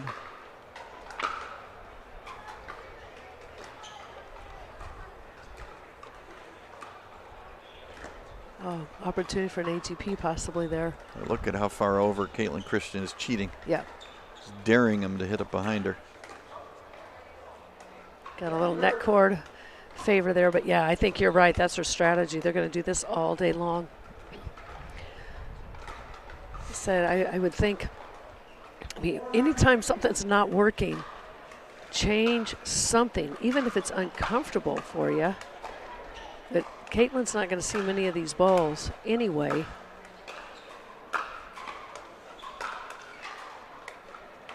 Should be deep on a side out. Yep. Yeah, this isn't rec play where you're worried about having fun and everybody gets to hit the ball. This is pursue the strategy that's most likely to make you win. And the Walker sisters have clearly said, we're just going to pick on Christine Trifunovic. Yeah. Unless you hit behind, that's what we say when you pick on, unless you hit behind that other player. She had to step over, step over and take that one. Caitlin Christian says, well, if you're not going to hit me the ball, I'm going to hit her. Right. I'm going to hit her ball. That was quite a poach.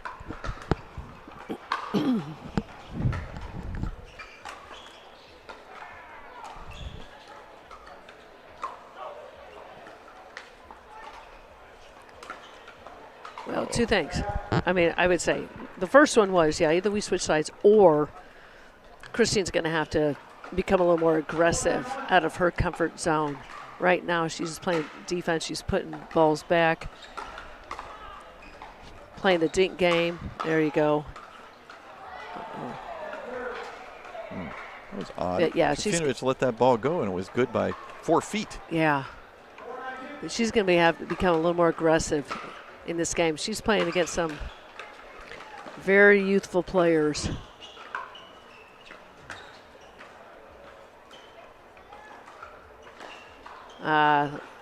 Trying to pull the trigger way too early. That ball is down at her ankles. 5-9-2. Caitlin Christian's, they're almost playing like it's a mixed doubles match with Caitlin Christian. She's playing 2/3 of the court or more. Nice shot. That's a beautiful shot. Backhand through the middle of the court. Timeout here for the Walker sisters as Christian Trifinovic going a little bit of a run to get back to 6-9-2.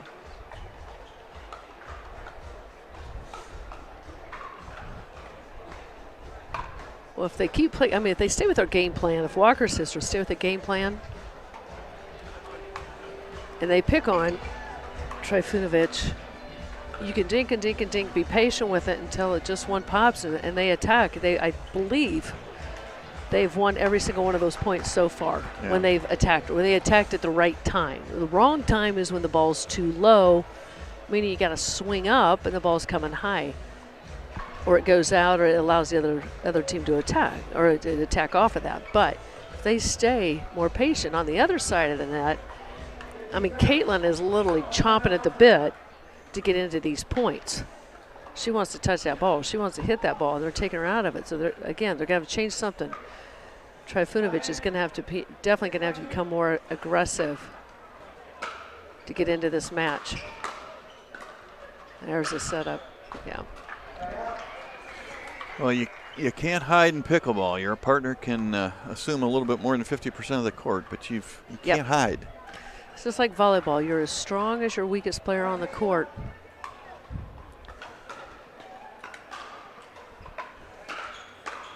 Well, look at how far over Christian was. Yeah, I said she wants that ball. This is like watching Julian Arnold. You know. 9-6-2.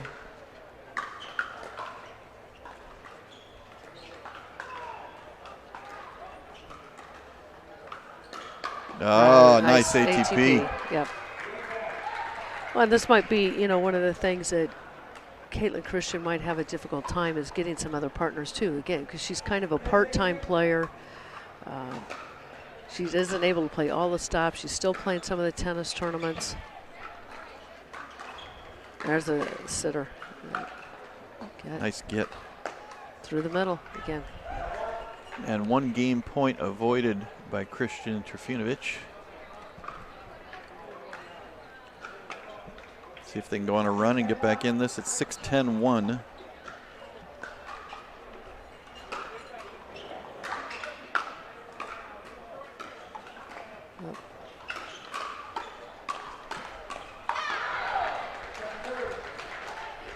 And this may just be, this could just be a difference of reflexes here. And let me add something in, Jim. A lot of times people don't realize, or you don't hear much of.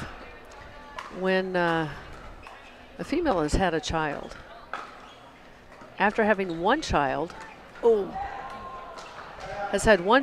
actually their skill levels or their playing abilities actually get better after one child. That's research that is a proven fact.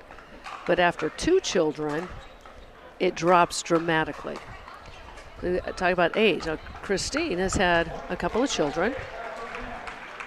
She's a little bit older. She's in her 30s, whereas the others are still all in their 20s. So that really could just be the difference of the match here, or maybe she's not been playing as much or used to that level of play.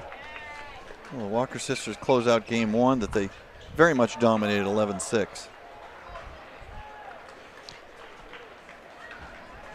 Don't change. The difference in the match is pretty clear for everybody to see. Is Trifinovic is just not keeping up her end of the bargain here. Yeah. Clearly the weakest player on the court. Yeah, as of right now. I mean, I don't know. Like I said, I don't know if she's been training or she's been playing that level. I mean, as you know, you play about the level of the people you play with. You could be a higher level player, but it tends to sometimes bring your game down. Unless you have those higher level players to play with and practice or even drill with. You know, it's hard to get your game up at that same level. So she may have those abilities, you know, but she definitely has to put in the work if she's going to get back up to where she used to be.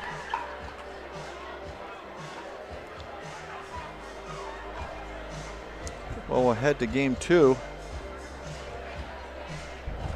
If I was coaching the Christian Trifunovic side, I mean, you just part of it. Sometimes the answer, you know, when people ask, "What can I do to change?" or I watch a match and somebody will ask me for a little coaching. One of the things I often say is sometimes you just got to play better. There's no magic formula. It's not like, well, hit a topspin backhand or do this or drop more. Sometimes it is that, but sometimes it is purely just you just need to play better. Right. You hit the drop. You got to hit a drop shot, but you got to hit a good drop shot. Yeah. Right. And watching this match, I would just tell Trifunovic, you just need to play better. And I think it might be just, you know, have her be more aggressive. Yeah, you know, sometimes a cure for if it's nerves. I'm playing on center court's not easy. Sometimes if it's nerves, just, you know, hit the ball very aggressively.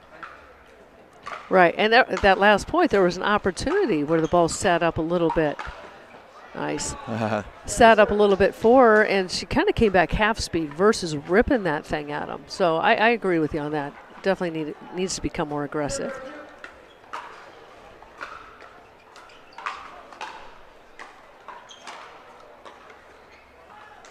That's a smart shot. And a Again, keeping balls in play, going back as close to their feet as you can. Not going for the big winners at the wrong time. 0-0-1. It's an unusual error from Angie Walker.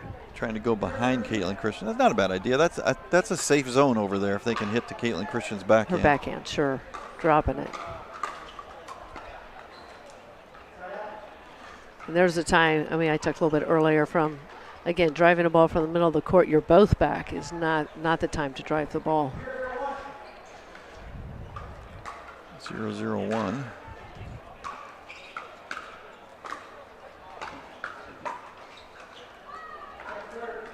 Yeah, they're really just playing basic pickleball right now. Just basic fundamental pickleball. They don't have to do anything flashy, nothing fabulous. So go behind her. She left it up. That's the only reason they lost that point, but she left that shot up.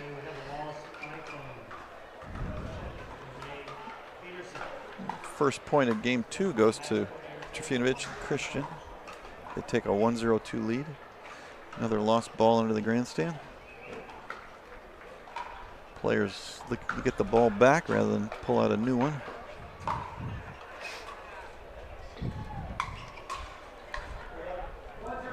Caitlin Christian serving a 1-0-2.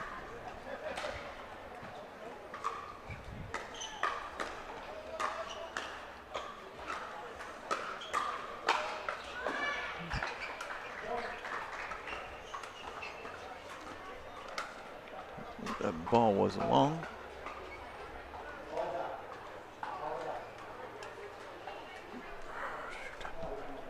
Questioning. I mean, the ball was called out. They're questioning, thinking it was clearly in. But again, neither one of them, the referees see it. Unless, I mean, I'm just in front, Jim, all the time. This is one thing that it really is kind of one of my irritants in pickleball is, this is a professional tour. This is a pro match on stadium court, but we don't have line judges. And so the players have the ability to make whatever calls they want, and I've not seen one yet in the last 3 matches where either referee saw the ball or the line. Well, the referees have obviously a very difficult job. They're not that was on the baseline. Neither referee is on the baseline. Right. Their main job is to watch the kitchen and faults there. Very tough on the refs to see that. Oh, I agree. Obviously they do what they can, but that's a that's a tough call to overrule. And they're only supposed to overrule if they're absolutely sure. No, I agree, but I'm saying that to me is one of the, right now, one of the weaknesses in our sport. Is I don't know, honestly, I don't know of any other sport where, a professional sport, where the athletes have the ability to make the calls that can make or break your team or the other team. Especially when the money's on the line.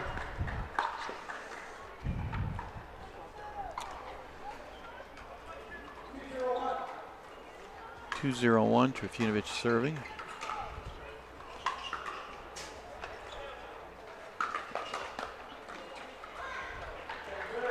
Maybe pull the trigger just a little too soon, again, because the ball is a little bit lower. Ball is too low.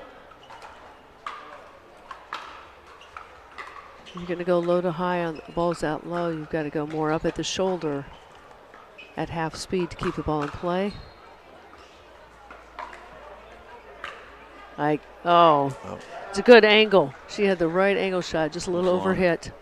Well, I think the situation is that Caitlin Christian feels like she's got to supply basically all of the offense, and puts a lot of pressure on her.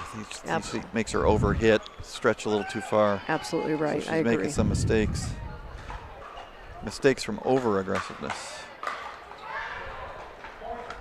And that gets the Walker sisters on the board at 1-2-1. Yeah, I think that they're just going to go back. They just talk to each other. They're going to go back to this game plan and just say, hey, we just need to play her. If we just play her, you know, with the right shots. I mean, with getting the ball down, the ball was obviously up high enough she could attack. But if they execute the shots, and they know, and I have to agree, I think if they know if they just play her, that's how they're going to win this match. Take Caitlin Christian completely out of the points if possible, or just hit behind her down low, keeping the ball down. Yep, because she's going to attack, which she should do. I mean, that's absolute great shot. She's probably got the quickest hands of all four out there. So any chance she gets, she's gonna drive the ball. Certainly, if you're either of the Walkers, you shouldn't be surprised if you get a hard ball from Caitlin Christian. You know that's where the offense is going to come from. Just some loose shots here from the Walker sisters. They're letting their opponents take a lead in this game. 3-1-1.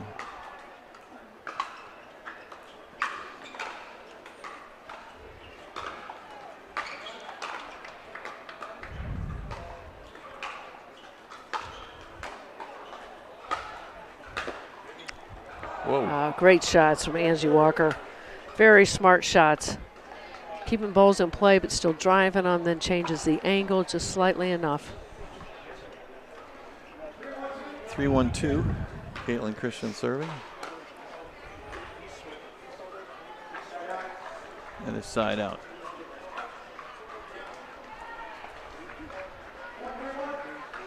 See if the Walker sisters can generate some offense.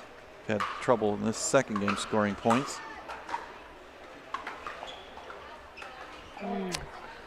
It's a rare miss. I have to agree with you, Jim, though. Yeah, I think she feels a lot of weight on her shoulders, like she's got to be perfect now in order for them to have a chance at winning this match. Beautiful to watch, though.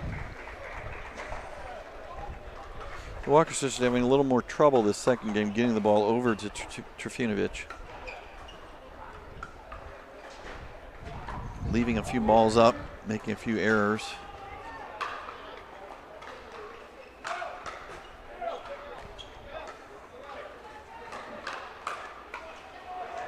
Well, hats off to Christine there. She started the attack, balls up enough, and she did. She started it right at the left tip of Alex Walker, and that's what set up the winner from Caitlin. 3-2-1.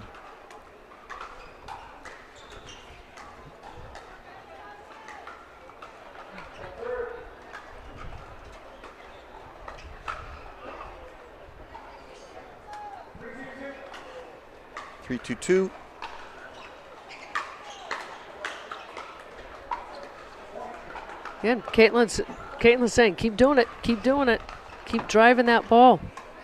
They're actually playing better this way. The strategy is working.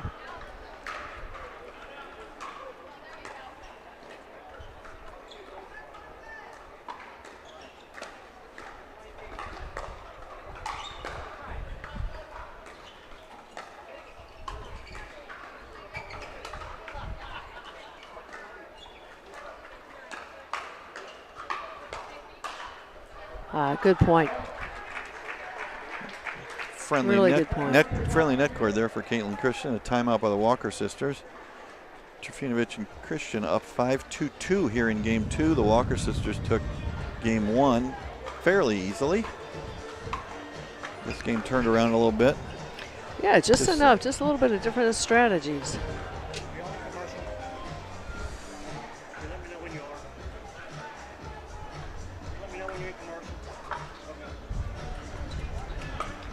So we're going to take a break, and we'll come back here to center court at the Mesa Arizona Cup.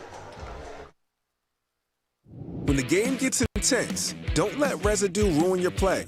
Reset, the ultimate solution to bring back the grip, spin, and control to your carbon fiber pickleball paddle. Say goodbye to caked-on gunk and slippery surfaces, and say hello to a paddle that feels brand new.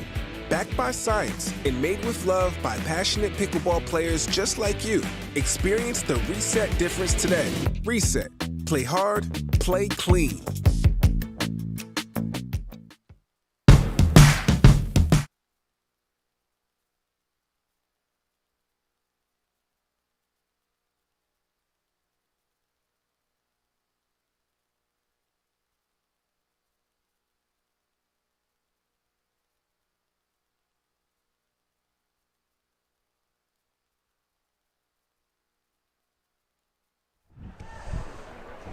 And we're back here at the Mesa Arizona Cup. We're in game 2. The Walker sisters won game 1. They're serving now at 2-5-1.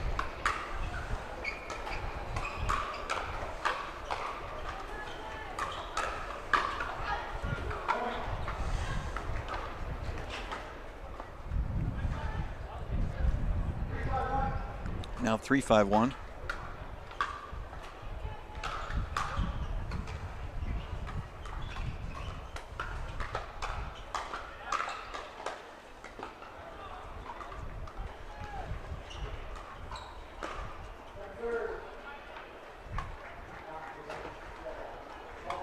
I'm not sure what questioning there, if a ball was called out or not. Yeah, it was called just wide. 3-5-2. That one's out. And let me clarify, something, Jim, there, because they were 4-5-2. talking about, kitchen lines and this and that. And I had made a comment about referees not seeing the ball. I know the referees' jobs are to watch the kitchen line. Oh, that's a beautiful shot. Refs' jobs are watch the kitchen line. So I just want to clarify is that, in the future, I'm hoping that we would be able to have more line judges. But the refs that are there right now are doing their jobs. And they're looking at the kitchen lines. That's what they're supposed to do. Inside out.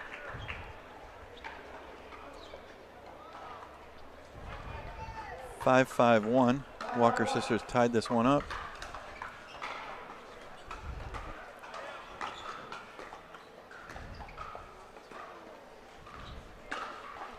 Oh, wow. Wow, nice shot. What do you think differently after the timeout? Well, I think that the Walker sisters just made a few errors there that let Trifinovic and Christian take a lead. I think they're pursuing the same strategy of playing Trifinovic. They just left some balls up.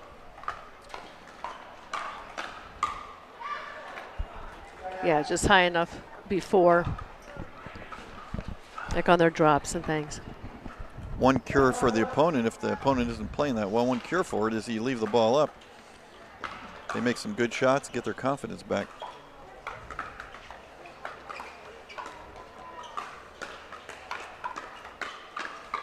Oh, nice point. Wow.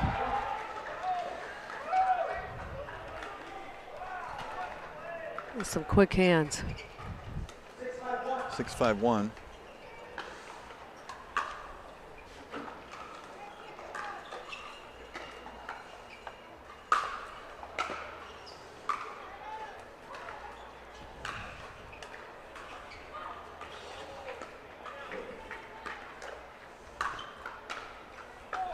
Great shots, great shots.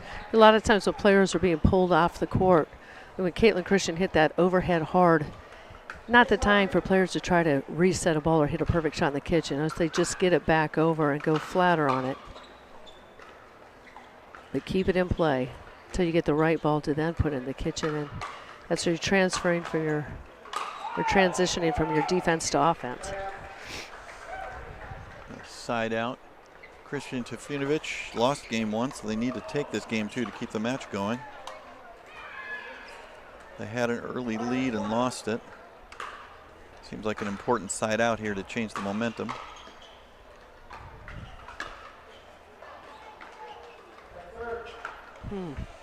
I tell you what, that ball is traveling a lot faster than you think it is when you're watching it on TV or Streamline or anything. That ball is being hit really, really hard from Caitlin right now.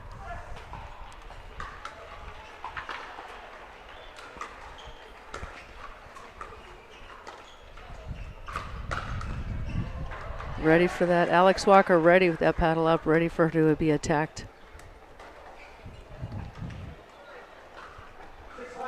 6-5-1.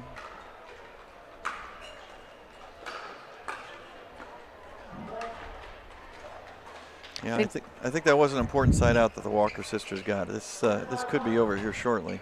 Right, and I think some of you were just saying it before. It was just, you know, mistakes here and there. As we all know, that's how you win and lose games, or, you know, mistakes just kill you. You lose games by doing balls into the net or balls out, or trying to go hard when the ball's too low, like right there, an example. It's again where I think Caitlin Christian just feels like she has to win the point. If she doesn't do something to win the point, eventually they're going to lose the point. And so she's trying to be super aggressive on a ball that just not made for it. I would agree with you on that. That's what I said. If they that side out at when Trifunovic and Christian got the ball back at 5-6-1 and they had an opportunity, I said that was an important side out. They didn't convert any points. Gave the side out back to the Walker sisters. 3 quick points gets us to 9-5. Yeah. Walker sisters took game 1. This one could be over in a hurry after that one side out. Yeah, agree with you a whole 100%.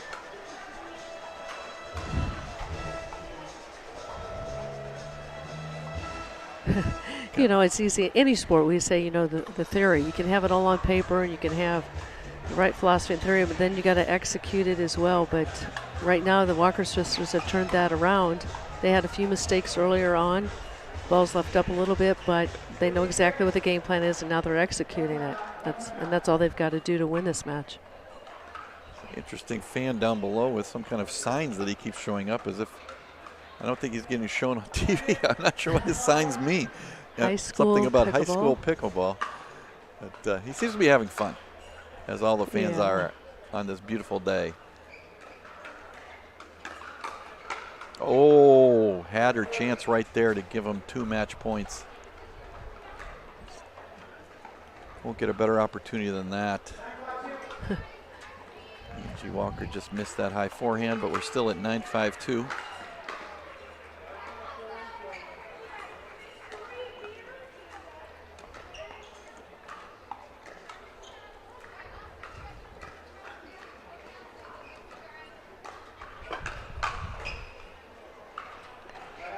It's a nice comeback from Christine. Yeah, that was a good counter by Trifunovic. Counter, paddles up. That's just a high, unfortunately. Yep. Just off on the drop shot, a little bit too high. Yeah, Walker sisters are just not going to change their strategy. Trifunovic has one good point, but then they just go right back to her, and she leaves the ball up. It's a great drop right there. Great drop by her.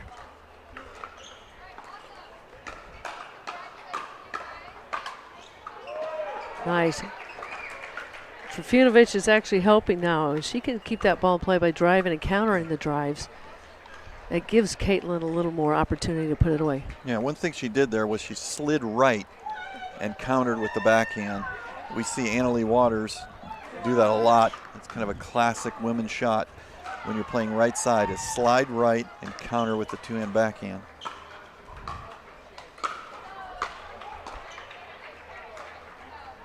That's a nice drop.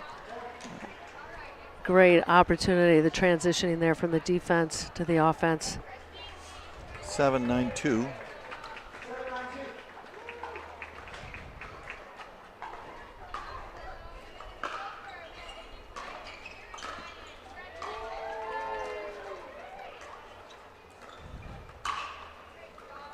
It lands in. It seems like she's kind of come into her zone now, too. I mean, she's more comfortable, her timing. You can see her shots. She's more flowing, too. She's flowing through the ball or swinging completely through the ball. Hitting balls where she wants to now. I mean, this could change around. They could pull this game out. 3 points there for Christian Trefinovic to get back to 8-9-2. Why, for the Walker sisters, you cannot let this game get away from you, though. You just completely dominated this match up to this point. But if you let this one slip away, say you lose 11-9 or you lose 12-10, no matter nobody looks at the score of those two games. They just look and say everybody's won one game and it's all even. So Walker sisters really need to put this one away. You don't want to. Yep. You don't want to give an opponent that's been massively outplayed a chance to win a game 3.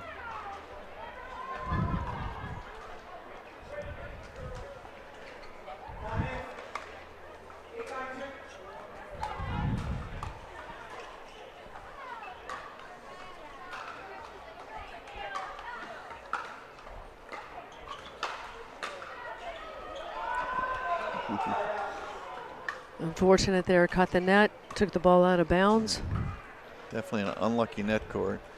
I think if you're the Walker sisters, you gotta want to put it away right here and not let these opponents get second life.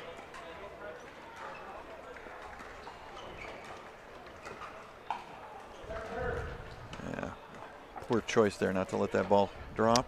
Yeah. Get it off the bounce. Well, as you know, toughest part of the match is closing it. It'll be the toughest 2 points. The longer it takes them to get a point or two, the tougher it becomes.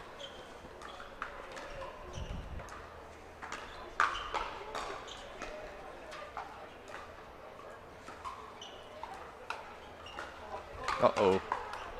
Can't give Caitlin Christian a forehand there. She was just thrilled to hit the ball even, that rally. 8-9-1. I mean, anything could still happen in this game.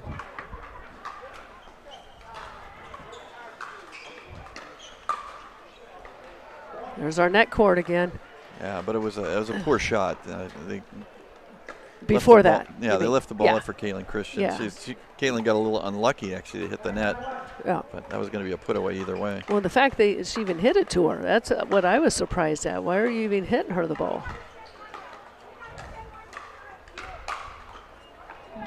Trefinovic had a shot there. She was ready for it.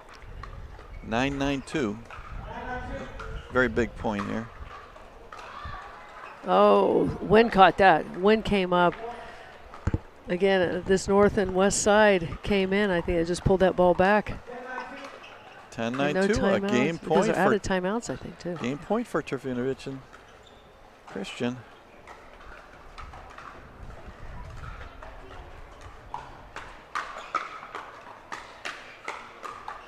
Oh, they fight it off. Wow.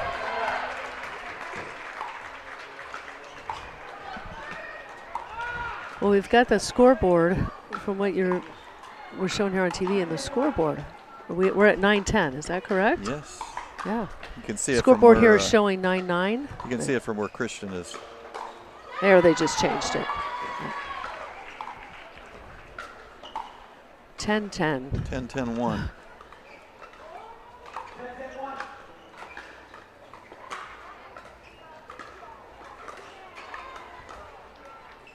Nice drops.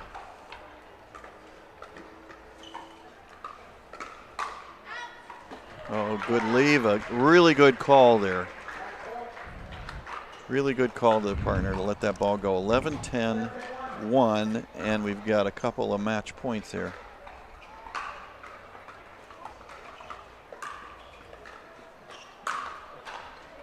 Oh, wow.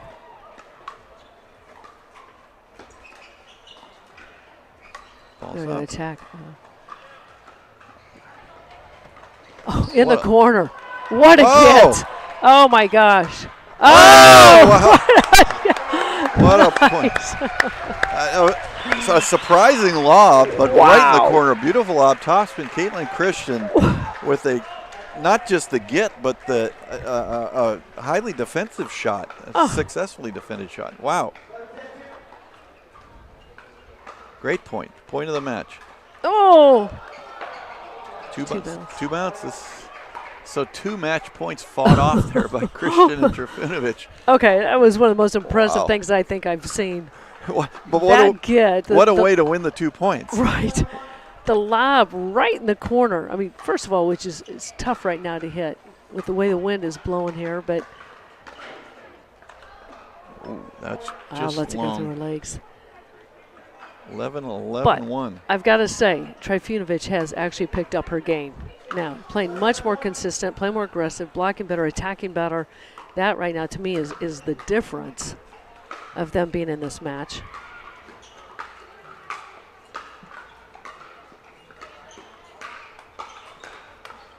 Good defense.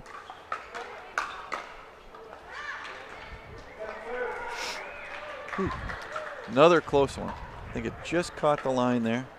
Send it to 11-11-2. Christian to serve. What a shot.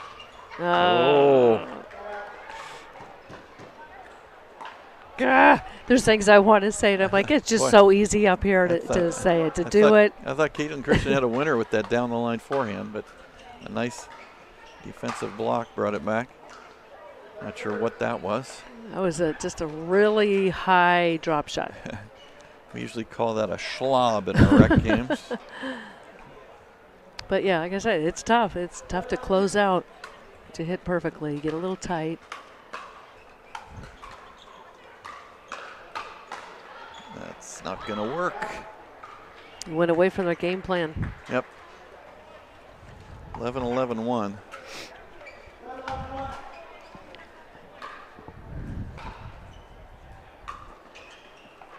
And I think they're out of timeouts too. So I don't think they can take a timeout to just regroup.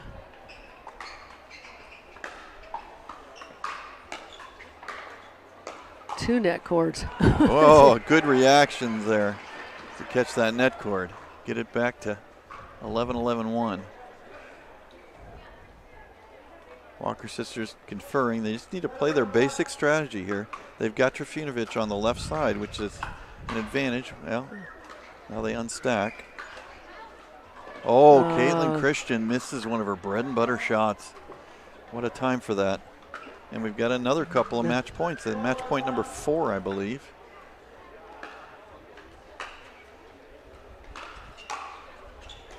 That's not going to work. Yeah.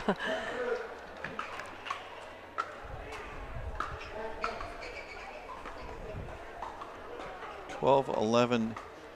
I said I've always loved. Match point number 4. Love close games, so exciting close games. Oh, and a service return error. 2 unforced errors. Wow. Wow. Kind of an anticlimactic ending.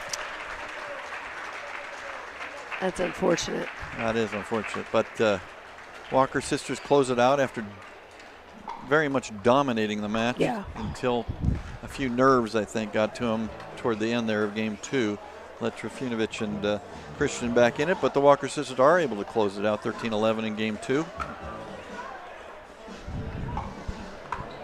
Wow. Well, I would just like to say I was happy to see Christine actually bring her game up another level. I mean, she started out, she could be nervous. She hasn't maybe not played for, I don't know for sure if she's not played for a while, but at least her game got better as the match got on. So, which she does have the abilities there. Yeah. And we'll go to a break here, and we'll be back with another match at center court. To make it to the game, it takes dedication and training. To stay in the game, it takes grit and stamina. To win the game, it takes strategy and skill. You keep focus on your approach, drop, and champion shots, and we'll help you stay focused on your strength, flexibility, speed, and downtime. Having a sports medicine partner in your court is key to helping you make it to the game, stay in the game, and win the game. Select Medical is proud to be the exclusive provider of physical therapy of the PPA Tour.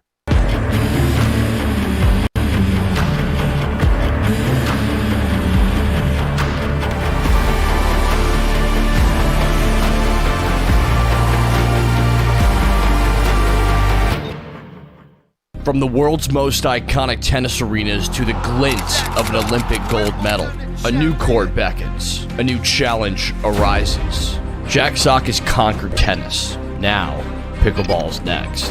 Mastery, precision, passion, that's what champions are made of. And when it comes to pickleball, there's only one company they turn to. Jack Sock's legacy continues with the #1 brand in pickleball. Selkirk Sport. We are pickleball. Pioneered by revolutionary technology, backed by relentless research, we bring you an unmatched quality of product.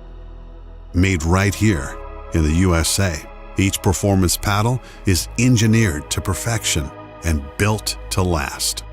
Because when it comes to the sport we all love, quality and performance matter.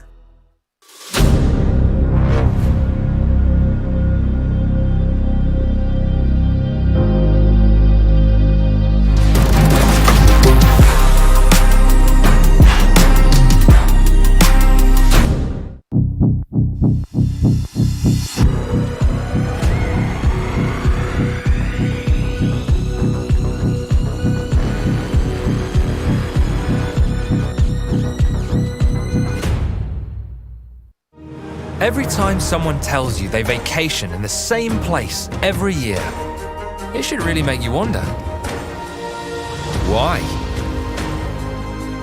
Travel like you mean it with IHG Hotels and Resorts. Introducing Skechers Pickleball, the official footwear of the Carvana PPA Tour.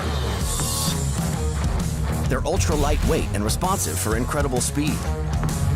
They have Goodyear rubber outsoles with a specialized pickleball design for increased side-to-side stability and agility. Plus, they feature shock-absorbing foam and Skechers' famous relaxed fit design for incredible comfort game after game. Conquer the court in comfort. Skechers Pickleball, the official footwear of the Carvana PPA Tour. Bring it on! Pack all the things. Fly on your schedule.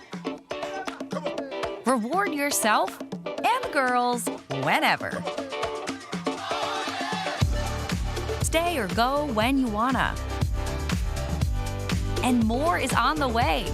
So when you're ready to go, go with heart. Go with Southwest. Tens of thousands of customers wrote about Carvana being smooth in their 5-star reviews, including Terry. To be honest, I thought it was almost too smooth, but Carvana was super transparent from beginning to end. Car details, financing, every step, and there were no surprises. Well, my monthly payment did come out lower than expected. Then I got to pick up my Mustang at the vending machine, and it was so fun and exciting, I did a little dance. Trust me, financing my car with Carvana was super smooth. Finance your next car with Carvana today.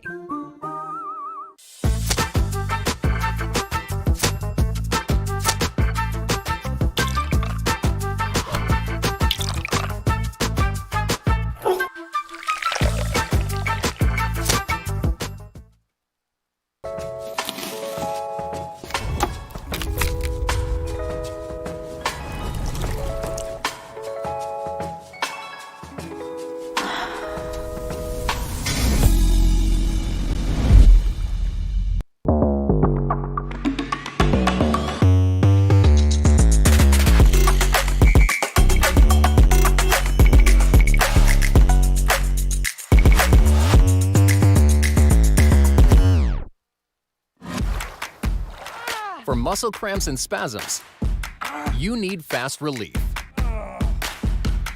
TheraWorks Relief absorbs quickly with a safe, gentle, non-opioid formula without the mess or strong odor. So get back at it. TheraWorks. TheraWorks. TheraWorks works. Use TheraWorks every day to prevent muscle cramps and spasms. TheraWorks works. Try TheraWorks and get back at it. For muscle cramps and spasms, what's your move? The Hercules The elephant? The pogo? Make the move to TheraWorks. It absorbs quickly for relief of muscle cramps and spasms. A safe, gentle, non-opioid formula you can use every day to keep moving without the mess or strong odor. For fast relief of muscle cramps and spasms, TheraWorks works. Try TheraWorks and get back at it.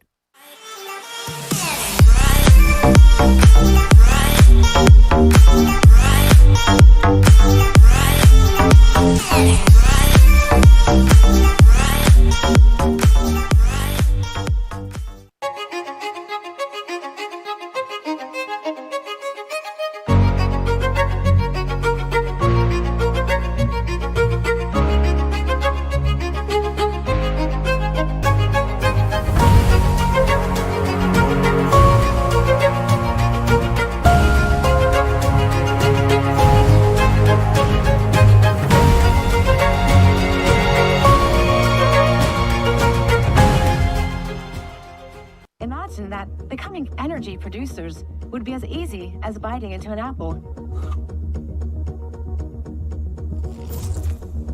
Imagine water that is pure and inexhaustible, recycled and accessible everywhere in the world. Imagine the world of tomorrow, sustainable and desirable.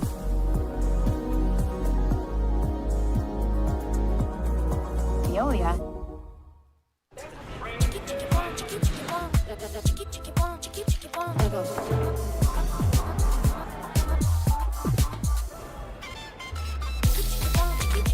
Follow your vibe. Busy. Flavor for every vibe. I can't take no loss. I don't even know what it costs. I hit the ground, then it go off. Yeah, hit the ground, then it go off. Yeah, I can't take no loss. I don't even know what it costs. Yeah, I hit the ground, then it go off. Yeah, hit the ground, then it go off. Yeah, run it.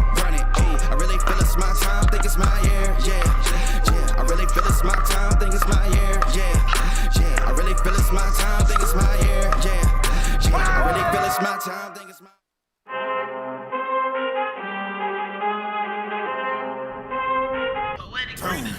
I need all the wins, yeah. Ain't no L's, I gotta get it, no call it quits, yeah. Gotta keep on moving no matter how hard it gets, yeah. Better move out the way, cause I'm coming with harder hits. My head is as hard as a brick, but I'm harder than all of it. You better move, you might get knocked out, knocked out. You better move, you might get knocked out, knocked out. Big it up, big it up.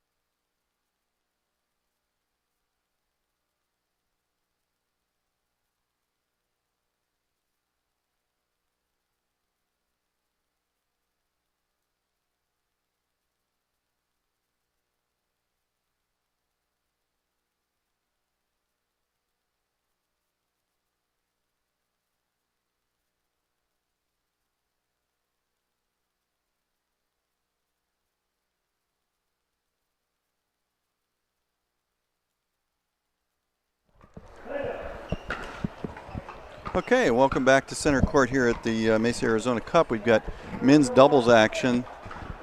We've got Martin Emmerich and Daniel De La Rosa against Mohammed Al-Houni and Samuel Lee.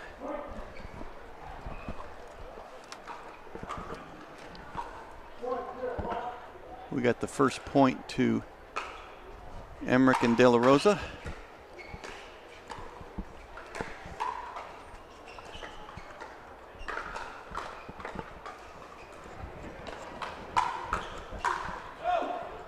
Oh, De La Rosa had his forehand there. Daniel De La Rosa has been ranked as high as #1 in the world of racquetball.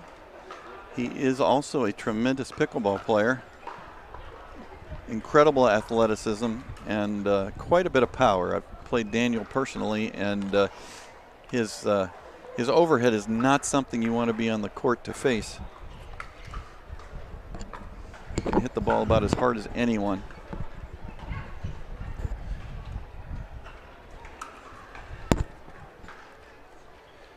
Small wait here while the referees get organized.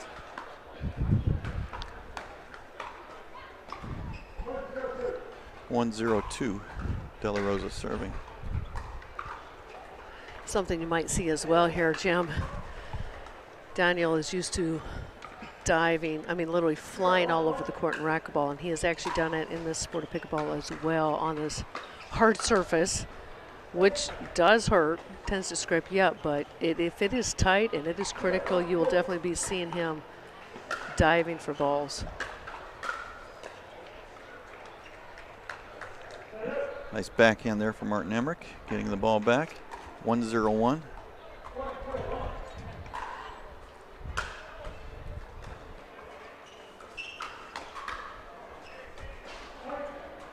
It's a nice attack to his backhand. Ball's down below the net. He hits a little roll. Roll means with a little top spin on it, but takes it to his outside backhand. 2-0-1.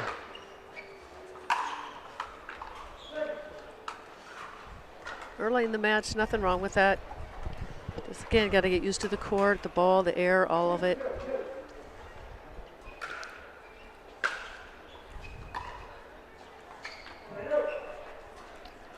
That will come around. He just, timing's off a little bit, or even the depth perception of the wind against him.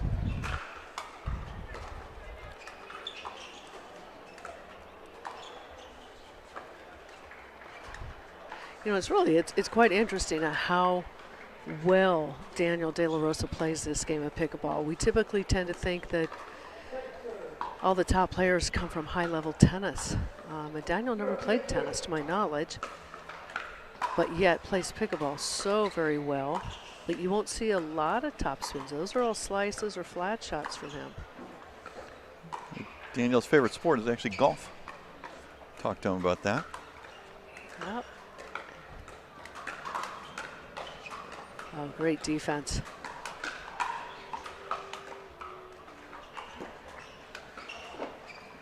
Really good four-way point going here. That's a smart shot. I think you're going to see that all day long.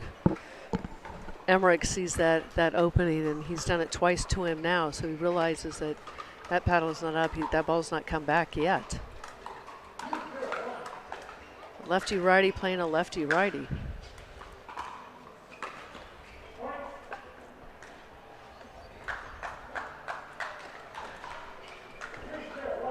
(3-0-1) lead here for Emmerich and De La Rosa early in game one.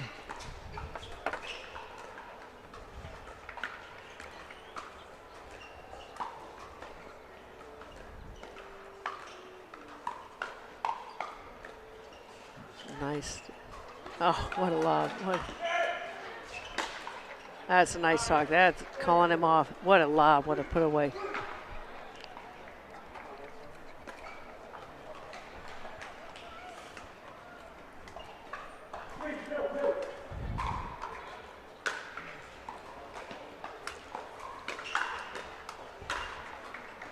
Nice defensive block there from De La Rosa. Let him go on the offense. Emmerich showing some really nice touch on his backhand here.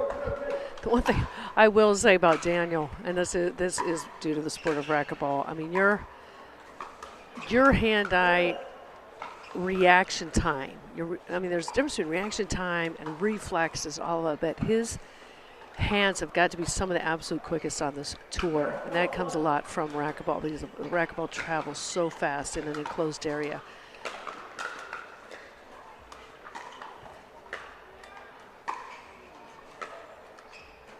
He's very patient.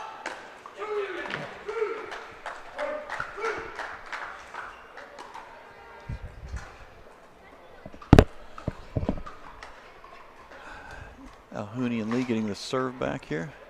I think you're going to see 1-4-1. Seeing Emmerich and De La Rosa maybe targeting more of Samuel Leigh. Alhouni right now, the stronger of the two. Really nice drive there by Alhuni.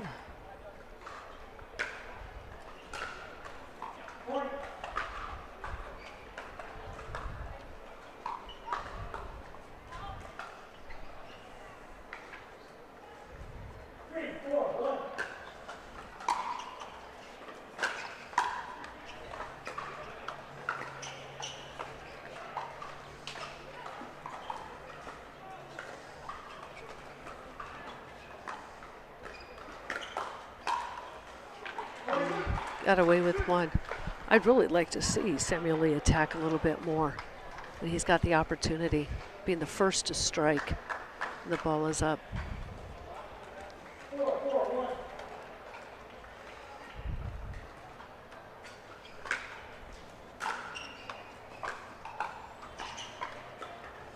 Right there was an opportunity when it's up a little bit more.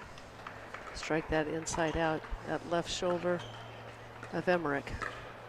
Right there. There you go.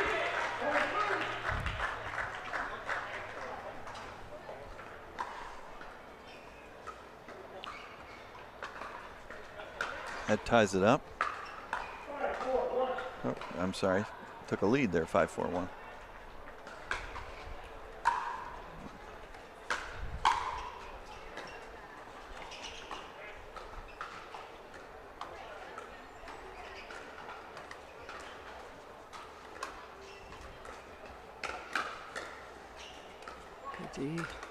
Nice shot. Nice, nice, nice. Good sequence there. Good reset from Leigh, but not enough. You see both offense and defense in these points. 5-4-2. Alhuni and Leigh with an early lead. Great reset. Still staying back as the ball's going to bounce up a little bit. But this is probably something as players begin to learn this game, if they're coming in new to pickleball, I'm not putting a number on it, but a beginner or even a 3-0, 3-5, or just saying they're beginners or advanced beginners, is tend to just swing every ball hard.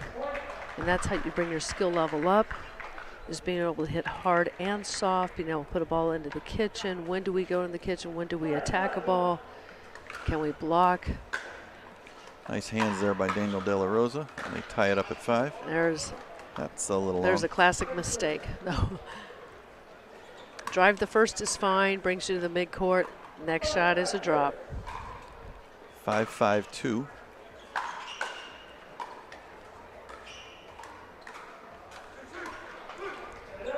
De La Rosa having a little bit of trouble with his touch on his backhand. He's left a few into the net here. That's right. You know, this is where you see the difference between the higher ranked players than some of the other pro players. Is, again, just the precision of their shots. That ball into the kitchen, it's a reset, it's back over the net, it's this and that, and the angles of them don't have quite as many unforced errors. That's probably a good Daniel call. De La Rosa with a couple of errors, calls a timeout. Alhuni and Leigh are up 7-5-1 here early in game 1. I'm kind of surprised. In the beginning of this game, Emmerich and De La Rosa were really targeting Samuel Leigh. They were playing everything to him, hitting the dink, and then attacking him, and they've kind of gone away from that.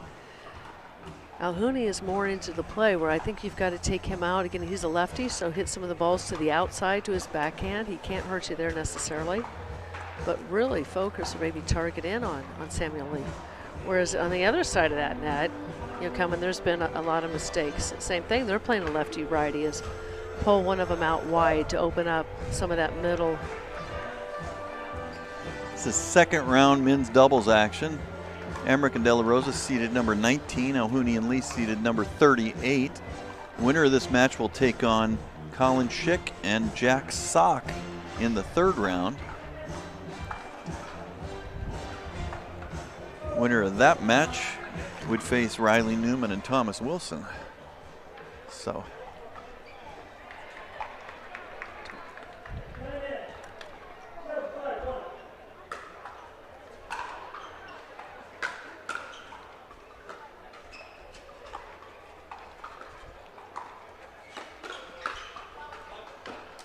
Great defense from Emmerich.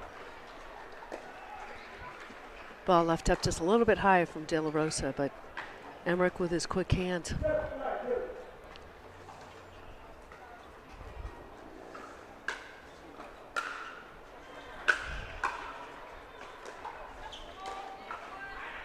Nice backhand roll there by Martin Emmerich.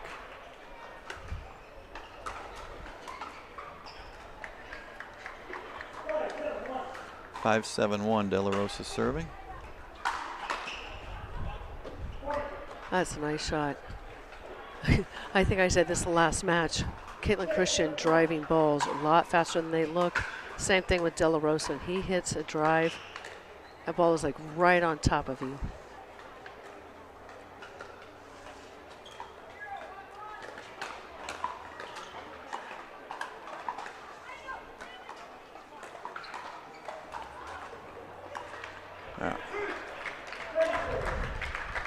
Alhouni and Leigh look like they're trying to focus on De La Rosa's backhand. Daniel with a pretty defensive style on his backhand, just trying to softly reset the ball with it. We see that again. To his forehand. He forgot he was left-handed on the outside.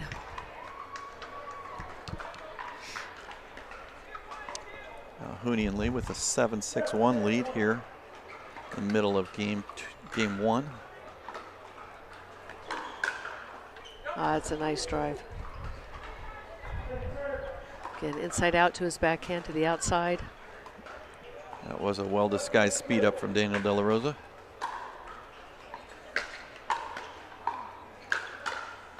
Paddle out front.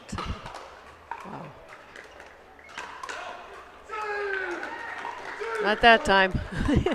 He's like, not twice in a row. Alhouni and Leigh with an 8-6 lead. Should be 8-6-2.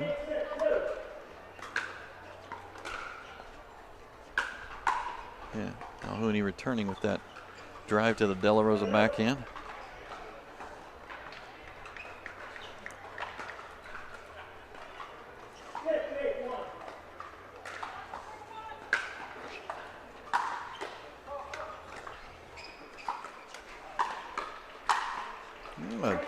De La Rosa with a rare topspin attack off the backhand, and it worked quite well. I think he's going to have to go to that more. It looks like a strategy from Alhouni and Leigh to make the De La Rosa backhand a focus. Yeah, I'd agree with you on that. 7-8-2, De La Rosa serving. De La Rosa would love to much rather play a hard, fast game. The side out to Alhouni and Leigh at 8-7-1. Looking for a run to see if they can close out game one. Probably one of the toughest things for most people that come into the game when they're new too is when you've come from other sports, everything's aggressive, is that patience, hitting that softness and being patient is really difficult.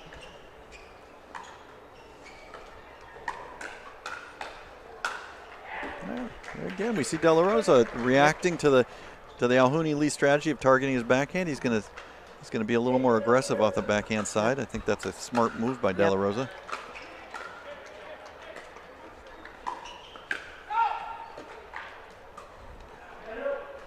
Yep, no, I agree with you, Jim. 100%. Good call there to let that one go. 7-8-1.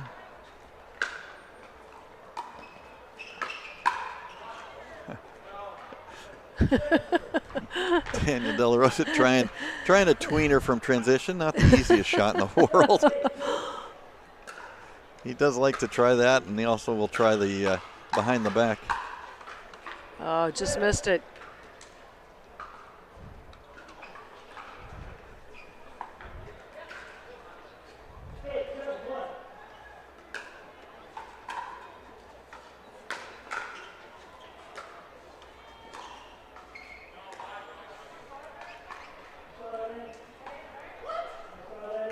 Oh, called wide. Referee overrules. Yeah. Overrules it. Alhouni not pleased with that overrule. The referee had a pretty good look at it, though. You know, the referee's job typically is not necessarily call lines, but to look at the feet on the kitchen line. That ball hit close to the kitchen line, so it's an area where the referee's got a little bit of an advantage, being an area where they're properly focused on. So good call there by the referee. Yep. Good little frustration swing in that last point from Alhouni. Frustrated with the call and then takes it out on not necessarily the smartest shot. 7-8-1.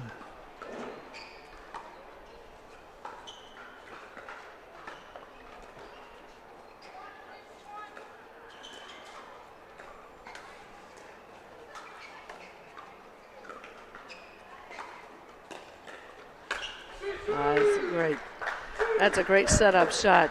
From below the net, Alhouni takes his forehand, a little roll, a little topspin roll right up at the chest of Emmerich. Sets up the next shot to put it away.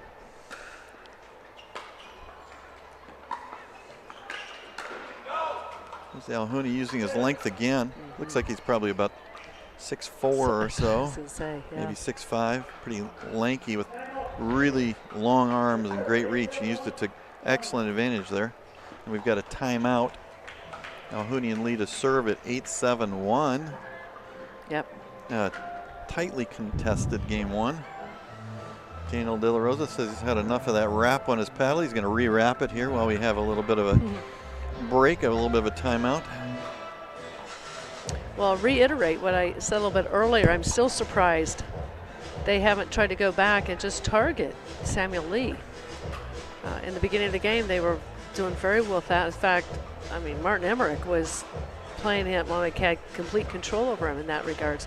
I mean, Alhouni has gotten more aggressive in the middle, but you could still drop to Leigh and then hit to the outside, the behind Alhouni to take him out of the middle. But they really have not focused in on just that one side of the court yet.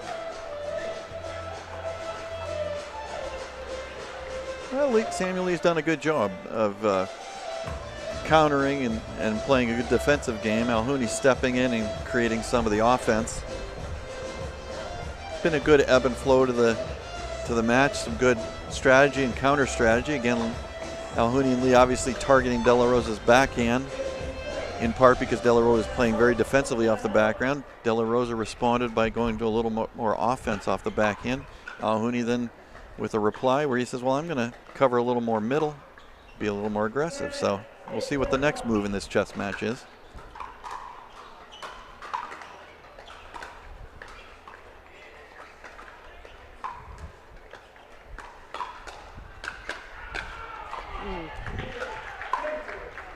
That's just quick hands. That was right. That's all that was. Very good play. Samuel Leigh with a nice counter. Thought it was a winner, but it came back. Alhouni likes that drive down the line to the De La Rosa backhand. Definite spot of attack. 9-7-2.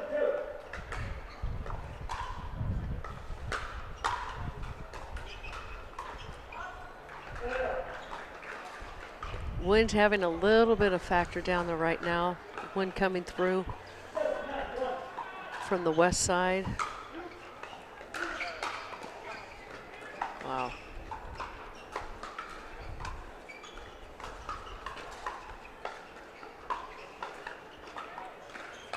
Yep. I was waiting for Travis to pull that trigger. He got Alhouni out to the outside to his backhand.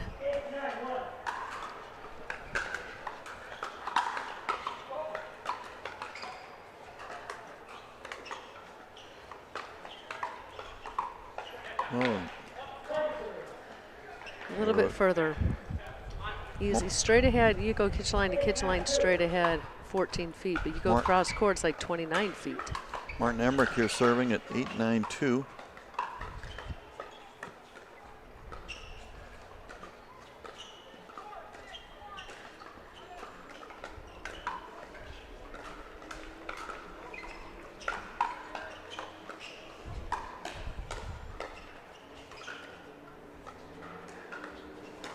Oh, no. We got our first come on, too, here. Yeah. I don't think we're going to hear an Andiamo, but Leigh and Alhouni with a 9-8-1 lead looking to close out game one. Nice resets there by Leigh. Oh, very nice reset, set himself up. Had the high backhand. Returned. But could not convert.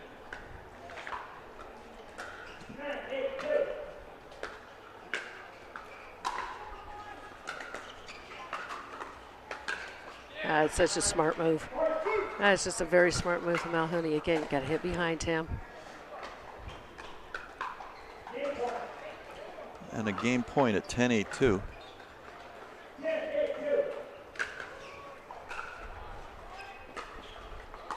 Oh, see ya. Yeah, and the match ends on a point that I think was the deciding difference in that game, where Malhouni just supplied a little more offense than anybody else. Used his length, his size to dominate the middle. And Malhouni and Leigh take game one, 11-8. And we'll go to a game two, see if De La Rosa and Emmerich can make some adjustments. And we'll go to a commercial break and come back here to Mesa and game two.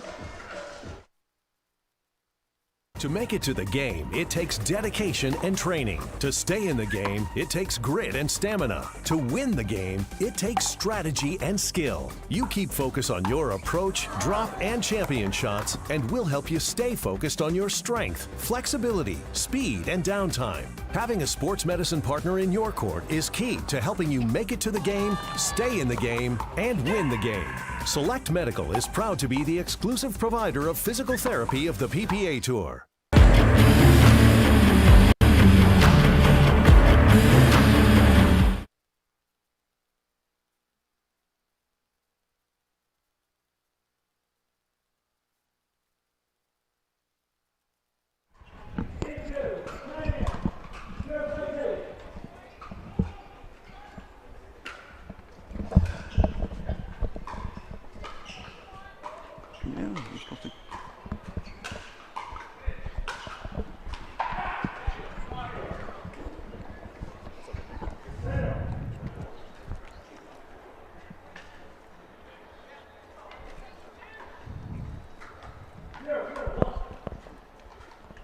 And we're back here at the Mesa Arizona Cup. We're start of game two. Samuel Leigh and Muhammad Al-Houni winning game one.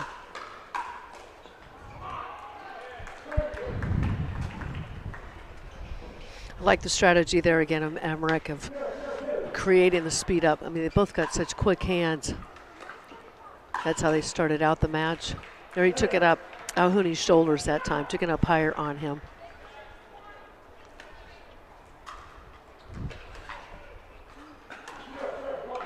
0-0-1, Martin Emmerich to serve.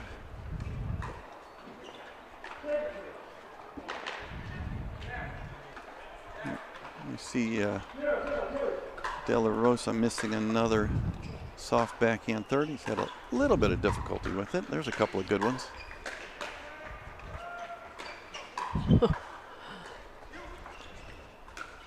That's a great point. Great defense. Emmerich finishing it with an offensive attack down the middle. Some good athleticism from Al-Houni. He's a pretty good singles player and can cover a lot of court, and showed it there.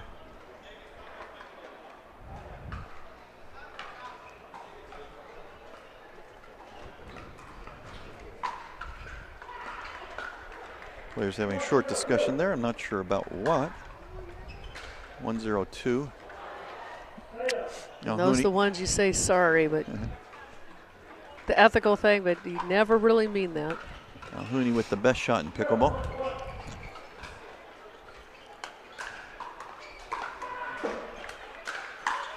Oh, what a shot. That's a tough shot. That ball dropping so quickly.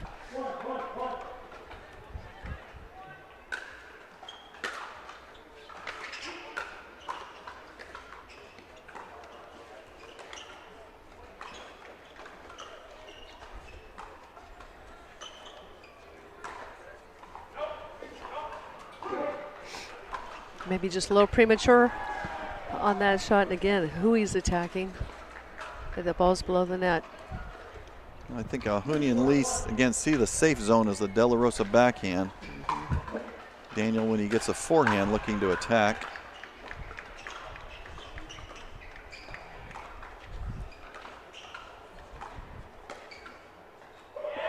Wow. First, when he hit it, I thought it was going out. I'm like, well, that's the right shot. And it landed in. Beautiful shot. Nice flip by Samuel Leigh. Good topspin on, not hitting it too hard. 3-1-1.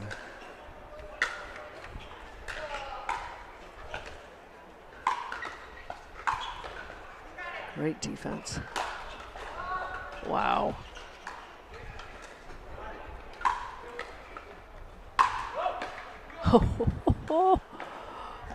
Oh. Oh. Wow. I mean, that's fabulous defense from these guys. Almost got right back into the point.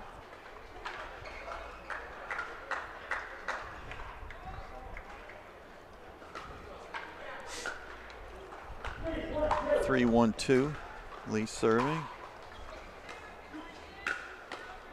Nice. Leigh with some nice resets off that backhand. Oh, what a smart shot. Yeah, I agree. Great resets with Emmerich just reading that little flick with his topspin backhand down the line to Leigh's backhand.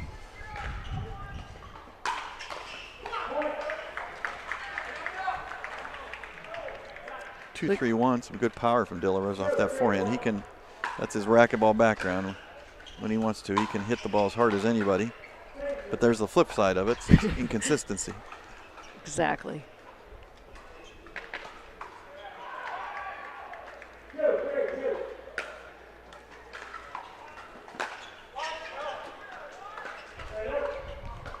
Side out to Alhouni and Leigh, leading 3-2-1. And both teams now really kind of zeroing in on one player on the other side of the net. One targeting Mr. Leigh and the other one targeting De La Rosa's backhand, as you said.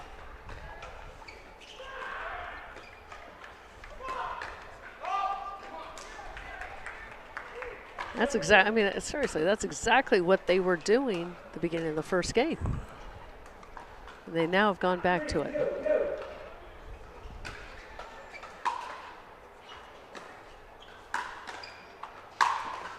Oh, wow.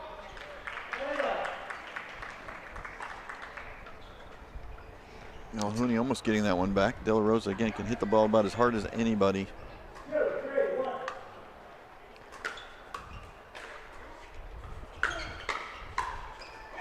Wow. Wow, wow, wow. Looks like Emmerich and De La Rosa have made a decision to target Leigh and target him aggressively, power it at him.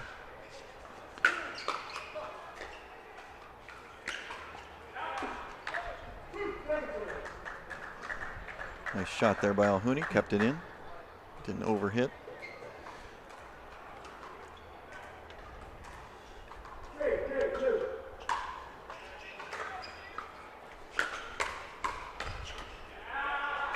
I'm questioning actually. I mean, why did you go away from hitting it to Samuel Leigh?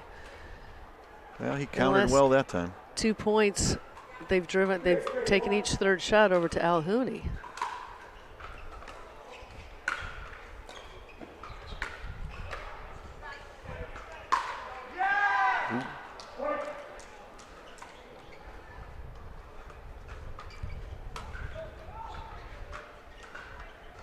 Keep driving it. Got to keep driving it. But again, go back to the what was working. 4-3-1. It's a great serve right at the baseline on the serve. 5-3-1.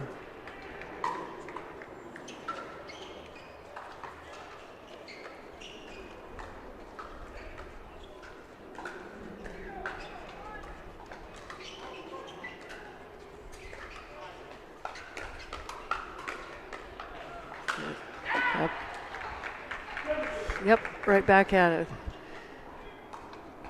I don't think Emmerich has lost too many of those points when he has attacked Leigh. I think Leigh and Alhouni need to keep it outside a little bit more, keep it away from Emmerich's forehand. Yes. Again, another service return error. These are things right now, I mean, those are things especially killing them, are the unforced errors. 6-3-2.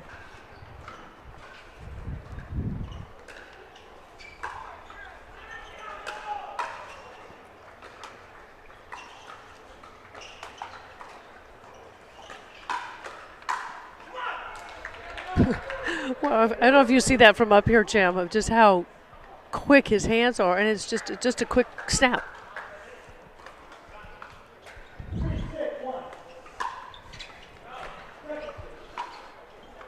Service error. 3-6-2.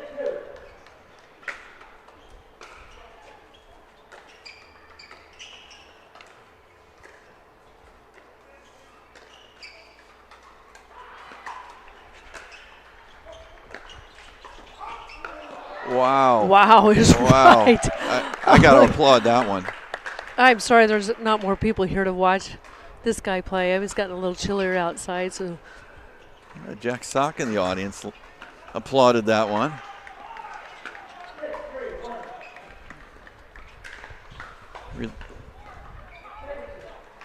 Another missed serve.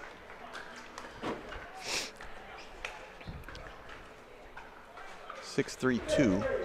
Game 2. Alhouni and Leigh won game 1.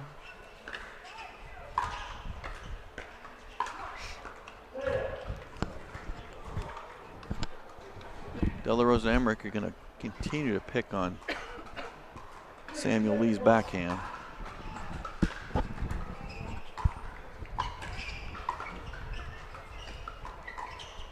Alhouni says, I'm going to respond by covering a lot more court.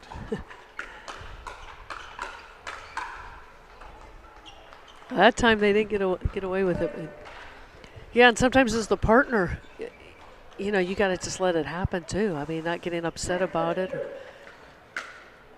Right now, obviously, Alhouni is the stronger of the two, but you got to stay in there, still do your job. Nice net cord for De La Rosa. Gives them a 4-6-2. Cuts the disadvantage to 4-6-2. Nice response. Yeah. I think by now Samuel Leigh knows that he should be sitting backhand, ready to counter. He's going to just see it until he proves that it's not a successful strategy.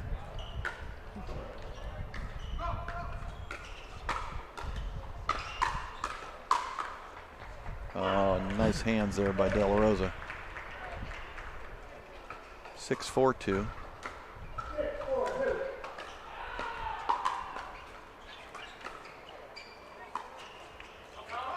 It's wide. Get another unforced error. It's number 8 of this game.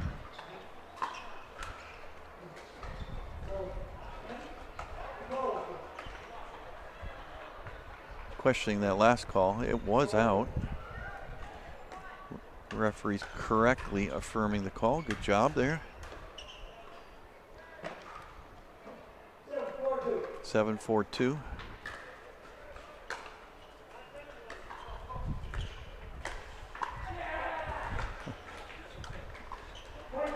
That pop-up, Alhouni and Leigh were fighting over it. Alhouni actually apologizing. I'm sorry. Okay, it's okay, it's okay. I mean, they won the point. It's like. And a timeout for De La Rosa and Emmerich as they're down here. Alhouni and Leigh with an 8-4-2 lead in game 2 after having won game 1.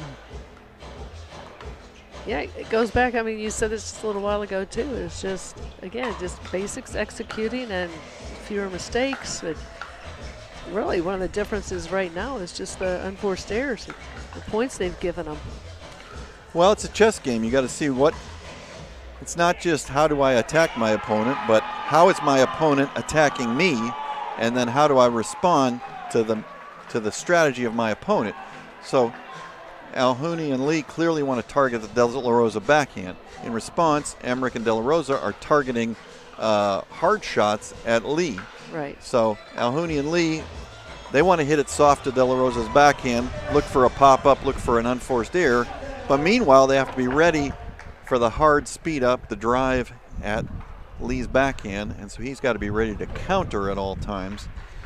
He's mainly countering defensively. I think he might want to counter a little more aggressively from time to time. Wind picking up a little bit here on center court.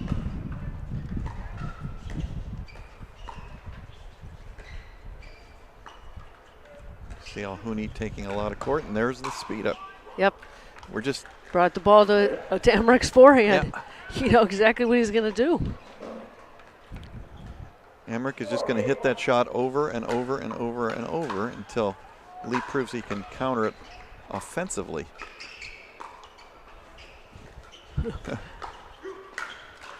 Same again. Yep, got it. Communication here on just a little miscommunication, I should say, on the one shot. But yeah, you've got to take him out of the point, take him out of the play completely. 5-8-1.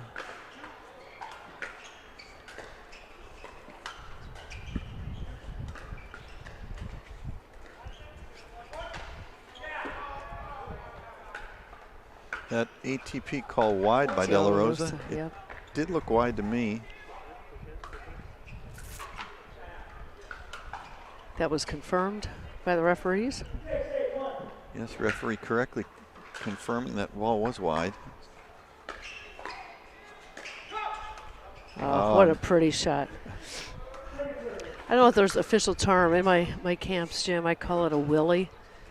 You hit an off-speed ball, shoulder height, falls in deep in the court. I call it a willy, but I don't think it's in any book anywhere. I'm going to side out to Alhouni and Leigh. Going to serve at 8-6-1. I think they want to try to close it out here if they can. You don't want to let De La Rosa and Emrich sneak back here and steal game 2. You see that go cross court? Yep. Leaving it short. Leigh trying to drop to the De La Rosa backhand.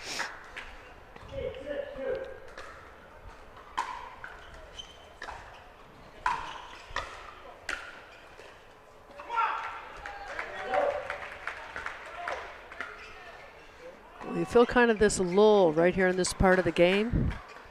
Little, I'm not going to say there's a momentum shift. There's really not a momentum at all right now. This is the toughest part of the game to kind of hang in there still, be patient. Now you can start to feel it a little bit. Emrich showing a nice speed up off the backhand side that time. He's done some good offensive things off the forehand, that time off the backhand.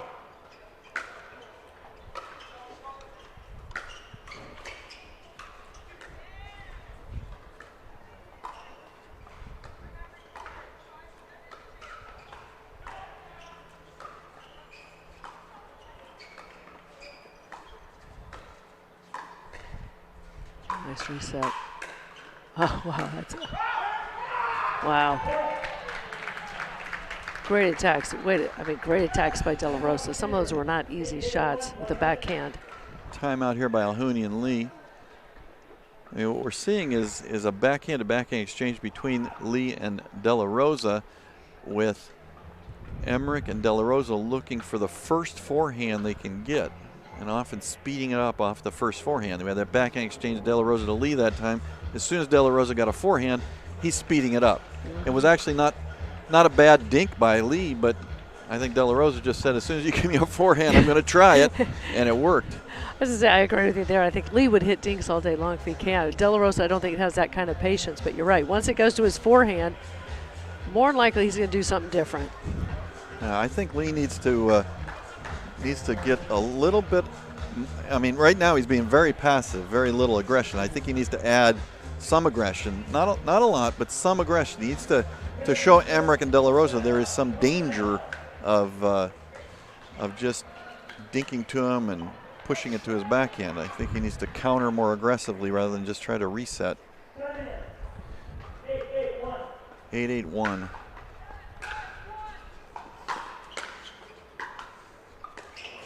De La Rosa calling that one out. No argument. 9-8-1.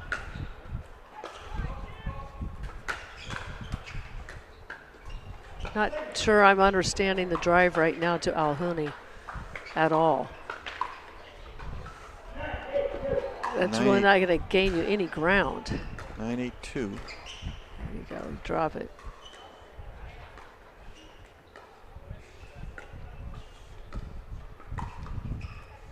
That's backhand exchange. think we can look for a speed up at Leigh. Oh, Leigh tries it. Emmerich was ready for it. That's one thing I noticed earlier in his mixed match as well. Emmerich is so good, even with his backhand to the outside, just very quick, and his paddle is always up there. Like he's always ready for that ball to attack him, when most of the time they don't, but in this case, he still was ready. 10-8-2, a game point here for Emmerich and De La Rosa. Feet moving a little bit there, just caught him off balance. 8-10-1.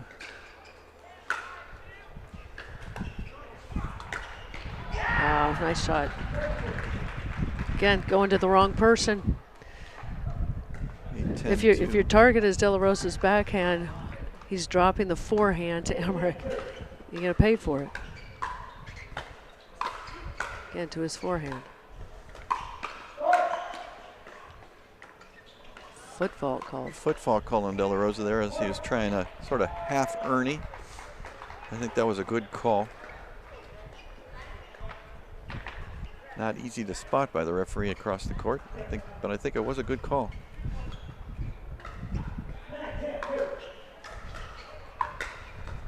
Nine, 10-2. Nice reset. Got to be patient. Nice resets there by Alhuni.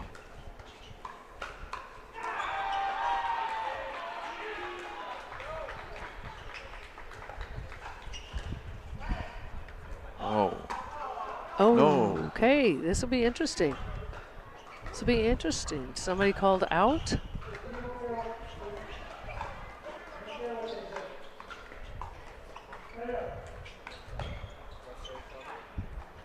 Ball called out. Alhuni clearly thought that ball was in. We don't have the best angle from here. It look awfully close, I'll say that.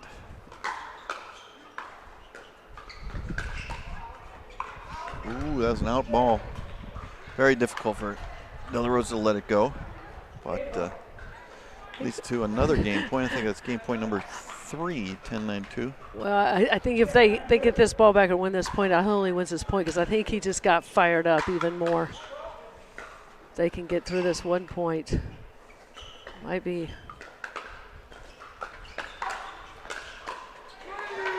Yeah, he's definitely fired up. He did not like that call on that baseline. It's a good job there by Samuel Leigh, anticipating the drive at him, the speed up at him, and he did a good aggressive block back at Martin Emmerich's feet. That was a well done shot.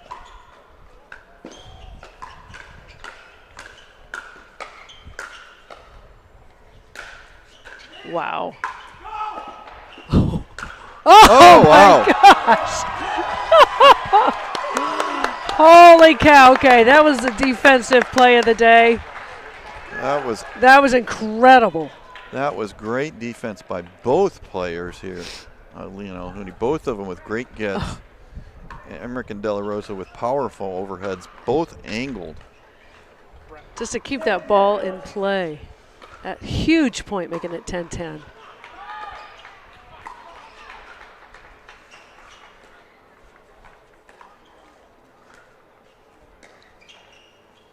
Those lobs, excellent.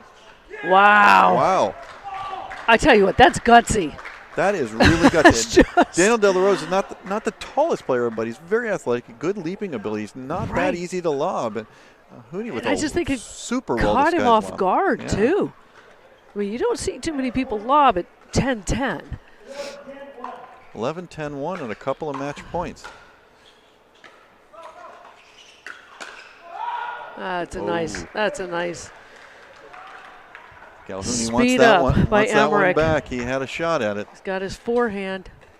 And that leads us to another match point at 11-10-2.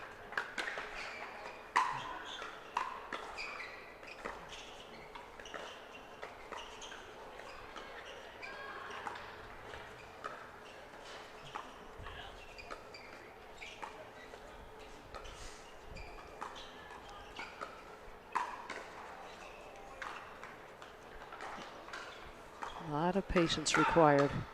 Oh, wow. Samuel Leigh with a nice speed up and finish. A rare speed up from him, but at just the right time. Excellent job by him at just the right time.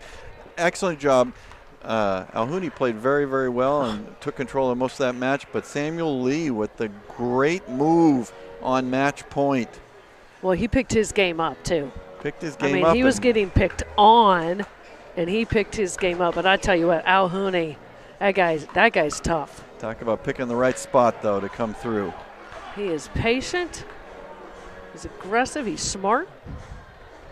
And we'll take a break here at the Mesa Cup, and we'll come back in just a few with more action from center court.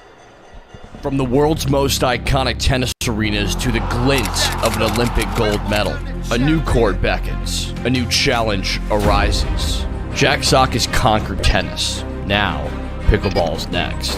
Mastery, precision, passion, that's what champions are made of. And when it comes to pickleball, there's only one company they turn to. Jack Sock's legacy continues with the #1 brand in pickleball. Selkirk Sport. We are pickleball. Pioneered by revolutionary technology, backed by relentless research, we bring you an unmatched quality of product. Made right here in the USA, each performance paddle is engineered to perfection and built to last. Because when it comes to the sport we all love, quality and performance matter.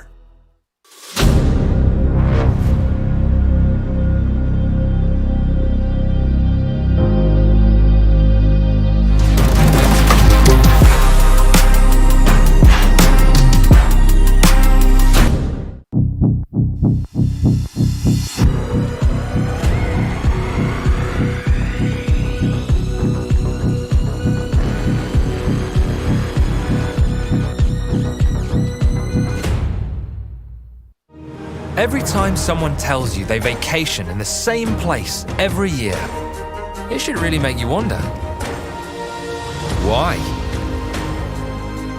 Travel like you mean it with IHG Hotels and Resorts.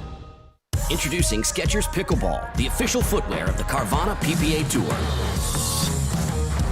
They're ultra lightweight and responsive for incredible speed. They have Goodyear rubber outsoles with a specialized pickleball design for increased side-to-side stability and agility. Plus, they feature shock-absorbing foam and Skechers' famous relaxed fit design for incredible comfort game after game. Conquer the court in comfort.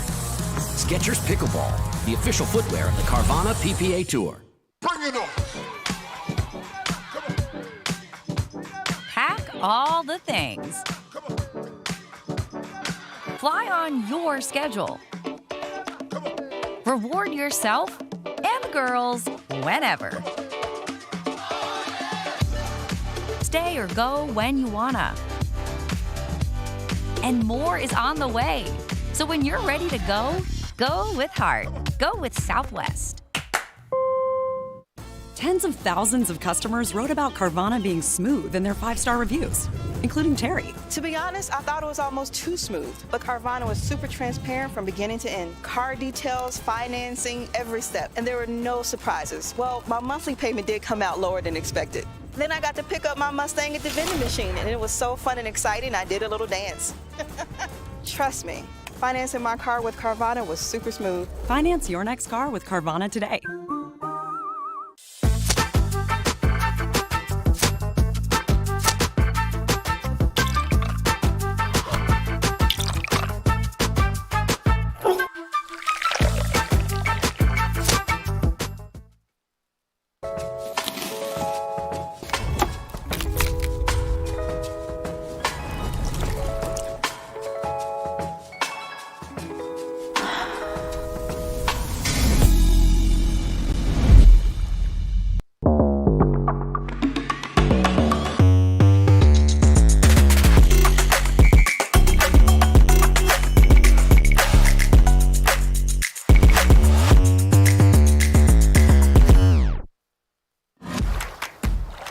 For muscle cramps and spasms, you need fast relief.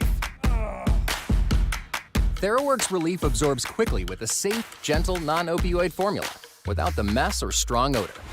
So get back at it. TheraWorks. TheraWorks. TheraWorks works. Use TheraWorks every day to prevent muscle cramps and spasms. TheraWorks works. Try TheraWorks and get back at it. For muscle cramps and spasms, what's your move? The Hercules? The elephant? The pogo? Make the move to TheraWorks. It absorbs quickly for relief of muscle cramps and spasms. A safe, gentle, non-opioid formula you can use every day to keep moving without the mess or strong odor. For fast relief of muscle cramps and spasms, TheraWorks works. Try TheraWorks and get back at it.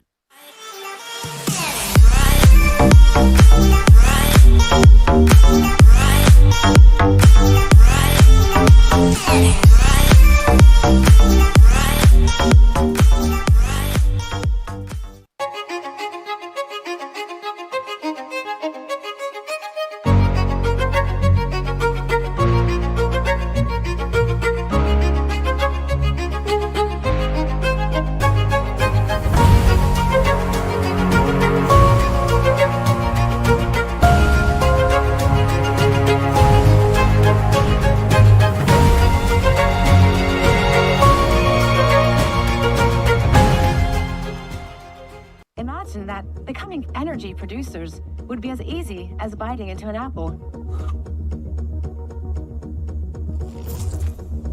Imagine water that is pure and inexhaustible, recycled and accessible everywhere in the world.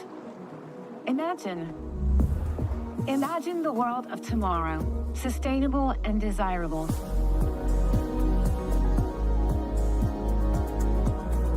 Veolia.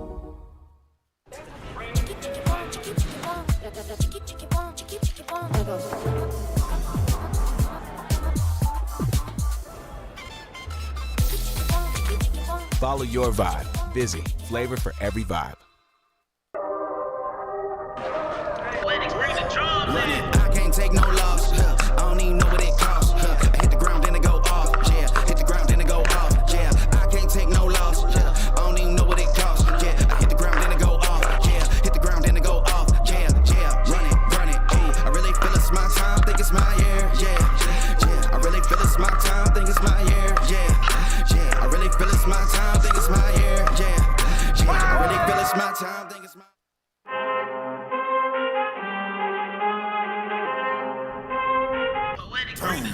I need all the wins, yeah.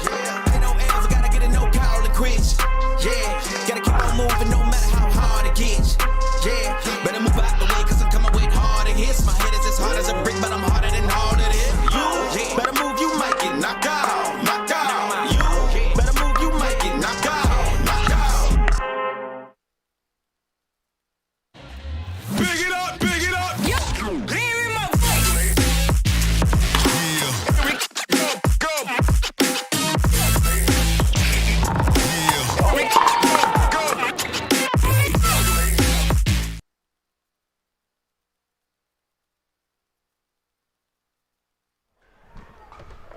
And what is going on, guys? Will Doughton here alongside Jim Kloss, bringing you women's doubles action at the Carvana Mesa Arizona Cup here on Wednesday night, the beautiful Arizona Athletic Grounds. We've got Rachel Retker and Dominique Schaefer, the number 21 seeds, taking on the sister duo of Mary and Maggie Brasha in the number 10 seed play. Just about to get started here on Humana Championship Court. Again, I'm Will Doughton, joined by Jim Kloss. How are we doing, Jim? Good, Will. Pleasure being here. A beautiful night in Arizona, here on center court with some of the best players in the world. It's a lot of fun. It looks like Mary Brasha ready to get us going here at 0-0-2.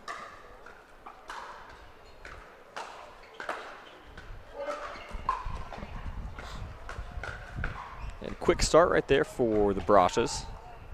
Able to get off 0, the very first ask.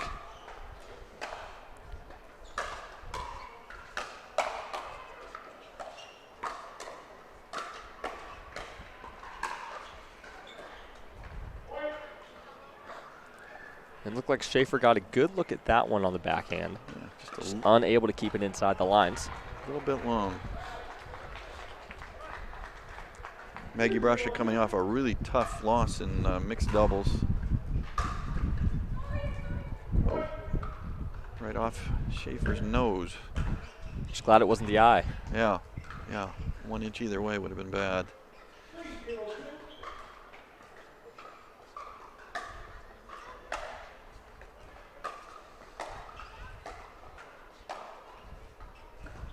You know, on that point of kind of the ball coming so fast that it hits you in your eye, it's pretty bad. I have seen a lot of players wearing eyewear this tournament. I saw Colin Johns earlier, Julian Arnold, Elise Jones usually does, Megan Fudge. So that eyewear becoming more of a having more of a prominent place here in the sport, just as it gets quicker and quicker. I think I wrote a blurb about that on the Pickleball forum and just raised the question of whether one day we would have a mandatory eyewear rule in pro pickleball like they do in pro racquetball, and I was a little surprised by the reaction. A lot of people seem to think the First Amendment applies to protective eyewear or something. It's a funny way of putting it, Jim. That's what I got back, but all I was doing was raising the issue. I do think that between the new paddles and the new ball, that it's a faster game, and I think we're definitely seeing players play faster. Mary Brasha getting the serve back at 4-1-1.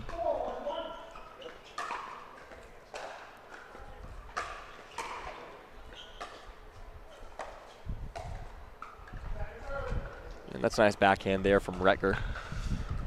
Low over the net, tough to take it out of the air.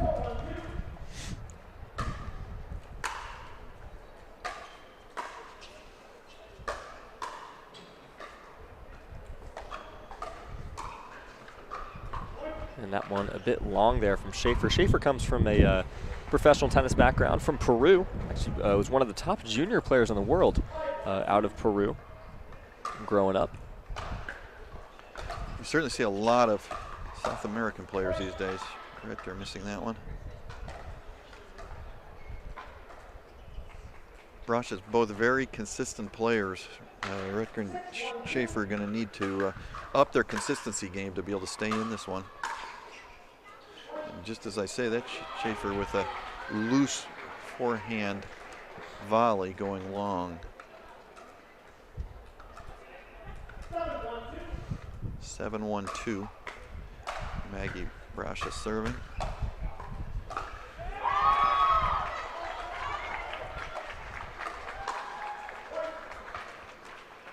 And as the Brashas get to 8 here, it's going to be a timeout called by Retker and Schaefer. Now, Jim, you mentioned the mixed doubles match that Maggie Brasha played in on this court earlier in the day. Tough loss in 3 games. Exciting to watch for sure. Congrats to Julian Arnold and Lauren Stratman there. Jim, how do you think that may affect her mentally in this match? Or do you think, if you're a pro, you just got to be able to move on? Well, both. You do have to move on, just like if you make one mistake, you got to kind of wipe the mental blackboard clean, go on to the next point. You don't want one error to lead to frustration where it affects you on the next point. Then it's a second error, you double the frustration, it leads to a third error, and you have a snowball effect. So I think it's the same thing with a match. You don't want one unfortunate result to go forward and poison you in the next match. Maggie Brasha, Hayden Patrick Quinn actually probably, I think Julian Arnold and Lauren Stratman would admit, probably outplayed them slightly. Actually scored more points, not that that matters, but lost 15-13, 14-12 in games 2 and 3. But Maggie Brasha played solid as a rock that match. So I think she should carry forward the excellent play that she had in that match. Try to forget the result.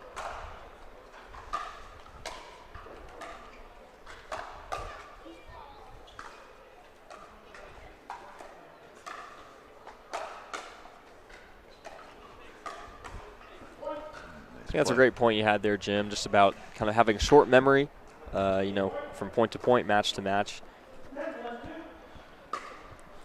10-1-2. Brasha's looking to make quick work here of game 1.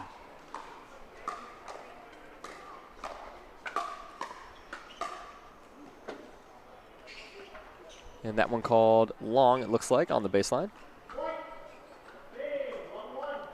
And call is overruled, and that brings us to the end of a very quick game 1 here for the Brashes. They take it 11-1, pretty comprehensive.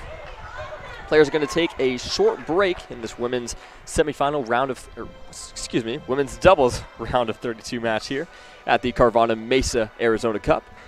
We'll be right back after these messages. From the world's most iconic tennis arenas to the glint of an Olympic gold medal, a new court beckons, a new challenge arises. Jack Sock has conquered tennis. Now, pickleball's next. Mastery, precision, passion, that's what champions are made of.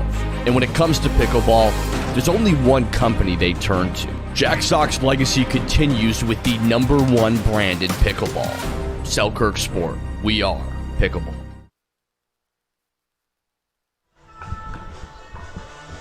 And back here on Humana Championship Court, we've got women's doubles. The Brasha sisters taking on Rachel Retker and Dominique Schaefer. Brashas took game 1. Game 2 about to start here momentarily. Well, I think Retker and Schaefer have their work cut out for them to try to reverse that game 1 result. The Brashas have been very impressed with both their play at Desert Ridge and now here at the Mesa Cup. I think they're, they've got their father as a coach down there, and I think compliments to him for doing a very good job. Both Maggie and Mary play very smart pickleball. I think that's a great point you bring up, Jim, just about playing smart pickleball, right? Playing high percentage shots, knowing what you do well, and making strategies that emphasize those strengths. From what I've seen, both of them do a good job of diagnosing what the opponent is doing right and diagnosing what the opponent is doing wrong and picking on those weaknesses. And that one called out just a bit long on the baseline. Chance for Schaefer and Retker to get on the board here in game 2. 0-1-1. Scoreboard not reflecting the correct score. That's a nice drive there from Dominique Schaefer. Has had some success in singles in pickleball. Took home a bronze medal in 2023 on the PPA Tour.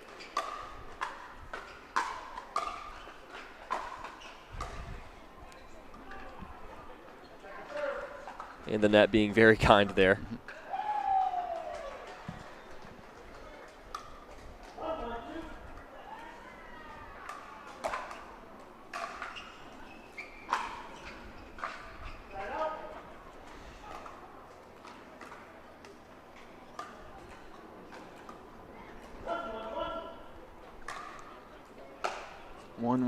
Here.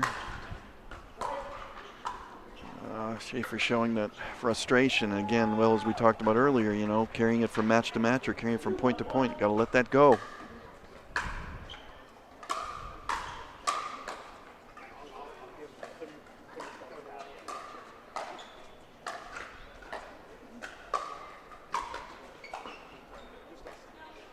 A nice angle there from Maggie Brasha on the backhand. When you have so many options with a ball like that, it's super easy to just kind of overthink it and overhit it. Didn't try to do too much there.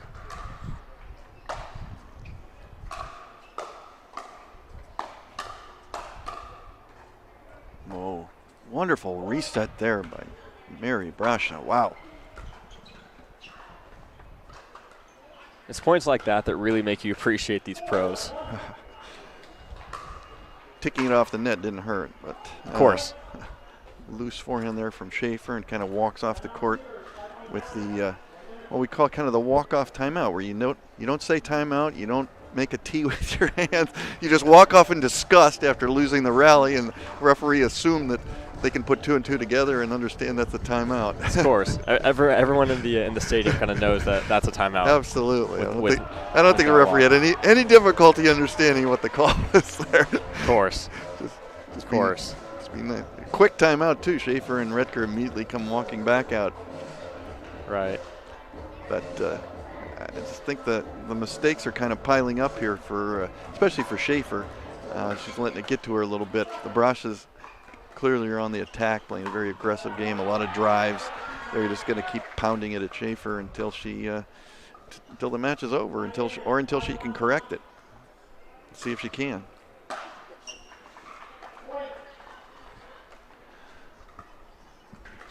Missed serve return doesn't help.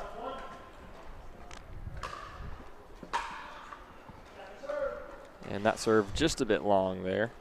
Second serve here for Mary Brasha.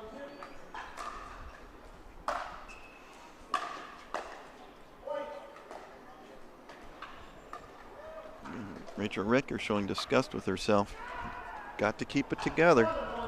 It's going to be not just a quick first game, but a quick second game.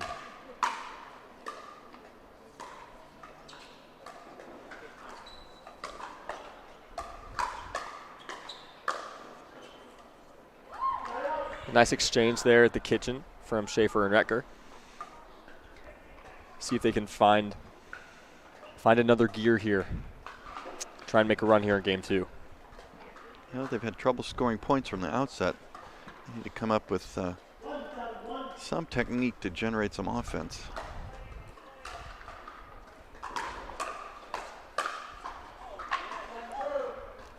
And I like what they tried to do there. Obviously, Schaefer with the drive.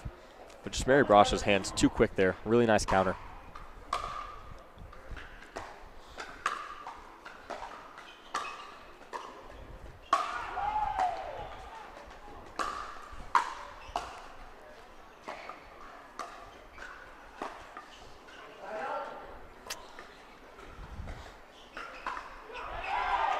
A little tough to see a formula here for Retker and Schaefer to get back in it.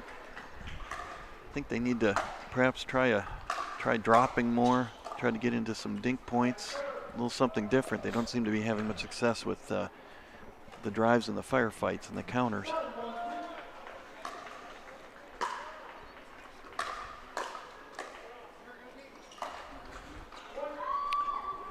See there again, well, Retker with an opportunity. That's to just hit a nice, safe cross-court dink, but instead chooses a difficult speed up and pays the price.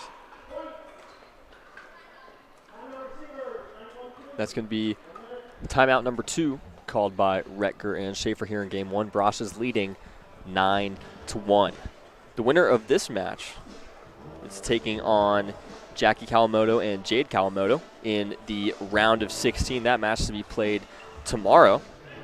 Really solid team, Jade and Jackie are. They sure had their chances against Leigh Waters and Catherine Parenteau in Desert Ridge. I believe it was 9-1 or 8-1 in game 3.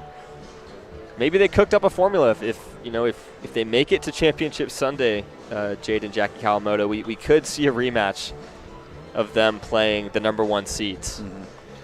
I'm sure they want it again. They're got to be losing some sleep over them. We saw a lot of that at Desert Ridge. We saw Pablo Tejas and Etta Wright in an earlier match having 2 match points against Ben Johns and Anna Lee, letting it escape. There's lots and lots of talent out here on the PPA Tour.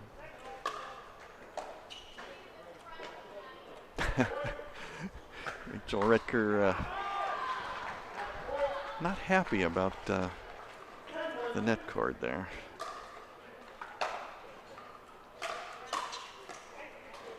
That's a nice volley there from Dominique Schaefer, able to kind of take the pace off the drive from Mary Brasha and just redirect it.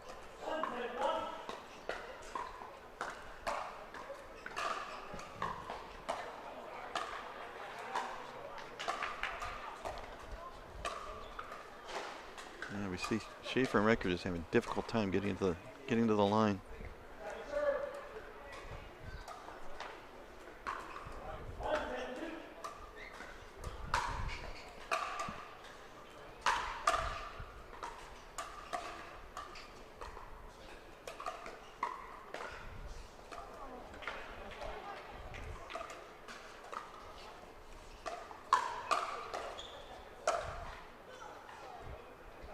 And again, the net there, Jim. Wow. A little bit of add insult to injury, as they say. The Brasha's dominating, but they also seem to be dominating in let cords.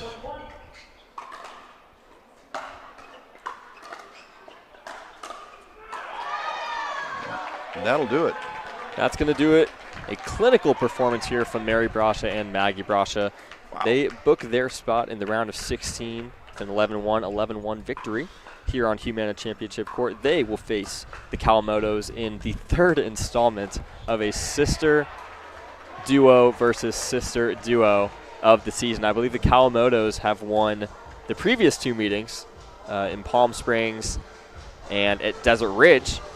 So we'll see if the script changes here in Mesa when they play tomorrow.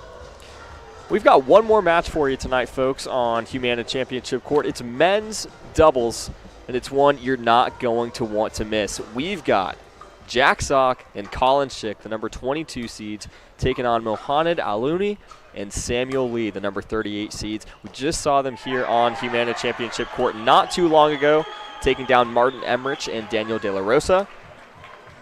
So we know they have a lot to offer, a lot of talent, a lot of athleticism on that team.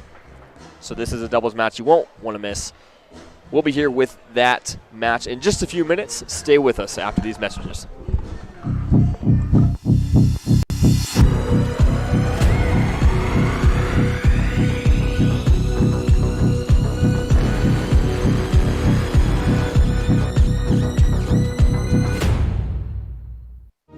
Every time someone tells you they vacation in the same place every year, it should really make you wonder, why?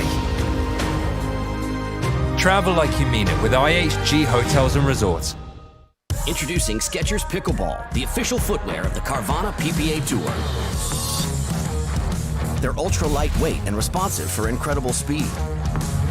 They have Goodyear rubber outsoles with a specialized pickleball design for increased side-to-side stability and agility.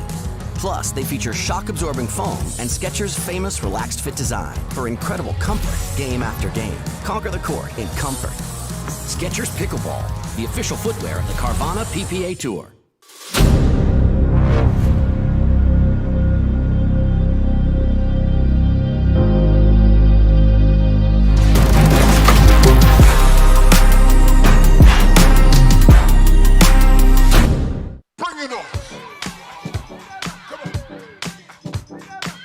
All the things.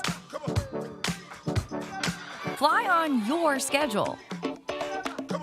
Reward yourself and the girls whenever. Stay or go when you wanna. And more is on the way. So when you're ready to go with heart. Go with Southwest. Tens of thousands of customers wrote about Carvana being smooth in their 5-star reviews, including Terry. To be honest, I thought it was almost too smooth, but Carvana was super transparent from beginning to end. Car details, financing, every step, and there were no surprises. Well, my monthly payment did come out lower than expected. Then I got to pick up my Mustang at the vending machine, and it was so fun and exciting, I did a little dance. Trust me, financing my car with Carvana was super smooth. Finance your next car with Carvana today.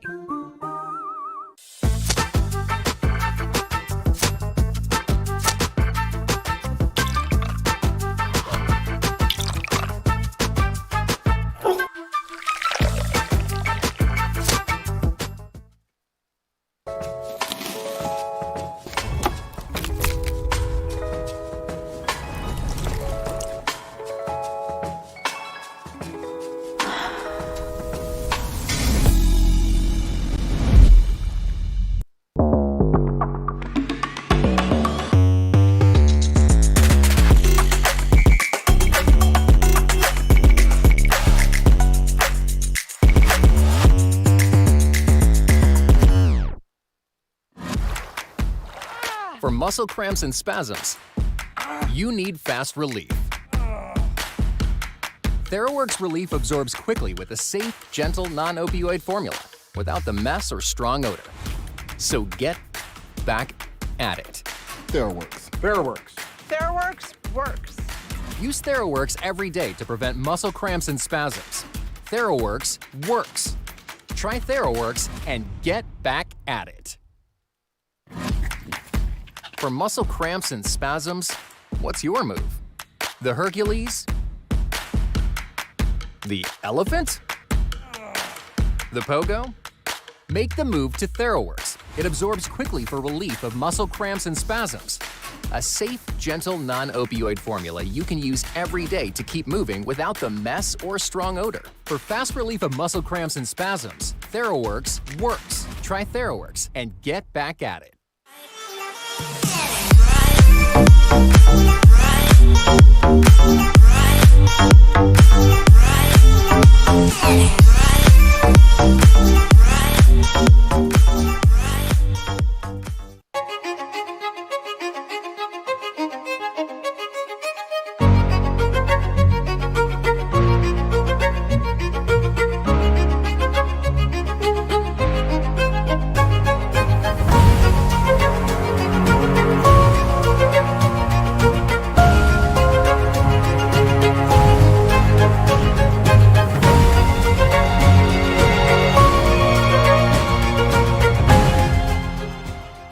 Imagine that becoming energy producers would be as easy as biting into an apple.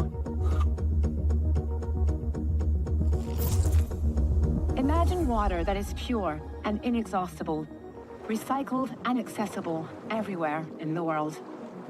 Imagine the world of tomorrow, sustainable and desirable.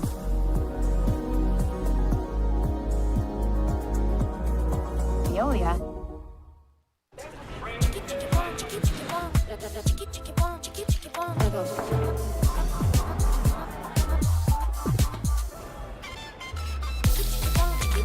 Follow your vibe. Busy. Flavor for every vibe.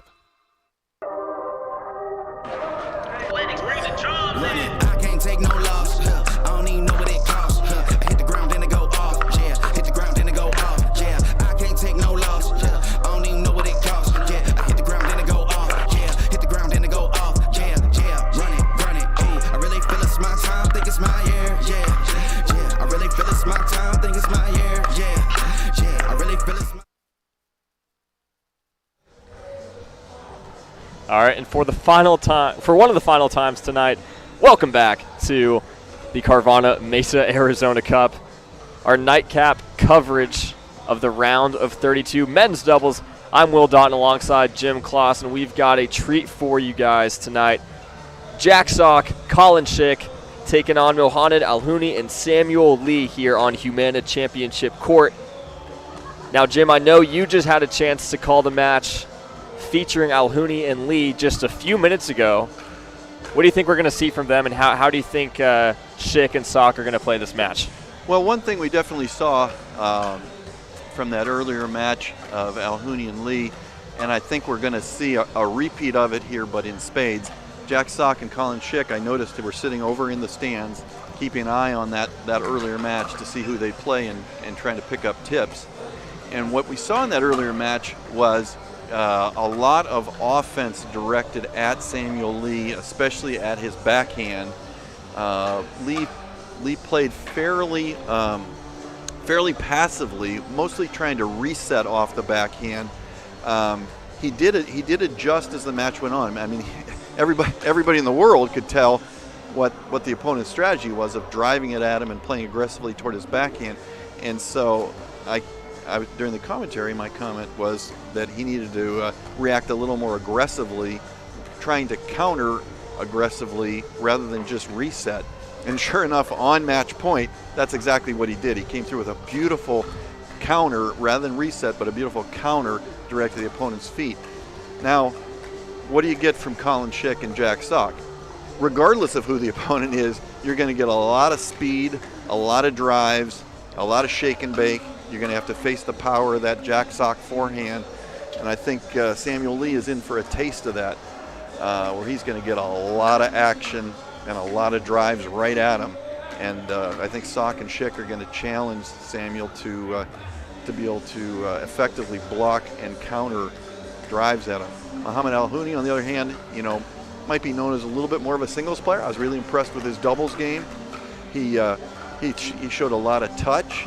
He threw in a couple of lobs over Daniel De La Rosa, which is not the easiest thing in the world with De La Rosa's great athleticism. But he showed what you'd expect, a lot of reach and some offense, but he also showed some really good touch. Had a really nice Ernie at one point. So I was impressed with his overall game. I think he's got potential to really be a much better doubles player than maybe we've come to expect. Well, there we go. That was a pretty astute analysis. I feel like I'm ready to watch this match with you now, Jim. It's also, of course, Alhouni being a lefty, lefty-righty combo, pretty dangerous in doubles. We've heard Colin Johns talk about that extensively before, so excited to see how Sock and Schick respond to this new challenge. Winner advances to the round of 16 to take on Riley Newman and Thomas Wilson. So we'll see who gets that pleasure tomorrow. Jack Sock is always he's just must-see pickleball. It's just so much fun to watch Jack Sock. There's a lot of great players, the best players in the world out here, but Jack Sock, just really fun to watch. Can't disagree with you there, Jim. It's kind of unfortunate. It's the last match of the night. We don't have much of a crowd to see it.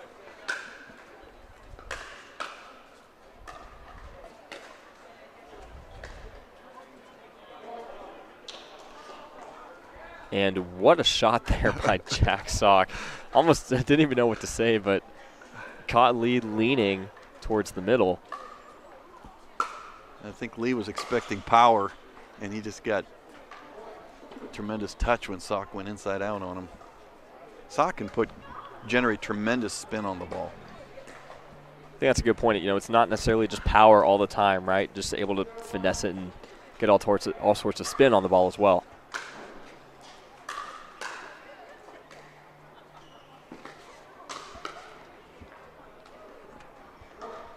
Jack is just going to drive it at Samuel Leigh and just dare him to counter.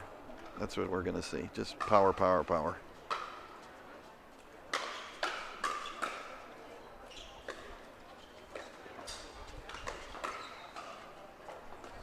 You see what Sock did there, kind of. I guess I don't even know what you call that. Emphasizing his windup on his forehand there. What do you think, Jim? I thought it was a deke where he was trying to indicate like he was going to go inside out, and instead went more of a right shoulder shot. Same thing right there. I think he's trying to deke where he's making the opponent guess whether he's dinking, hitting inside out, or driving middle.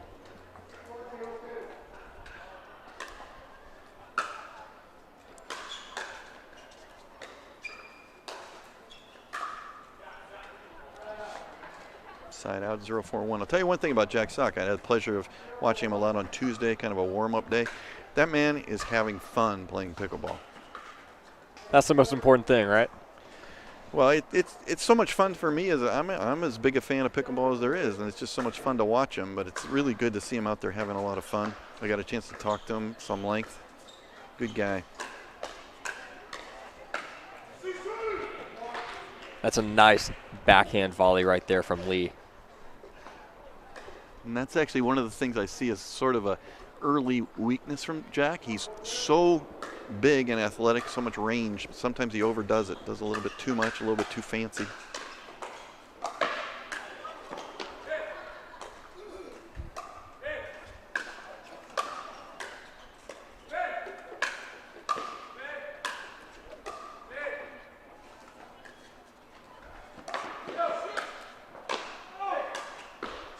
Wow.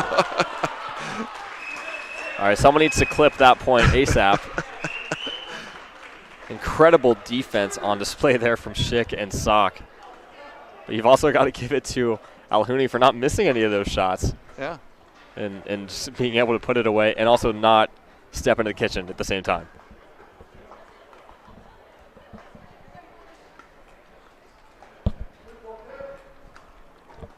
Two, 4-2.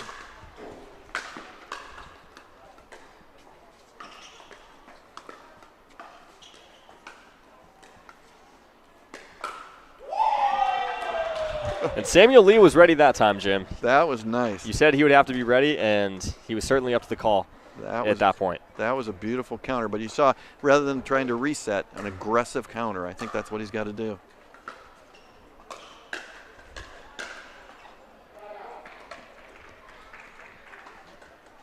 In the side out after a nice run from Alhouni and Leigh.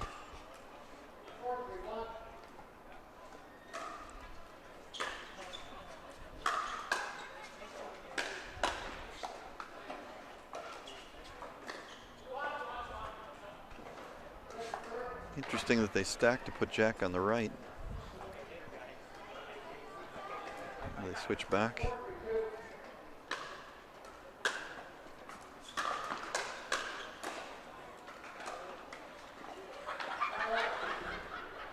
And the side out there. We'll see what the number 38 seeds can do here on serve.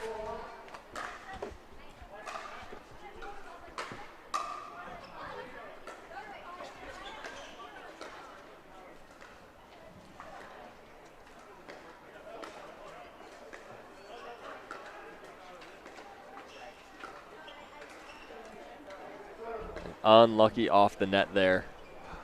The net can give it, it can also take it away. Leigh's doing a good job early, hanging in there.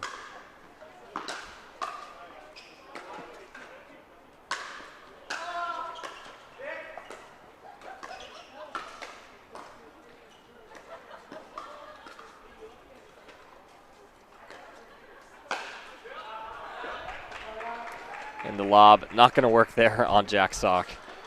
Yeah. He might be the toughest player there is to lob.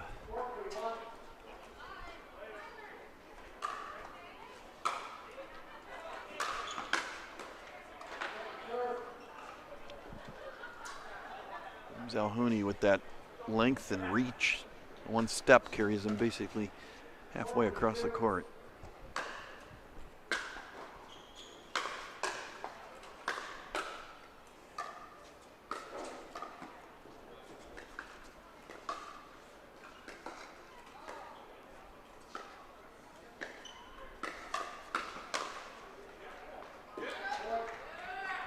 And Sock gets some love off the net there.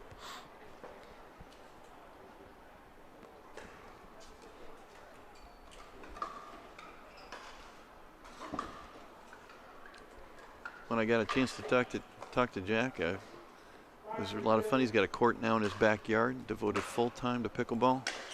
Really enjoying it, and it's great to have him out here. One angle there, just from the kitchen, inside out forehand roll. The ref kind of caught in the crossfire there off of Leigh's paddle. 6-3-2.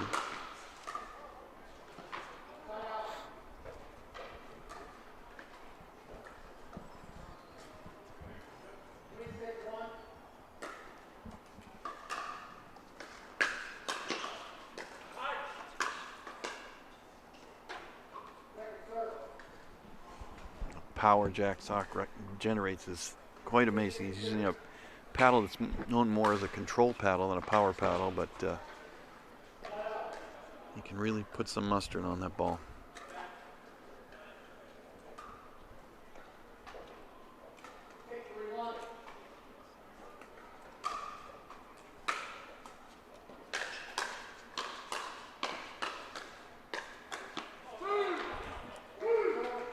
And maybe to your point there, Jim, maybe Sock trying to do a little too much there.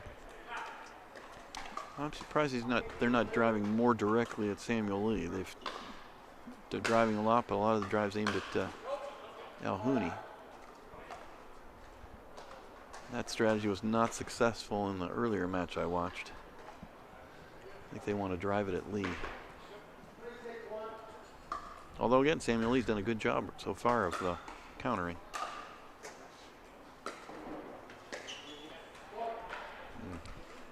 That's a nice drop there from Leigh. Just gets it high, arcing over the net. So much topspin to bring it down. I think Jack Sock was a little distracted by Alhouni's move to poach. Oh, nice. And Jack Sock giving him the... I see you.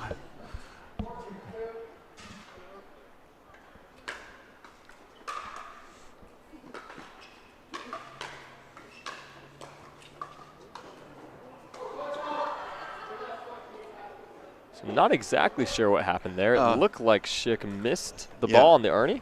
They called Schick for breaking the plane of the net without touching the ball. So again, on an Ernie, you can break the plane of the net as long as you hit the ball first, but you've got to make contact with it. If you don't make contact with it and any part of your body breaks the plane of the net to the side, it is a fault, and that's what they called on Colin. So his left foot crossed the plane. Funnily enough, that is the second time I've seen a missed Ernie today. I feel like it doesn't happen that often.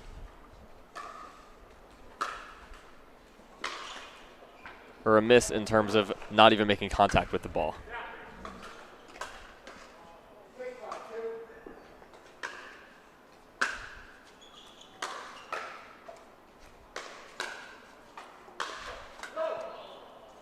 And Alhouni and Leigh able to stand tall at the kitchen, withstanding the drives of Sock. 5-6-1.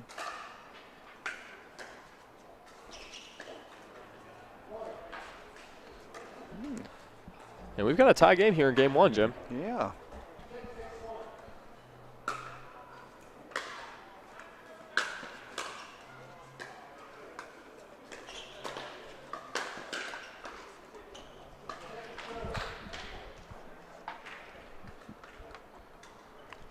Six two. I think, Will, we're seeing again the aggressive style of Sock and the benefits it's bringing, a lot of power, a lot of putaways, but we also see the downside of probably a little bit too much aggression and gets tied up sometimes when the point goes a little longer.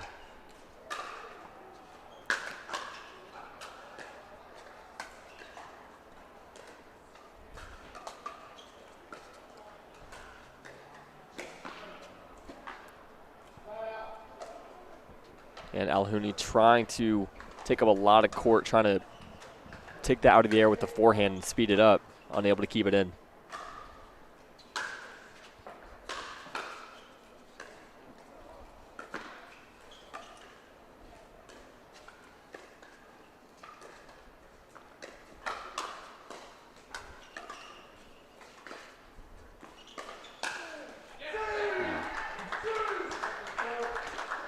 You're not going to get a lot of dinking out of Sock and Schick. They're looking to pretty much speed up at the earliest opportunity.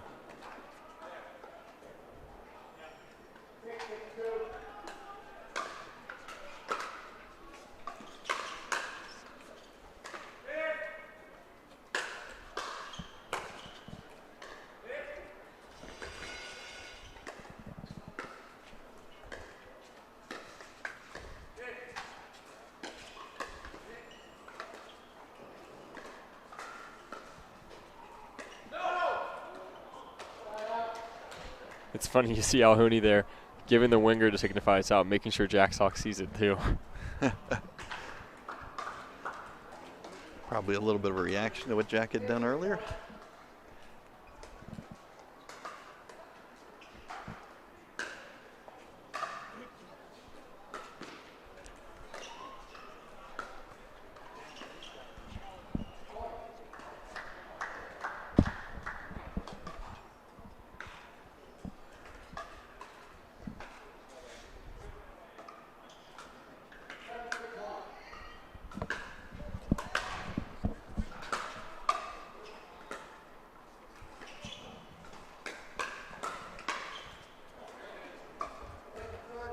And the hands there just too good from Sock and Schick.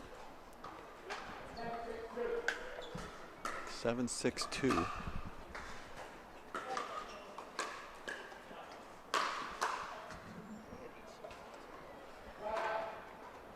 And honestly, it's impressive that Alhouni was even able to get a paddle on the ball with how fast that shot from Sock was coming.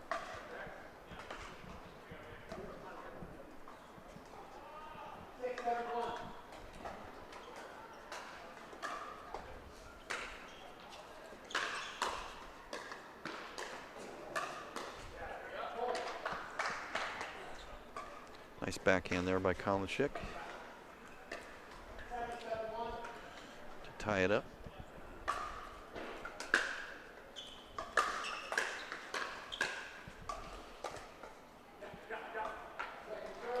And that one, Sock may have saved a shot from Alhouni that was going out.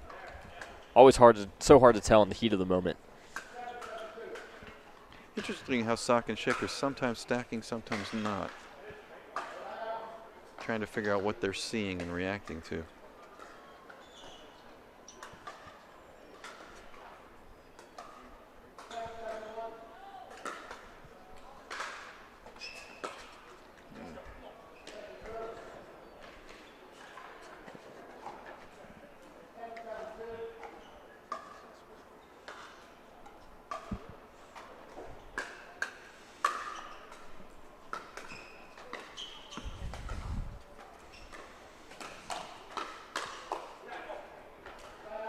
And the hands there you see them going after Samuel Leigh, getting the better of him in that instance. All square here at 7 in game 1.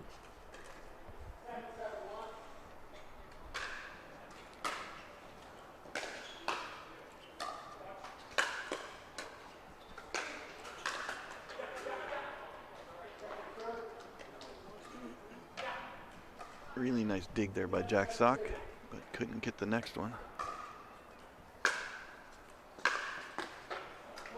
That drive through the middle causes some confusion there. Gives Sock and Schick the lead.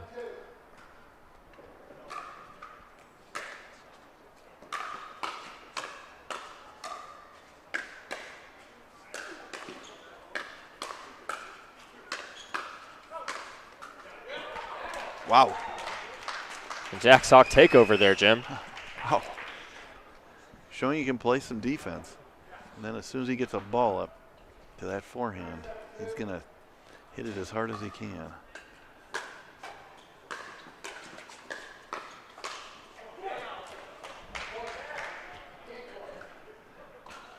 Jack Sock with his own version of shake and bake. But I'm going to do the shaking and I'm going to do the bacon. Of course. That there's going to prompt the timeout from Alhouni and Leigh. Schick and Sock leading 10-7 here in game 1 of this men's doubles round of 32 match. We'll take a quick break and be right back with you guys in just a few moments. Every time someone tells you they vacation in the same place every year, it should really make you wonder, why? Travel like you mean it with IHG Hotels and Resorts.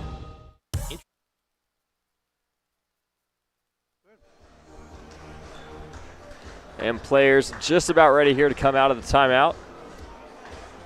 Seen a lot of aggressive play here from both sides.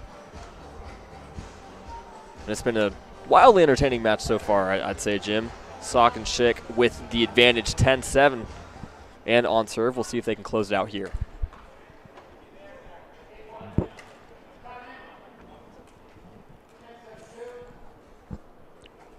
10-7-2, their first game point. And Alhouni finds the middle there, showing it was a good timeout. Came out and converted.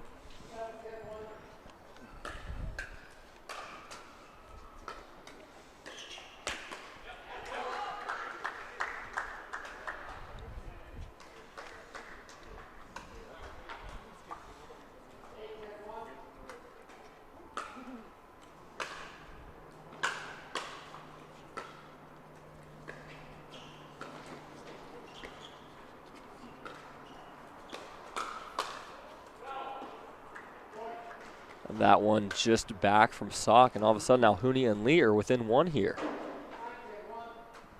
9-10-1, a couple of chances to tie it.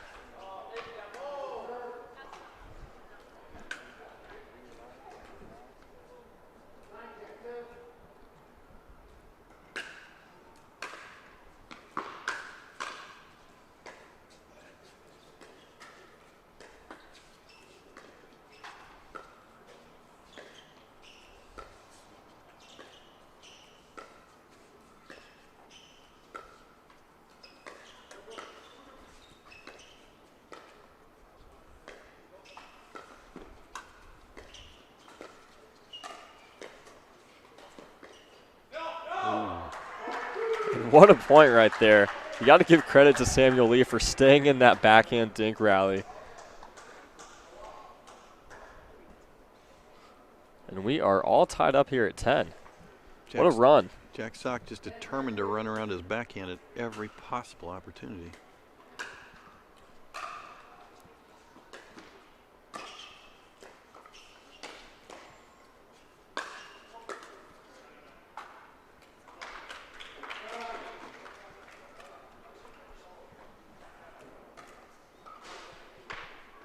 Well, that's a nice small run there, Will, by Alhouni and Leigh to get to even, at least forces Schick and Sock to win two points to win the game, not just one.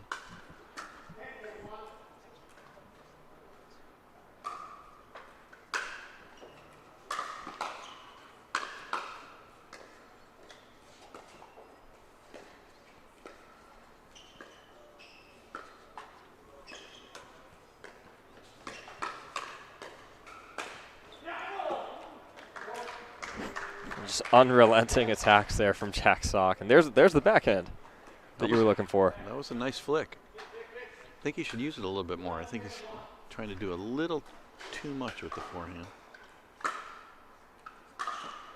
Ooh. Don't want to miss a third on game point. Got to force your opponents to do something.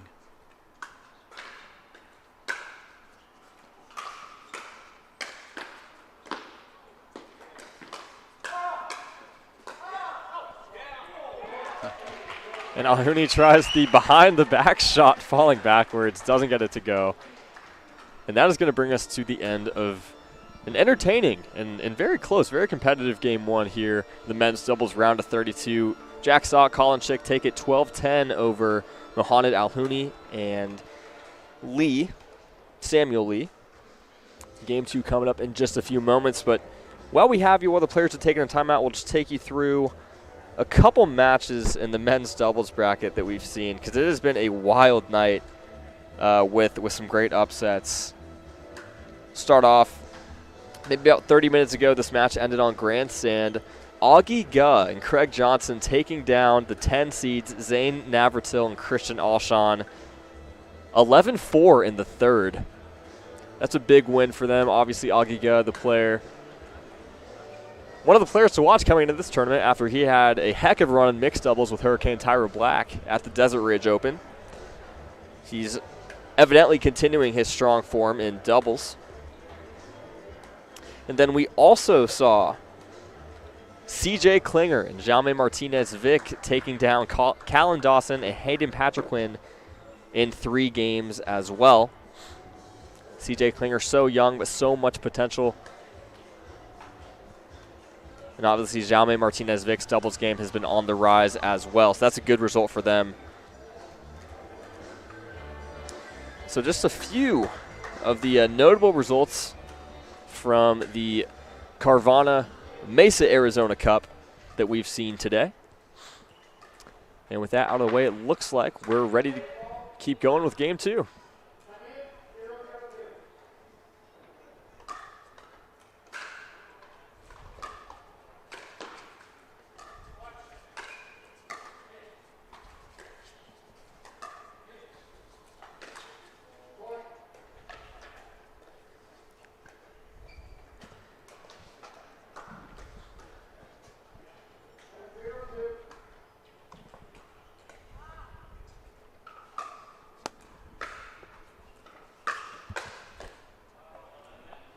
Nice volley there from Alhouni.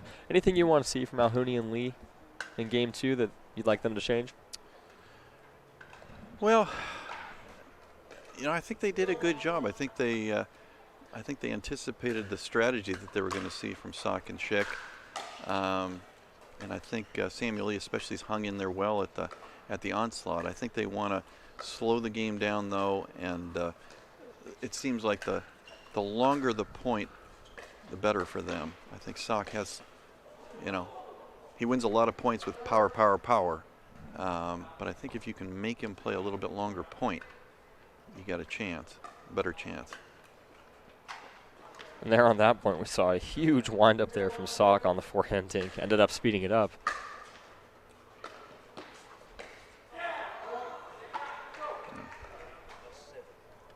And the missed fourth right there from Sock gets Alhouni and Leigh on the board here in game two, 1-1.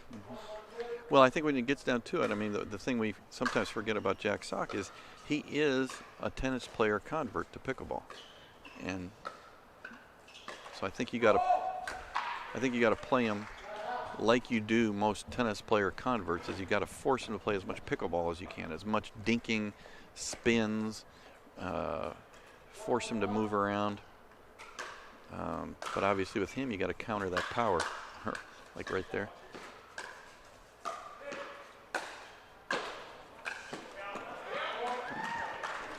And what a get right there from Jack Sock. Just even taking all the pace off of that smash from Malhouni and getting back a really tough shot.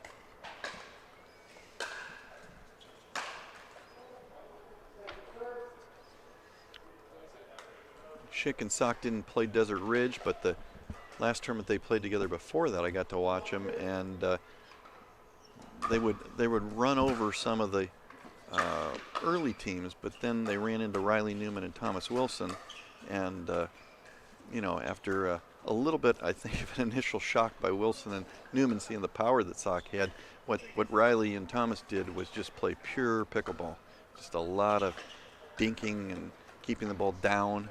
And if Sock and Schick wanted to speed it up, they had to speed it up off of a tough shot. I think that's what you have to do. And Wilson and Newman beat them fairly easily. It was a close first game, like 7-7, and then Newman and Wilson ran away with it from that point forward. So I think that's what you got to do, is make them play pickleball.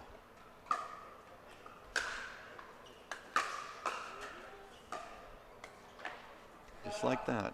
That's a good block. Force them to get out of the drive, and shake and bake.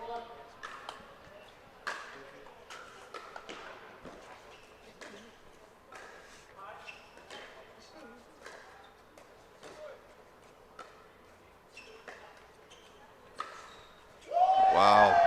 What an ATP there from Samuel Leigh. I got to applaud that one. That was really nice, right in front of us. There's a good view of that one.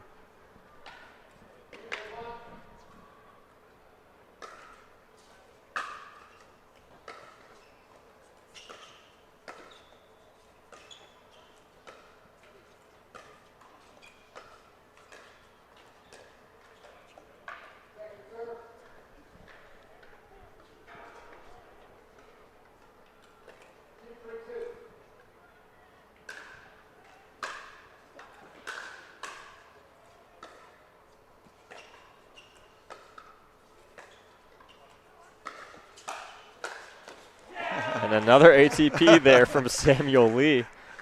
Off the backhand, too. And Schick did the right thing to try to return it. That was definitely going in.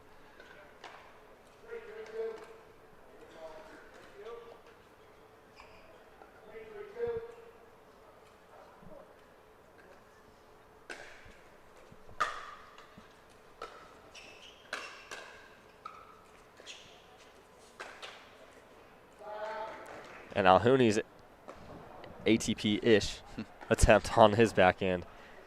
No good there. But they do tie it up at 3.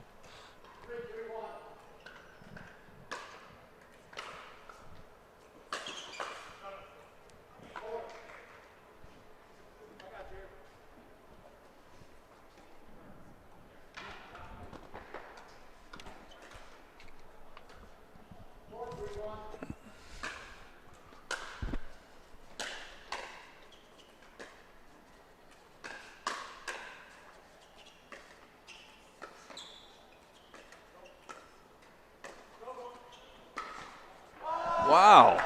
3 for 3 from Samuel Leigh. Oh my goodness. On the almost the exact same spot here. Maybe his new favorite shot. Not an easy shot, because your tendency would be to slice it a little bit and taking it away from the court, but he flattened it.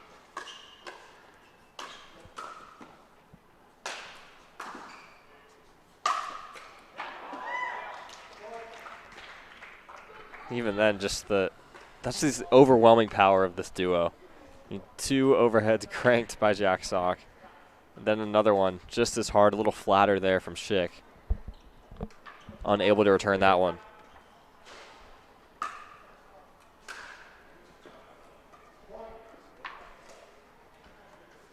And game 2 opening up here, 6-3 lead for Schick and Sock.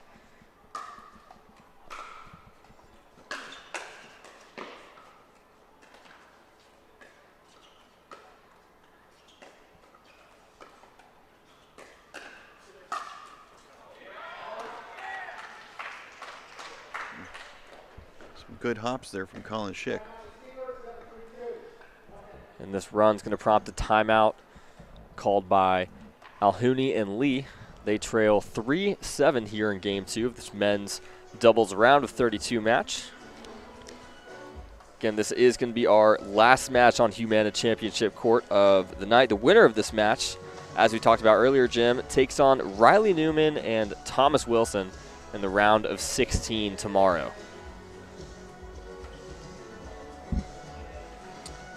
Definitely something to look forward to. Be a lot of great matches. A lot of great matches today. Well, I mean, it's just so much deeper now than it used to be. It used to be that the top teams could take a break a little bit at a first round or second round match. Not anymore. If you sleep, if you walk out there and you're sleepwalking, then maybe packing your bags, you know. Yeah, I think you made a good point earlier when you were reading off some of the upsets that happened. You know, there were some tough teams even in the play-in draw. Oh, yeah. I mean, really tough teams. Really good players.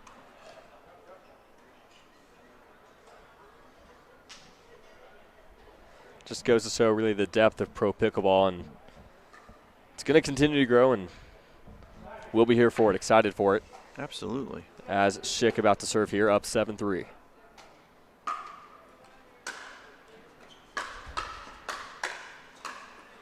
And another one-man shake and bake there from Jack Sock. Yep. So difficult to stop that. One interesting thing there, well, is he hit the put away with the backhand. He has a pretty good backhand. There's a lot of people that say, like, Jack Sock doesn't have much of a backhand and he runs around his backhand so much, but he actually has a pretty good backhand when I've seen him. Just doesn't use it that much. Look at the touch there off that backhand.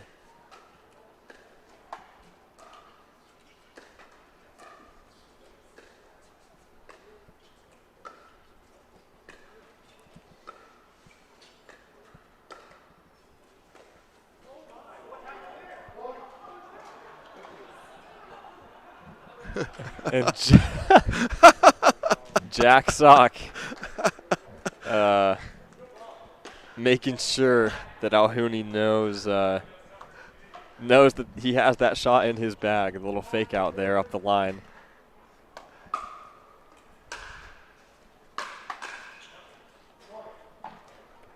And all of a sudden here it is match point for Colin Schick and Jack Sock. They're still smiling about that one.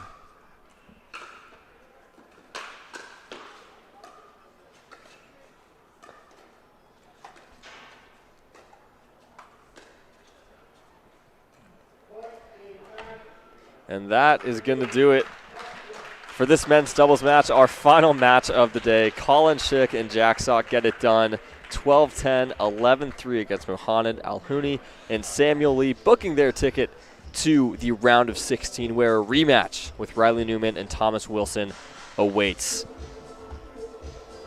And like we said, that is going to do it for our coverage of On Humana Championship Court on this fine Wednesday. A lot of great matches we had the pleasure of seeing and commentating today. Thank you so much for spending part of your Wednesday with us. We will be back tomorrow, round of 16 action in all pro draws. Excited for that. Again, I'm Will Doughton, joined by Jim Kloss. It was a great day in Mesa. It'll be a great day tomorrow. If you have a chance and live in the area, come on out and see the best in the world play against the best in the world.